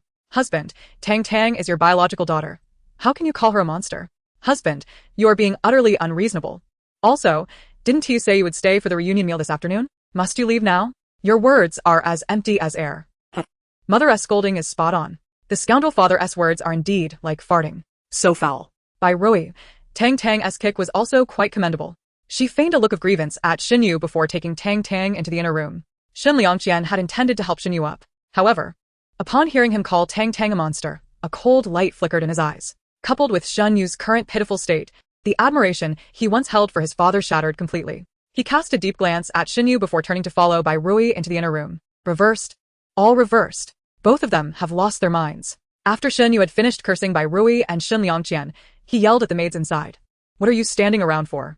Hurry and help me up. Though the maids were reluctant, they approached and assisted Shenyu to his feet. Shenyu glanced once more in the direction of the inner room before cursing his way out. If not for his urgency to see Yanqing, he would have certainly given that mischievous girl Xin Tang a proper lesson. This was the third time she had laid hands on him. No.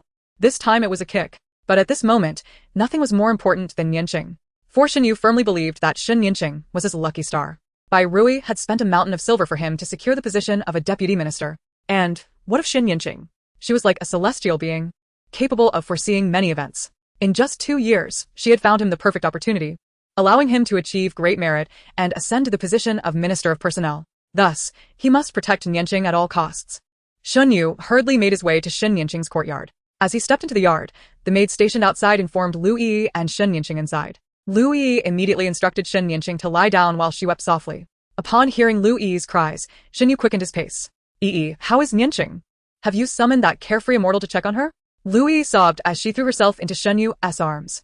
This inadvertently reminded Shenyu of Lu Yi's fervor from the previous night, causing him to instinctively rub his waist. "The carefree immortal has already examined her," he replied. He said Yanqing's condition is worsening and that treatment may need to begin sooner than expected. Shenyu furrowed his brow slightly. How could this be? Not long ago, it was said that there were still 3 months remaining. Lu Yi cried even more fiercely, and the reason was none other than Bairui offending Yanqing yesterday. Yanqing harbored intentions of hastening the demise of her son. Yet, she feigned concern, stating, perhaps she has encountered some great distress recently, aggravating her condition. Chapter 77. A heart torn asunder. Shenyu's face darkened slightly. Endure hardship? In this Shan residence, who would dare to let my Yanqing suffer? Lu Yi pretended to hesitate. Shenyu's expression grew increasingly grim. Who exactly is it? Speak up. Louis wiped her tears with a handkerchief, displaying a troubled countenance. It's the mistress. The mistress? By sure? She can hardly leave her room. How could she possibly make Yanjun suffer? Shen Yu's forehead creased with frustration. Louis sobbed while explaining, Yanjun has always regarded the mistress as her own mother and Liang Qian as her elder brother. Yesterday, upon hearing that Liang Qian visited the mistress, she too wished to see them. You know Yanjun is a thoughtful child. She must have kept this on her mind. Upon hearing Louis' words, Shen Yu's expression darkened instantly. Bai Shi was after all Yanjun's mother. How could she be so ungrateful? She was utterly unworthy of being the mistress of the Shun residence. Should anything happen to his Yanjun, he would not let her off easily. Yet, considering Bai Shi's current usefulness, Shen Yu suppressed the anger boiling within him. Louis noticed the flames of Shen Yu's rage flicker and then extinguish. A glimmer of disappointment flashing in her eyes. She had expected Shen Yu to act as he had before and teach Bai Shi a lesson. To her dismay, he merely asserted his authority verbally, showing no intention of confronting Bai Shi. Truly, he was utterly useless. What did the immortal say? What should we do now? How can we save Yanjun? Louis dabbed her tears once more. You cannot escape the temple if you flee the monk. Yanjun is correct. Since we cannot eliminate Bai Shi now, we must first deal with her son. Then we can reveal the truth to Bai Shi, which will undoubtedly cause her immense grief. The immortal advised that Yanjun might not survive until the 49 days and needs to begin treatment sooner. Shen Yu furrowed his brows slightly. But doesn't it take 49 days to cultivate the medicinal catalyst? Louis explained, the immortal said we need not wait that long. He has modified the prescription. It only requires 30 days to become a medicinal catalyst, at which point we can extract the heart for medicine. This implies that Xingze could only live for a few more days? Shen Yu suddenly felt a pang of compassion. Louis keenly noticed that flicker of compassion in Shen Yu's eyes. Her heart sank. Shen Yu wouldn't he consider changing his mind? Would he? They should heed the immortal's advice and proceed with the heart extraction for the potion. Shen Yu glanced at Yanjun lying on the bed and ultimately steeled his resolve. Upon hearing this, Louis breathed a sigh of relief, her lips curling into a barely perceptible smirk. Indeed, in Shen Yu's heart, Yanjun remained paramount. To allow Shen Xingze to experience the anguish of being betrayed by his own father, Louis deliberately sighed. It is truly pitiful for that child Xingze. He is so young and must endure such bitter medicine, becoming the catalyst for Yanjun's treatment. I feel so sorry for him. Every time he refuses to take his medicine, I cannot help but feel a twinge of guilt.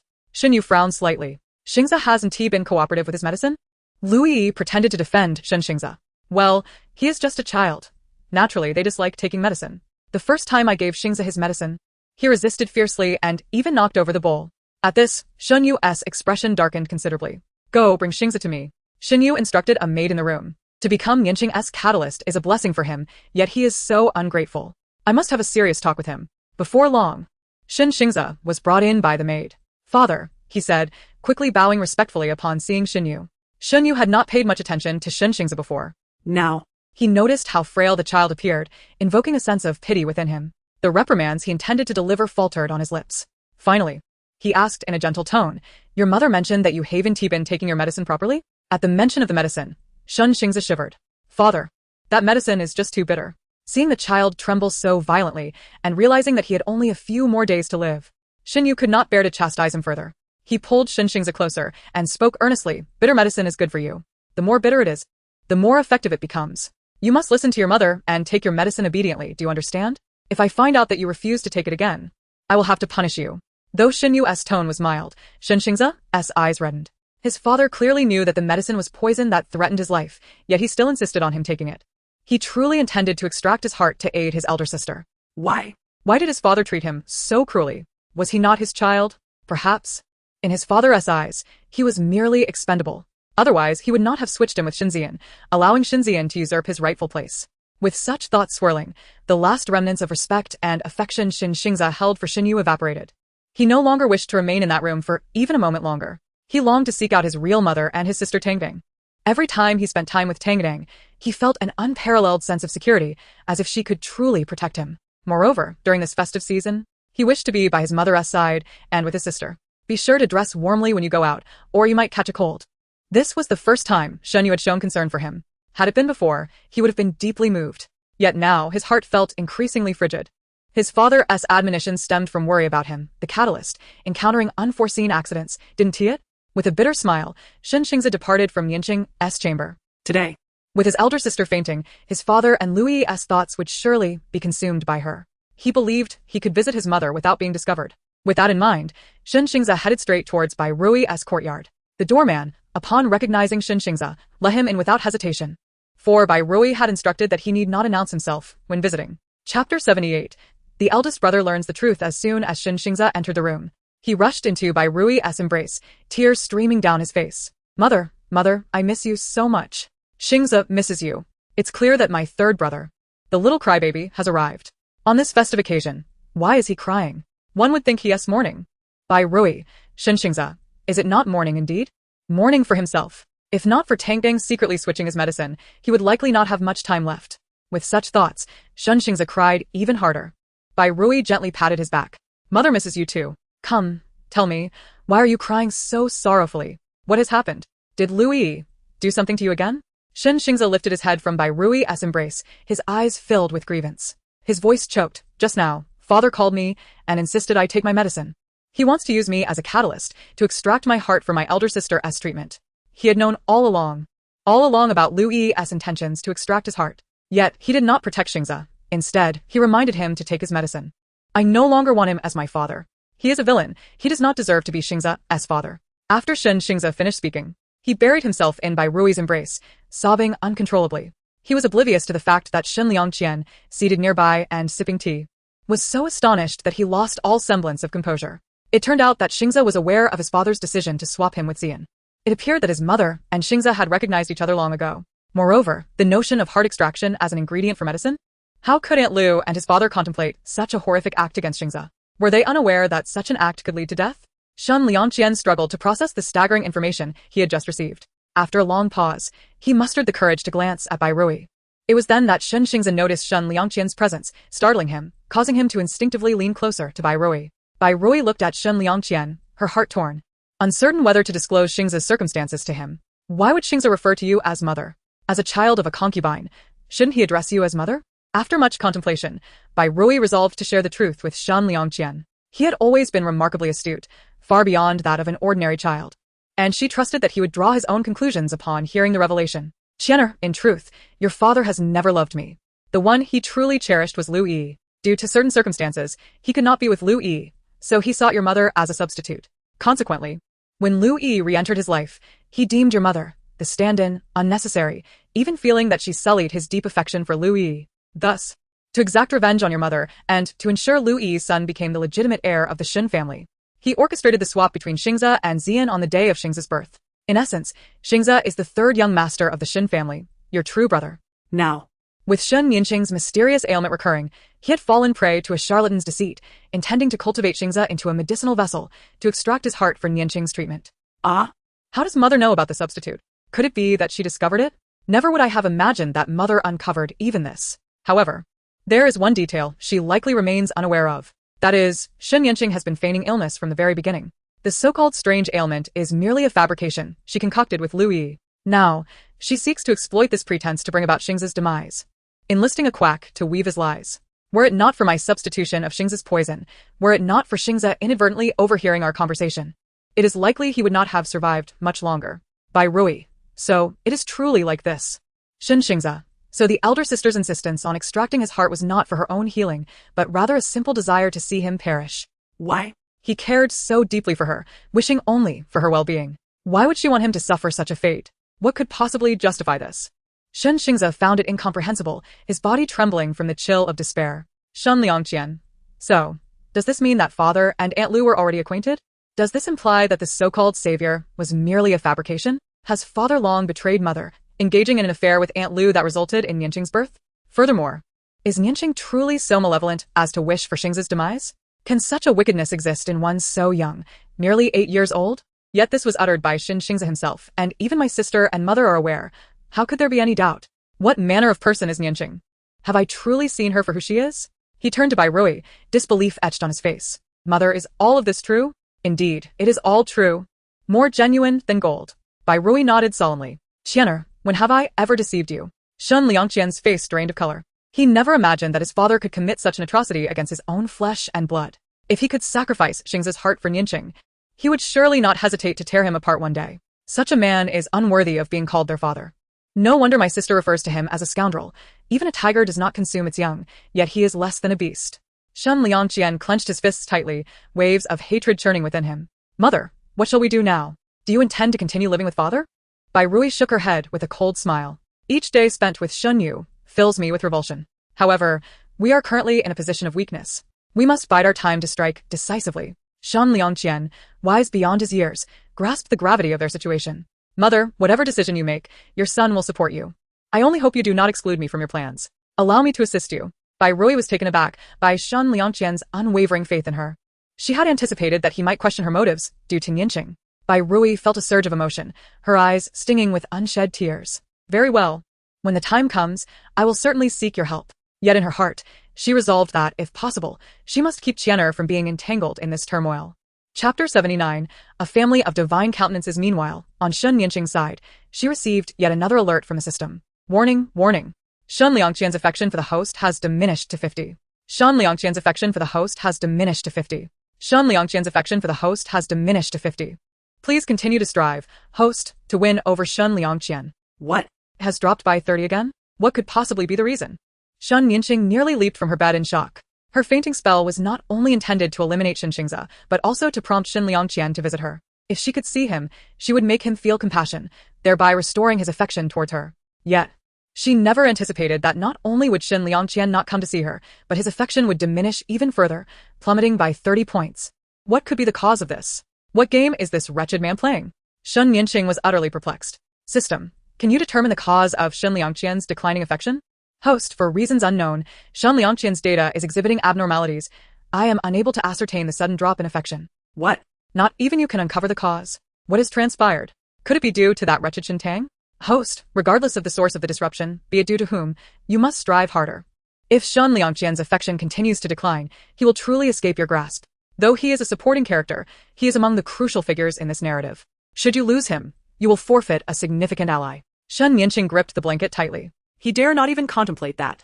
Once he has entered my domain, he shall never escape. Alas, she was still feigning illness, unable to approach Shen Liangqian to restore her favor.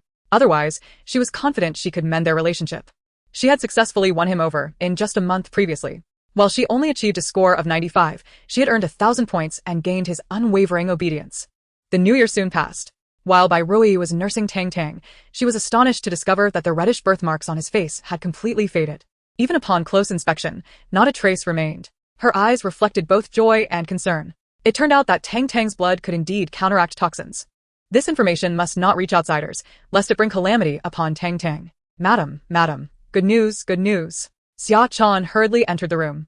Bai Rui suddenly rose to her feet. What about Yanjun? Had he returned safely? Her Yanjun had been following the great general of the state on a campaign for 3 months, and she could not help but worry for his well-being. Xia Chan, understanding Bai Rui's concern, quickly reassured her, saying that the news was indeed true, as many common folk had witnessed it firsthand. As for the second young master, he had returned safely as well. After all, he was the beloved disciple of the great general, who would undoubtedly ensure his safety. Yet, Bai Rui still felt a lingering unease. Xia Chan explained, I heard that the emperor has hosted a celebratory feast in the palace, inviting the principal generals from this expedition. The second young master is certainly attending the banquet right now. At these words, Bai Rui's heart eased slightly, though a trace of worry still lingered in her eyes. Mother, rest assured, my second brother is perfectly fine. He is just like my elder brother, both crucial figures amidst the chaos. They will not meet an early demise. If death were to come, it would be after being used by the heroine. Moreover, my second brother not only returned safely, but also achieved great merit, earning the title of Zhao Xiaowei from the emperor. During the banquet, the emperor praised him as a young talent, urging the great general to nurture him well. Bai Rui exclaimed, Zhao Xiaowei? Yanjun has indeed been bestowed this title. He must be overjoyed. However, what did it mean that he would die only after being used by the heroine? Did it imply that Yanjun would also fall victim to Shen Yanqing? This thought sent another wave of dread through Bai Rui. As these thoughts swirled, a boy of about 12 or 13 years old strode in. Bai Rui and Tang Tang turned to look at the newcomer. The boy was clad in silver armor, wearing a silver felt hat, and holding a silver spear, exuding an air of youthful vigor. Upon seeing Bai Rui, he promptly handed the spear to a maid inside. Was he safe? Was he injured? Bai Rui rushed to him, her gaze scanning Shen Yanqing from head to toe. Is this truly my second brother, Shen Yanqing? Look at his demeanor and appearance. He is simply stunning. Indeed, the descriptions in the book were wholly accurate. The elder brother was cold and aloof, while the second brother was brimming with vitality. Our family is truly blessed with exquisite beauty. Tang Tang must be lovely too. Haha, how delightful. I wonder if Tang Tang is so beautiful that she could outshine the stars and moon. Shen Yanqing wondered. What is that sound? Is it a child's voice? Could it be Xian here? But this voice seemed even more tender than Xian's. He scanned the room but saw neither Shen Xian nor any other speaking child. Tang Tang? Shen Tang? Wasn't that the name of his little sister just born? He suddenly glanced at the infant in by Rui's arms. Could it be that the little sister had spoken? But she was not yet a month old. How could she talk? Perhaps he had been running too quickly and had imagined it? Yanqing, Yanqing, what is wrong? Why are you not speaking? By Rui's voice interrupted Shen Yanqing's thoughts. Mother, do not worry, I am perfectly fine. Saying this, he spun around to demonstrate his well-being. Seeing this, Bai Rui finally felt completely reassured. Even while speaking, Shen Yanqing's gaze remained fixed on Tang Tang. His little sister was truly beautiful. He had never seen such a lovely child. Her fair, delicate skin and plump cheeks reminded him of a celestial being. No, she was even more beautiful than any celestial being's child. He couldn't help but smile at Tang Tang. He had intended to hold her, but considering the bloodshed on his armor, he dismissed the thought. Stop it, second brother. Only after confirming she is unharmed do you come to see Tang Tang and mother. Second brother is a liar, a liar, a liar. Second brother is the king of lies. Bai Rui realized it was all because of Shen Yanqing. Was her second son also destined to be a sycophant for Shen Yanqing? Shen Yanqing heard the childlike voice again, particularly clear this time. Yet, he had been so focused on his sister's face that he had not seen her speak. Could it be that he had heard her thoughts? He could actually hear his sister's thoughts. How astounding! Did this mean he was the fabled chosen one, suddenly endowed with the power of telepathy? But why did this ability only apply to his sister? Was it because she was still an infant with a weak resistance, easily exposing her inner thoughts? Perhaps it was only this explanation. Of course, the most important thing was that he was not the king of lies. He simply knew that his mother did not harbor fondness for Yanqing, which was why he had not mentioned her in her presence. Why does the second brother keep staring at me? Is it that my soft and adorable appearance has captivated him? It must be so. The second brother is practically drooling.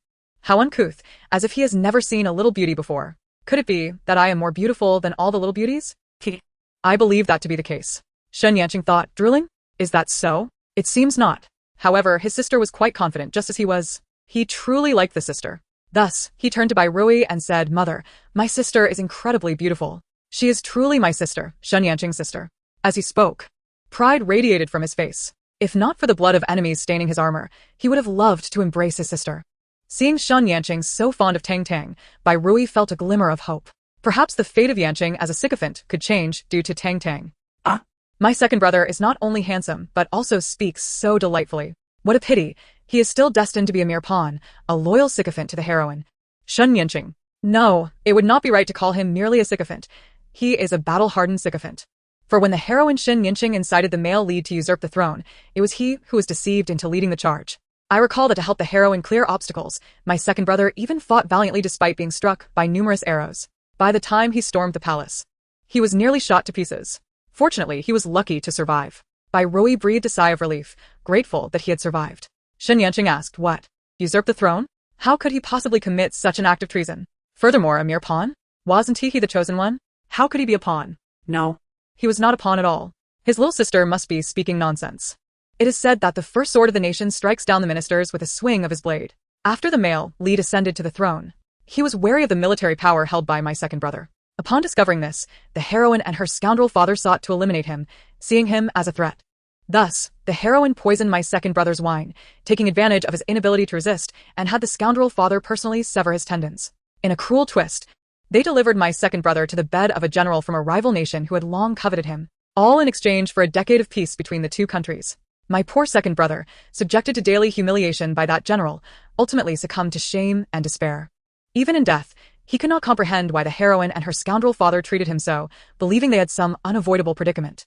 To treat a sycophant like that is truly beyond comprehension. Bai Rui's heart felt as though it had been torn apart, filled with unbearable pain. So it was true that Yanqing was destined to be a sycophant for Shen Yanqing. The once innocent Yanqing has now suffered greatly at the hands of Shen Yanqing. Why? He is such a good son. How could he possibly meet such a tragic fate?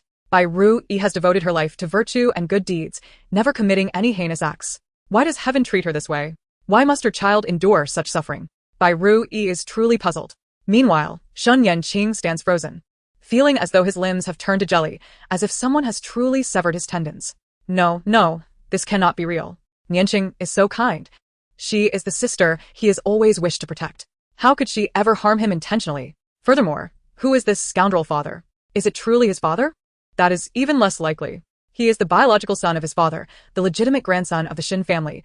How could his father ever inflict such harm upon him? Impossible, absolutely impossible. His little sister must be speaking nonsense. After all, she has yet to even celebrate her full month of life.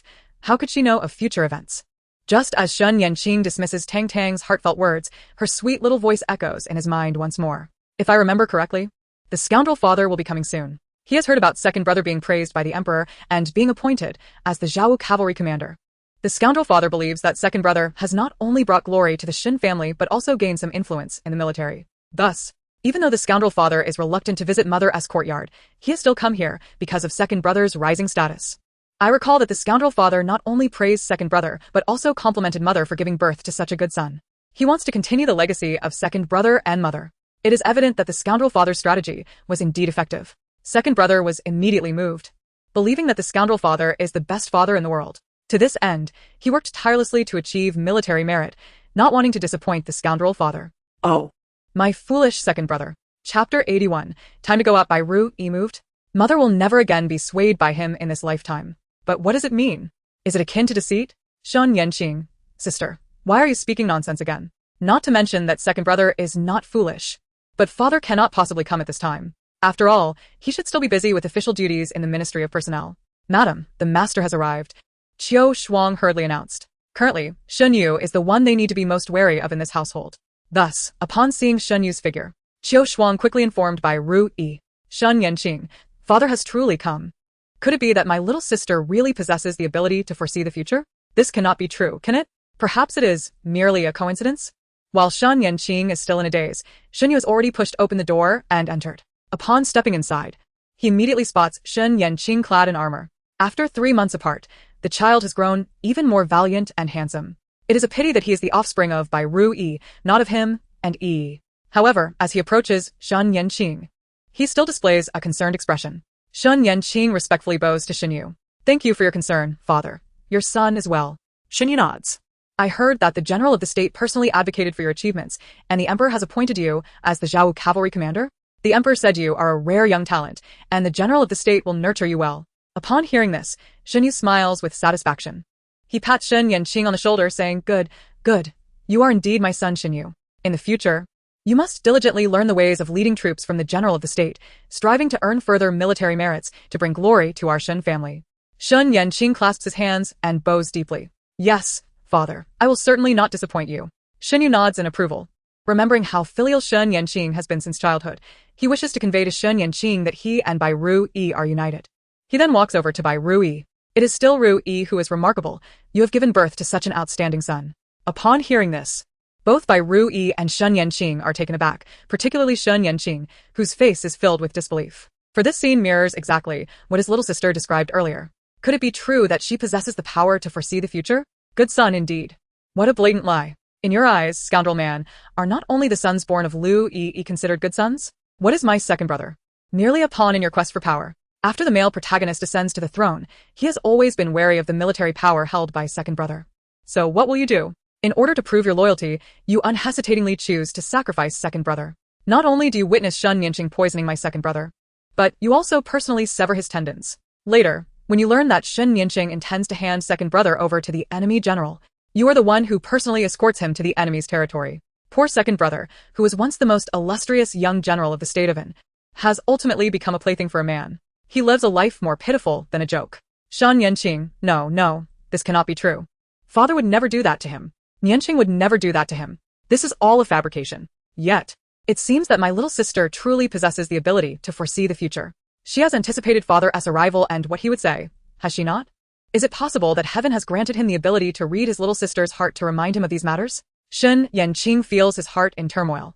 Unsure of what to do, he merely wishes to escape this place quickly, to allow his mind to calm. Father, mother, Yanqing hurried here to see little sister, neglecting to change out of his armor. Before Shun Yu can say anything, Bai Ru Yi interjects, Go on. After changing your clothes, there is no need to return. Shun Yanqing indeed needs time to regain his composure. Yes, mother, I shall take my leave for now.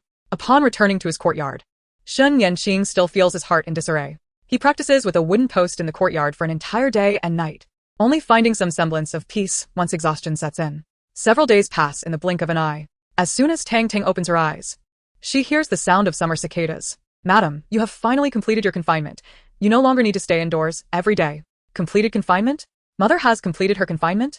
Does that mean this baby has already reached her full month? Wonderful. This baby no longer has to be cooped up indoors. It has been so stuffy. This baby feels as though she might suffocate. If only mother could take me outside for some fresh air. I remember there should be a plum garden in the Shun residence. If mother could take me for a stroll in the plum garden, that would be delightful. By Ru-yi. Such a request, naturally mother will fulfill for Tang Tang. Once mother finishes her breakfast, she will take Tang Tang to stroll in the plum garden. The plum blossoms are particularly beautiful at this time. Mother also wishes to see them. Thus, after finishing breakfast, Bai Ru-yi takes Tang Tang to admire the plum blossoms in the Shun residence's garden. As they step into the plum garden, Xia Chan points ahead, saying, Madam, is that not Lu Yinyam? Bai Ru-yi follows Xia Chan's finger, and indeed sees Lu-yi. Her eyes immediately turn cold. Tang Tang also looks in the direction Xia Chan pointed and sees 3 women admiring the plums not far away. 2 of them are dressed as maidservants, while the other appears to be a mistress. The mistress must be Lu-yi. The last time Lu-yi brought the scoundrel father to find trouble with mother, she was placed in the inner room and did not see what Lu-yi looked like. This time, she must get a good look. Although Tang Tang can only see Lu-yi's profile, it is evident that she is indeed very beautiful. Moreover, she possesses the kind of delicate beauty that men particularly adore. No wonder the scoundrel father is so infatuated with her. At this moment, the maid beside Lu-yi also noticed by Rui and Tang Tang. Madam, the lady has brought the second young miss. Should we go over to pay our respects? Lu-yi cast a glance in the direction of Bai Rui approaching. It was indeed unfortunate to encounter someone she wished to avoid while out admiring the plum blossoms. After speaking, Lu-yi led her maid away from another path. Upon exiting the plum garden, Lu-yi's maid expressed her surprise. I didn't expect the second young miss to be a full month old already. She is the first legitimate daughter of the Shin family. Surely, the madam will host a grand celebration for her. At that time, the second young miss may overshadow the eldest young miss, as she is the true legitimate child of the Shin family. No matter how favored the eldest young miss is, she remains a mere illegitimate daughter. Chapter 82. No celebration for Tang Tang. Lu-yi also contemplated this, her expression darkening. A grand celebration? Absolutely not. She must prevent Bai from hosting a banquet for Shin Tang. She needed everyone to continue recognizing Shen Nianqing as the eldest daughter of the Shin family, oblivious to the existence of the legitimate daughter, Shen Tang. A hideous creature attempting to vie for her Nianqing's affection was simply out of the question. That evening, when Shin Yu visited Lu-yi for the night, she deliberately steered the conversation toward Tang Tang. By the way, Tang Tang should be a month old soon, right? Shin Yu's face betrayed little emotion. A barely perceptible cold smile flickered across Lu-yi's lips. It seemed Shin Yu had begun to harbor distaste for that girl, even disregarding the significance of her full month. Excellent. She continued, Tang Tang is the first legitimate daughter of our Shin family. Her celebration must be splendid. Upon hearing the words full month celebration, Shin Yu instantly straightened up. Shin Tang, being Bai's biological daughter, would undoubtedly receive an extravagant celebration. This would provide him with an opportunity to invite colleagues from the court and mend relationships. With this in mind, Shin Yu began to regard Tang Tang's celebration with importance. Lu-yi had a point. Tang Tang was indeed the first legitimate daughter of the Shin family, and her celebration deserved to be grand. Lu-yi was taken aback by Shin Yu's response. You speak wisely, my husband. Her face took on a worried expression. I am just a bit concerned. Shin Yu, puzzled, inquired, concerned about what?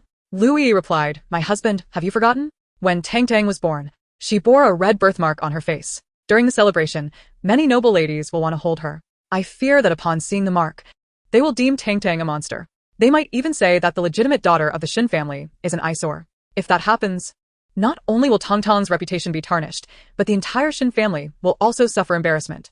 Hearing Lu-yi's concern for both Tang Tang and the Shin family warmed Shin Yu's heart. He grasped Lu-yi's hand and reassured her, do not worry, Yi. The birthmark on Tang Tang's face has faded significantly. It is hardly noticeable unless one looks closely. Upon hearing this, Lu-yi's eyes widened in shock. The red birthmark on Shin Tang's face had faded? How could that be? Nianqing had mentioned that the poison was incurable. Had Bai found some miraculous antidote? Indeed. Wealth had its advantages. Even an antidote could be procured.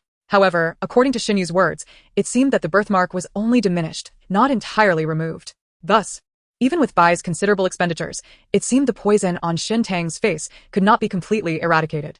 With this in mind, Lu-yi continued, as you said, the color has merely lightened. It has not been completely eliminated. And those noble ladies are not known for their lack of attention. I fear they may notice the discrepancy. It would be trivial if they found Tang Tang unattractive, but if they deem her an ill omen, that would be grave. Upon hearing this, a hint of hesitation appeared on Shin Yu's face. Lu-yi was right. If those people were to discover the red birthmark on Shen Tang's face, they would inevitably consider her an ill omen, and the entire Shen family could face repercussions. He abruptly released Lu Yi's hand, standing up and declaring, "Thank you for your reminder, Yi. This celebration cannot take place. It must not happen. I will speak with Rui and clarify the stakes." Lu Yi quickly grasped Shen Yu's arm. "Husband, it is quite late. The madam must have retired for the night. Perhaps you should speak with her tomorrow. Now that Bai had completed her confinement, she could serve Shen Yu again. Therefore, she could not allow Shen Yu to go." Seeing Shen Yu hesitate, Lu Yi feigned a charming demeanor, nestling into his embrace, her face radiating a coy blush. Shen Yu felt a surge of warmth. "You little temptress. You are ensnaring me again." Lu Yi playfully pouted. "Does my husband not enjoy it?" Shen Yu grinned mischievously. "Whether I enjoy it or not, you will soon find out." With that, he swept Lu Yi into his arms and tossed her onto the bed. Shortly thereafter, the sounds of their passionate embrace filled the room. The following day, after court, Shen Yu went directly to Bai Rui. He cut to the chase, asking Rui, "What are your plans for Tang Tang's full month celebration?" Bai Rui, unaware of Shen Yu's intentions, responded, "We must host a grand celebration. After all, Tang Tang is the only legitimate daughter of the Shen family. We did not even hold the washing ceremony. We must certainly celebrate her full month." Shen Yu frowned slightly. "In my opinion, it would be best not to hold Tang Tang's celebration." Bai Rui's expression immediately soured. "What do you mean by that, husband? Tang Tang is the only legitimate daughter of the Shen family. How can we not celebrate her?" Seeing Bai Rui's agitation, Shen Yu stepped forward to clarify, "Rui, this is for Tang Tang's own good. Since her birth, there have been rumors in the capital that she was born with a red birthmark, labeling her as an eyesore and an ill omen. Although the mark has significantly faded, traces still remain. If the guests at the celebration see it, won't that affirm the rumors? In that case, the damage to the Shen family's reputation would be minor compared to the lifelong implications for Tang Tang. How ridiculous. It seems your own lifetime is at stake, while the Shen family's reputation is of greater concern. This hypocritical father is truly insincere. Furthermore, you are the eyesore. Your whole family is filled with eyesores. My birthmark has long since faded. I am quite beautiful. Even my second brother cannot help but drool upon seeing me. But you, this hypocritical father, remain oblivious. You even wish to cancel my celebration? Not a chance. Mother, we must hold this full month celebration. Not only must we hold it, but it must also be extravagant, to infuriate this hypocritical father. Bai Rui reassured Tang Tang, "Do not worry, my dear. Your mother will ensure the celebration is grand." Bai Rui suppressed her inner resentment, forcing a smile. "Husband, you need not worry about this. The birthmark on Tang Tang's face has completely vanished. Even if the guests were to examine her closely, they would find no trace whatsoever." Chapter 83. Deceiving the hypocritical father. Shen Yu eyed the cradle with some suspicion. "Is that truly the case?" Bai Rui nodded. "You can see for yourself." Although Shen Yu was reluctant to approach Tang Tang, he did so to confirm the truth. To avoid being struck by Tang Tang's tiny fists, he stood at a safe distance. Observing Tang Tang's face closely, he was astonished to find that not a single trace of the red mark remained. Moreover, he was surprised to see that Tang Tang appeared even more charming than before. However, despite this revelation, he could not muster even a fraction of affection for her. Feigning surprise. Here marked, indeed, there is not a trace left. He approached Bai Rui. In that case, I have no reservations. Let us proceed with Tang Tang's full moon banquet as planned. Noticing the joy on Bai Rui's face, Shen Yu seized the moment to say, "Rui, there will be many guests at Tang Tang's banquet, most of whom are my colleagues in court. Would you be willing to clarify the matter of the dowry during the celebration?" A glimmer of sarcasm flickered in Bai Rui's eyes. No wonder Shen Yu so readily agreed to the banquet. It was clear he had ulterior motives. However, for the sake of Tang Tang's celebration, she could only respond with a smile. "Of course, after all, my husband's reputation is of utmost importance." "What? Mother? Are you truly going to help that scoundrel father lie at my full moon banquet? Haven't you completely lost faith in him? Why still consider his reputation? If that's the case, I would rather not have the banquet at all." No banquet, no banquet. Tang Tang doesn't want a celebration. Tang Tang doesn't want that scoundrel father to benefit from my full moon banquet. Bai Vidi Tang Tang, you're not worthy, Meader. I am merely placating him for now. When the time comes for the banquet, I will act accordingly. Rui, thank you. I knew you would be the most understanding, Shen Yu said, attempting to take Bai Rui's hand. However, she suddenly turned and sat at the table. Why is my husband still being so polite? By the way, dear husband, I have consulted someone, and the auspicious day for Tang Tang's full moon banquet is in 3 days. Shall we choose that day? Since Bai Rui had already agreed to assist him, Shen Yu was eager for the banquet to proceed as soon as possible. He smiled and said, "You may arrange this as you see fit." Bai Rui nodded. "In that case, please draft a list of the dignitaries you wish to invite, so I can have someone deliver the invitations ahead of time." Shen Yu replied, "You think of everything, Rui. I will prepare the list now and send it over with a servant shortly. This matter cannot be delayed." Once Shen Yu's figure disappeared, Xia Chan, feeling somewhat agitated, asked, Madam, are you truly going to assist the master in lying at the banquet? Does he deserve it? Oh, Xia Chan has voiced my thoughts. Mother, are you truly going to help that scoundrel father lie at my full moon banquet? Bai Rui coldly gazed in the direction Shen Yu had departed. How could that be? Xia Chan's face was full of confusion. Why did the madam agree so readily? Bai Rui lightly curled her lips. I was merely deceiving her. An hour later, Shen Yu sent over the list of invitees for the full moon banquet. Upon reviewing it, Bai Rui discovered that Shen Yu intended to invite all the ministers of the court. This was even better, as it underscored the Shen family's regard for their legitimate daughter, ensuring she would not be looked down upon in the future. She handed the list to Dong Shui. Please arrange for the invitations to be prepared today and delivered to each dignitary's residence. Dong Shui accepted the list. Rest assured, madam, I will see to it. The second Mrs. Full Moon Banquet is indeed a significant affair. Meanwhile, Lu Yi had also made her way to Shen Yu's study. She had heard that he had gone to Bai Rui's after court, speculating that he was discussing the cancellation of Shin Tang's Full Moon Banquet. Keen to learn the outcome, she feigned bringing snacks and entered Shen Yu's study.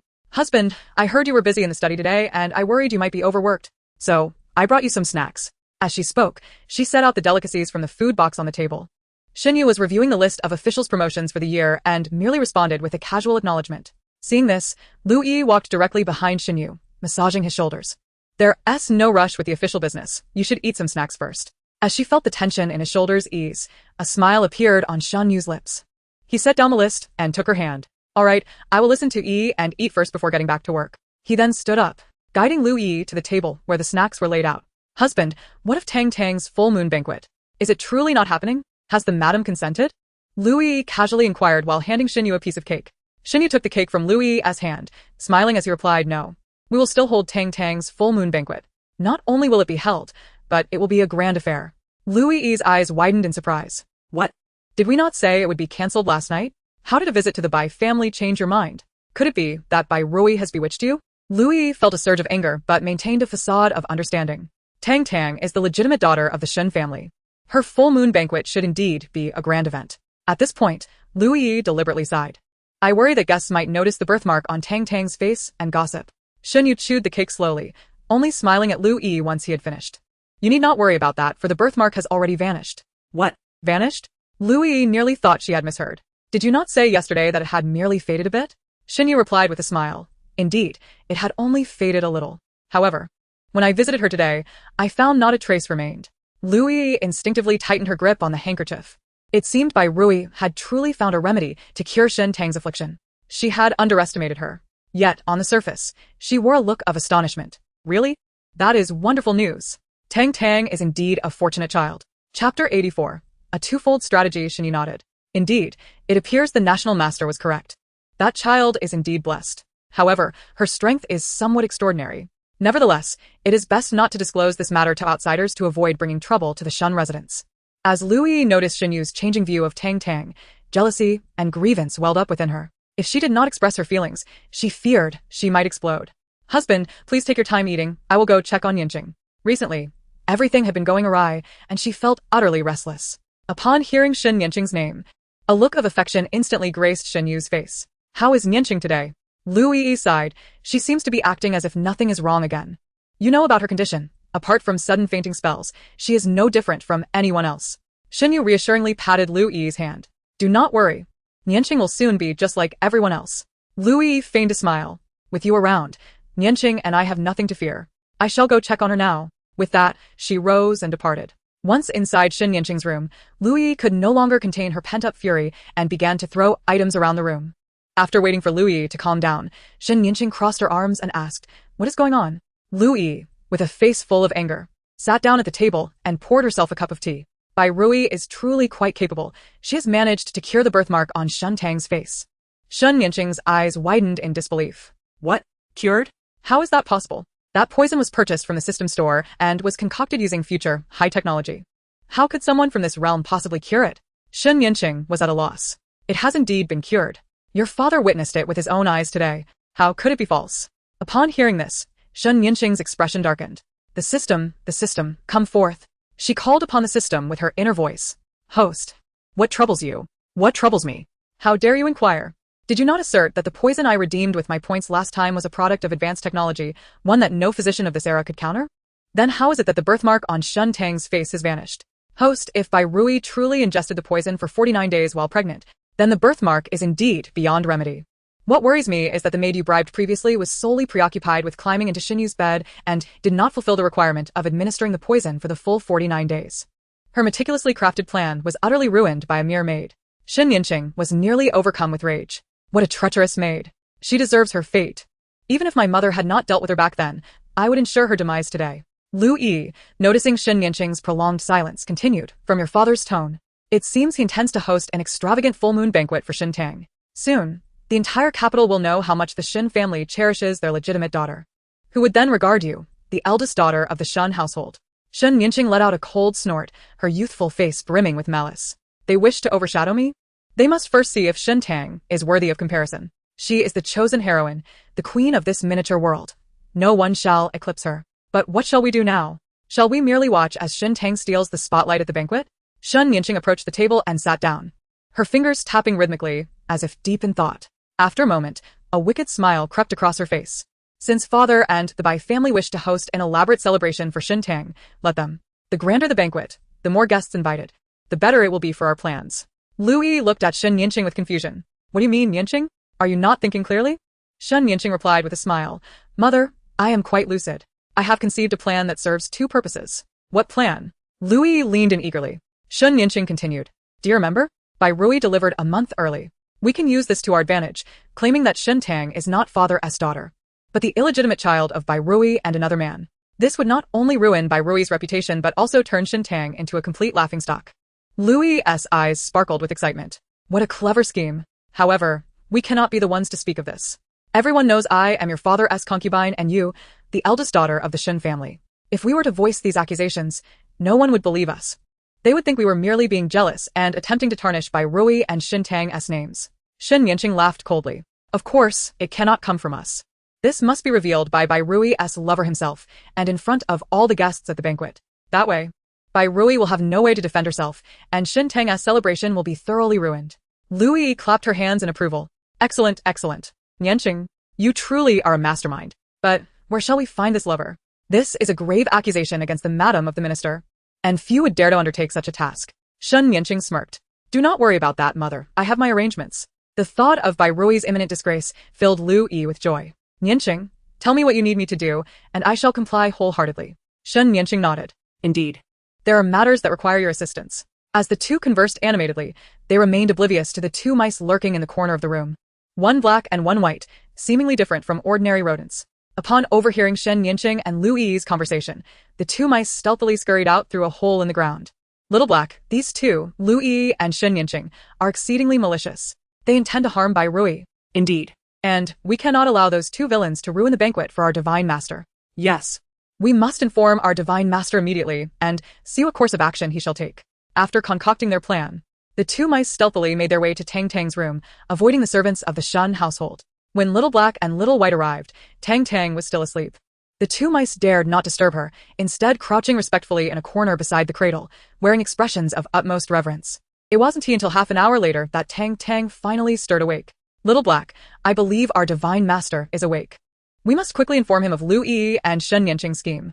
Upon hearing Little White's voice, the little one in the cradle yawned lazily. What scheme? Little Black rushed forward. Divine master, while Little White and I were sneaking into Shin Tang's room for pastries. Oh no, that's not right. We were eating pastries. Lu Yi was also there. She seemed quite furious, throwing things around the room and nearly hitting Little White. Get to the point, Tang Tang interrupted sleepily. Little Black hesitated, pondering what constituted the essence of the matter. Once he grasped it, he continued. Shin Tang and Lu Yi are plotting to ruin the divine master's banquet. With Little Black's silence, Tang Tang seemed puzzled. Is that all? Little Black nodded earnestly. Yes, that is the crux of the matter. Tang Tang instinctively clenched her tiny fists. She felt an urge to strike. No, she wanted to strike the mice. Little White shot a disdainful glance at Little Black, clearly unimpressed. Sensing Tang Tang's rising irritation, he quickly added. Shin Tang and Lu Yi plan to frame the divine master and his mother at the banquet. They intend to use the fact that you were born a month early to claim that you are not your father's daughter, but rather the product of your mother's infidelity with another man. They even plan to find a man to impersonate your mother's lover and reveal this scandal at the banquet. At these words, Tang Tang was suddenly alert. Wicked, wicked. How utterly malicious. Is the author of this tale not deranged? How could such a vile person be the protagonist? She realized she had been blind to choose such a morally bankrupt narrative. In truth, she had not intended to read it, for some reason. This book kept appearing in her line of sight, and out of curiosity, she had flipped it open to pass the time. Divine Master, what do you intend to do? Tang Tang was suddenly troubled. What could she do? She was but an infant who could not even crawl. If only she could inform her mother. Her mother was so clever, surely she would know how to handle it. But how could she alert her mother when she could not even speak? Oh. If only her mother could hear her thoughts. Speaking of which, where was her mother? After taking a nap, why was she now nowhere to be seen? Just as Tang Tang pondered this, Bai Rui entered with Xia Chan, having just visited her private treasury to assess the items needed for Tang Tang's full moon banquet. Upon entering, she found her little one wearing a distressed expression. Mother, where did you go just now? Do you know? A great calamity has befallen us. Shen Yinqing and Lu Yi plan to cause trouble at my banquet. They intend to use my early birth against me. I am not the biological daughter of that despicable man, but rather the product of my mother's indiscretion with another man. They have even concocted a fictitious identity for this non-existent man. They intend for him to publicly expose this matter at the full moon banquet, thereby solidifying the accusation against my mother. Therefore, dear mother, we cannot hold this banquet. It must not occur. Bai Rui tightened her grip on the handkerchief in her hands, realizing the malicious nature of this scheme. Summer Cicada, noticing Tang Tang as agitated gestures, teased her, saying, Madam, look at the second Mississippi. She has become quite anxious in such a short time without seeing you. No wonder it is said that daughters are attached to their mothers. It appears to be true. Bai Rui suppressed her astonishment and forced a gentle smile. Indeed, Tang Tang is the greatest blessing bestowed upon me by the heavens. Listening to their conversation, Tang Tang sighed helplessly. Alas, what a pity. My mother cannot hear my heartfelt words. I must find a way to help her resolve this predicament. But how can I break this trap? What can I do to thwart the plans of the protagonist and Lu Yi? Lord God, do not worry. You are an omnipotent deity. Surely you will find a solution. Little Black flattered. Upon hearing Little Black's voice, Tang Tang was struck with an idea. She turned to Little Black and Little White, her eyes sparkling with mischief. Little Black, Little White, are your teeth sharp enough? The two mice exchanged glances and ground their teeth a bit. They should still be relatively sharp. Tang Tang's smile grew even brighter. Then I have a task for you too. It is an honor to serve the Lord God, they replied eagerly. Yet, how could this task possibly involve their teeth? At the full moon banquet, bring along some companions to guard the surroundings. As soon as the man Shen Yinqing Seek stands up, you must rush at him and bite him fiercely, ensuring he can only cry out in pain without uttering another word. The two mice froze in shock. So, the Lord God asked about their teeth sharpness for the purpose of biting someone. This seemed rather inappropriate. They were not the kind of mice that bite. However, to protect the honor of the Lord God, they ultimately nodded in agreement. Fear not, we shall accomplish this task. But how will we recognize the man Miss Shan is looking for? Little White suddenly asked with confusion. Indeed, what if we bite the wrong person? After pondering, Tang Tang suggested, follow Shen Yinqing for the next couple of days. Observe whom she meets. If she truly intends to frame my mother, she will certainly make a move during this time. By following her, you will discover who that man is. The two mice nodded in unison. Lord God, if we learn who the man is in advance, should we bite him beforehand? Little White proposed. That way, he cannot attend the banquet to slander your mother. Tang Tang quickly refused, absolutely not. Shen Yinqing has a system at her disposal. If she learns that her chosen man has encountered an accident, she will certainly replace him promptly. If she substitutes him with someone unknown to us, it could create even more trouble. Only by biting him at the banquet can we truly disrupt her plan and leave her with no recourse. Little White suddenly understood. The Lord God's foresight was indeed meticulous. Chapter 86, The Full Moon Banquet. Upon hearing Little White's flattery, Little Black, fearing he would be outdone, hastily added, Indeed, the Lord God is truly wise and formidable. Tang Tang found their flattery delightful, laughing gaily. All right, off you go to find Shen Yinqing now. If you keep squeaking like this, even if my mother and Summer Cicada were deaf, they would still hear you. Madam, did you hear anything strange in this room? It sounds remarkably like the squeaking of mice, Summer Cicada inquired curiously. At this, Tang Tang, Little Black, and Little White's hearts sank. Bai Rui cast a glance in Tang Tang's direction. How could one hear mice during the day? Surely, you must have misheard? I seem to have only heard Tang Tang laughing. Bai Rui helped distract attention from Tang Tang. Summer Cicada, still a bit confused, glanced at Tang Tang's cradle. Did she truly mishear? After all, how could there be mice during the day? It must be a mistake. Hearing this, Tang Tang, Little Black, and Little White breathed a sigh of relief. However, just a few days ago, I did indeed see two mice in the house. They were black and white. Tang Tang. Little Black and Little White's hearts raced again. What? Mice have entered our house? Madam, do not worry. I will go buy some mouse poison to eliminate those two vermin, Summer Cicada said, preparing to leave. Little Black and Little White were instantly terrified, trembling in a huddle. It was all over, their lives were at stake. Wait a moment, Bai Rui suddenly called out to Summer Cicada. Bai Rui pondered. I noticed those two mice have shiny fur, unlike ordinary mice. Moreover, Tang Tang seems quite fond of them, she is always happy to see them. Why not let those two mice stay? What? The madam wants to keep the two mice? Just because the second miss likes them? Is this what they call loving everything associated with the beloved? Summer Cicada was astonished. Yet, despite her myriad of doubts, she complied. Meanwhile, the two mice exchanged incredulous glances. Had they struck it rich by misfortune? Indeed, following the Lord God meant they would enjoy abundance. The two mice felt invigorated. Scurrying out of the house to assist Tang Tang with her plans, Bai Rui watched the two mice disappear, her smile gradually turning icy. Merely thwarting Lu Yi and her daughter's plans would be too lenient for them. Tang Tang is my bottom line. Since Lu Yi and her daughter dared to touch that line, they should not blame me for being unkind. 3 days later, Tang Tang's full moon banquet arrived as scheduled. Except for the still ill Shinzian, the rest of the Shin family had arrived early at the banquet venue. Even the old matriarch of the Shin family had come unusually early. This was the first time Tang Tang had seen the old matriarch, and she couldn't help but glance at her a few more times. So this is my shameless grandmother? She truly has a sharp, monkey-like face, looking quite harsh. No wonder she could commit such cruel acts against my mother. Bai Rui, Shin Liangqian, Shin Yanqing, and Shin Xingza unconsciously looked toward the old matriarch. Indeed, she did have somewhat of a sharp face, coupled with the fact that their grandmother was typically extremely strict with them, often calling them over to admonish them. They found Tang Tang's words to be quite reasonable. She was indeed somewhat harsh. Yet what cruel acts was Tang Tang referring to? What exactly had their grandmother done to their mother? As they looked at Tang Tang, they found her attention captivated by the continuously arriving guests, showing no inclination to elaborate further. Wow, it is astonishing to see so many individuals attending my moon celebration. Surely, I shall receive a plethora of gifts. How delightful. It seems fortune is once again smiling upon me. Oh my, the young ladies over there are exceptionally beautiful, judging by their attire and demeanor. They must be daughters of distinguished families. I never imagined they would grace my moon celebration with their presence. My influence must be considerable.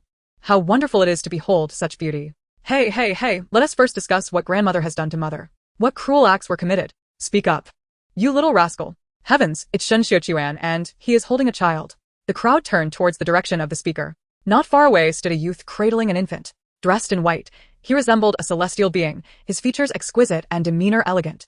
As if he had descended from the heavens. Just gazing at him could make one's heart race and inspire longing. I came today solely to see Shin Xiuquan and was fortunate enough to do so.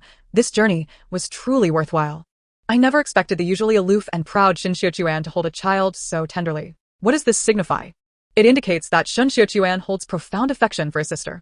I have heard that his sister is a fortunate child, bestowed with a name by the crown prince at birth and later praised by the national teacher. I also heard this. My father initially had no intention of attending, but upon learning of her circumstances, he decided to come and see for himself. My father, too. It is rumored that Minister Shen has recently engaged in many reckless deeds and is rather out of favor with the emperor. My father was reluctant to maintain ties with him until he heard about his youngest daughter's fate, which prompted him to come. But I have heard that Minister Shen's youngest daughter was born with a prominent red birthmark, quite unsightly. I had heard this before, but recent news suggests that these are mere rumors. Shall we go see for ourselves? It would also provide an opportunity to approach Shen Xiuquan. This is a splendid idea. It is quite difficult for us to get close to Shen Xiuquan otherwise. Indeed, he always seems to keep others at a distance. A few noble ladies from the capital spoke as they made their way towards Shan Liangqian. Even before they approached, their hearts began to race. Upon getting closer, they found themselves stumbling over their words. Fortunately, one among them, emboldened, remarked to Tang Tang, "This must be Sister Shin Tang. How charming she is." Indeed, Sister Shin Tang is truly lovely, more so than the festive decorations of the new year. Oh my, I have never seen such a beautiful child. Look at those large, sparkling eyes. They are simply stunning. Not to mention her flawless skin. And that little nose and mouth, utterly adorable. Shen Liangqian frowned slightly at the sight of the group of girls surrounding him, feeling a bit annoyed. Yet, upon hearing their praises for Tang Tang, a smile crept onto his lips. Although they chattered incessantly, their discerning eyes were commendable. His sister was indeed the fairest of them all. The noble ladies had never seen Shen Liangqian smile before, and their hearts raced even faster. They exchanged glances, silently communicating their astonishment. Did you see that? Shen Xiuquan actually smiled. I saw it. Oh my, he looks even more handsome when he smiles. Handsome does not even begin to describe his allure. How enviable for Shin Tang to have such a divine brother. Why do these young ladies keep praising me while stealing glances at my elder brother? Clearly, They have come to see my elder brother. It seems this is the ancient version of infatuation. But these ladies are all from esteemed families. They're all quite lovely as well. I wonder if my elder brother has any preferences among them? Perhaps I could assist him in finding a suitable partner. In the original storyline, my brother was entirely devoted to Shen Yinqing, showing no interest in other women. If I could help my brother find a sister-in-law, perhaps he would pay less attention to Shen Yinqing. Shen Liangqian replied, "You need not trouble yourself, little sister. However, I think we can forego the search for a sister-in-law for now." Shen Xiuquan clearly dotes on his sister, holding her with great tenderness. One noble lady, hoping to engage Shen Liangqian in conversation, remarked, "If only my brother were to treat me like that, I would dream of it with joy." Shen Liangqian chuckled lightly. "My sister, of course, deserves my affection." Oh my, when did my brother learn such charming phrases? But aren't those words typically reserved for the female lead? Could it be that he is mistaken about his affections? Speaking of the female lead, she has now arrived, standing behind the group of ladies. A wave of jealousy washed over her. These noble daughters, do they not realize their place? How dare they aspire to capture Shen Liangqian's attention? He belongs to Shen Yinqing, and she will never let him escape her grasp. And as for Shen Tang, she is merely a minor character. How could she hope to compete for Shen Liangqian's affection? Determined to assert her place, Shen Yinqing called out, "Brother." Upon hearing her voice, Shen Liangqian felt a wave of tenderness surge within him. His gaze swept past the crowd of noble ladies, landing on Shen Yinqing, who stood outside the throng. With a smile adorning her face, her eyes glimmered with joy, bringing vibrancy to his otherwise drab life. She was undeniably endearing to him. Unconsciously, Shen Liangqian parted the crowd of ladies and, cradling Tang Tang, made his way toward Shen Yinqing. The surrounding noble ladies, witnessing his reaction, turned their attention toward Shen Yinqing as well. Who is she? Just a call, and Shen Xiuquan is moving toward her. Who else could it be but the young lady of the Shen family? The illegitimate daughter? Who else if not her? It is said that Shen Xiuquan dotes on her to an extraordinary degree, almost to the point of indulgence. I have heard that, too. It is truly enviable. Oh. How I wish I were his sister, so I could see Shen Xiuquan every day. Listening to the discussions among the noble ladies, Shen Yinqing felt a sense of satisfaction.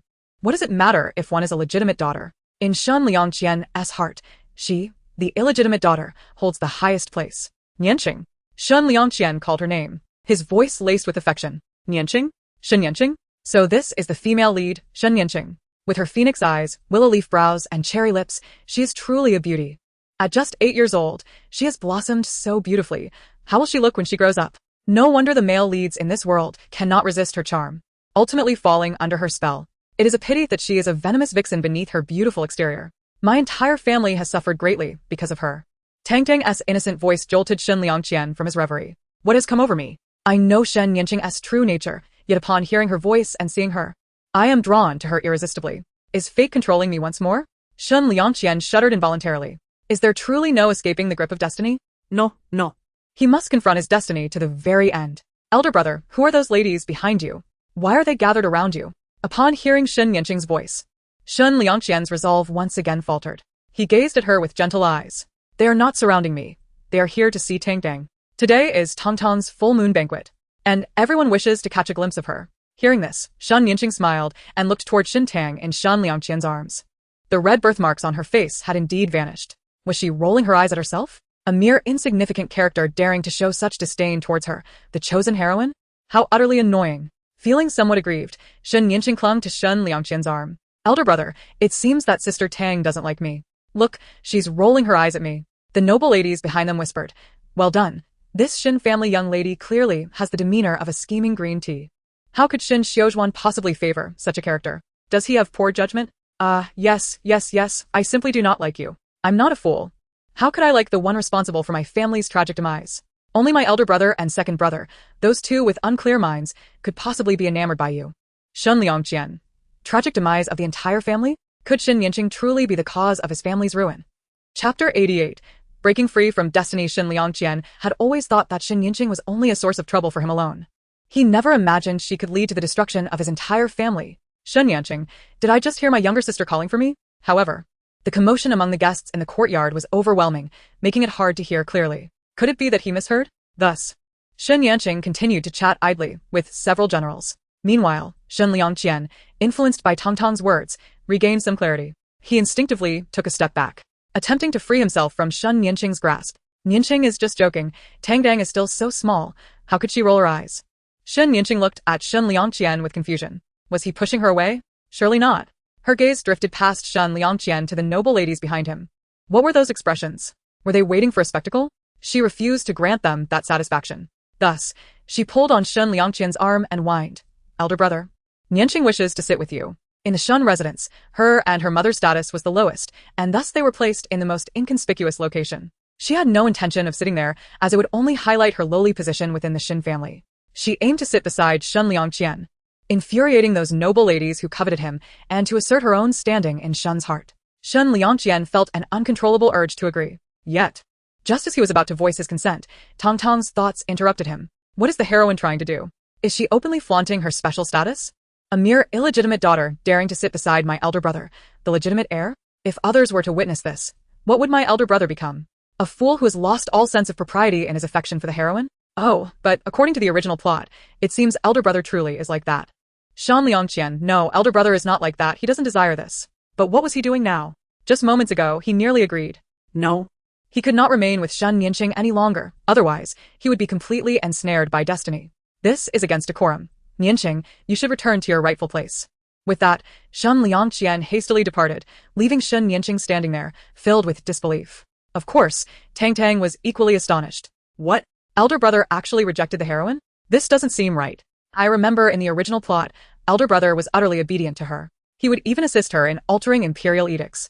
Why would he refuse her now? And didn't he also reject her once before? Could it be that elder brother's infatuation with the heroine was not genuine, but rather a result of destiny's control? I recall last time, elder brother rejected the heroine because I helped him dispel destiny. But this time, I did nothing at all. Could it be that elder brother has managed to break free from destiny's constraints? Shun Liangqian's pace abruptly slowed.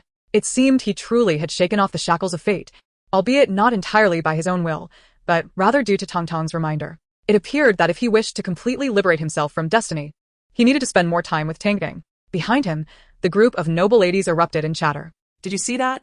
Shin Xiozhuan rejected this illegitimate daughter. Indeed, I saw and heard. Everyone claimed Shin Xiozhuan was infatuated with her, always compliant, but it seems that was merely gossip. Perhaps Shin Xiozhuan only occasionally showed her favor out of familial obligation. The notion of affection is utterly baseless. This illegitimate daughter is always clinging to Shin Xiozhuan, appearing as a scheming person. I agree with this sentiment. I concur. It seems that the only sister truly favored by Shin Xiozhuan is Shin Tang. Of course, Shin Tang is the first legitimate daughter of the Shin family and Shin Xiozhuan's biological sister. How could an illegitimate daughter compare? Shun Nianqing trembled with rage as she listened to their discussions. How dare Shin Liangqian treat her this way? Had he grown tired of living? A mere insignificant character who had once been successfully manipulated now dared to humiliate her publicly. This was utterly intolerable. If she were to gain power, she would not let Shin Liangqian off easily. Young lady, the old matriarch wishes for you to join her. Mama Li, standing beside the old matriarch, approached Shun Nianqing. The old matriarch's position was even more esteemed than Shun Liangqian's. Sitting beside her would undoubtedly enhance her status within the Shun family. With this thought, Shun Nianqing cast a provocative glance at the noble ladies before following Mama Li to seek out the old matriarch. The number of guests in the courtyard continued to swell. Almost everyone invited by Rui had arrived. When the ladies saw Shun Liangqian approaching with Tang Tang in his arms, they hurriedly came forward to present their gifts. She looked down at the array of presents in the swaddle, her smile radiant. These gifts must be quite substantial. They are surely precious treasures. I can't believe that just a month into my life, I've already struck a fortune. So delightful, I am simply overjoyed. If only these treasures weren't taken away by my mother, then Tang Tang could snuggle with them every night. Once I grow a little older, I'll sell these treasures for silver. If the situation turns dire, Tang Tang will take mother and flee without hesitation. I must ensure that mother experiences no harm. By Rui. Indeed, she is a good daughter. Shun Liangqian, Shun Yanqing. You forgot to include elder brother, second brother, and third brother. Shun Xingza. Why do elder brother and second brother seem so strange? Unfortunately, he was seated too far away to hear their conversation. Tang Tang, this is a full moon gift from mother. Quickly see if you like it. Bai Rui took a brocade box from Xia Chan's hands. Upon opening it, she revealed a set of jewelry crafted from pure gold, including a gold collar, gold bracelets, and a pair of hair ornaments fashioned into the shape of begonia flowers. However, the little one only noticed the material. Oh my, so much gold. Pure 24-karat gold. A hard currency, a hard currency. This set must be worth a fortune. The little one immediately expressed his delight with exuberant gestures. Chapter 89. Embarrassing Grandmother. What exquisite golden jewelry. It was evident that Mrs. Shun had put great thought into it, remarked a lady seated nearby. As curiosity piqued among the guests, Bai Rui smiled and revealed the golden adornment. She softly stated, "These are the land deeds for 3 estates, a birthday gift from my mother to Tang Tang. Do you like it?"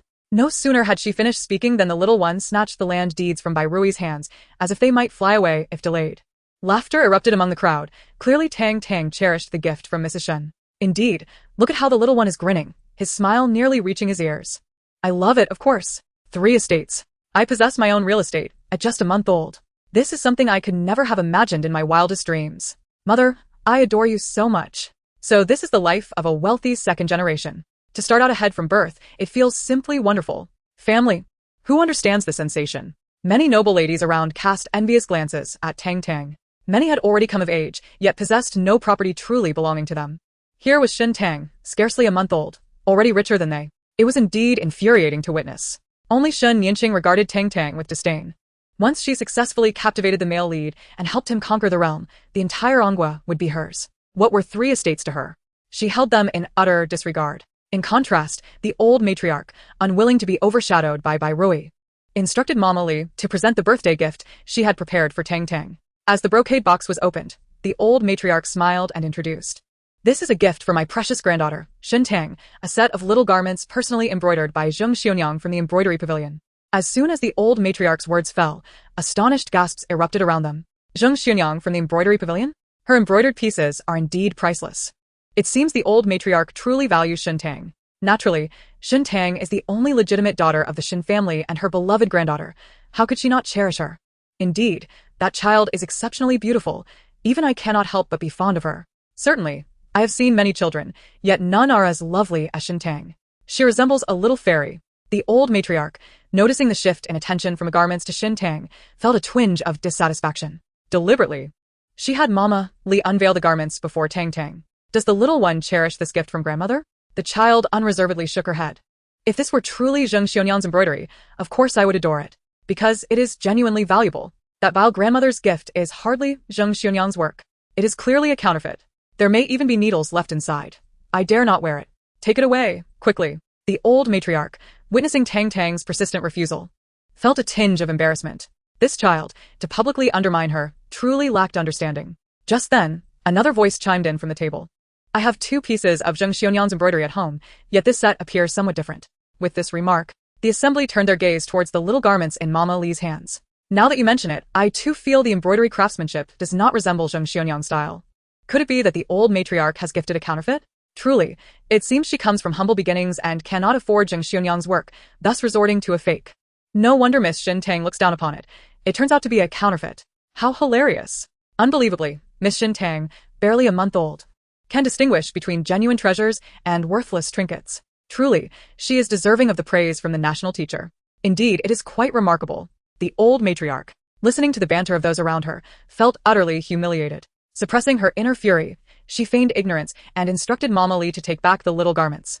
Hearing the laughter directed at the old matriarch, Xinyu sought to redirect the focus. He quickly rose and proclaimed, "Tang Tang is quite an extraordinary child. I hold her in the highest regard." Extraordinary indeed. Utter nonsense.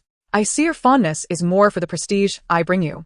Xinyu, oblivious to the child's inner musings, continued, "Today, as it is Tang Tang's full moon celebration, I have also prepared a thoughtful gift for her. Everyone, please help me assess its value." With that, Xinyu retrieved a brocade box from his robe. Upon opening it, a brilliantly colored, exquisite little bracelet lay within. "It is glass." "A glass bracelet?" one guest exclaimed.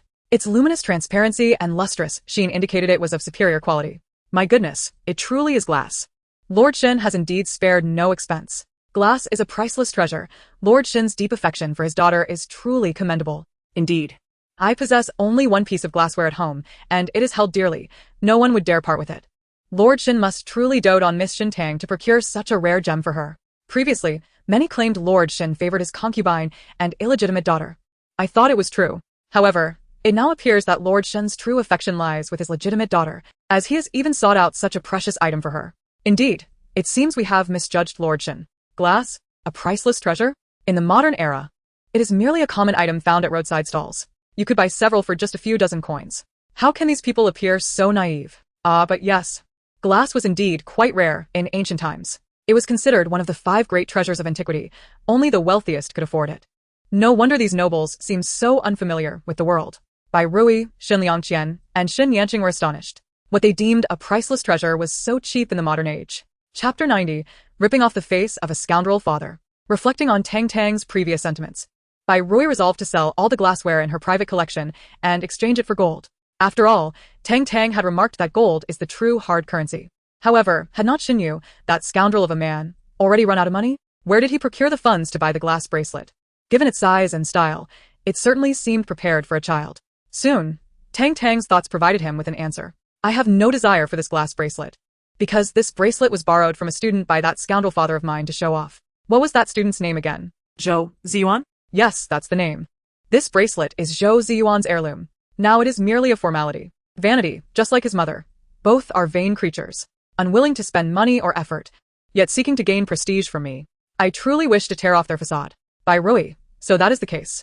Let mother handle the tearing. Bai Rui feigned confusion as she picked up the glass bracelet from Xinyu's brocade box. Husband, this bracelet looks so familiar. I feel I have seen it somewhere. Upon hearing this, the pride in Xinyu's eyes was instantly replaced by panic. Did Bai sure know the origin of this bracelet? I recall that this is not the heirloom of your disciple, Zhou Ziyuan. Has he not always treasured it dearly, claiming that this bracelet is more important than his own life? How could he possibly sell this bracelet to his husband? Seeing Xinyu about to argue in his defense, Bai Rui interjected with a gasp. Husband, could it be that you threatened Zhou Ziyuan with your authority to obtain this? Husband, you truly are foolish. How could you seize another's heirloom? I know you genuinely care for Tang Tang, but one cannot resort to oppression of a disciple merely to present a full moon gift. Upon hearing this, the full moon banquet erupted in chaos. Xinyu, in a fit of rage, snatched the bracelet from Bai Rui's hands. Rui, what nonsense are you spouting? This bracelet was specifically sought out for Tang Tang. How could it possibly be Zhou Ziyuan's heirloom? You must have seen incorrectly. Bai Rui feigned a look of sudden realization. Yes, what was I saying? It must be that I was mistaken. My husband is a dignified minister of personnel. How could he commit such an act of seizing a disciple's heirloom? I must have misjudged. Her demeanor suggested that she had inadvertently let slip a secret and was hastily attempting to cover for Xinyu. The attendees, astute as they were, could discern the underlying disdain in their gazes cast upon Xinyu. Were it not for the fact that Xin Tang had received a name personally bestowed by the crown prince and praised by the grand tutor, they would not have graced this full moon banquet with their presence. Indeed, among those gathered, a significant portion wished to distance themselves from Xinyu. Some of his disciples were already contemplating how to extricate themselves from his influence, as they certainly did not want to be implicated in the loss of an heirloom.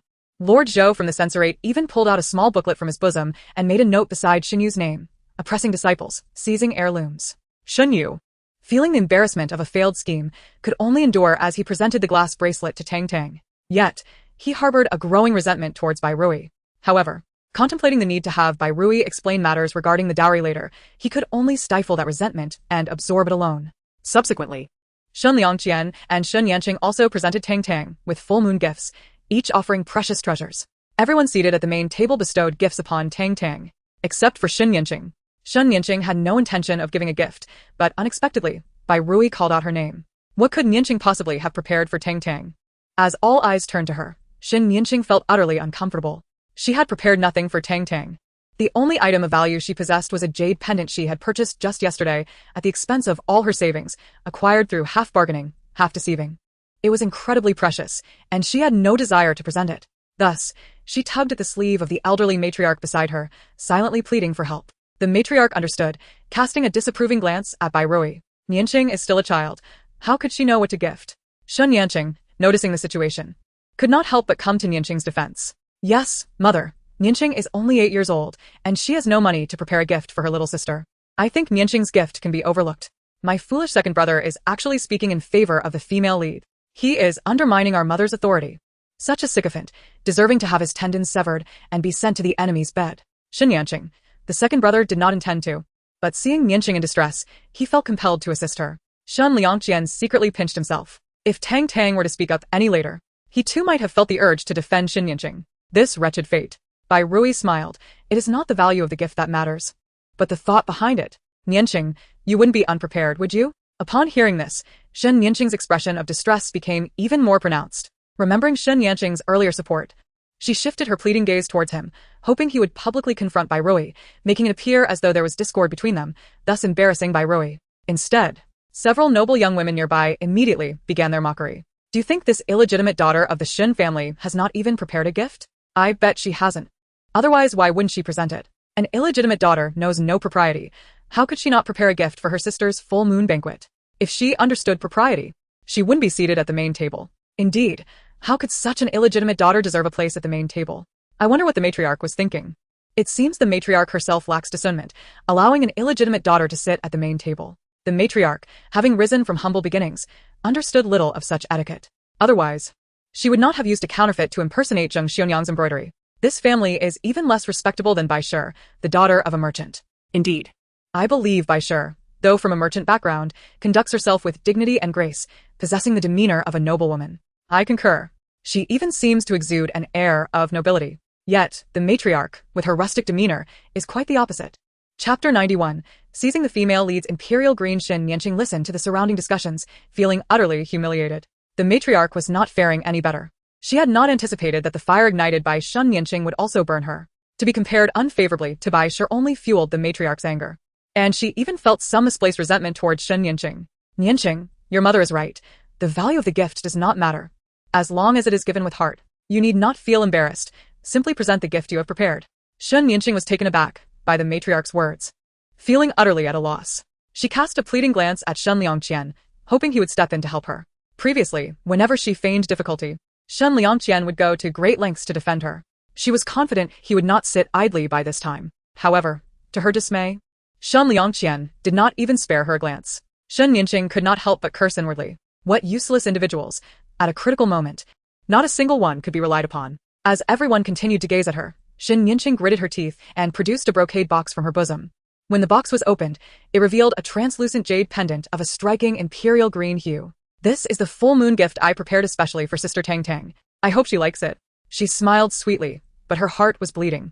Had she known that sitting beside her grandmother required a gift for Xin Tang, she would not have come at all. Bai Rui accepted the jade pendant handed to her by maid, nodding with a smile. Yanqing is thoughtful. For an illegitimate daughter to sit at the main table, it was only fitting that she contribute something of value. Shen Yanqing maintained a charming smile, her gaze fixated on the pendant in Bai Rui's hands. As for Xin Tang's full moon gift, she merely needed to promise to present another gift later. To her surprise, Tang Tang snatched the jade pendant from Bai Rui's hands. Heavens, imperial green. Look at this color, this clarity. If it were at an auction in later years, it would surely start at 1 million. Haraha, what a steal. My mother actually pressured the female lead into revealing the imperial green. I, this little one, have snatched the female lead's imperial green. This is the most joyful moment of my day. Haraha, just look at the female lead's expression. It looks worse than if she were eating something bitter. Seated at nearby tables, several onlookers were taken aback. They had not anticipated that this young miss from the Shen family would possess such a remarkable treasure. Clearly, she was favored within the Shen residence, as evidenced by her seat at the main table and her ability to procure such exquisite items. Indeed, I had underestimated her. This quality of jadeite is truly rare. Upon overhearing the murmurs around her, Shen Yanqing felt a flicker of pride. Though she had lost her imperial green, the entire capital now recognized her as the most cherished daughter of the Shen family. However, just as her satisfaction began to surface, a voice tinged with irritation permeated the banquet. The elder matriarch and Lord Shen were indeed foolish to bestow such affection upon a concubine's daughter. No wonder the censorate had reported Lord Shen for favoring a concubine over his wife. At the mention of favoring a concubine over a wife, Shen Yanqing's pride instantly froze. The elder matriarch's expression also shifted, while Shen Yu felt a chill run down his spine. He quickly turned to Shen Yanqing and exclaimed, Yanqing, did you truly gift the heirloom your aunt bestowed upon you to Tang Tang? It seemed that Yanqing genuinely cherished this sister. Initially taken aback, Shen Yanqing soon grasped Shen Yu's insinuation. The two of them skillfully turned the tide of the conversation, leading to a chorus of praises for Shen Yanqing's thoughtfulness. Only in the corner, Lu Yi was nearly consumed by fury. She had never imagined that Shen Yanqing would possess such a splendid item, much less gift that jade pendant to the wretched Xin Tang. Lu Yi felt as though her heart were bleeding. Simultaneously, she secretly rejoiced. Fortunately, her position was somewhat secluded. Otherwise, she too would have been compelled to present a gift to that wretched girl Xin Tang. Just as she exhaled in relief, Shen Xingze, seated beside her, abruptly stood up, calling out loudly, Mother, I have a gift for Sister Tang Tang. His youthful voice instantly captured everyone's attention, causing Lu Yi to panic. As she attempted to push Shen Xingze back into his seat, he had already leapt down, scampering toward the main table. He produced a small windmill from behind his back and, with a flourish, presented it to Tang Tang. I made this windmill myself, and I wish to give it to Sister Tang Tang. Following this declaration, Shen Xingze shyly lowered his head, feeling that his humble offering paled in comparison to the others. He had initially resolved not to present it, but wishing to avoid regret, he mustered the courage to stand.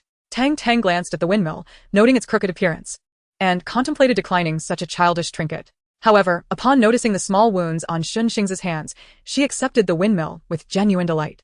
Bai Rui also observed the injuries on Shun Xing's hands, unable to suppress her concern. Thank you, Xingza. Tang Tang truly appreciates your thoughtful gift. Mother was right.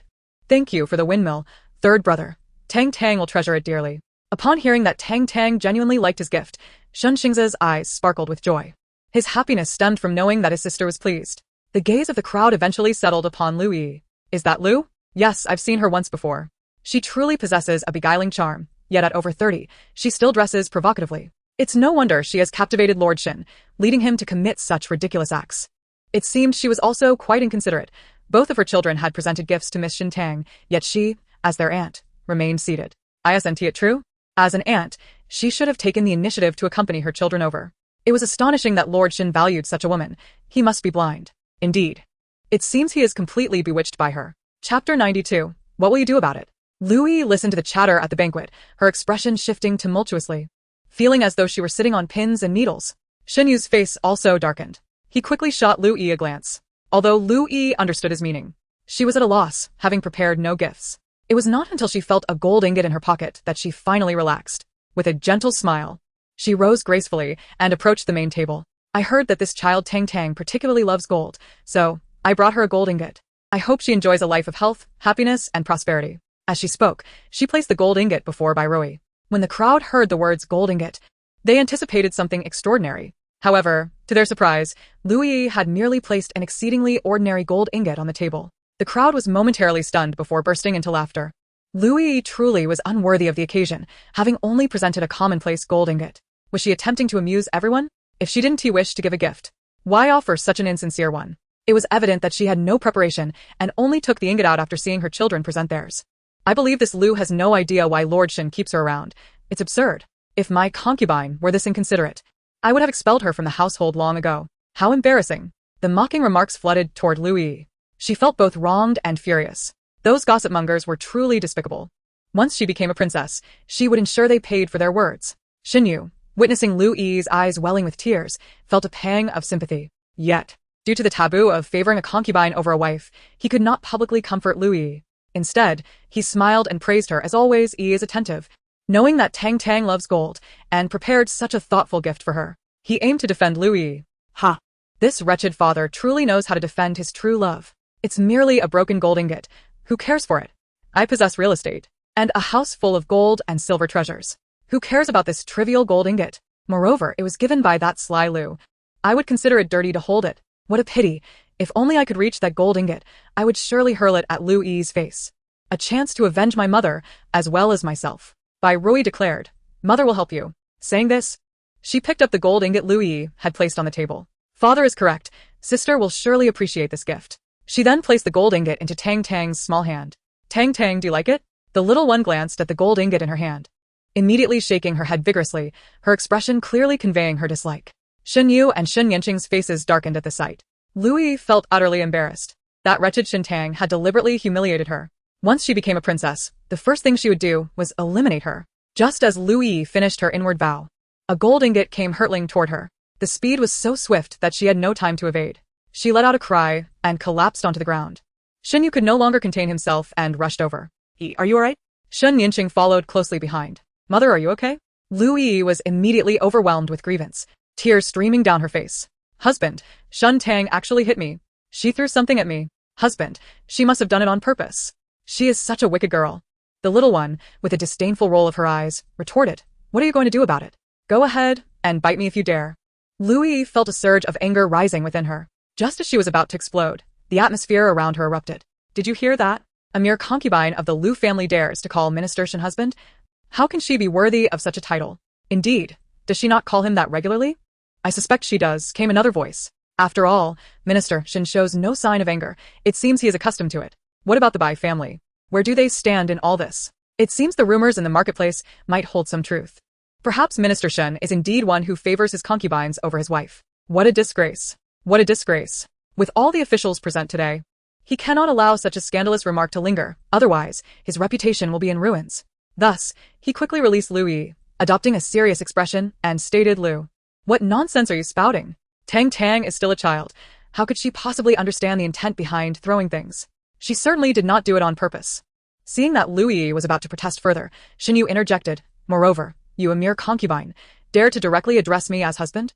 What a breach of decorum. Should you continue to disregard propriety, do not blame me for forgetting our past kindness." Oh, what a despicable father. He distanced himself in just a few words. Especially that last statement. It clearly implies that he is only good to Lu Yi out of consideration for their past, and not out of genuine affection. Not only has he cleared himself of any accusations of favoring his concubine over his wife, but he also comes across as someone who values loyalty. This despicable father is truly cunning. In modern times, he would undoubtedly excel in crisis management. Indeed, after hearing Xinyu's words, the surrounding murmurs subsided significantly. Some even went so far as to support Xinyu, speaking well of him on the spot. Lu Yi soon realized her slip of the tongue and, holding back her inner grievance, said, "What you say is true, my lord. I have overstepped. I understand my mistake, and I will not dare to do so again." As she spoke, a few tears fell, presenting a pitiful sight. Xinyu, suppressing his concern, coldly replied, "Considering you were injured by Tang Tang today, let this matter rest. Your forehead is bleeding. You should see a doctor." He genuinely felt for Lu Yi, wishing for her to seek medical attention and leave this place of gossip to avoid further ridicule during the full moon banquet. Upon hearing Xinyu's words, Lu Yi hastily wiped her forehead with a handkerchief, revealing a trace of blood. She was immediately frightened, her face turning pale, instinctively wanting to summon a doctor. However, recalling her scheme with Shen Yanqing and thinking of the humiliation Bai would soon face, she quelled that thought. No, she could not leave yet. Thus, she bowed to Xinyu, saying, "My lord, today is Tang Tang's momentous day. How could I leave so early? I am fine.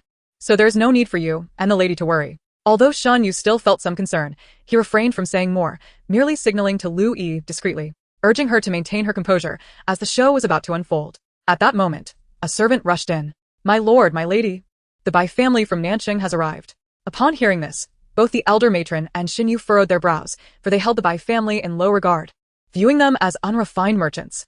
Associating with such a family would tarnish the Shun family's reputation. Yet, due to the numerous guests present, Xinyu feigned a welcoming demeanor. "Please, let them in." Tang Tang tilted her head in confusion. "The Bai family from Nanqing? Are they mother's relatives? I wonder who has come. Is it my eldest uncle or second uncle? It certainly cannot be my grandmother's, as they passed away years ago under mysterious circumstances." What does mysterious mean? Bai Rui pondered. Could there be more to the deaths of her parents? And why had the Bai family come today? She had not sent them an invitation. Not for lack of desire, but because she could not risk involving her brothers in her current predicament. Just as Bai Rui was lost in thought, the servant ushered the guests in. Bai Rui focused her gaze and was astonished to see her two brothers had indeed come. She quickly rose to greet them. And Shun Liangqian and Xin Yanqing stood as well. After all, they were merely merchants. How could they expect the esteemed minister to greet them? "Eldest brother, second brother, sister-in-law. How delightful to see you," Bai Rui exclaimed, having not seen her brothers for over 3 years, her excitement palpable. Eldest brother, second brother, sister-in-law? She realized that the visitors included her eldest uncle and aunt, and second uncle and aunt. I must take a good look at these two pairs of expendable relatives. Oh dear, they are too far away.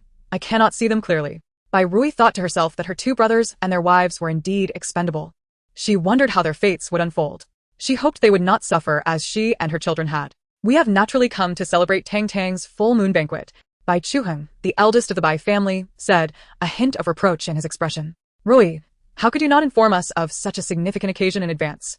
Are you planning to exclude us, your maternal family?" Seeing Bai Chuheng and Bai Hongshuan's annoyance, Bai Rui quickly explained, "Eldest brother, second brother, you misunderstand. You are always my dear family, the closest to my heart." Bai Chuheng, confused, asked, "Then why were we not invited to the child's full moon banquet?" He had been quite insistent about this matter during their journey. Bai Rui did not intend to burden her brothers with her plight. Knowing they would go to great lengths to help her, she owed too much to the Bai family and her brothers. She could not involve them in her troubles. Thus, she simply explained, "Nanqing is far from the capital, and with the slippery roads in snowy weather, I could not bear to let you travel under such conditions. I hope you will not take offense." Upon hearing this, the reproach on Bai Chuheng and Bai Hongshuan's faces vanished instantly. Of course, Rui has always been close to us. How could she ever distance herself? "Where is Tang Tang? Bring her to us so we can see her," Bai Chuheng's wife, Mrs. Pan, inquired with a smile. "This is your first daughter. We must take a good look." They had already heard about Tang Tang from others and knew her name. Bai Rui smiled at Dong Shui, who promptly brought Tang Tang over. Before Dong Shui could approach, Mrs. Pan had already stepped forward to take Tang Tang into her arms. "Oh my, this little girl is simply exquisite," she exclaimed, turning to Bai Chuheng.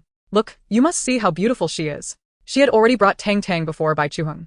Bai Chuheng was overjoyed. This is the first girl born into our Bai family in this generation. I must have a good look. Indeed, she is beautiful, truly beautiful. More so than the dolls we have hanging on our door. Bai Chuheng spoke as he gently took Tang Tang from Pan's hands. Is this my uncle and aunt? Heavens! The Bai family's genes are simply remarkable. Uncle must be around 40 now, right? Why does he look like he's only in his 30s? Could it be that he has consumed some elixir of youth? And aunt, too, is still as charming as ever. If she were to be 10 years younger, she would undoubtedly rival the beauty of Shishir. Bai Rui remarked, my daughter certainly knows how to flatter. Shun Liangqian added, it seems the best compliments come from my little sister. Shun Yanqing chimed in, sister's sweet words are truly delightful. Seeing the elder couple holding the child while they had yet to do so, Bai Hongxian and his wife hurried over. Brother, let me have a look at Tang Tang. Bai Hongxian exclaimed, attempting to snatch the child away. However, Bai Chuheng was not yet finished holding her and refused to relinquish her. The two began to tussle over the child. These two must be my second uncle Bai Hongxian and second aunt Yun, Tang Tang thought. Oh my goodness! My second uncle's looks are simply beyond compare. He completely outshines my worthless father. And my second aunt is beautiful as well.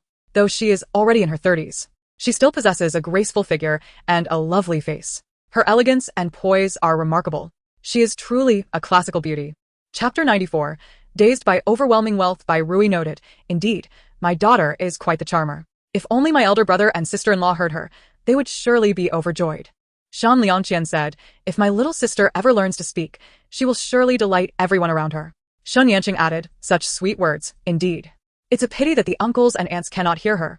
Otherwise, they would undoubtedly reward her with a generous gift. At that moment, Tang Tang, instead of receiving a large red envelope, found herself caught in a fierce tug-of-war between her two uncles. Uncle, second uncle, could you please stop fighting? You're making me spill my milk. Stop it. If you keep this up, I will cry. With that, Tang Tang burst into tears. The sound of her cries instantly drew everyone's attention. They all turned to look at Tang Tang. All right, you two must stop. You've frightened Tang Tang. Pan quickly intervened. Wah? It is still aunt who understands me. But I wasn't scared. I was shaken. I was shaken. That must be clarified. To be frightened by two big men? That would be so embarrassing. Upon hearing Tang Tang's cries, Bai Chuheng and Bai Hongxian hurried to console her. Don't cry, Tang Tang. It was your uncle's mistake. He just wanted to hold you a little longer. Bai Hongxian quickly confessed his fault as well. Second uncle made a mistake, too. Don't cry, dear Tang Tang. Second uncle has brought many gifts for your full moon celebration. Let us have them brought in now. Full moon gifts? Many? Brought in? Could it be that my uncle has brought a whole box of gifts? Would they all be valuable treasures? The Bai family is the wealthiest in South City. Surely. Second uncle has brought good things. Yes. They must all be priceless treasures. The little one's cries ceased abruptly. Seeing that Bai Hongxuan's tactic had worked, Bai Chuheng added, your uncle has also brought many gifts for you. Tang Tang, they will be brought in as well. The child's eyes instantly sparkled with excitement. Does uncle have gifts too? And the word brought in? I suddenly have a wonderful premonition. Shortly thereafter, the attendants brought in the gifts for Tang Tang, 1 box, 2 boxes, 3 boxes, 10 boxes, 11 boxes, 20 boxes. A full 20 large boxes, each large enough to hold a grown adult. The once rambunctious full moon banquet gradually quieted down as the boxes continued to be brought in. Even elder Lady Shen and Xinyu turned their attention to the 20 large boxes placed in the center. When the boxes were opened, the room erupted in astonishment. Inside were nothing less than gold, silver, jewels, and antique jade. Even the luxurious shoe brocade, which they usually refrained from wearing, filled 3 large boxes. Heavens! The Bai family truly lives up to its reputation as the wealthiest in South City. Their generosity is astounding. The wealth of the Bai family is indeed formidable. For just a full moon celebration, they have gifted so many presents. The phrase wealth rivaling nations comes to mind. I also thought of that phrase. For a mere child's full moon banquet, the Bai brothers have already made such a grand gesture, indicating their extraordinary financial capability. I envy the Bai family for having a tycoon as their maternal side. Yes, I recall how the Bai family's dowry shocked the entire capital when they married. What? It shocked the entire capital? How much was the dowry? Please tell. 28 shops, 28 storefronts, 28 estates, and 258 loads of dowry. What? A staggering 258 loads of dowry? Even the most esteemed woman in the capital would receive no more than 128 loads. How could the Bai family possess 258? Gasps of disbelief echoed through the crowd. Many court officials cast envious glances at Xinyu. Only Shen Yanqing and Lu Yi were filled with jealousy. Shen Yanqing even began to scheme for the Bai family's wealth. If she had the Bai family's financial backing, surely her pursuits would be much easier. After all, seizing power requires considerable financial resources. How could she acquire the Bai family's entire fortune? She needed to strategize carefully. Xinyu felt a swell of pride and quickly stood to invite Bai Chuheng and Bai Hongxian to take their seats. This time, even elder Lady Xin did not object. However, Bai Chuheng and Bai Hongxian merely exchanged pleasantries with Xinyu and showed no intention of sitting down. They brought Tang Tang before the 20 boxes of gifts, asking eagerly, "What do you think, Tang Tang? Do you like the gifts from your uncle and second uncle?" At that moment, they noticed that their little darling had somehow fallen asleep in their arms. "Rui, is Tang Tang asleep?" Bai Chuheng inquired, bringing her to Bai Rui. Bai Rui replied, "My daughter must be overwhelmed by such staggering wealth. After all, she is a little treasure seeker." Just then, the little one opened her big eyes wide. This is not an illusion. It's truly not an illusion. The 20 boxes are indeed filled with gold and jewels. I am going to be overwhelmed by this fortune. Wealth has descended from the heavens. I have struck it rich. This is real wealth. 20 boxes, a full 20 boxes of gold and jewels. They all belong to me. I have just turned 1 month old and have become a little rich lady. Little rich lady. Little rich lady. Tang Tang is a little rich lady. Oh, dear, you have not deceived me. I am indeed a genuine second-generation, wealthy child. And uncles, you are my fortune gods. Tang Tang loves you both so much." Bai Rui, Xin Liangqian, and Xin Yanqing listened to the little one's excited voice and watched her dance with joy, nearly bursting into laughter. "It seems Tang Tang genuinely adores the full moon gifts from her elder brother and second brother," Bai Rui teased. "Look, she is so enamored that she is drooling." "Drool? I would never drool. That would be so embarrassing." Denying it in her heart, the little hand unconsciously touched the corner of her mouth. It seemed she had indeed drooled quite a bit. Oh no, how embarrassing. The little one suddenly felt shy, gazing at the 20 chests brimming with gold, silver, and jewels. Saliva flowed uncontrollably. Bai Chuheng and Bai Hongxian, witnessing the spectacle, burst into laughter in unison. It appeared that their generous gift was well received, not only warming Tang Tang's heart but also enhancing their sister's reputation. Chapter 95. The elder uncle and the second uncle are in trouble. Bai Chuheng and Bai Hongxian aimed to make the dignitaries of the capital aware that although their sister hailed from a merchant background, the Bai family was no ordinary merchant clan. They also sought to ensure that Xinyu understood their sister was entirely deserving of his status as a high-ranking official, thereby preventing the Xin family from belittling Bai Rui due to her origins. Their only wish was for Bai Rui to lead a life of ease and contentment, just as her name suggested. Rui, meaning that all her wishes would be fulfilled. Bai Chuheng glanced down at the little one in his arms, pleased that Tang Tang was delighted. "Your aunt said this gift was rather vulgar," he noted, to which the little one waved her hands vigorously. "Not vulgar at all. Nothing in this world is more elegant than gold and jewels. If aunt thinks it's vulgar, then she can just give all these wonderful things to me." Imagining such a delightful scenario, the little one's smile nearly reached the heavens. The 4 members of the Bai family chuckled in response. Noticing that everyone's attention remained on them, Bai Chuheng deliberately remarked, "Since Tang Tang enjoys such gifts, how about I prepare another 20 chests for her first birthday?" He aimed to use his wealth to solidify a robust support for Bai Rui. The little one's eyes widened in astonishment. 20 more chests for my birthday? Is this truly happening? I can't take it anymore. I might faint. She paused, realizing the implications of the upcoming birthday. Oh no. What if my uncles can't wait until then? They might be in trouble. I don't want anything to happen to such wonderful uncles. Her thoughts raced. What about mother? I was so caught up in joy that I forgot about tonight's critical situation. It seems I must focus on helping mother through her crisis first. I wonder who the protagonist has summoned? If only I could consult Little Black and Little White. Regrettably, the gathering was too crowded for them to approach. Bai Rui's complexion turned pale as she absorbed the news that her elder and second brothers were in trouble. What could possibly be amiss? She looked anxiously at Tang Tang, only to find her searching the banquet with a worried expression. Bai Rui understood what Tang Tang was seeking and stifled her own worries for the moment. Shan Liangqian and Xin Yanqing's expressions shifted as they heard that their uncles might be in trouble. They realized they needed to arrange for protection around them. Moreover, would something happen to their mother tonight? They exchanged glances, seeking clarity from Tang Tang. "Little sister, please explain. What might happen to mother? And who are Little Black and Little White? Do we have anyone by those names in our household?" "Brother-in-law, second brother, you've been standing for quite some time. Please, take your seats." Xinyu, who had been left waiting, finally interjected. Once they had exchanged pleasantries and completed their gift-giving, he invited Bai Chuheng and Bai Hongxian to sit down. Just as Bai Rui settled into her seat, Xinyu tugged at her sleeve. "Rui, our guests have nearly finished eating. Shouldn't you stand and clarify the dowry situation?" "Clarify?" This man genuinely thought she would be as naive as before, allowing him to exploit her. Just as Bai Rui contemplated an excuse to decline, a servant rushed in, panic evident on his face. "Master, madam, the national master has arrived. He wishes to partake in a cup of wine to celebrate the second young lady's full moon." At this revelation, the guests were astounded. The national master? The very figure whom even the emperor revered? He had voluntarily come to attend the celebration of Shin's second daughter? Shen Yu was equally astonished. Who? The National Master? Are you certain? The servant nodded vigorously. Yes, it is indeed the National Master. The National Master had come to the Shen residence? This was an immense honor. Shen Yu hurriedly stood, urging the servant to escort the National Master inside, eager to greet him personally. However, before Shen Yu could step out from the banquet, an elderly man with white hair entered, accompanied by a servant. The attendees immediately rose to pay their respects. National Master. The National Master waved his hand dismissively. I merely seek to enjoy a cup of wine. There is no need for such formalities. With a jovial demeanor, he approached Tang Tang directly. Previously, he had not seen Tang Tang as Bai's family had not yet welcomed her. This time, he was determined to discern the origins of this little miracle. To understand why his ancestors had insisted he keep close to her. National Master? Is this white-bearded elder truly the National Master? The one whose status surpasses even that of the Emperor? Bai Rui, Xin Liangqian, and Xin Yanqing exchanged bewildered glances, realizing that only Tang Tang would dare to refer to the National Master in such a casual manner. Observing Tang Tang tilt her head in curiosity, the National Master turned his gaze to her. He sought to uncover her identity, but before he could investigate further, a blinding light surged forth, nearly blinding him. He instinctively shut his eyes, feeling a wave of trepidation. This child indeed possessed an extraordinary background.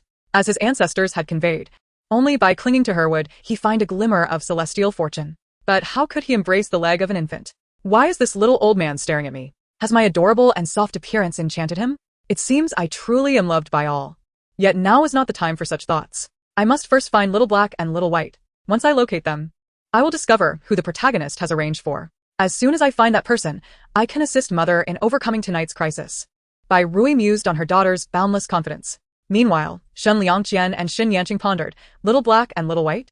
And the person arranged by the protagonist? Does this mean Yanqing intends to harm Mother? They simultaneously turned their gaze to Xin Yanqing. Chapter 96. Tang Tang declines the National Master. Sensing the scrutiny from Shen Liangqian and Xin Yanqing approached them with a radiant smile.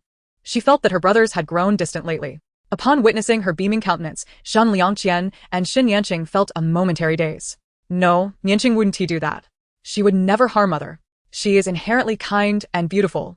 They should not harbor such doubts about Yanqing. At this moment, the National Master also contemplated the approach of seeking the support of Tang Tang.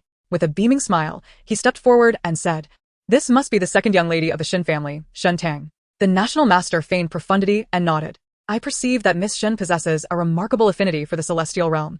Might I be permitted to take her as my disciple? His status in the kingdom of An was exceptionally high, and naturally, no one would dare to offend his disciples, nor would anyone contemplate harming them. Thus, accepting Tang Tang as a disciple would serve as the best protection for her. As soon as the National Master finished speaking, the crowd erupted in astonishment.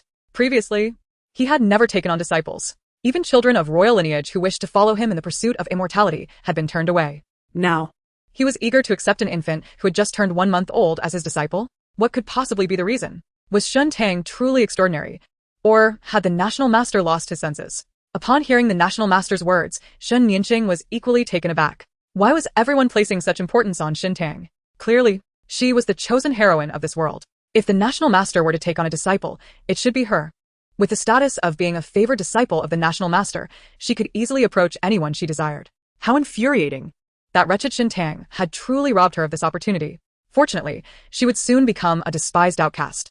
By then, not only would she be unable to be the National Master's disciple, but even the young lady of the Shen family would be out of reach. Shen Yu was utterly convinced he had misheard.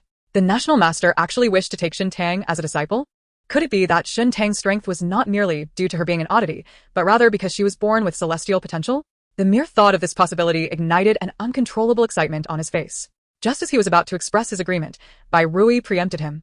Since the National Master wishes to take Tang Tang as a disciple, perhaps we should inquire about Tang Tang's opinion. After all, this is a matter of great significance for her. And it would be inappropriate for us to make that decision on her behalf. Tang Tang was currently searching for Xiao He and Xiao Bai with her gaze when she heard Bai Rui mention her name. What opinion? What are they discussing? What do you mean by asking my opinion? Xin Yu, fearful of missing the chance to connect with the National Master, quickly interjected, Tang Tang is merely an infant. How could she have an opinion? Matters such as this should be decided by her parents. Yet, Bai Rui seemed to ignore Xin Yu's remarks. Her gentle gaze fixed on Tang Tang. Tang Tang, the National Master wishes to take you as his disciple. Do you consent? Become his disciple? Follow that old Taoist? Not a chance. I simply wish to be a carefree rich kid. I have no desire to follow this old priest in the pursuit of immortality. The little one shook her head vigorously. Xin Yu's expression darkened upon witnessing this. This wretched girl had dared to refuse even the national master. The surrounding onlookers gasped in disbelief. How could Xin Tang reject an opportunity that everyone else sought after? She truly was an ignorant child. No, I believe Miss Shun is quite perceptive. Have you not noticed? Although she has only just turned 1 month old, she seems to understand everything. Typically, children do not comprehend spoken language until 6 months of age.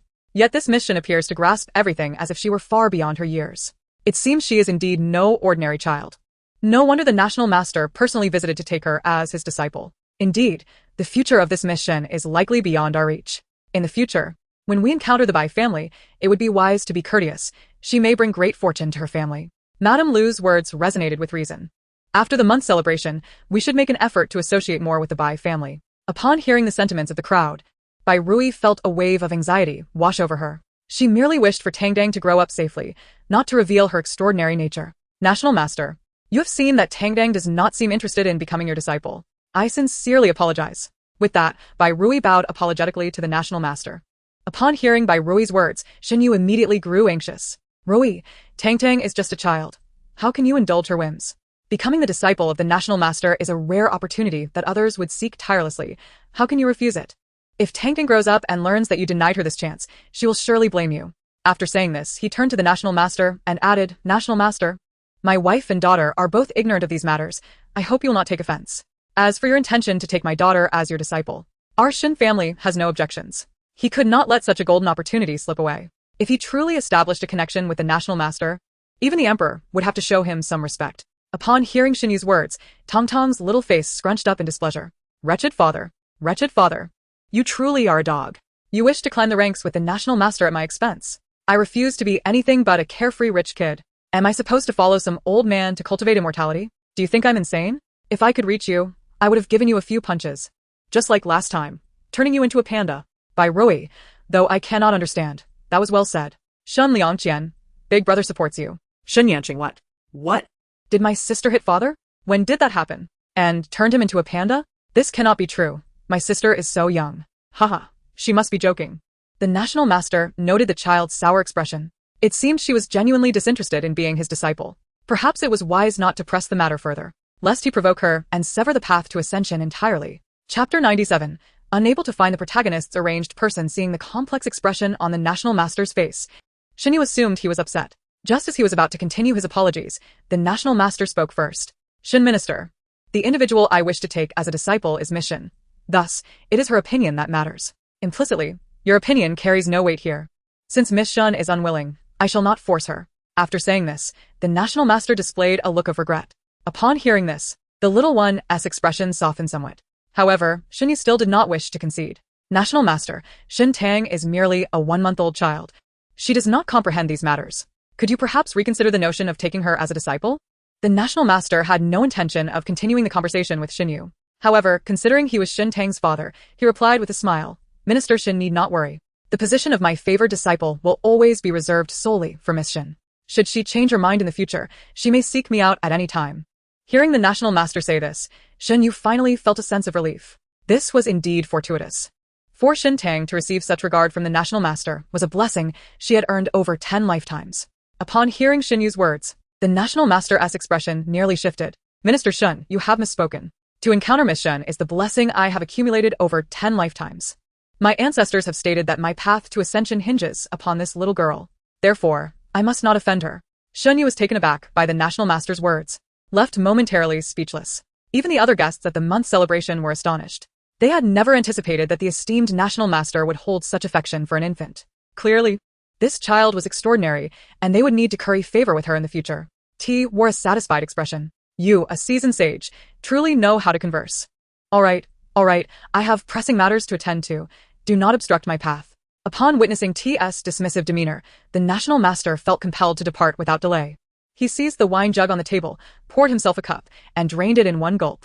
Having indulged in this wine, I shall no longer disturb you all. Farewell. With that, he prepared to leave. However, as he turned, he unexpectedly caught sight of Shun Yanqing. A peculiar aura enveloped her. Upon closer inspection, he discerned that an otherworldly spirit resided within her. Yet, he pondered whether this spirit would bring fortune or calamity to Xin Tang. Recalling the ancestral instructions from his dreams, he turned back to T. These are a few talismans I have drawn, capable of dispelling evil and averting disaster. Consider them a congratulatory gift for Miss Shin's full moon celebration. I implore you to accept them. As he spoke, he extended the yellow talismans toward her. The atmosphere erupted once more. Talismans drawn by the National Master himself? Those are treasures beyond our reach. Yearning glances filled the room, as everyone longed to snatch the precious talismans away. Meanwhile, the National Master gazed at T with apprehension, fearing rejection. T, noticing the elder's sincere expression, reluctantly extended her small hand to accept the talismans. She recalled that in the original narrative, this elderly master indeed possessed genuine abilities, especially in the creation of talismans, which were highly effective. Not only could they dispel evil, but they could also summon favorable weather. It was precisely due to such talents that the citizens of Angua enjoyed harmonious seasons. Seeing T accept the talismans, the National Master exhaled a sigh of relief. Having consumed his wine and presented his gift, he truly prepared to take his leave. With a flick of his whisk, he departed, leaving behind a bewildered assembly of guests, their thoughts scattered in the wind. Why did it seem that the National Master held a demeanor of utmost respect while conversing with the second miss of the Shin family? Surely, they must have been mistaken. Seizing the moment of confusion, Xiao He and Xia Bai stealthily slipped beneath the main table. As T lowered her head to stow the talismans, she happened to catch sight of them. Xiao He, Xiao Bai, you finally made your appearance. Who is that? Where is he seated? Have you located him? Xiao He replied, My lord, we regret to inform you that we could not find that individual. Could not find him? What do you mean? Xiao Bai continued, My lord, we searched the entire full moon banquet, but did not see the person arranged by Xin Yanqing. Might he have chosen not to come? T cast a puzzled glance at Xin Yanqing, noticing a glimmer of calculation in her eyes. Though well concealed, it was unmistakable. No. That person will certainly arrive. Otherwise, the protagonist would not be so certain. Xiao He, Xiao Bai, you haven't developed prosopagnosia and forgotten what he looks like, have you? Xiao He and Xiao Bai replied, Fear not, my lord. We are neither afflicted by prosopagnosia nor forgetful. We remember precisely where the Shun family hides their delicacies. T frowned. Was it possible that the individual was not among the guests present? Logically, mingling with the guests would be the most convenient disguise. Why would he not be here? Xiao He, Xiao Bai, are you speaking with them? Can they hear your thoughts? Yet no one around the main table called out to Xiao He or Xiao Bai. Instead, a faint sound resembling a mouse's squeak reached their ears. A mouse? How could there be a mouse at the full moon banquet? They must have misheard. Suddenly, amidst their confusion, a man in the corner of the banquet stood up and overturned the table before him, sending food and drink scattering across the floor. The guests turned to look at the man, and T immediately heightened her vigilance. Xiao He, Xiao Bai, prepare yourselves. Let us see if he is the individual sought by the protagonist. Be ready to attack. We must not allow him to utter anything that could tarnish my mother's reputation. Xiao He and Xiao Bai instantly perked up, baring their sharp teeth. Xin Yanqing and Lu Yi exchanged glances, filled with scheming intent. The performance was about to commence. By Rui, your calamity is at hand. Xin Tang, you are on the brink of ruin. However, as the man staggered forward toward the main table, the triumphant expressions on Xin Yanqing and Lu Yi's faces began to freeze. Even Xin Yu stood in shock. Chapter 98. A most captivating performance for the man was not the one Xin Yanqing had arranged to ensnare by Rui, but rather Lu Yi's former husband, Wang Yuanwei. What was he doing here? Why was he here? As the three were left in astonishment, Wang Yuanwei stumbled toward Xin Yanqing. Yanqing, my daughter. How I long for you and your mother. Upon realizing the situation, Xin Yanqing screamed in fright and instinctively attempted to evade him. Shen Liangqian and Xin Yanqing, seeing the danger she faced, rushed forward almost reflexively to shield her. Shen Yanqing even leaped forward, delivering a kick that sent Wang Yuanwei sprawling. Wang Yuanwei fell heavily to the ground, letting out a pained cry. T tilted her head to observe the fallen Wang Yuanwei, then glanced back at Xin Yanqing. What is happening? Why is that man targeting the protagonist? Shouldn't it be my mother? Could it be that he confused his target? Xiao He and Xiao Bai were equally perplexed. Xiao Bai remarked, My lord, this man is not one brought by Xin Yanqing. He is a stranger. Neither Xiao He nor I have seen him before. Xiao He quickly concurred, Indeed, my lord, we have never encountered this man. Not the one sought by the protagonist? Yet he was coming for her? Wait, what did he just call the protagonist? Daughter. Could this man be Wang Yuanwei? How did the man the protagonist sought turn into Wang Yuanwei? Has she not shot herself in the foot? T suddenly had a realization and turned her gaze toward Bai Rui. Sure enough, Bai Rui wore an expression of amusement, as if she were enjoying the unfolding drama. Could it be that mother had discovered the protagonist's scheme and decided to turn the tables, using her own tactics against her? How delightful. Xiao He, Xiao Bai, you may no longer be needed here. You can return to your tasks. Xiao He, puzzled, asked, But what about you, my lord? The little one chuckled softly. Of course. I shall remain to watch the performance. The ensuing drama promises to be most splendid. Watch the performance? They wish to join in. not leaving. They would stay to witness the spectacle. Thus, the two little mice peered out from beneath the table, eager to observe. Meanwhile, The kicked Wang Yuanwei had risen from the ground. He had intended to lunge at Xin Yanqing again, but upon seeing her shielded by two young men, he redirected his charge toward Lu Yi instead. ah, Lu Yi was caught off guard and was indeed knocked to the ground by Wang Yuanwei, issuing a cry of distress. Before she could react, Wang Yuanwei enveloped Lu Yi in a flood of tears, exclaiming, "Yi, my wife, at last, I have found you, and Yanqing. It is indeed quite challenging to locate you. My dear wife, how I long for you, and how I miss our daughter, Yanqing." At this moment, Lu Yi finally came to her senses. She forcefully pushed away Wang Yuanwei, her expression a mix of panic and confusion, exclaiming, "Who are you? I do not know you." At that time, Xin Yu also realized the gravity of the situation. He immediately raised his voice, shouting, "Someone, quickly drag this drunken fool away." If the attendees discovered that this man was Yi's former husband, the truth of her previous marriage would be irretrievably exposed. He could not allow this person to utter another word. Bai Rui glimpsed the murderous intent in Xin Yu's eyes and promptly stood up. "Wait a moment," she directed at Xin Yu. "This man dares to take advantage of his drunken state to harass a concubine of the minister's residence. How can he be allowed to escape unpunished? In my opinion, he should be handed over to the authorities to ensure justice for Lu Yinyang." The guests at the banquet nodded in agreement upon hearing Bai Ruyi's words. How magnanimous of the Bai family to stand up for a concubine. Indeed, such grace and composure are truly unbecoming of a merchant's daughter. Although I do not favor the Lu family, Bai Ru Yi is right. It would be best to report this scoundrel to the authorities. Yes, leaving him here is a disaster. What if he harasses another woman? Minister Shen heed Mrs. Shen's advice and send this scoundrel to the authorities. Wang Yuanwei, hearing the crowd's consensus to report him, became increasingly anxious. No. You cannot turn me over to the authorities. I have not violated anyone. Yi is my wife, my legally wedded wife. What is wrong with embracing my own wife? Who says I cannot embrace my own wife? He shouted at the top of his lungs. Xin Yu, Lu Yi, and Shen Yanqing's expressions changed drastically. Xin Yu bellowed. "Block his mouth. Quickly, let him not speak freely again." As the servant approached to silence him, Wang Yuanwei panicked. "I did not speak freely. I did not. I have the marriage certificate as proof." He forcefully pushed away the servant restraining him and produced the marriage certificate between him and Lu Yi. As the servant behind him attempted to seize him again, he hurried to the nearest official's table, presenting the marriage certificate to that official, who, by coincidence, was Lord Zhou of the censorate. Xin Yu's face turned ashen. Lu Yi fell to the ground in despair, and Xin Yanqing clutched her garment tightly. Only Bai Ru Yi and Tang Tang wore radiant smiles. This scene is truly spectacular. What a pity there are no sunflower seeds, benches, or popcorn. Otherwise, it would be even more enjoyable. Bai Ru Yi remarked, "Even if you have them, you cannot eat them. Your teeth have yet to grow. Fate, it seems, is once again orchestrating events beyond his control." "Damn fate." Shen Yanqing inquired. "What is the situation?" "I am utterly confused." Lord Zhou, noticing all eyes were upon him, leisurely opened the marriage certificate. After examining it, he raised it high. This marriage certificate is indeed authentic.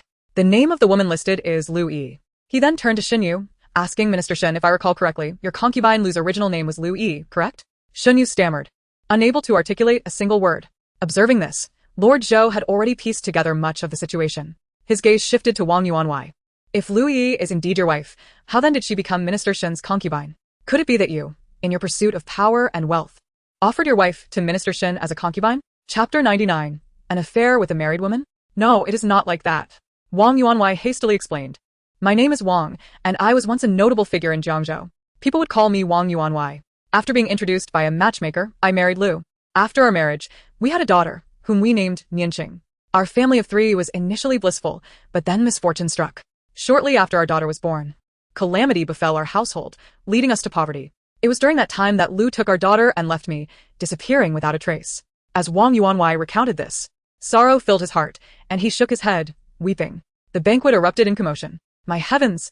How heartless of Lu to leave her husband in such dire straits with their child. Not merely heartless, but cunning. Already married, she sought to become Minister Shen's concubine.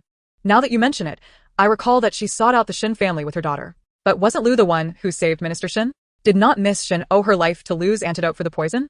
How could she be this Wang Yuanwei's daughter? According to Wang Yuanwei's account, Miss Shen was born before Lu left him? What is unclear here? Perhaps Minister Shen and Lu were already involved before her departure. Or else why would she seek him out immediately after leaving? Even the supposed antidote might have been fabricated by Minister Shen to bring Lu into his household.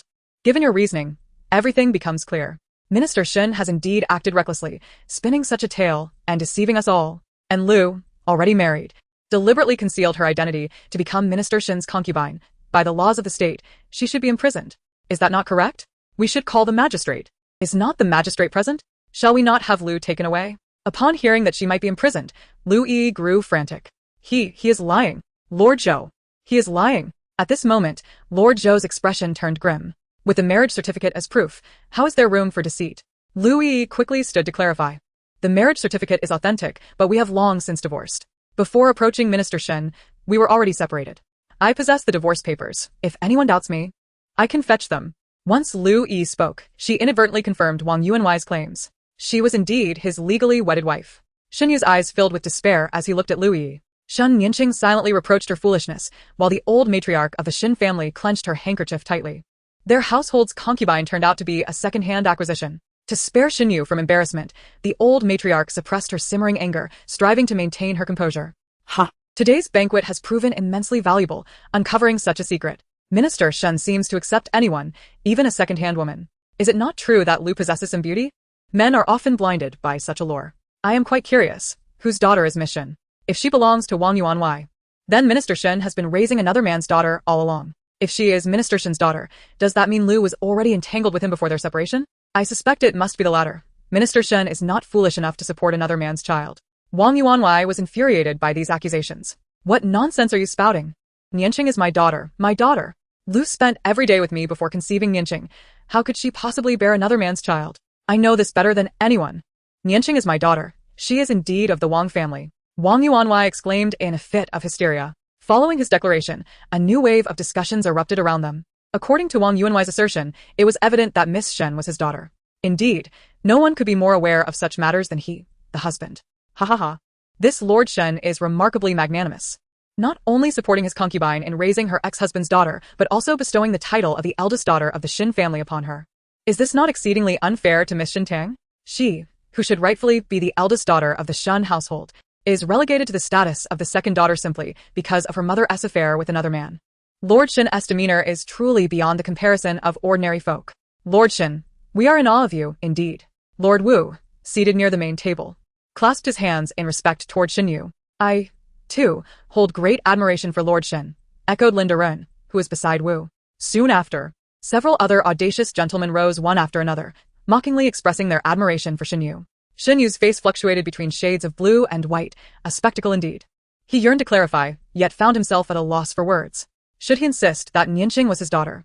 It would confirm the scandal of his affair with a married woman. If he denied the affair, it would imply that he was indeed aiding another man in raising a daughter. Such a disgraceful act would tarnish the honor of his ancestors. At this moment, the long-suffering old Madame Shen finally erupted. With a resounding clap, she slammed her chopsticks down, her body trembling with fury. Shen Yu, you must clarify this for me. Is Nianqing truly a child of our Shen family? This concerns the purity of our bloodline. It is imperative that I ascertain the truth. Otherwise, I would be unworthy to face the ancestors of the Shen family for centuries to come. A profound silence enveloped the gathering, as everyone was eager to unravel the answer to this pressing question. As the center of attention, Shen Yu wished he could simply disappear. The situation had escalated to the point where even he was uncertain if Nianqing was indeed his child. Initially, when Lu Yi brought Nianqing to him, she claimed that Wang Yuanwai had initiated the divorce. She stated that Wang Yuanwai had discovered Nianqing's true identity and, upon realizing she was not his daughter, deemed Lu Yi a traitor, prompting the divorce. Yet now, Wang Yuanwai's words suggested that Lu Yi had been the one to leave him with their daughter. Over the years, Wang Yuanwai had been searching for them. Lu Yi, however, showed no inclination to refute this narrative, casting a shadow of doubt in his mind. Could it be that Lu Yi had deceived him? If that incident was a fabrication, then perhaps the claim that Nianqing was his daughter was false as well. Chapter 100. Blood test for parentage. Tang Tang naturally sensed the confusion in Shen Yu's eyes. She giggled incessantly, her laughter echoing mockingly throughout the otherwise serene full moon banquet. Haha, this is hilarious. Grandma even inquired about that scoundrel of a father? Perhaps the answer to that question is something even that scoundrel is unaware of? Haha, if everyone is curious, they might as well ask me. Aside from Lu Yi and Shen Yanqing, I am the only one here privy to the truth. By Rui. So, Tang Tang knows this too? Shan Liangqian. Little sister, please enlighten us. Your older brother is quite eager to know. Shen Yanqing. Is Nianqing truly our father's daughter? Little sister, please tell second brother. Unfortunately, they all hesitated to directly question Tang Tang, fearing that she might discover they could hear her thoughts, rendering them too afraid to contemplate anything, lest they become distressed. However, Xiao He and Xiao Bai unabashedly engaged Tang Tang in conversation. Xiao He, the divine being is indeed remarkable, even aware of such matters. Xiao Bai, divine being, is Miss Shin truly your father's daughter? Xiao He, divine being, I too wish to know. Please tell us. Tang Tang trúc cờ Mischievous. Since you both are so eager to know, I shall graciously enlighten you. Bai Rui, Shin Liangqian, and Shin Yanqing all perked up their ears in unison. Yanqing is certainly not the daughter of that scoundrel of a father. When Lui conceived Yanqing, that scoundrel had already left Jiang'o for half a year. How could she possibly be his daughter? That scoundrel has been terribly fooled by Lui and her daughter. Even the date of Yanqing's birth was fabricated by them. But then again, they deserve it. They truly do. Bai Rui, indeed. Karma has a way of coming full circle, retribution is merciless. Shen Liangqian. So, this whole affair was a ruse. How many lies did Yanqing and concubine Lu tell? Shen Yanqing. This cannot be true. Xiao He, this is too funny. Your father is genuinely raising another man as child. Xiao Bai, Lord Shin and old Madam Shin actually treat another family's child as a treasure. How foolish they truly are. Old Madam Shin, Xinyu, you must clarify this. Xinyu, can I truly clarify this? Even I am left in uncertainty. As the situation grew increasingly complicated, Yanqing pushed aside Shin Yanqing, stepping forward. Her parents were of no help. It was up to her to take the stage. Grandmother, I can unequivocally assure you that I am indeed my father's daughter. A true child of the Shin family, the rightful eldest daughter of this household. I cannot forsake my identity as the eldest daughter. Thus I must choose to cast aside Xinyu and Lu Yi. Should anyone doubt my words, I am willing to undergo a blood test to confirm my parentage. This will solidify my status as the eldest daughter of the Shin family. Upon hearing Yanqing's declaration, Lu Yi's nerves tightened once more. Has Yanqing lost her mind? Does she not know whose daughter she is? If a blood test were to occur, everything would be over. Though Shanyu was reluctant to acknowledge the scandal of his affair, he had no choice but to muster the courage to confront the situation. After all, he too wished to ascertain whether Yanqing was truly his daughter. If this matter remained unresolved, he would find it impossible to rest easy. Very well. Let us proceed with the blood test. Upon hearing Xinyu's agreement, Yanqing promptly instructed the servants nearby to prepare water. Tang Tang tilted her head in curiosity, noticing Yanqing's resolute expression. It seems the heroine may just manage to pull the wool over everyone's eyes this time. That scoundrel will continue raising another man's daughter. But that is fine. The longer it goes on, the more entertaining it will be when the truth is revealed. Xiao He asked in confusion. Pull the wool over their eyes? Divine being, what do you mean? If Yanqing truly is not your father's daughter, won't this test reveal it? Xiao Bai, please, divine being, enlighten us. The little one immediately took on the role of a teacher, earnestly explaining. The blood test for parentage lacks any scientific basis. Only the ancients would believe in such a method. Moreover, this approach can be manipulated. Xiao He, manipulated? Is that even possible? The little one nodded gravely. As long as the heroine applies alum powder at the spot where she draws her blood, when the blood is dropped, the alum will mix with the blood in the water. With alum in the water, both the heroine's and the scoundrel's blood will blend together. Shen Liangqian, I see, this truly is enlightening. Shin Yanqing, is what little sister says true? That's hard to believe. I've never heard of such a thing. By Rui, to pull the wool over their eyes? Not a chance. Xiao He, what? They can even blend with a dog's blood? Could it be that a dog can also be the father of the female protagonist? Tang Tang lâu get Mischievous. Xiao Ashley. You truly possess an understanding of the art of language. At that moment, a servant brought water to Shin Yanqing and Xinyu.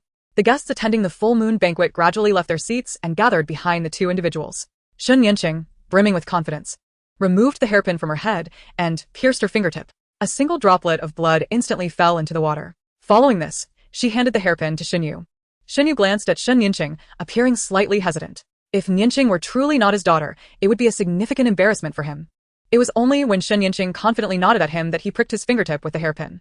Once Xinyu's blood mingled with the water, it soon merged with Shin Yanqing's blood. A subtle smile graced Shin Yanqing's lips. Upon witnessing this, a flicker of joy passed through Xinyu's eyes. Wonderful. Yanqing is indeed his daughter. He has not raised another man's child. Lu Yi's tense nerves finally relaxed, yet her eyes were filled with confusion. How did Yanqing manage to achieve this? She truly made her blood blend with Xinyu's. Her daughter is indeed extraordinary. Chapter 101. The gossip reaches grandfather upon seeing this. Old Madam Shin let out a heavy sigh of relief. Thankfully, the Shin family has not raised another's daughter. Otherwise, they would surely become the laughingstock of the entire capital. The onlookers exchanged glances and began to murmur. This Miss Shin is indeed the daughter of Lord Shin. Indeed, look how their blood has merged. Madam Xia, you were right. Lord Shin truly had an affair with a married woman. No wonder Lu sought out Lord Shen after her divorce. They had clearly been entangled long before. And as for the so-called savior, it was nothing but a web of lies. There must have been no such thing. They were already engaged in an illicit relationship. So how could they speak of saving lives or antidotes? Who would have thought that Lord Shen had such tastes? And Lu, how scandalous to betray her husband with Lord Shen. She is truly lacking in virtue. Dining with such a promiscuous person is indeed bad luck. It is said that dogs cannot change their nature. Lu had previously carried on an affair with Lord Shen behind Wang Yuanwai's back. Who knows who she may be entangled with now? Everyone should keep a close eye on their husbands. Upon hearing this, the ladies present instinctively glanced at their husbands. The ministers felt a cold sweat break out on their foreheads. One minister, in an attempt to divert his wife's attention, began to mock Shen Yu. Who would have thought that Lord Shen was such a person, having an affair with a married woman, and seemingly enjoying it? You cannot judge a book by its cover. Lord Shen, who appears so dignified and aloof from women, is secretly involved in such scandalous affairs. I remember my wife envying the Bai family, saying that Lord Shen was devoted to her, but it seems that was merely a joke. My wife also claimed that Lord Shen only took one concubine out of gratitude. It appears that is not the case. Hearing the discussions around him, Lord Zhou, filled with anger, declared, as an official of the court, to engage in such unseemly behavior. I will certainly report him to the censors.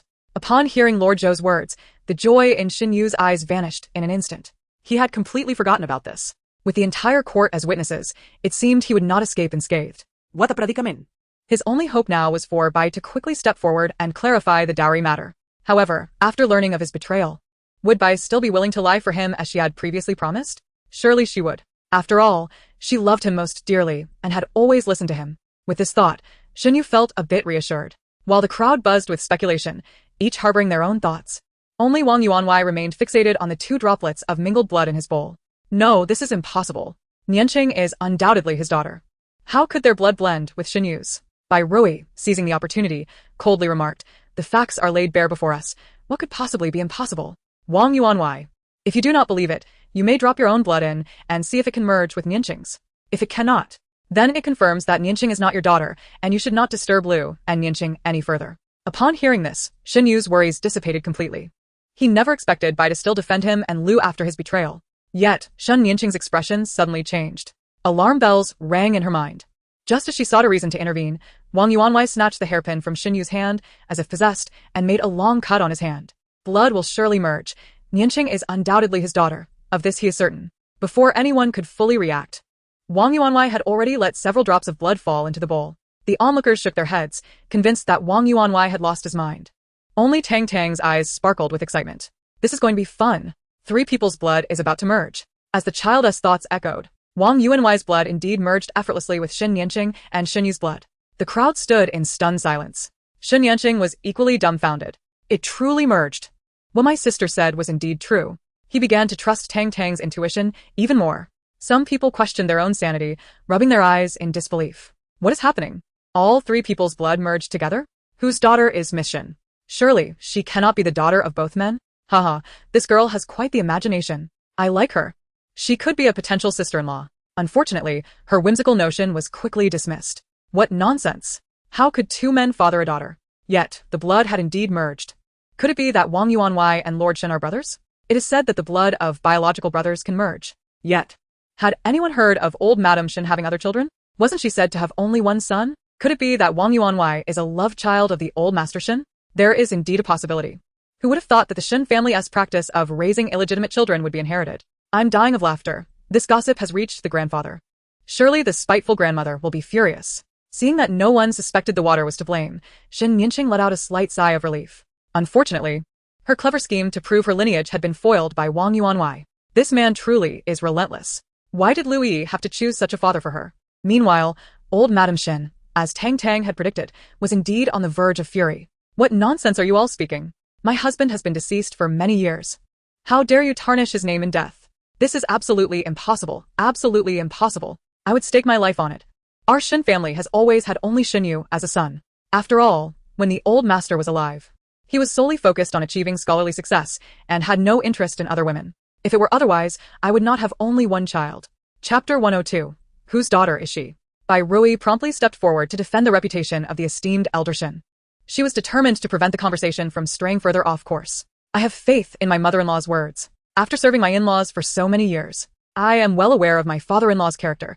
He is certainly not the type to keep a mistress outside. Therefore, It was impossible for Wang Yuanwei to be a child of the Shen family. As the crowd observed the resolute expressions of Elder Shen and Bai Rui, their confusion deepened.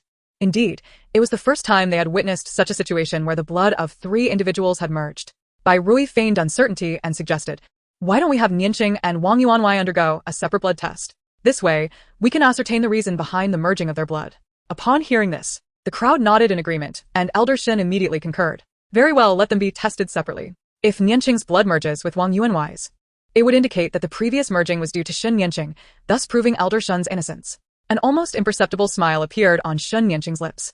The Bai family had indeed rendered her a great service. Since she could facilitate the merging of blood, she could certainly prevent it as well. In doing so, she could further affirm her identity as Shen Yu's daughter and solidify her position as the young mistress of the Shen household. While she felt assured internally, she outwardly displayed a demeanor of grievance and fear. If this would bring comfort to her grandmother and father, then Nianqing was willing to undergo the test once more, her expression resembling that of someone who had suffered a great injustice. Shen Yu, Shen Liangqian, and Shen Yanqing all felt a pang of sympathy.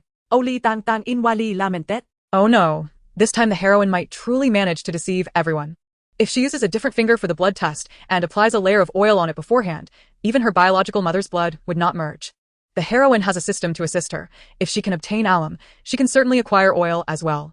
Alas, it seems mother is destined to make garments for the heroine. Shen Liangqian remarked, "I have gained new insights." Shen Yanqing stated, "This time, I must observe closely whether Nianqing will indeed switch fingers for the blood test." Bai Rui reassured, "Do not worry, my dear.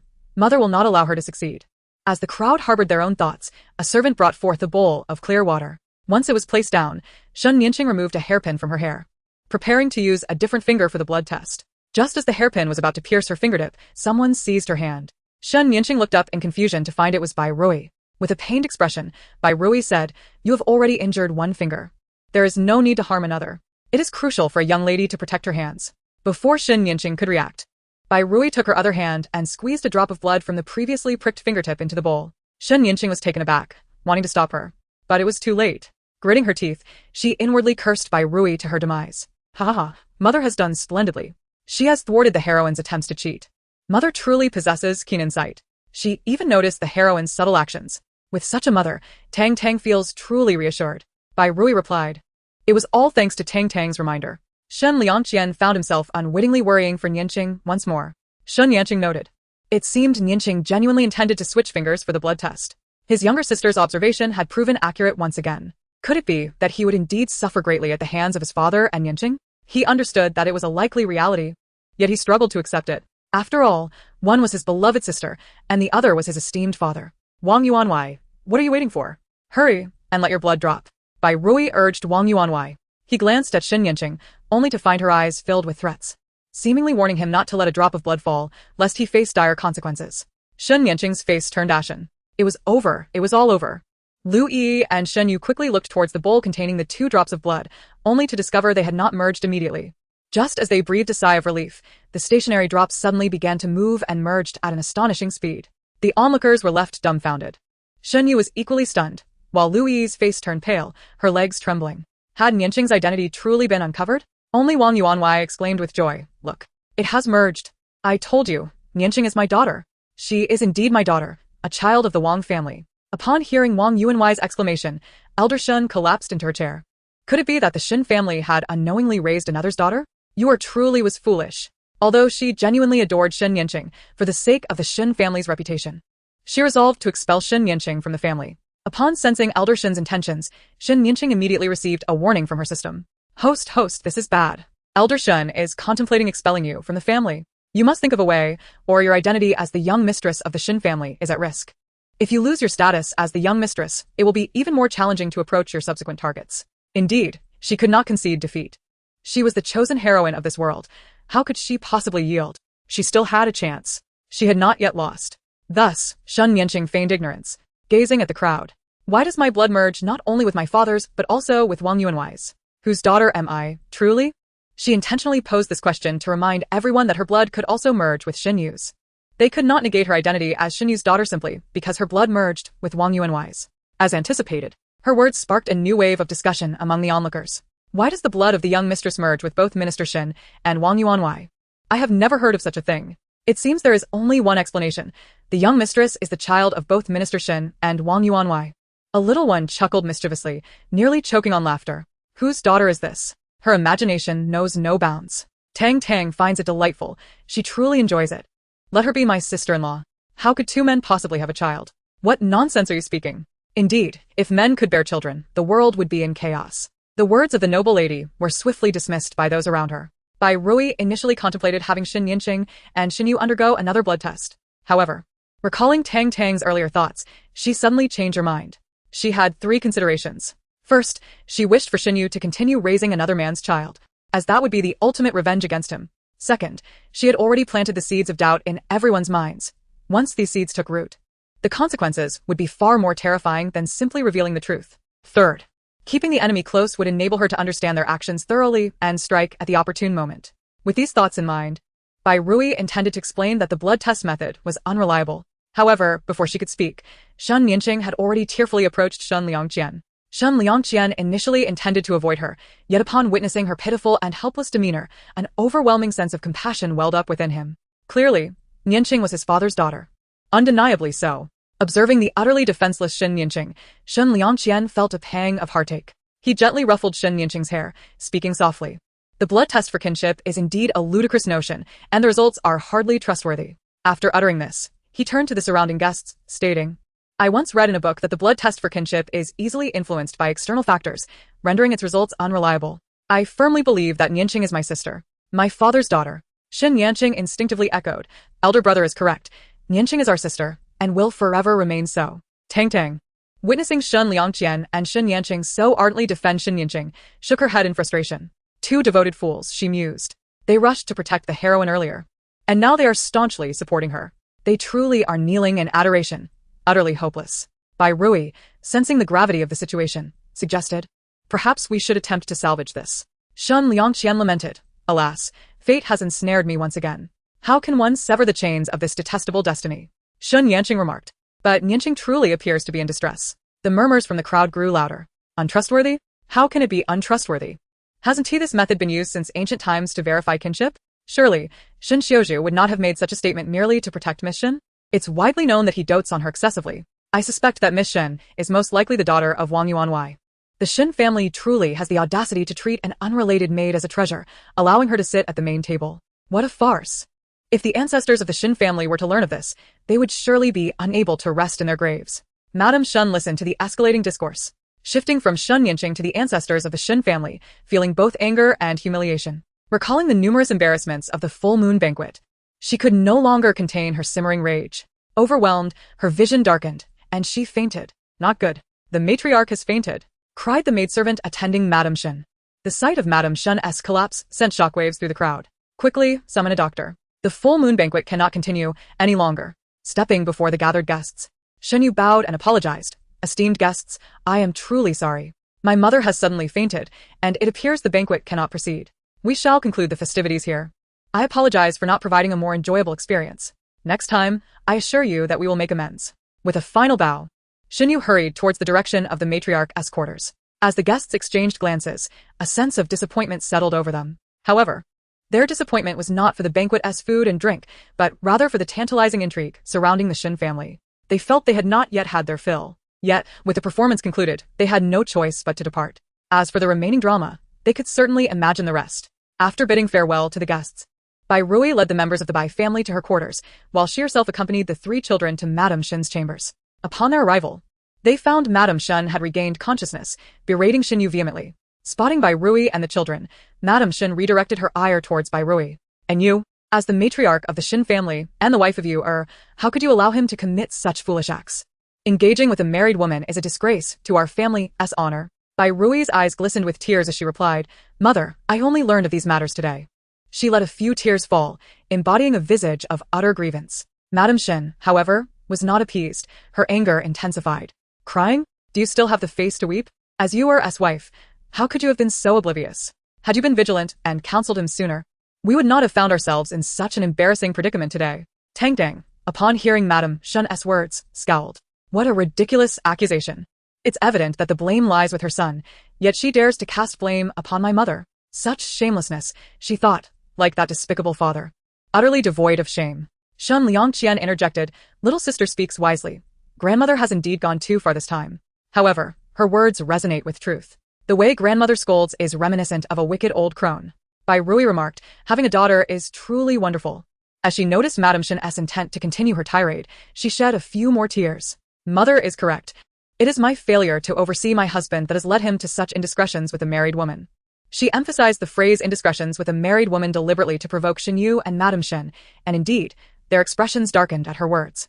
Bai Rui feigned deeper sorrow. But I never expected that the husband who usually cherishes and respects me would betray me so early on. Her tone dripped with blame and resentment. She then broke into inconsolable tears, seeking to leverage this moment to distance herself from Shenyu. Shenyu felt a surge of annoyance. What is the meaning of this? I have endured such humiliation today without shedding a tear, yet Bai Rui weeps over a mere trifle. It's truly exasperating. Bai Rui noticed the impatience in Shenyu's eyes, realizing he bore no remorse for her plight. He truly was a cold-hearted individual, but she had grown indifferent to it. To divert Madame Shen's continued hostility, Bai Rui feigned confusion. My husband is not that kind of person. He is always so mindful of propriety. How could he have acted in such a manner? What could have led to this? Implicitly, she suggested that Lu Yi must have seduced Shenyu intentionally. Madame Shen quickly grasped this implication. What else could it be? It must be that shameless Lu. Deliberately anti-Shenyu.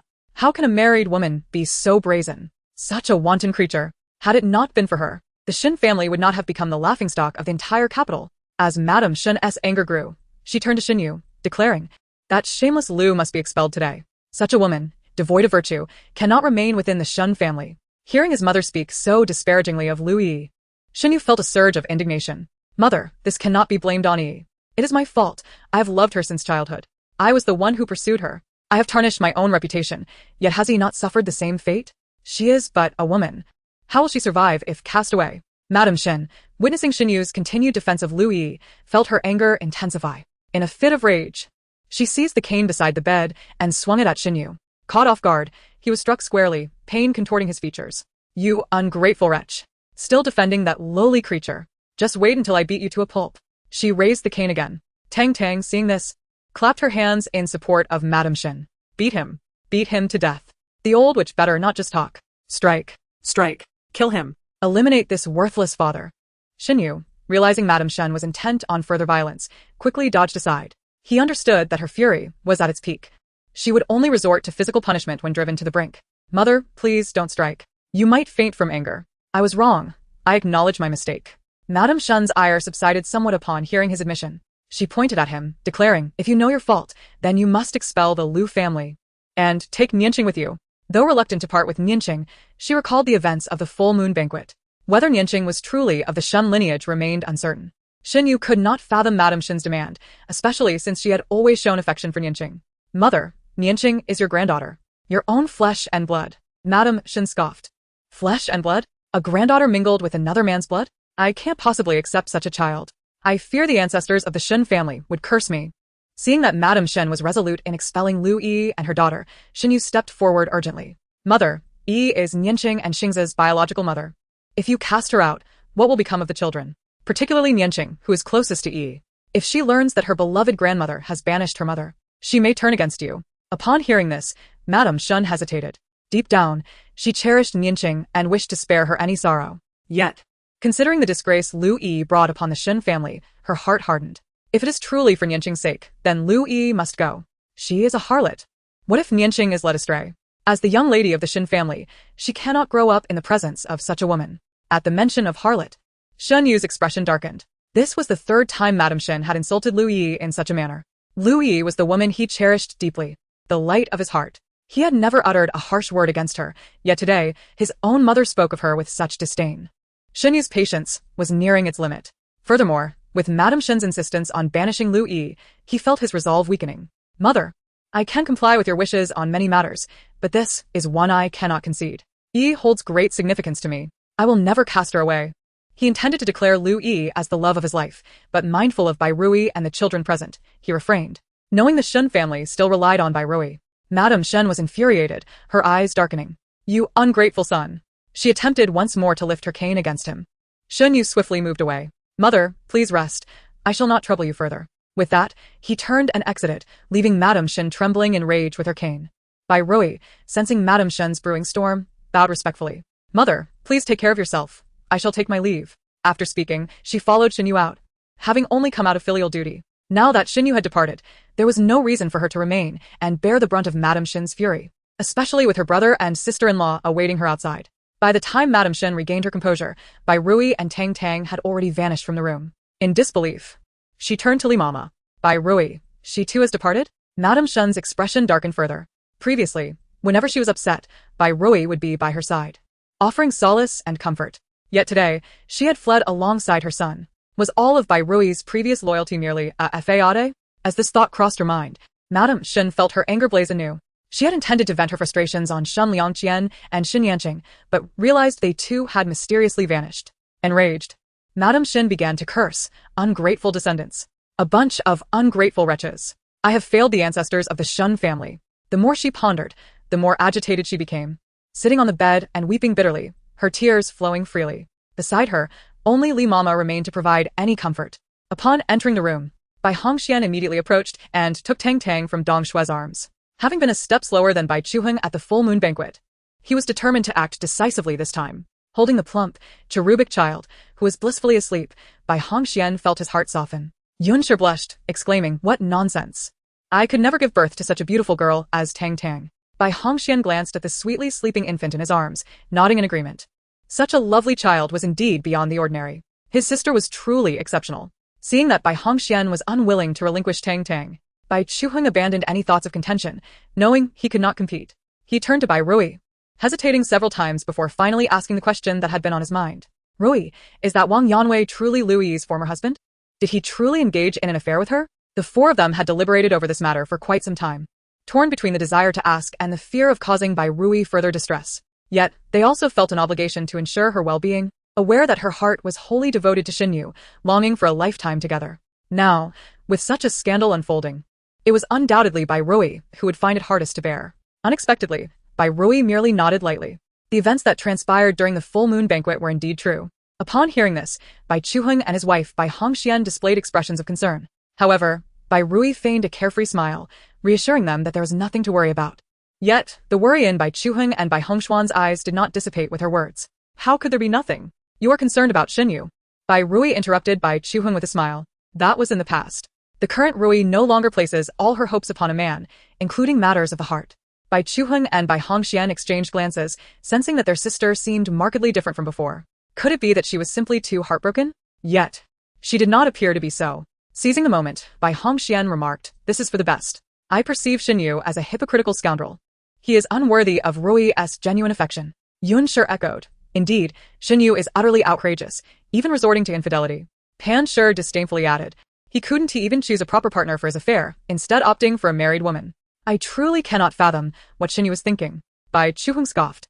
"It seems he has lost all sense. To engage in an affair is one thing, but to bring the mistress into the household as a concubine is utterly absurd. Initially, I thought he was a savior. Only now do I realize he is merely a lover." Approaching Bai Rui, he stated, "Rui, I propose that you divorce Xinyu." Upon hearing this, Bai Hongxuan's eyes instantly brightened. "Yes, divorce. Bai Chuheng nodded earnestly. "Indeed, you can return to being the carefree eldest daughter of the Bai family. Your brother is willing to support you for a lifetime, even taking care of 4 children along the way. They cannot stand by and watch their sister suffer indignities in the Shen household.